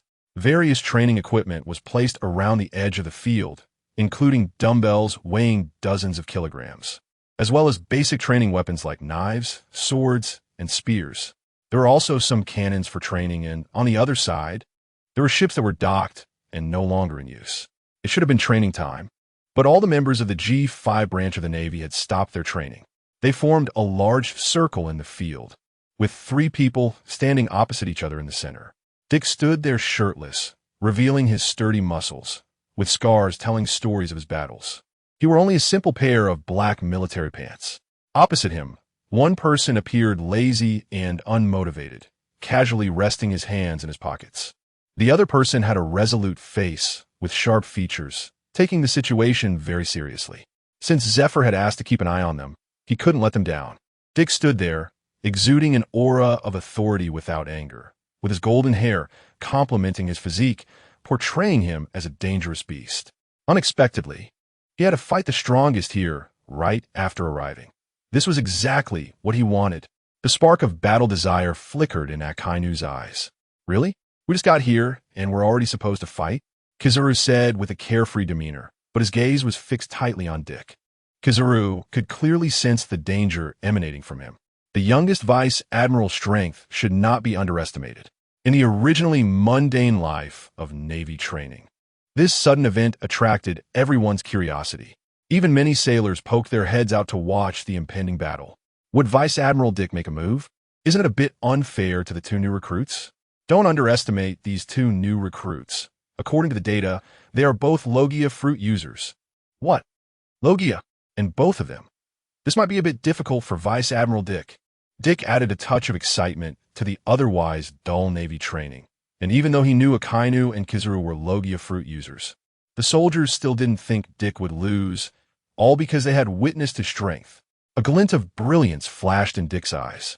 Although Akainu and Kizaru were still quite young and inexperienced, far from their future power, Dick wouldn't underestimate them. They simply hadn't experienced the baptism of real battle yet, which didn't mean they were weak. Whether Navy or pirates, this world always spoke of strength. Since Dick wanted to test their current strength, he was also establishing his authority. After all, there were many rebellious elements in the Navy, and this batch of recruits was not just limited to these 2. As the youngest vice admiral, Dick naturally had many who resented him and felt unconvinced. It wasn't surprising. Who didn't have their youthful arrogance? A good beating would suffice. If Akiji were here, they could have dealt with them together, and no one in the Navy would have such thoughts anymore. Don't worry, I'll be careful. After all, this is just a spar between Navy personnel. Dick slowly stepped forward. As he took that step, Sakazuki immediately clenched his fists, a wave of tension surging through his heart. Kizaru also felt Dick's movement, and for once, the usually lazy Kizaru became serious. His sharp gaze was fixed tightly on Dick's actions. The newly arrived Navy recruits and G5 branch soldiers surrounded the training ground tightly. Some confused recruits directly asked, "Who do you think will win?" "I think Sakazuki and Kizaru have a higher chance of winning, even though the base commander is a vice admiral. Their performance in the recruits training camp was monstrous. I think Vice Admiral Dick might win. After all, he became a vice admiral at such a young age. He must have some strength." At this moment, Wayne walked over to them, his gaze firm as he said, "Recruits, pay attention. There will only be one outcome to this battle. You haven't truly witnessed Vice Admiral Dick's strength. That guy has never lost. The word lose doesn't exist in his dictionary. We just need to see what kind of training the two prodigies, known as the three monsters of the Navy, will undergo next." Sakazuki's nerves were extremely tense as he watched Dick take just a small step forward. But the next moment, in his line of sight, Dick's figure seemed to vanish into thin air. Boom! The ground exploded instantly, and the astonishing force propelled Dick's speed to a whole new level, appearing as if he had simply disappeared to the average onlooker. When he reappeared, he was already in front of Akainu. Cold sweat trickled down Akainu's face as his pupils dilated. In his eyes, Dick raised his right fist, which was enveloped in a dark armed Haki that instantly wrapped around his entire fist. His speed was not something typically taught to the Navy. It was a complete display of his own strength, devoid of any technique. Dick's black fist glimmered with a chilling black light. He slowly pulled his right fist back, his eyes flashing with dazzling red light. Akainu quickly crossed his arms in front of him, while a thin layer of black armed Haki wrapped around his arms. He hadn't fully mastered advanced Haki yet, only taught the most basic form. As a new recruit, he still had many techniques to learn. Dick's fist slammed directly into Akainu's body, accompanied by a whirlwind of yellow sand. Akainu felt an overwhelming force pushing his body, and he was launched like a cannonball, utterly defenseless. Pure power, pure speed, without any display of technique. The surrounding Navy soldiers all gasped in shock. To them, it felt like only a few seconds had passed. They didn't even catch a glimpse of the moves. Chapter 76. The result of crushing the unyielding naval rookie king. Under the gaze of many Navy personnel, Akainu's figure was sent flying back. In just a few seconds, the battle had already shown signs of coming to an end. Kizaru's expression turned extremely vigilant. His entire body tensed up. The previous actions happened too quickly. Even with all his focus on Dick, he only saw a fleeting shadow in the end. As Akainu flew out, Dick slowly turned his head towards Kizaru, his dark eyes locking onto him. Kizaru felt a chill run from his soul straight to the top of his head. This is bad. He gripped the famous sword at his waist. He was also an extremely powerful swordsman. However, his own fruit ability was too strong, which caused him to neglect his swordsmanship training. Dick, holding the treasured sword at his waist, pushed off the ground and instantly flew towards Kizaru. His figure was as fast as lightning, and in the open training ground, only a white shadow flashed by. Kizaru's pupils constricted as he drew his famous sword to confront him. The metallic clash echoed throughout this small training ground. Dick wore a faint smile. Under his immense power, the ground beneath him cracked inch by inch. Amidst the curious gazes of the crowd, Kizaru was sweating profusely, his hands bulging with veins, gripping the famous sword tightly to fend off the attack. But Dick seemed like a wild beast, his strength extraordinarily overwhelming. It felt as if he was not facing a human, but rather an enraged brown bear. Damn it, he gritted his teeth. Only through direct combat did he realize Dick's strength. The fact that Akainu was sent flying with a single punch was no exception. The recently knocked back Akainu slowly rose from the ground, his body covered in dust, the pain in his arms making him secretly alarmed. He understood that being the youngest rear admiral was not without reason. From the recent encounter, it was clear that an ordinary rear admiral was no match for him. At this moment, he also realized the purpose of Instructor Zephyr sending them to this branch. It was to let them understand a very simple truth. There are always people stronger than you, and skies beyond the skies. After this thought flashed through his mind, Akainu no longer had his previous composure. His expression became increasingly tense, with a few drops of reddish-brown magma flowing down his face, and his arms transformed into blazing magma fists. The temperature around him suddenly rose sharply, his eyes gleaming with intense battle intent. How could they, called the future of the Navy, be so weak? Rear Admiral Dick, take my punch. As Akainu's voice rang out, he had already arrived behind Dick. The temperature in the air surged, and the surrounding water vapor evaporated under the intense heat, enveloping Dick's figure in wisps of white mist. Great fire! Boom! A gigantic fist made of magma appeared behind him, the scorching heat roasting Dick. Dick did not turn around. With a sword in hand, he deflected Kizaru, who was engaged in battle ahead of him. Then he turned and swung his sword, the blade wrapped in flowing armament Haki. It drew a cold white sword aura in the air, and the imposing magma fist was directly split in half by the blade, landing on the empty ground nearby. Akainu looked at his proud attack, being so easily neutralized, feeling even colder inside. Are you kidding me? The usually cold military man could no longer hold back. His shock was almost impossible to conceal. His astonishment was beyond words. He had imagined losing, but never thought it would be so easy. The combat power of the two seemed to be on completely different levels. Dick's eyes flashed with a cold light, a hint of a smile at the corner of his mouth. Sakazuki, your fruit ability is indeed powerful, but still has room for development. The previously repelled Kizaru, seeing that Dick's target had shifted to Sakazuki, felt an inexplicable surge of confidence rise within him. Although this approach was somewhat inappropriate against someone like you, unconventional means were necessary. He stepped forward and leaped into the air, his original body now shimmering with a dazzling golden light. His hands crossed in front of him, fingers slowly pinching together. Yada no Kagami. The golden light fell like a setting sun upon Dick's position. Dick remained expressionless, only wearing a hint of a mocking smile.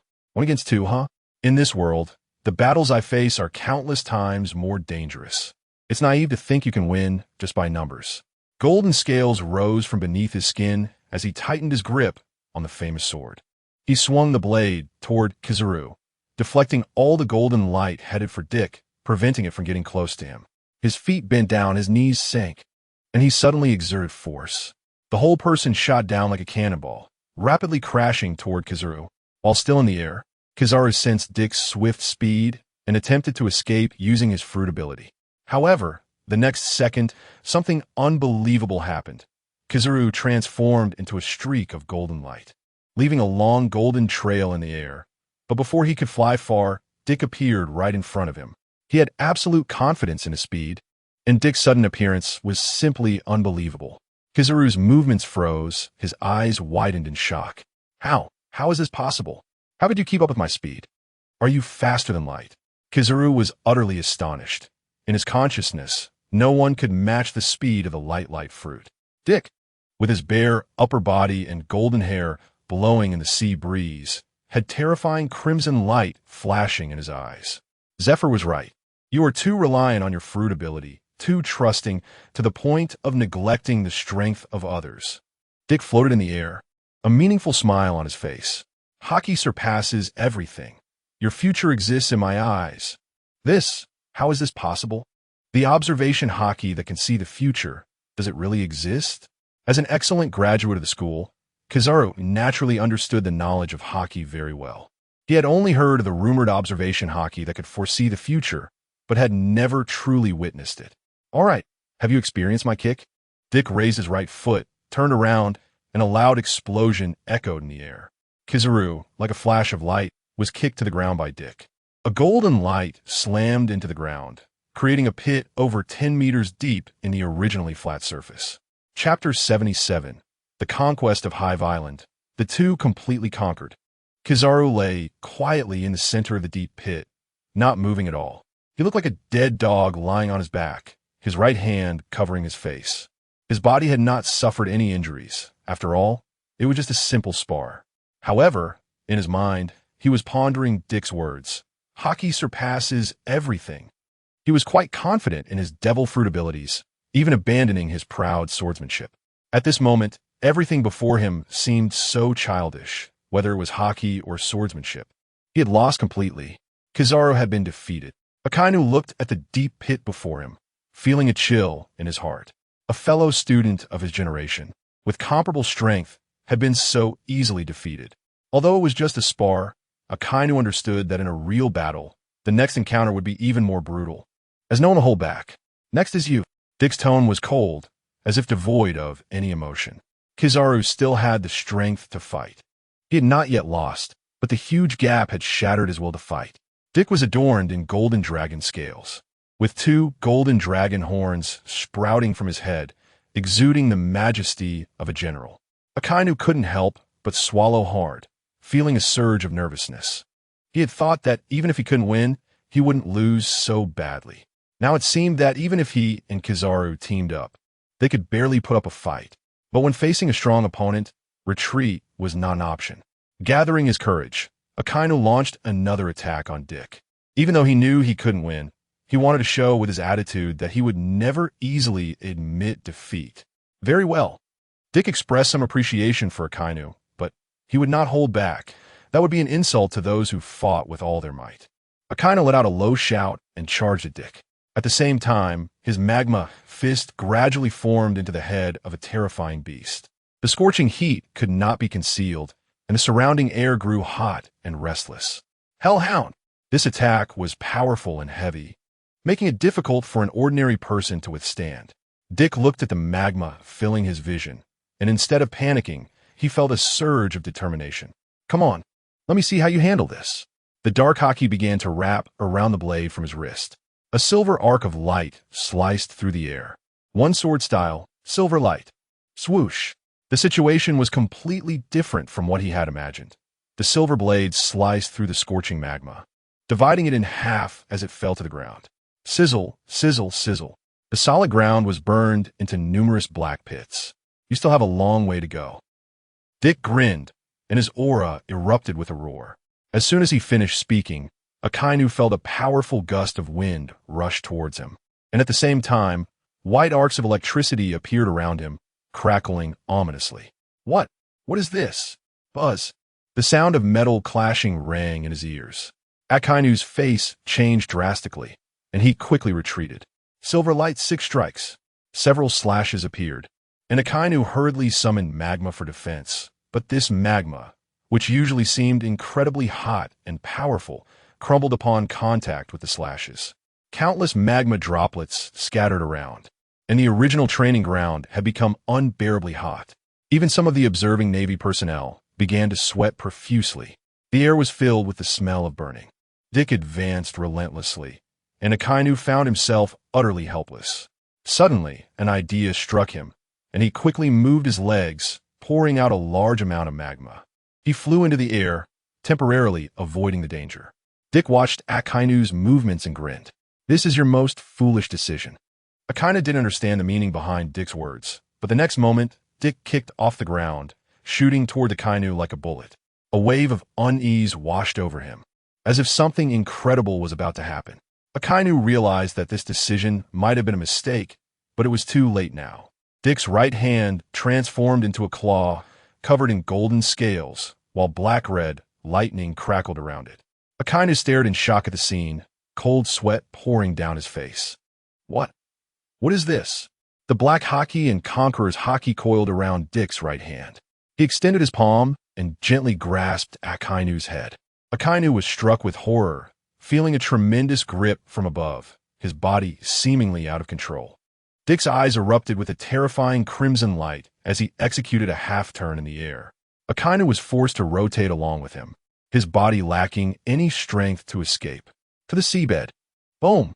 The air exploded, and Akainu crashed to the ground like a cannonball. The ground instantly created a deep pit several dozen meters wide, and waves of pressure surged outward from Akainu's impact. Some Navy personnel couldn't maintain their balance and fell to the ground, and even the Navy base seemed to tremble slightly at that moment. The distant sea was affected, with waves rising layer upon layer, demonstrating the immense power of the attack. Dick landed in the open space, brushing off the dust from his hands. Ah, what a pity. What a pity. I thought it would be a bit more powerful. Dick feigned disappointment, while the surrounding Navy personnel were unfazed by his antics. However, The newly arrived Navy members gaped in shock, their jaws dropping. What a joke! Is this what you call small power? That was comparable to a cannon's might, if not stronger. Is this guy even speaking human language? Many new Navy recruits watched in astonishment as their two fellow rookies were taken down, their hearts filled with shock. Looking at the massive pit created and the two lying within, they were even more terrified. Akainu's eyes whitened, losing consciousness, lying in the pit like a dead dog. Underneath him lay the innocent Kizaru, who had merely been contemplating life. Who knew that a humanoid cannonball would suddenly crash down on him? He wanted to run, but it was too late. He managed to take a few steps forward, ultimately maintaining some level of awareness. Looking at Akainu beside him, who had already lost consciousness and was slumped over, Dick said, "Sorry, you can't sleep here." He picked up the Navy uniform he had just taken off and draped it over his shoulder, looking up at the blue sky. It seems it's time to attack Hive Island. Chapter 78, What a Joke. I'm a genius. Dick turned to look at Akainu, who had lost consciousness and collapsed on the ground. Once he wakes up, the troops will set off. After all, it's a shame for a newcomer to miss such an opportunity. Only by facing strong opponents can one truly improve their strength. Sleeping like this isn't good. Kizaru glanced at the unconscious Akainu, then turned to look at Dick, who seemed unfazed. He still didn't have a clear concept of Dick's strength in his mind. Just how strong is this guy? It seems he didn't use his full power against the two of us. Is this the level of strength he should have at his age? I didn't expect there to be such a monster in the Navy. It seems I've come to the right place. Dick also conducted a brief evaluation of Akainu and Kizaru in his mind. Both of their strengths were quite good. As newcomers, they were already comparable to ordinary vice admirals.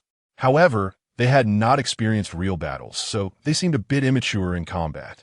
But that's okay, as long as they fight more. After all, this world is not sure of pirates. A few days later, the gentle breeze was calm, and many ships of various sizes had already docked along the coast. On the largest battleship at the front, a golden dragon head was particularly eye-catching. This was Dick's exclusive warship. Inside the room, the sunlight was just right, and warm rays streamed in through the window, casting on a gray-white blanket. What a joke! How could I have lost like this? A young man, his body wrapped in white bandages, sat up from the bed, the warm sunlight shining on his face. At this moment, he was sweating profusely and looked bewildered. "Oh, Sakazuki, it seems you're awake."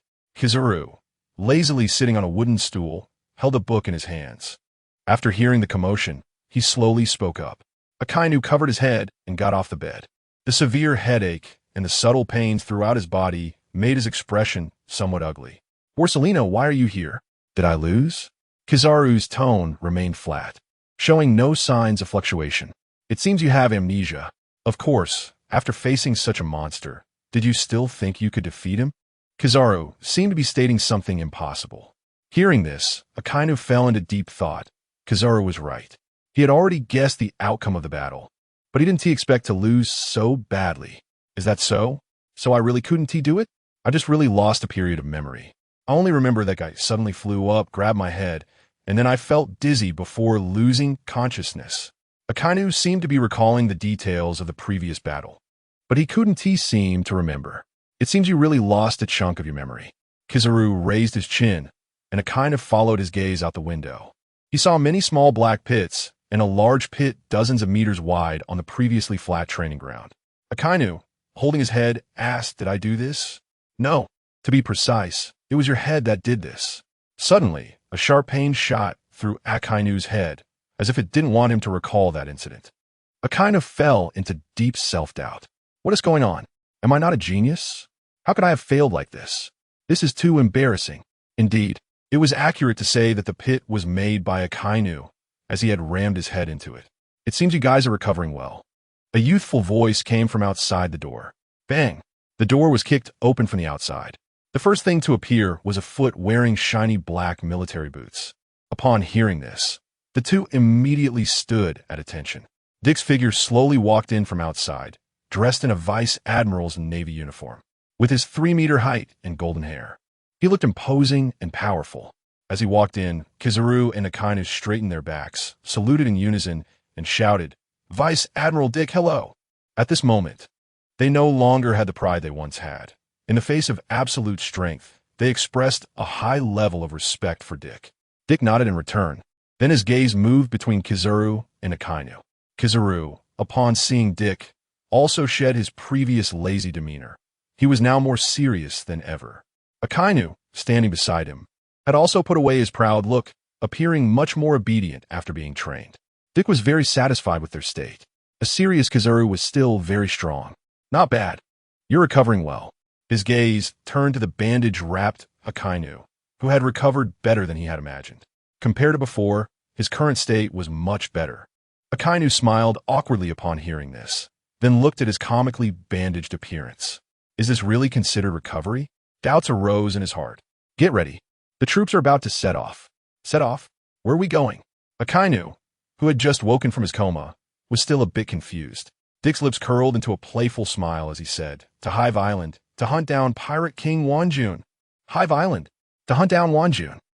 Akainu and Kizaru exchanged shocked glances. Akainu had just woken up from his sleep, and didn't he know what was happening?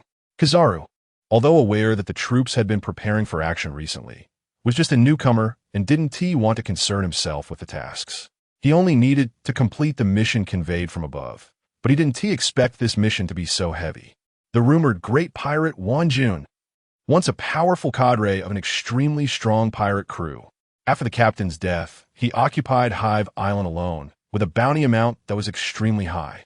He could be considered one of the great pirates in today's world, not only having a massive influence, but also being exceptionally strong. However, after truly facing Dick in battle, they realized that the strong ones in this world might not be as formidable as rumored. Dick didn't pay attention to their shocked emotions. Regardless, the troops were already at the point of being ready to set off. After the two quickly tidied up, the warships docked at the port immediately began to set sail. Dick sat in the office, his feet propped up on the desk. In front of him lay a thick stack of documents, all about the members of Hive Island. Dick was particularly interested in knowing them. He just needed to pay attention to those with bounties after battles. After all, the development of his troops required money, and saving a bit whenever possible was ideal. Just as he was flipping through the documents, the electric firefly suddenly transformed into a spiky-haired shape. Chapter 79, Prohibiting Engagement in Battle. Sorry, I have to inform the world. On the deck outside the cabin, Akainu and Kizaru looked serious, their eyes flickering as they gazed at the horizon. Were they really going to engage in battle with the legendary pirate? They were still rookies, though they had fought against Dick before. But that was because they were all in the same camp as the Navy. Even in combat, there was a sense of understanding. However, now they were going to battle one of the most famous pirates in the world, and it was natural to feel some nerves. Inside the cabin office, click. Dick, damn it, where's your army? As soon as Dick picked up the den mushi, he heard the furious roar of Sengoku on the other end. They've set sail. Admiral, Dick replied flatly, showing no concern for Sengoku's anger. A fleet of that size setting sail without any approval was bound to be known by the higher-ups in the Navy. Normally, officers at the rank of captain and above had the authority to mobilize naval forces, and the higher-ups would usually not interfere. But this time was different. Dick intended to directly attack Hive Island. What is Hive Island? It's a gathering place for pirates. Wang Ji is currently a world-class pirate with a high status. The Navy headquarters is wary of his power and has issued orders that no engagement with Hive Island is allowed without the approval of senior naval officers. The number of powerful pirates gathered there is enormous. The Navy is concerned about unnecessary losses and lacks the additional combat power to engage. This is also the reason Hive Island has existed for decades since its establishment. But Dick didn't care about this.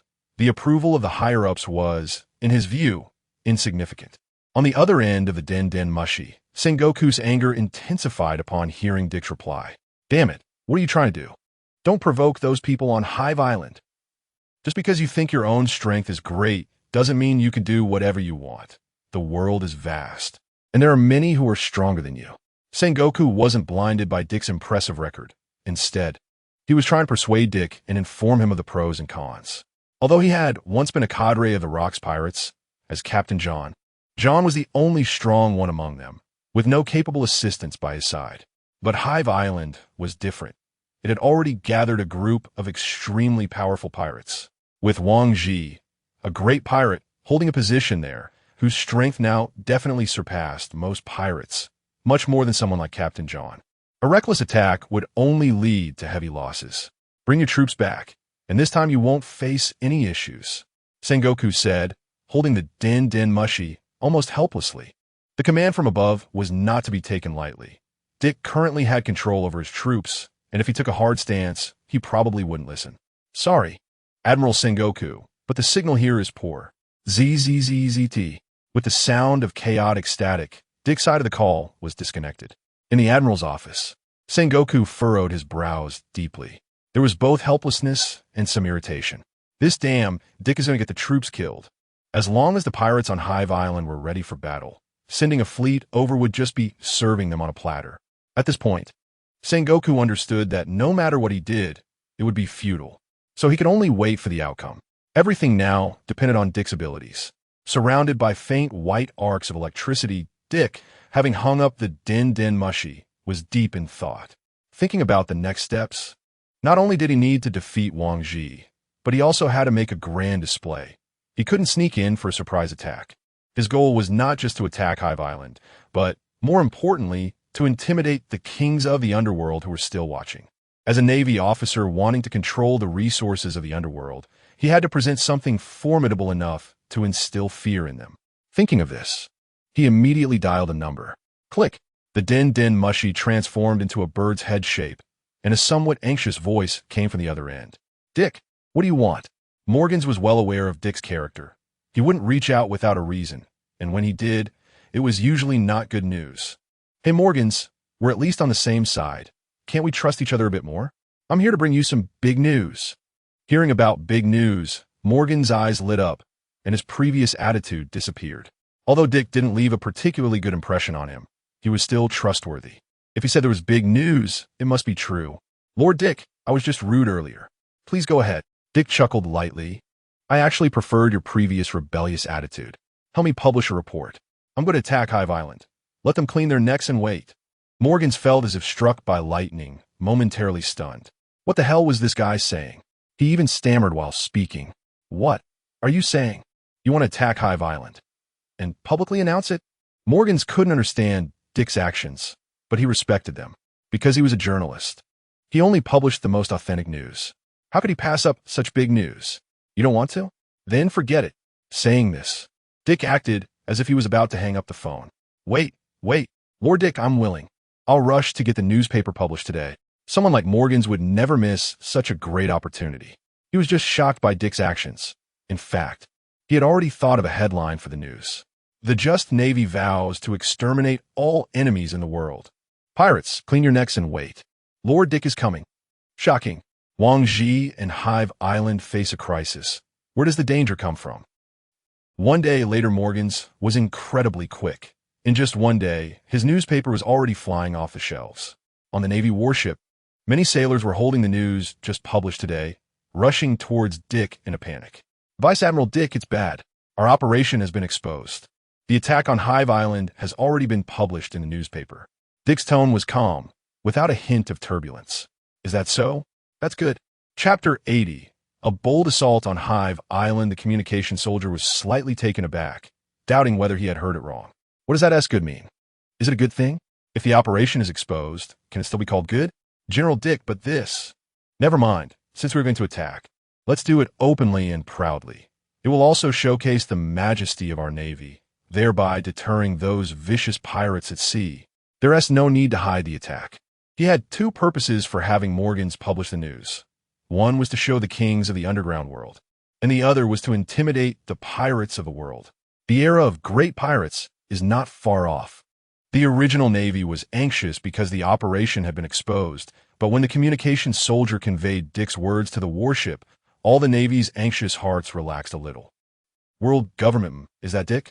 The figure no longer resembled the voluptuous Big Mom, sitting in her seat, drooling as thick saliva dripped from the corners of her mouth, holding the freshly delivered newspaper. Wang Ji, it seems you're in trouble, but it's really bold. Directly published in the newspaper. The Beast Pirates. Ha ha ha. That guy Dick really dares to do it.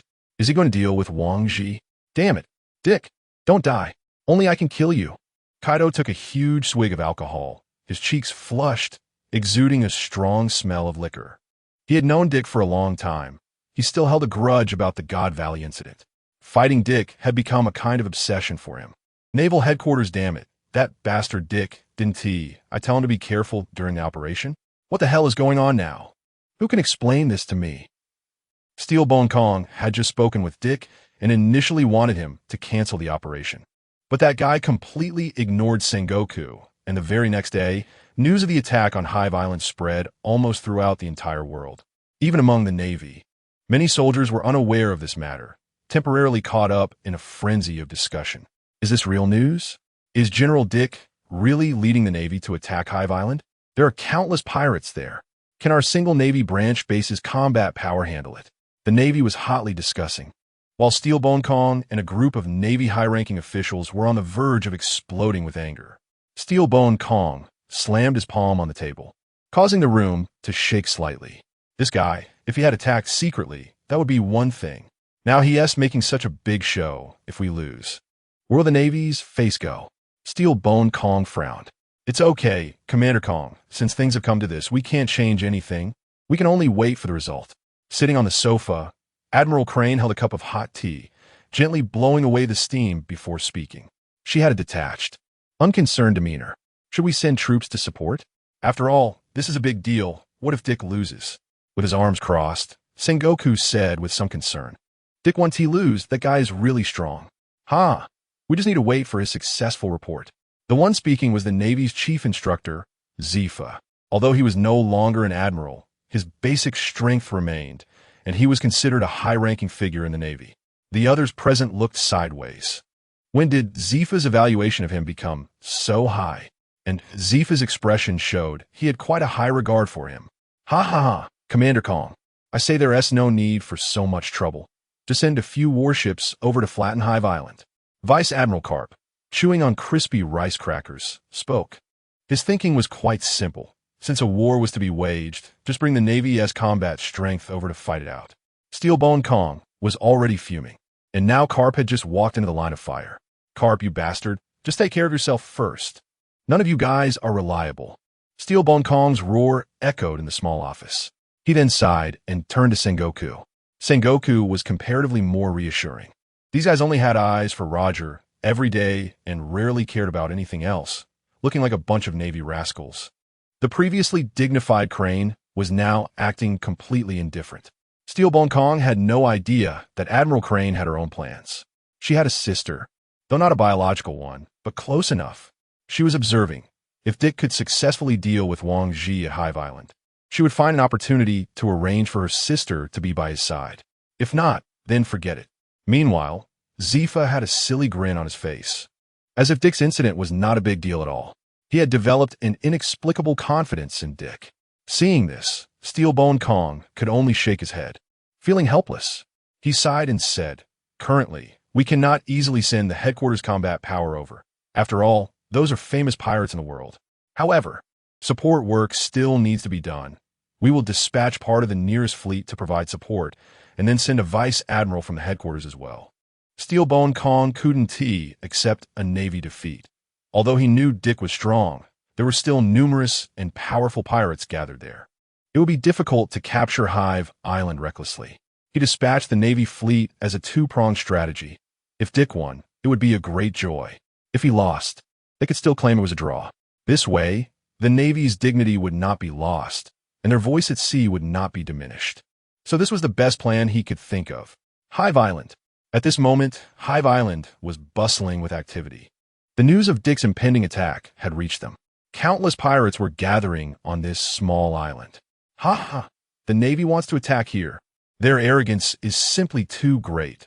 They haven't even seen us, and the news has already arrived. These navies are just a bunch of useless fools, unable to even keep a secret, and now they dare to come here after the news leaked? At the highest point of Skull Mountain, the leader Wang Ji held a new newspaper. There was no sign of panic on his face. Instead, he was unusually excited. His 9-layered neck trembled with every word he spoke. The Navy's newcomer wants to step on me to rise to power? Then come and try. Dick, I'm right here waiting for you, if you dare to come. Chapter 81. The defense of Hive Island. Wang Ji's eyes were fierce as he exerted a slight force, turning the newspaper in his hands into a pile of fragments. He felt furious at Dick's blatant actions. Who is Wang Ji? Once a cadre of rocks. What does one rely on to survive in this world? Betraying brothers and stabbing friends in the back. The world situation was stirred by his hands. His dealings with the world government had led to large-scale killings between pirates and the Navy. He traded Haki to the world government and even killed cadres of the Rocks pirates. This indirectly caused the outbreak of the God Valley War. And now this unknown Navy dared to come to attack him. As the current master of Hive Island, he naturally could not tolerate this. The waves crashed against the air, and the sea breeze blew Dick's Navy cloak, making it flutter. Dick stood straight on the deck, and a small island gradually appeared in his sight. The most eye-catching was the towering skeleton peak. Hive Island, a gathering place for pirates, was now in the hands of pirate Wang Ji, and Dick's target this time was him. A terrifying crimson light burst forth from Dick's eyes as his observation Haki covered an area of several hundred kilometers. Looking at the island he was about to reach, he immediately ordered the warship to stop. They could not continue sailing for the time being. All personnel, stop! His voice was powerful and firm. Rear Admiral Dick, what should we do next? The pirate gathering place, Hive Island, is just ahead. Akainu asked as he walked up to Dick, his eyes flashing with intense fighting spirit. It was their first mission, and, facing such a situation, he couldn't help but feel excited. There were pirates everywhere. This was his favorite. A slight smile appeared on Dick's lips as he raised his eyebrows. Naturally, we will attack them from a distance first. Charging in directly would just lead to unnecessary losses, right? Now my team includes Kizaru, Akainu, and nearly 10 warships. We should first bombard them a few times to weaken their state before anything else. If we can solve it with long-range attacks, why draw swords? At the highest point of Hive Island, Wang Ji and others also noticed the warships anchored on the sea. The few people standing here were somewhat puzzled. Lord Wang Ji, the Navy has already arrived in our nearby waters. Why haven't they attacked yet? A subordinate asked. Wang Ji looked at the distant Navy fleet with confusion and disbelief. According to the intelligence he received, the Navy named Dick was just a rear admiral. However, looking at the Navy fleet in front, it was at least at the scale of 3 or more vice admirals. Before he could think it through, he suddenly saw many black dots appear in the sky. Upon seeing the black dots, he understood the enemy's actions and what they were for. Boom, boom, boom. Countless shells rained down on Hive Island like a torrential downpour. Hive Island became even more lively. Wang Ji frowned deeply, his expression extremely ugly. Damn it, how could this guy not follow the rules? Logically, a navy that has leaked attack information, shouldn't they charge directly towards the island? Aren't people like them supposed to have absolute confidence in themselves? Now the development of events is somewhat beyond my expectations. At this time, on the Navy ship, Dick lounged on a deck chair, sunlight spilling over him, a straw in his mouth, and a cup filled with red juice. Watching the chaos of artillery fire and the explosions around him, it seemed trivial. Akainu looked at Dick, who was reclining in a deck chair with black sunglasses, as if he were on vacation, hesitating for a moment before speaking up. Is this really okay? Rear Admiral Dick. Dick thought for a moment and replied, this indeed isn't good. Someone, bring a chair for Akainu. Akainu looked at the chair brought by the soldiers, caught in a moment of hesitation. This isn't quite appropriate, is it? There's nothing inappropriate about it, Sakazuki. Just lie down. At this moment, Kizaru had already leaned back in his chair, lazily surveying the fiery battlefield ahead, as if all of this had nothing to do with him. Borisolino, seeing Kizaru like this, Akainu could only reluctantly lie back in the chair. Not far away on Hive Island, the battlefield was chaotic, flames soaring into the sky, and cannon fire erupted near the pirates. Wang Ji had a face full of dark lines as he looked at the ravaged island, feeling extremely angry. Damn it! This bastard Navy, why aren't they following the plan? Shouldn't they be landing at this time? Moreover, more importantly, the Navy's ammunition is a bit too much. He never expected that Dick's warships far exceeded those of a typical fleet, with ammunition reserves at least 5 times that of an ordinary team. These shells fell on Hive Island as if they were free. Watching the sky filled with ammunition, The pirates on Hive Island fell into a state of confusion and helplessness. Wasn't it said that there was only one vice admiral leading the charge? What was this level of firepower? The buildings on Hive Island became shattered in an instant, with not a single structure remaining intact. Everywhere were traces left by cannon fire, with nearby flames still burning. Originally lively and prosperous, hailed as a pirate paradise, Hive Island at this moment was like a hell on earth. Pirates were running, fleeing amidst the cannon fire, and before they even saw a single Navy soldier, they had already suffered significant damage. On the sea, the sound of cannon fire rang out continuously, with dozens of Navy warships madly pouring firepower on a Hive Island. The newly joined recruits were only responsible for simple ammunition loading and then firing. Facing the many pirates on Hive Island, it seemed just that way. The recruits almost all thought the same. Akainu was somewhat surprised at the ample firepower. Rear Admiral Dick, is the Navy fleet's strength really that formidable? I remember that the supplies in the Navy were supposed to be under certain control, right? Although they were just rookie recruits. Seeing the supply levels of Dick's fleet made Akainu think perhaps it was a bit beyond expectations. Moreover, the scale of the fleet seemed a bit excessive. Perhaps apart from the admirals, there wouldn't be such a scale in the Navy. Dick maintained a calm expression, putting down the empty juice cup in his hand, smiling faintly. Of course, my troops are somewhat different from others, but isn't having this level of firepower quite normal? Then Dick stood up, looking at the fiery Hive Island. His gaze long. It seems the cannon fire is about to stop. Chapter 82. Alternating turns as soon as Dick's voice fell. The cannon fire on the warship began to gradually cease. It stopped. Akainu's face displayed an indescribable expression. In his eyes, Dick's strength had increased a notch. Clearly, the cannon fire had not yet stopped, but it seemed all of this was within his expectations. Moreover, unlike ordinary troops, the entire Navy had never seen such a force. The new recruits seemed to still be in shock, while the veterans were accustomed to it. Military discipline was strict, and even the offensive proceeded in an orderly manner. Even among the new recruits, they had never encountered such a unit. Report, Vice Admiral Dick, the cannon fire has ceased, and our stockpile of ammunition has been exhausted. Wayne walked up to Dick, giving a standard salute, and then spoke. I understand. Dick nodded. With Wayne's report completed, the cannon fire finally came to a halt. Akainu looked at this unit with an indescribable feeling in his heart. Perhaps he also wanted to possess such a force. So what's our next step? Shouldn't we launch a direct attack now? Since the cannon fire had stopped, Akainu thought it was time for them to make their move. There's no rush. Although the cannon fire has stopped, you still have your abilities, right? Dick revealed a meaningful smile. Now that the cannon fire had ceased, it was time for Akainu and Kizuru to showcase their powers. It should be noted that both of their devil fruit abilities were incredibly powerful. One was the user of the light fruit, and the other was the user of the magma fruit. Hearing this, Akainu raised his head slightly, looking at the island ravaged by cannon fire, a smile appearing at the corner of his mouth. He softly said, I understand. Then he slowly stood up, and scorching magma surged from his body. In just a moment, his right hand transformed into a magma state, and his eyes shone with the brilliance of battle. He fixed his gaze firmly on the island ahead.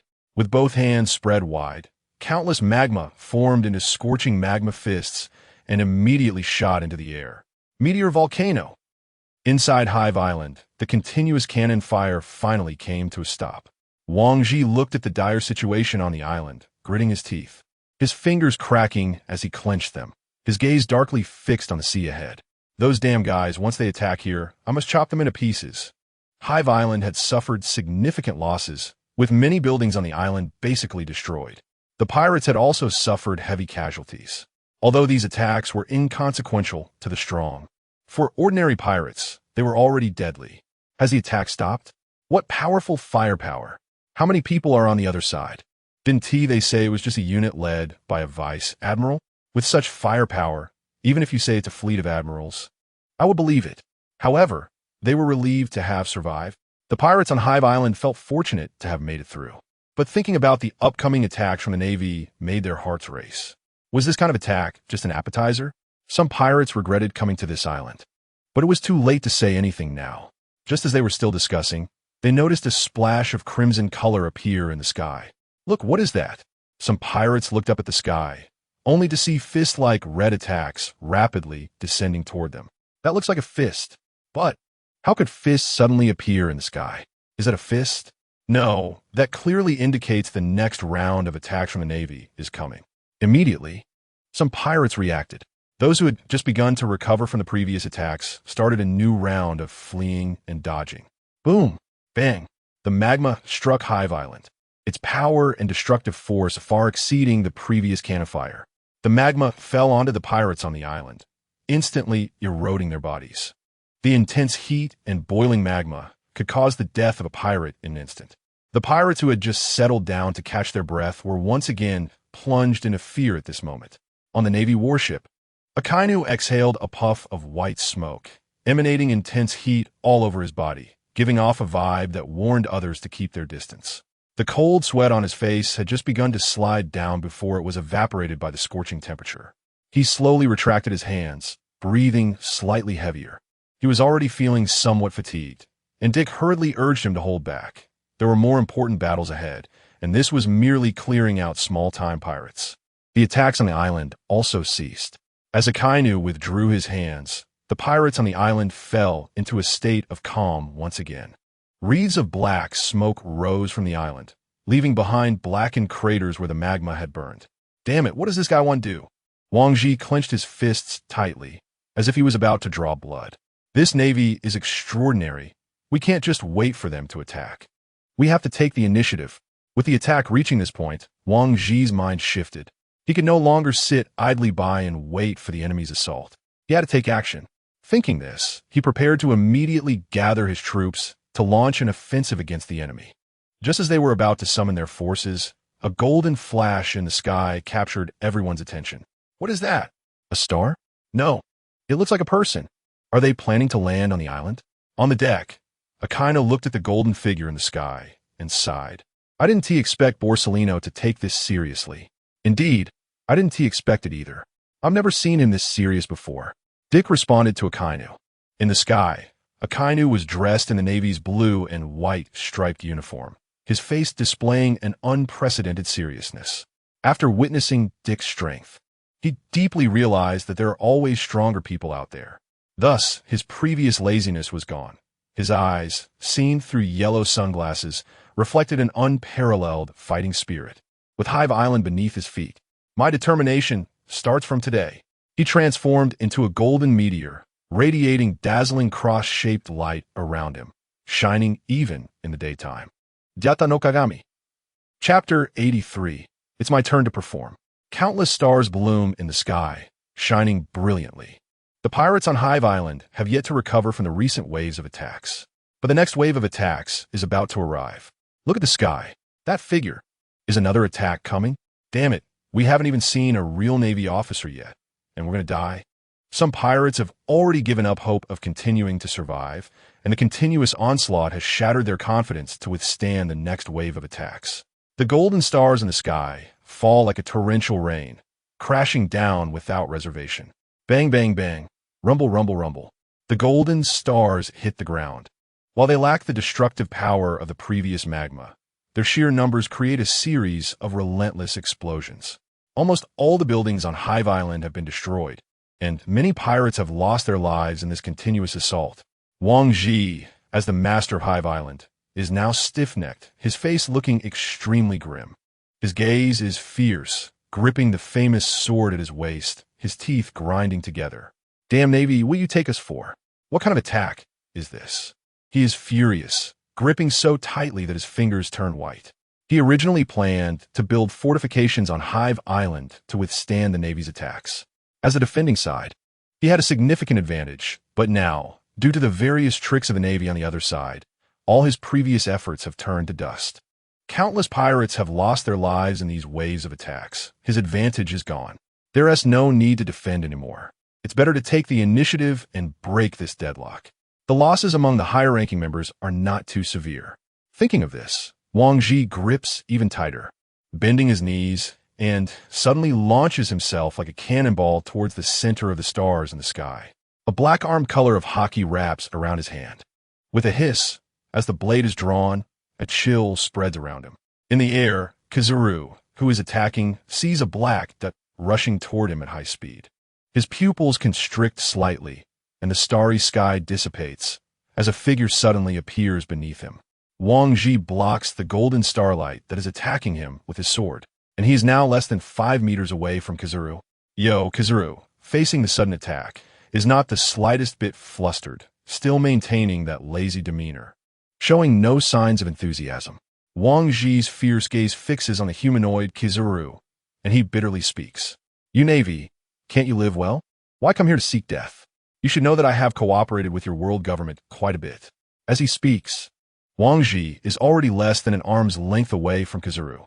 Kizaru's expression remains indifferent, showing no reaction to Wang Ji's words.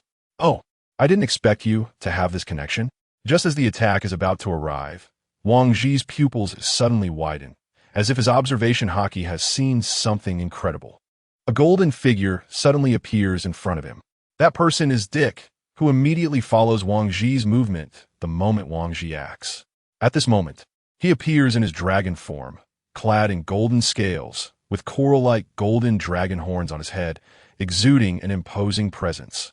He stretches out his dragon-like right hand and grabs Wang Ji's head. "With your presence, we can't even live well." Dick's tone is filled with authority. "Borsellino, return to the troops and advance with the fleet." Black and red thunder rumbles around Dick, and white ripples spread out from him. Kizaru also feels the powerful pressure emanating from Dick and quickly uses his ability to return to the warship. Wang Ji sweats coldly. He tries to break free from Dick's right hand, but finds it impossible. His palm feels like a giant steel machine, firmly clamping Wang Ji's head. In a short time, he cannot escape. Black flowing Haki surrounds Dick's right hand, while black and red Conqueror's Haki also wraps around it. He makes a half-turn in the air, causing Wang Ji's body to uncontrollably follow his rhythm. At this moment, the pirate's mind experiences a rare panic. Wait, he can also feel the immense power of this move. On the deck, Akainu and Kizaru look up at this familiar motion, as if returning to the fear they experienced when dominated by Dick that day. Akainu's head still aches slightly, while Kizaru's previously relaxed expression turns somewhat serious. Is that move? Accompanied by the explosive sound of black and red thunder in the sky, Dick's attack is like a wildly rampaging beast unleashed. Falling from a seabed, boom, a massive sound reverberates in this area. Wang Ji's body falls uncontrollably downward. At the moment the sound occurs, Hive Island is smashed into a massive pit stretching hundreds of meters. A powerful shockwave sweeps over everyone. Even the sea becomes turbulent, with waves rising and falling. Some pirates are instantly killed, unable to even comprehend what has happened. Everything happens too quickly, as the loud horn of a massive warship sounds not far from the island. Suddenly, dozens of warships surge toward Hive Island. What? Boss, how is this possible? Boss Wang Ji was defeated so easily? Many pirates witness the event, but have yet to fully react to what just happened. Dick, with golden hair reaching his earlobes, slowly falls to the ground. The ground is now in ruins, buildings almost entirely destroyed, and in the previous waves of attacks, the pirates have suffered heavy casualties. This place now completely resembles a scene from hell. Dick coldly surveys the many pirates present, his voice filled with extreme authority. "Surrender or die." His voice is not loud, but it reaches everyone's ears. Some pirates are already contemplating whether to surrender. After all, Dick's power has been displayed before them. I surrender. Don't kill me." A pirate, unable to withstand the pressure in his heart, chooses to surrender to Dick's navy. But just as he takes a step forward, a cold slash instantly pierces through his body. He falls straight to the ground, lifeless. Chapter 84 Great Chaos. Courage above all, bastard. I'm not dead yet. Anyone who dares to surrender will meet the same fate as him. Dick's expression remained calm, as usual, showing no surprise at Wang Ji still being alive, as if everything was within his expectations. Of course, he never thought he could easily take him down. As a world-renowned pirate, if he could die that easily, he wouldn't deserve to live in this world. Wang Ji stood at the center of the deep pit. He indeed had not died. However, he was in a terrible state, covered in blood and dirt, and the pain in his body made his face look somewhat grim. His leg bones were fractured, and 2 of his ribs were broken.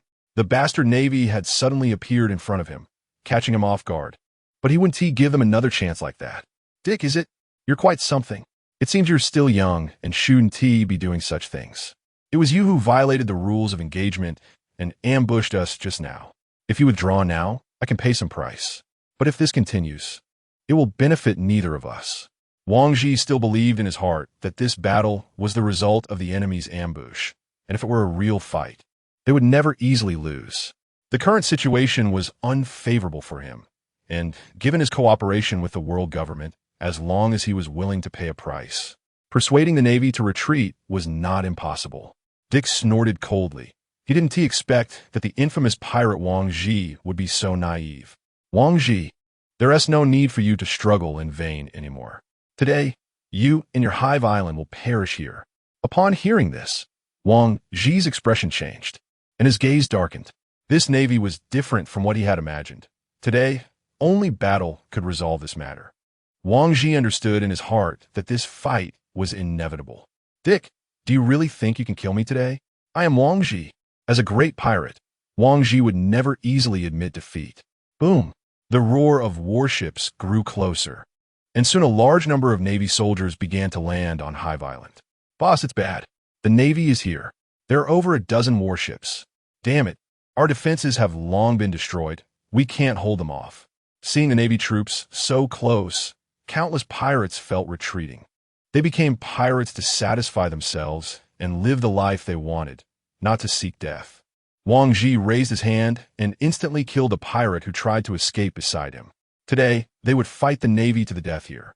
Anyone who wanted to flee would meet the same fate as him. Wang Ji acted ruthlessly, having already killed 2 of his subordinates in a short time.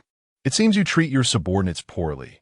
I didn't expect that even after this, they were still willing to follow you. Dick mocked coldly. But that is how pirates are. His words weren't meant for Wang Ji, but for the pirates around him, as if to tell them, your boss treats you like this, and you still don't escape? Many pirates, after witnessing Wang Ji's methods, seemed to have already gotten used to it. So no one mentioned retreating anymore. It was entirely because he was so powerful that these pirates didn't have the courage to resist him. They had gathered here based on strength. In other words, Wang Ji was the strongest presence here. Even though Dick's appearance was stunning, he was a genuine Navy soldier. Wang Ji snorted coldly. Navy, don't think that just because you caught me off guard earlier, you can be arrogant and complacent. I want to make the same mistake again. Saying this, Wang Ji's body immediately tensed up, and the famous sword at his waist was unsheathed in an instant. Kill this group of Navy soldiers for me. No matter how many come, kill them all. Wang Ji commanded the pirates. Battle was inevitable. And whoever won would have the say. In this world, it's strength that speaks. Yokawa. Yellow Ape was the fastest, stepping onto the island first. Borsellino, don't forget the mission. Surround the island and don't let a single pirate escape. Akainu's expression was serious, his body already covered in flowing magma. Following closely behind Yellow Ape onto Hive Island. He was ready for battle, his eyes burning with a fierce desire to fight. Bastard pirates. Not a single one must be left alive. But when they truly set foot on this island, the scene before them surprised both of them. The buildings here were almost completely destroyed, and countless pirate corpses lay among the ruins. Flames were burning in the wreckage, and a massive, deep pit extended for hundreds of meters. This was the damage caused by Vice Admiral Dick just now. Akainu looked at the pit and fell into memories. Back then, he had taken Dick's attack head-on, but the power was incomparable. It was entirely different from the power back then. Dick and Wang Ji were entangled in battle. Seeing the Navy land on the island, the pirates were unwilling to sit still. They saw that the area around Hive Island had already been surrounded by the Navy's warships. Retreating now meant declaring death. Only by fighting to the death could there be a glimmer of hope. Although the previous waves of attacks had caused heavy losses to the pirates, Hive Island was still a gathering place for pirates. The number of pirates was still quite large, and many were strong. Seeing the pirates charging towards him, Akainu's serious expression turned into a chilling aura of slaughter. Pirates, seeking death. Great fire. The scorching magma erupted, and the already hot space instantly became unbearably hot. Pirates were engulfed and melted by the magma, except for a few powerful individuals. Those who got close to Akainu met a tragic end. Seeing such a familiar attack, the pirates were astonished. Yes, that fire guy, an ability user of the Logia fruit? He seems to be a rookie. Are we going to die? The fighting spirit among the pirates plummeted to an extremely low level. Watching their side fall behind, Wang Ji's previously confident demeanor vanished entirely. What replaced it was an unknown panic as he faced the navy before him. Every attack was easily neutralized by him, still a certain unknown devil fruit user. Dick, are you really not considering it anymore? As long as you withdraw now, I can give you whatever you want. Wang Ji's original purpose for fighting was for his own interests. He could cooperate with the world government, and naturally, he could also cooperate with the navy. Unless absolutely necessary, he didn't want to fall into a life-and-death struggle. Wang Ji, this blade is my answer. Chapter 85. My attitude refuses you. A cold and chilling sword energy swept past Wang Ji. The surrounding buildings were sliced in half by this powerful sword energy. Cold sweat trickled down Wang Ji's cheeks. Dick's strength far exceeded his imagination. From this single strike, it was clear that he possessed the combat power of a great swordsman. Wang Ji, this is my attitude. I refuse your proposal. I'm here to kill you today. Even if I kill you, the things will still be mine. Only combat power remained. Although unwilling, Wang Ji was not afraid when it came to real battle. His steel knife was swift as the wind, slashing horizontally with immense force, directly targeting Dick's neck. The surrounding gusts of wind converged into one point, and a cold, sharp light shimmered on the blade's edge. Dick glanced slightly, and the golden dragon scales on his neck flipped up, a pitch-black armed color covering the area where the attack was about to land. Clang! The place struck by the blade instantly erupted with sparks, yet there was no damage whatsoever. How was this possible? Wang Ji's grotesque face twisted, his long scarlet tongue flicking out, his pupils dilating with shock. This is not the future I envisioned. A red glow unique to observation Haki flickered in his eyes. Dick seemed to have anticipated Wang Ji's expression at this moment. There was no fluctuation of emotion on his face, and his tone was extremely calm. Nothing is impossible because my future is above yours. His weapon, Anshi, was instantly drawn, and black-red Haki erupted, resembling a magnificent scenery. Milky white lightning surrounded him, while Conqueror's Haki coiled around the black-red blade. This is bad. Even without using observation Haki, Wang Ji could clearly sense the immense power of this move. He quickly retreated. He shot away at high speed, daring only to watch Dick's figure from a distance. A strong sense of murderous intent reminded him that Dick was extremely dangerous at this moment. Dick's lips curled up, admiring Wang Ji's actions. Good choice. But you can't escape, Wang Ji.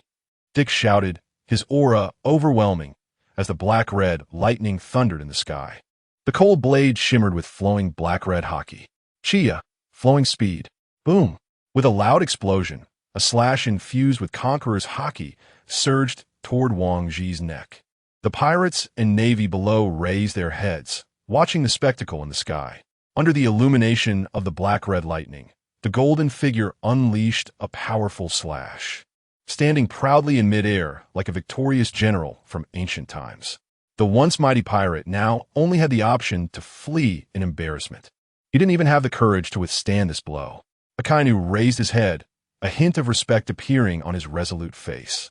To reach this level in life is not in vain. This was his inner thought. After witnessing Dick's strength, he gradually understood the vast gap between them. It was like a mayfly looking up at the moon hanging high in the starry sky. As this scene unfolded in the sky, all battles involuntarily came to a halt. This was because the outcome of the battle depended on the fight between the two leaders. Victory for one meant victory in this battle, and defeat for the other meant no possibility of comeback. If Wang Ji was taken down by this move, then Hive Island would cease to exist. Wang Ji could clearly feel that it would be difficult to withstand this attack. He quickly turned to gauge the distance of the slash. At the moment the attack was about to land, his actions caught everyone off guard. His 9-layered neck instantly shrank, and his head disappeared in an instant, leaving only his body exposed. Dick's attack missed, grazing past Wang Ji's neck without causing any harm. Killing me won't be easy, Dick. Wang Ji's voice came from his remaining body. Although it didn't look good, he had managed to evade. However, the slash affected the distant Skull Island, the most prominent building on Hive Island. Despite sustaining significant damage from several rounds of attacks, was now cut in half, and massive stones tumbled down. The pirates on the island watched this scene with wide eyes, their fighting spirit plummeting. Is this something we can fight against? Wang Ji, can you defeat him and save Hive Island? It feels a bit precarious. What should we do? Escape? We should find an opportunity to flee later. Even if Wang Ji kills us, it doesn't matter. Staying here will definitely lead to death. Wang Ji's expression darkened significantly. If the attack hit him, he would not escape unscathed. At this moment, he looked at Dick with more caution and fear. Dick slowly walked towards him. Wang Ji nervously swallowed, adopting a tone of negotiation. There is no benefit in continuing this. I can give you everything you want. Give us a way to survive. I have cooperation with your world government.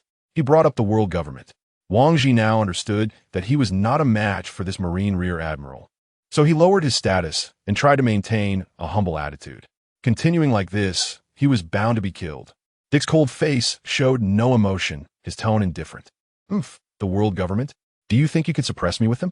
Aren't you being too naive? I know you have a deep cooperation with the world government. But so what? You should know they cannot bind me at all. If it weren't for that, I wouldn't be standing in front of you now. Hearing these words, Wang Ji felt a chill in his heart.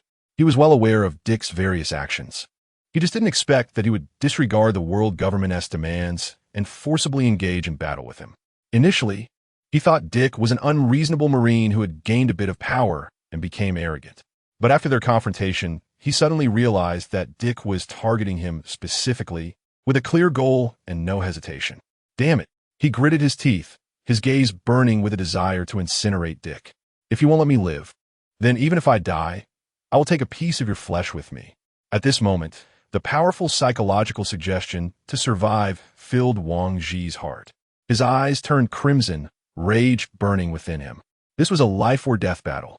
Chapter 86, Takeover of Hive Island, the surrender of underworld forces. The aura around Wang Ji suddenly intensified, causing the ground beneath him to crack inch by inch. With a determination to fight to the death. Was this a last-ditch counterattack before the prey's demise? Dick's gaze was somber. Although he knew Wang Ji was at the end of his rope, he dared not let his guard down in the slightest.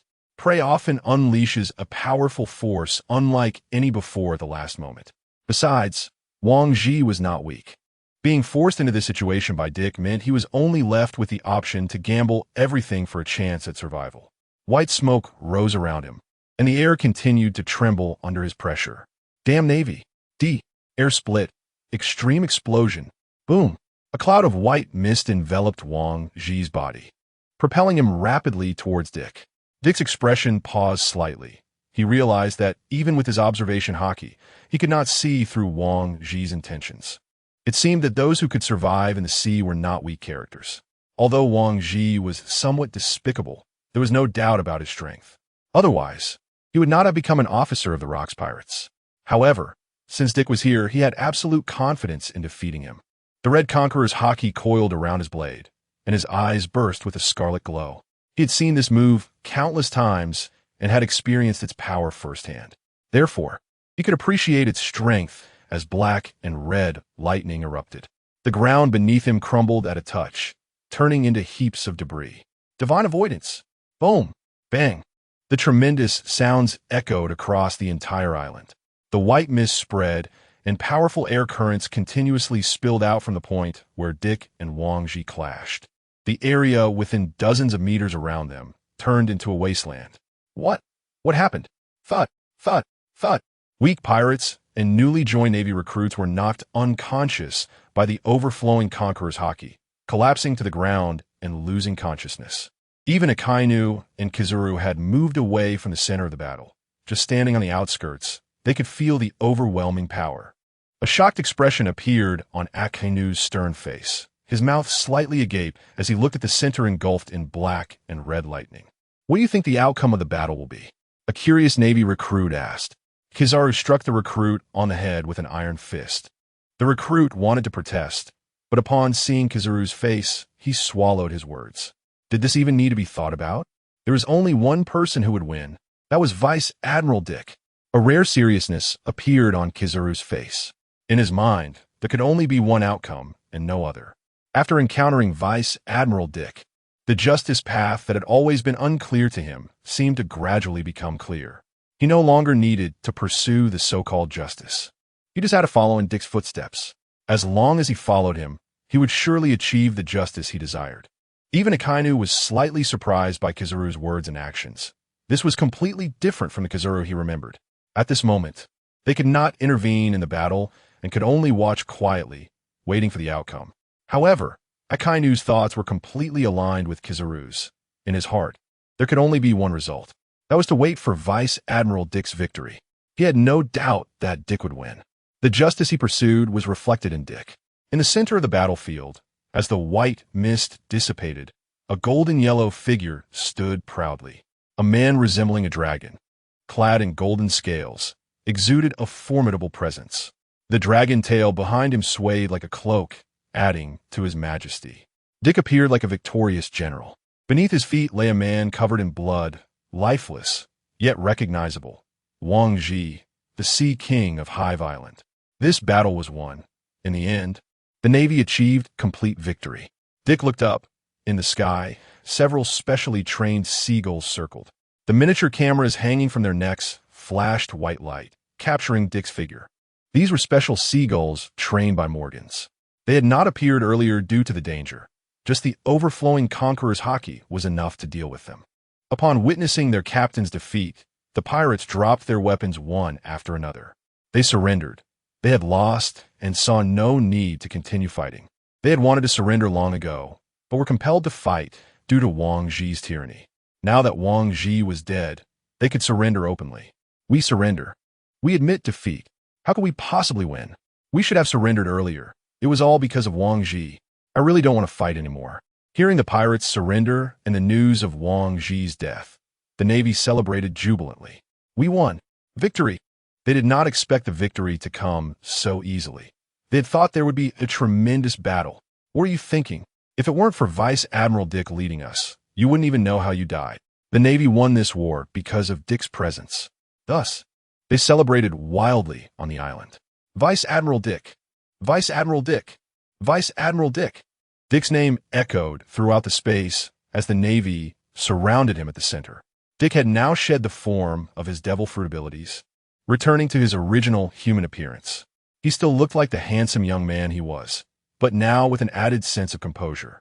He was hoisted by the Navy, and the special Seagull's miniature cameras continuously flashed white light. The news agency's newspapers quickly spread throughout the world. One must admit that Morgan's speed was truly remarkable. However, the headline. Dick held the newspaper delivered by the Newsbird today. Upon seeing Dick, the Newsbird placed its wings on its head, performing a standard Navy salute. Looking at the Newsbird, Dick thought this must be Morgan's masterpiece. Initially, he might have had a mindset to watch the excitement, but now it seemed he had completely recognized Dick in his heart. Chapter 87. Surrender of the Underworld. Rectification of the Underworld. The great battle between the just Navy and the evil pirates. The Navy's great victory. The victorious surrounded by the Navy. The Golden Dragon Man is terrifying. Ugly Wang Ji is defeated like a dead dog. Various tags were placed on Dick. At the same time, the accompanying black and white image showed Dick in his dragon form standing proudly on Hive Island.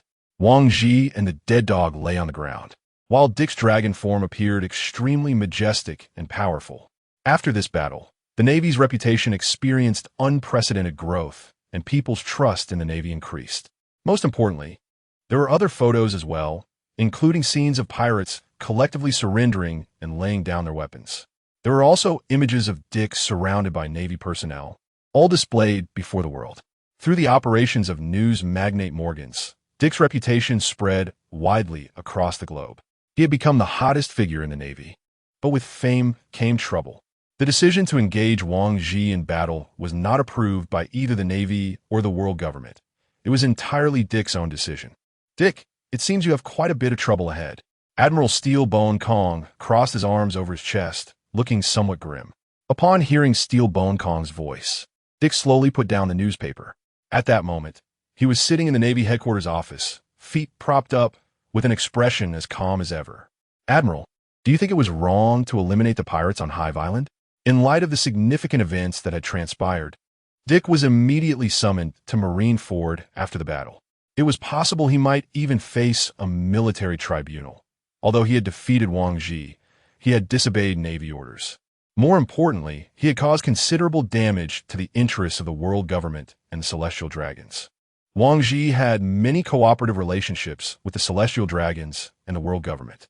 Moreover, Dick's contact with Morgans and others naturally drew the attention of those in power. Hearing this, Admiral Steelbone Kong's brows furrowed slightly. "No, you did nothing wrong, absolutely nothing wrong. You destroyed Hive Island and eliminated most of the pirates. All of that is correct, but you must understand that in this world, what the majority believes to be right is not always right.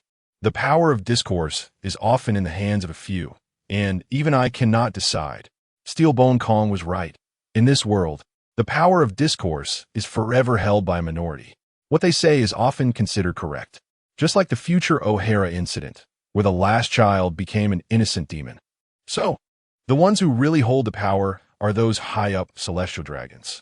Dick looked out the office window at the bright sunshine. How could ordinary people understand the truth of the world? However, Admiral Kong, no matter what others think, I will do what I believe is right, and no one can stop me. Dick's words were filled with determination, his resolute face showing no signs of wavering. No matter how much pressure the world government exerted, Wang Ji was dead, and that was that. Looking at the youthful appearance before him, he seemed to return to the days of his own passionate youth. Youth is wonderful. He sighed, believing Dick was indeed right, and his actions were the perfect answer in his heart. But now he was the admiral of the Navy, and many things were beyond his control. "Ha, Dick, I really like your character. No wonder I saw your potential early on." While the two were conversing, a group of high-ranking Navy officers approached them. Leading the way was Karp, holding a rice cracker in one hand, laughing heartily as he strode towards Dick. "Vice Admiral Karp, Vice Admiral Tsuru, Instructor Zephyr, Admiral Sengoku." A closer look revealed these were all quite familiar faces within the Navy, all high-ranking officers. Behind Karp was a tall man with his hands in his pockets. The Navy headquarters' new recruit, Haki. Karp openly expressed his appreciation for Dick. "Dick, your actions are indeed commendable, but this time you might really be in big trouble.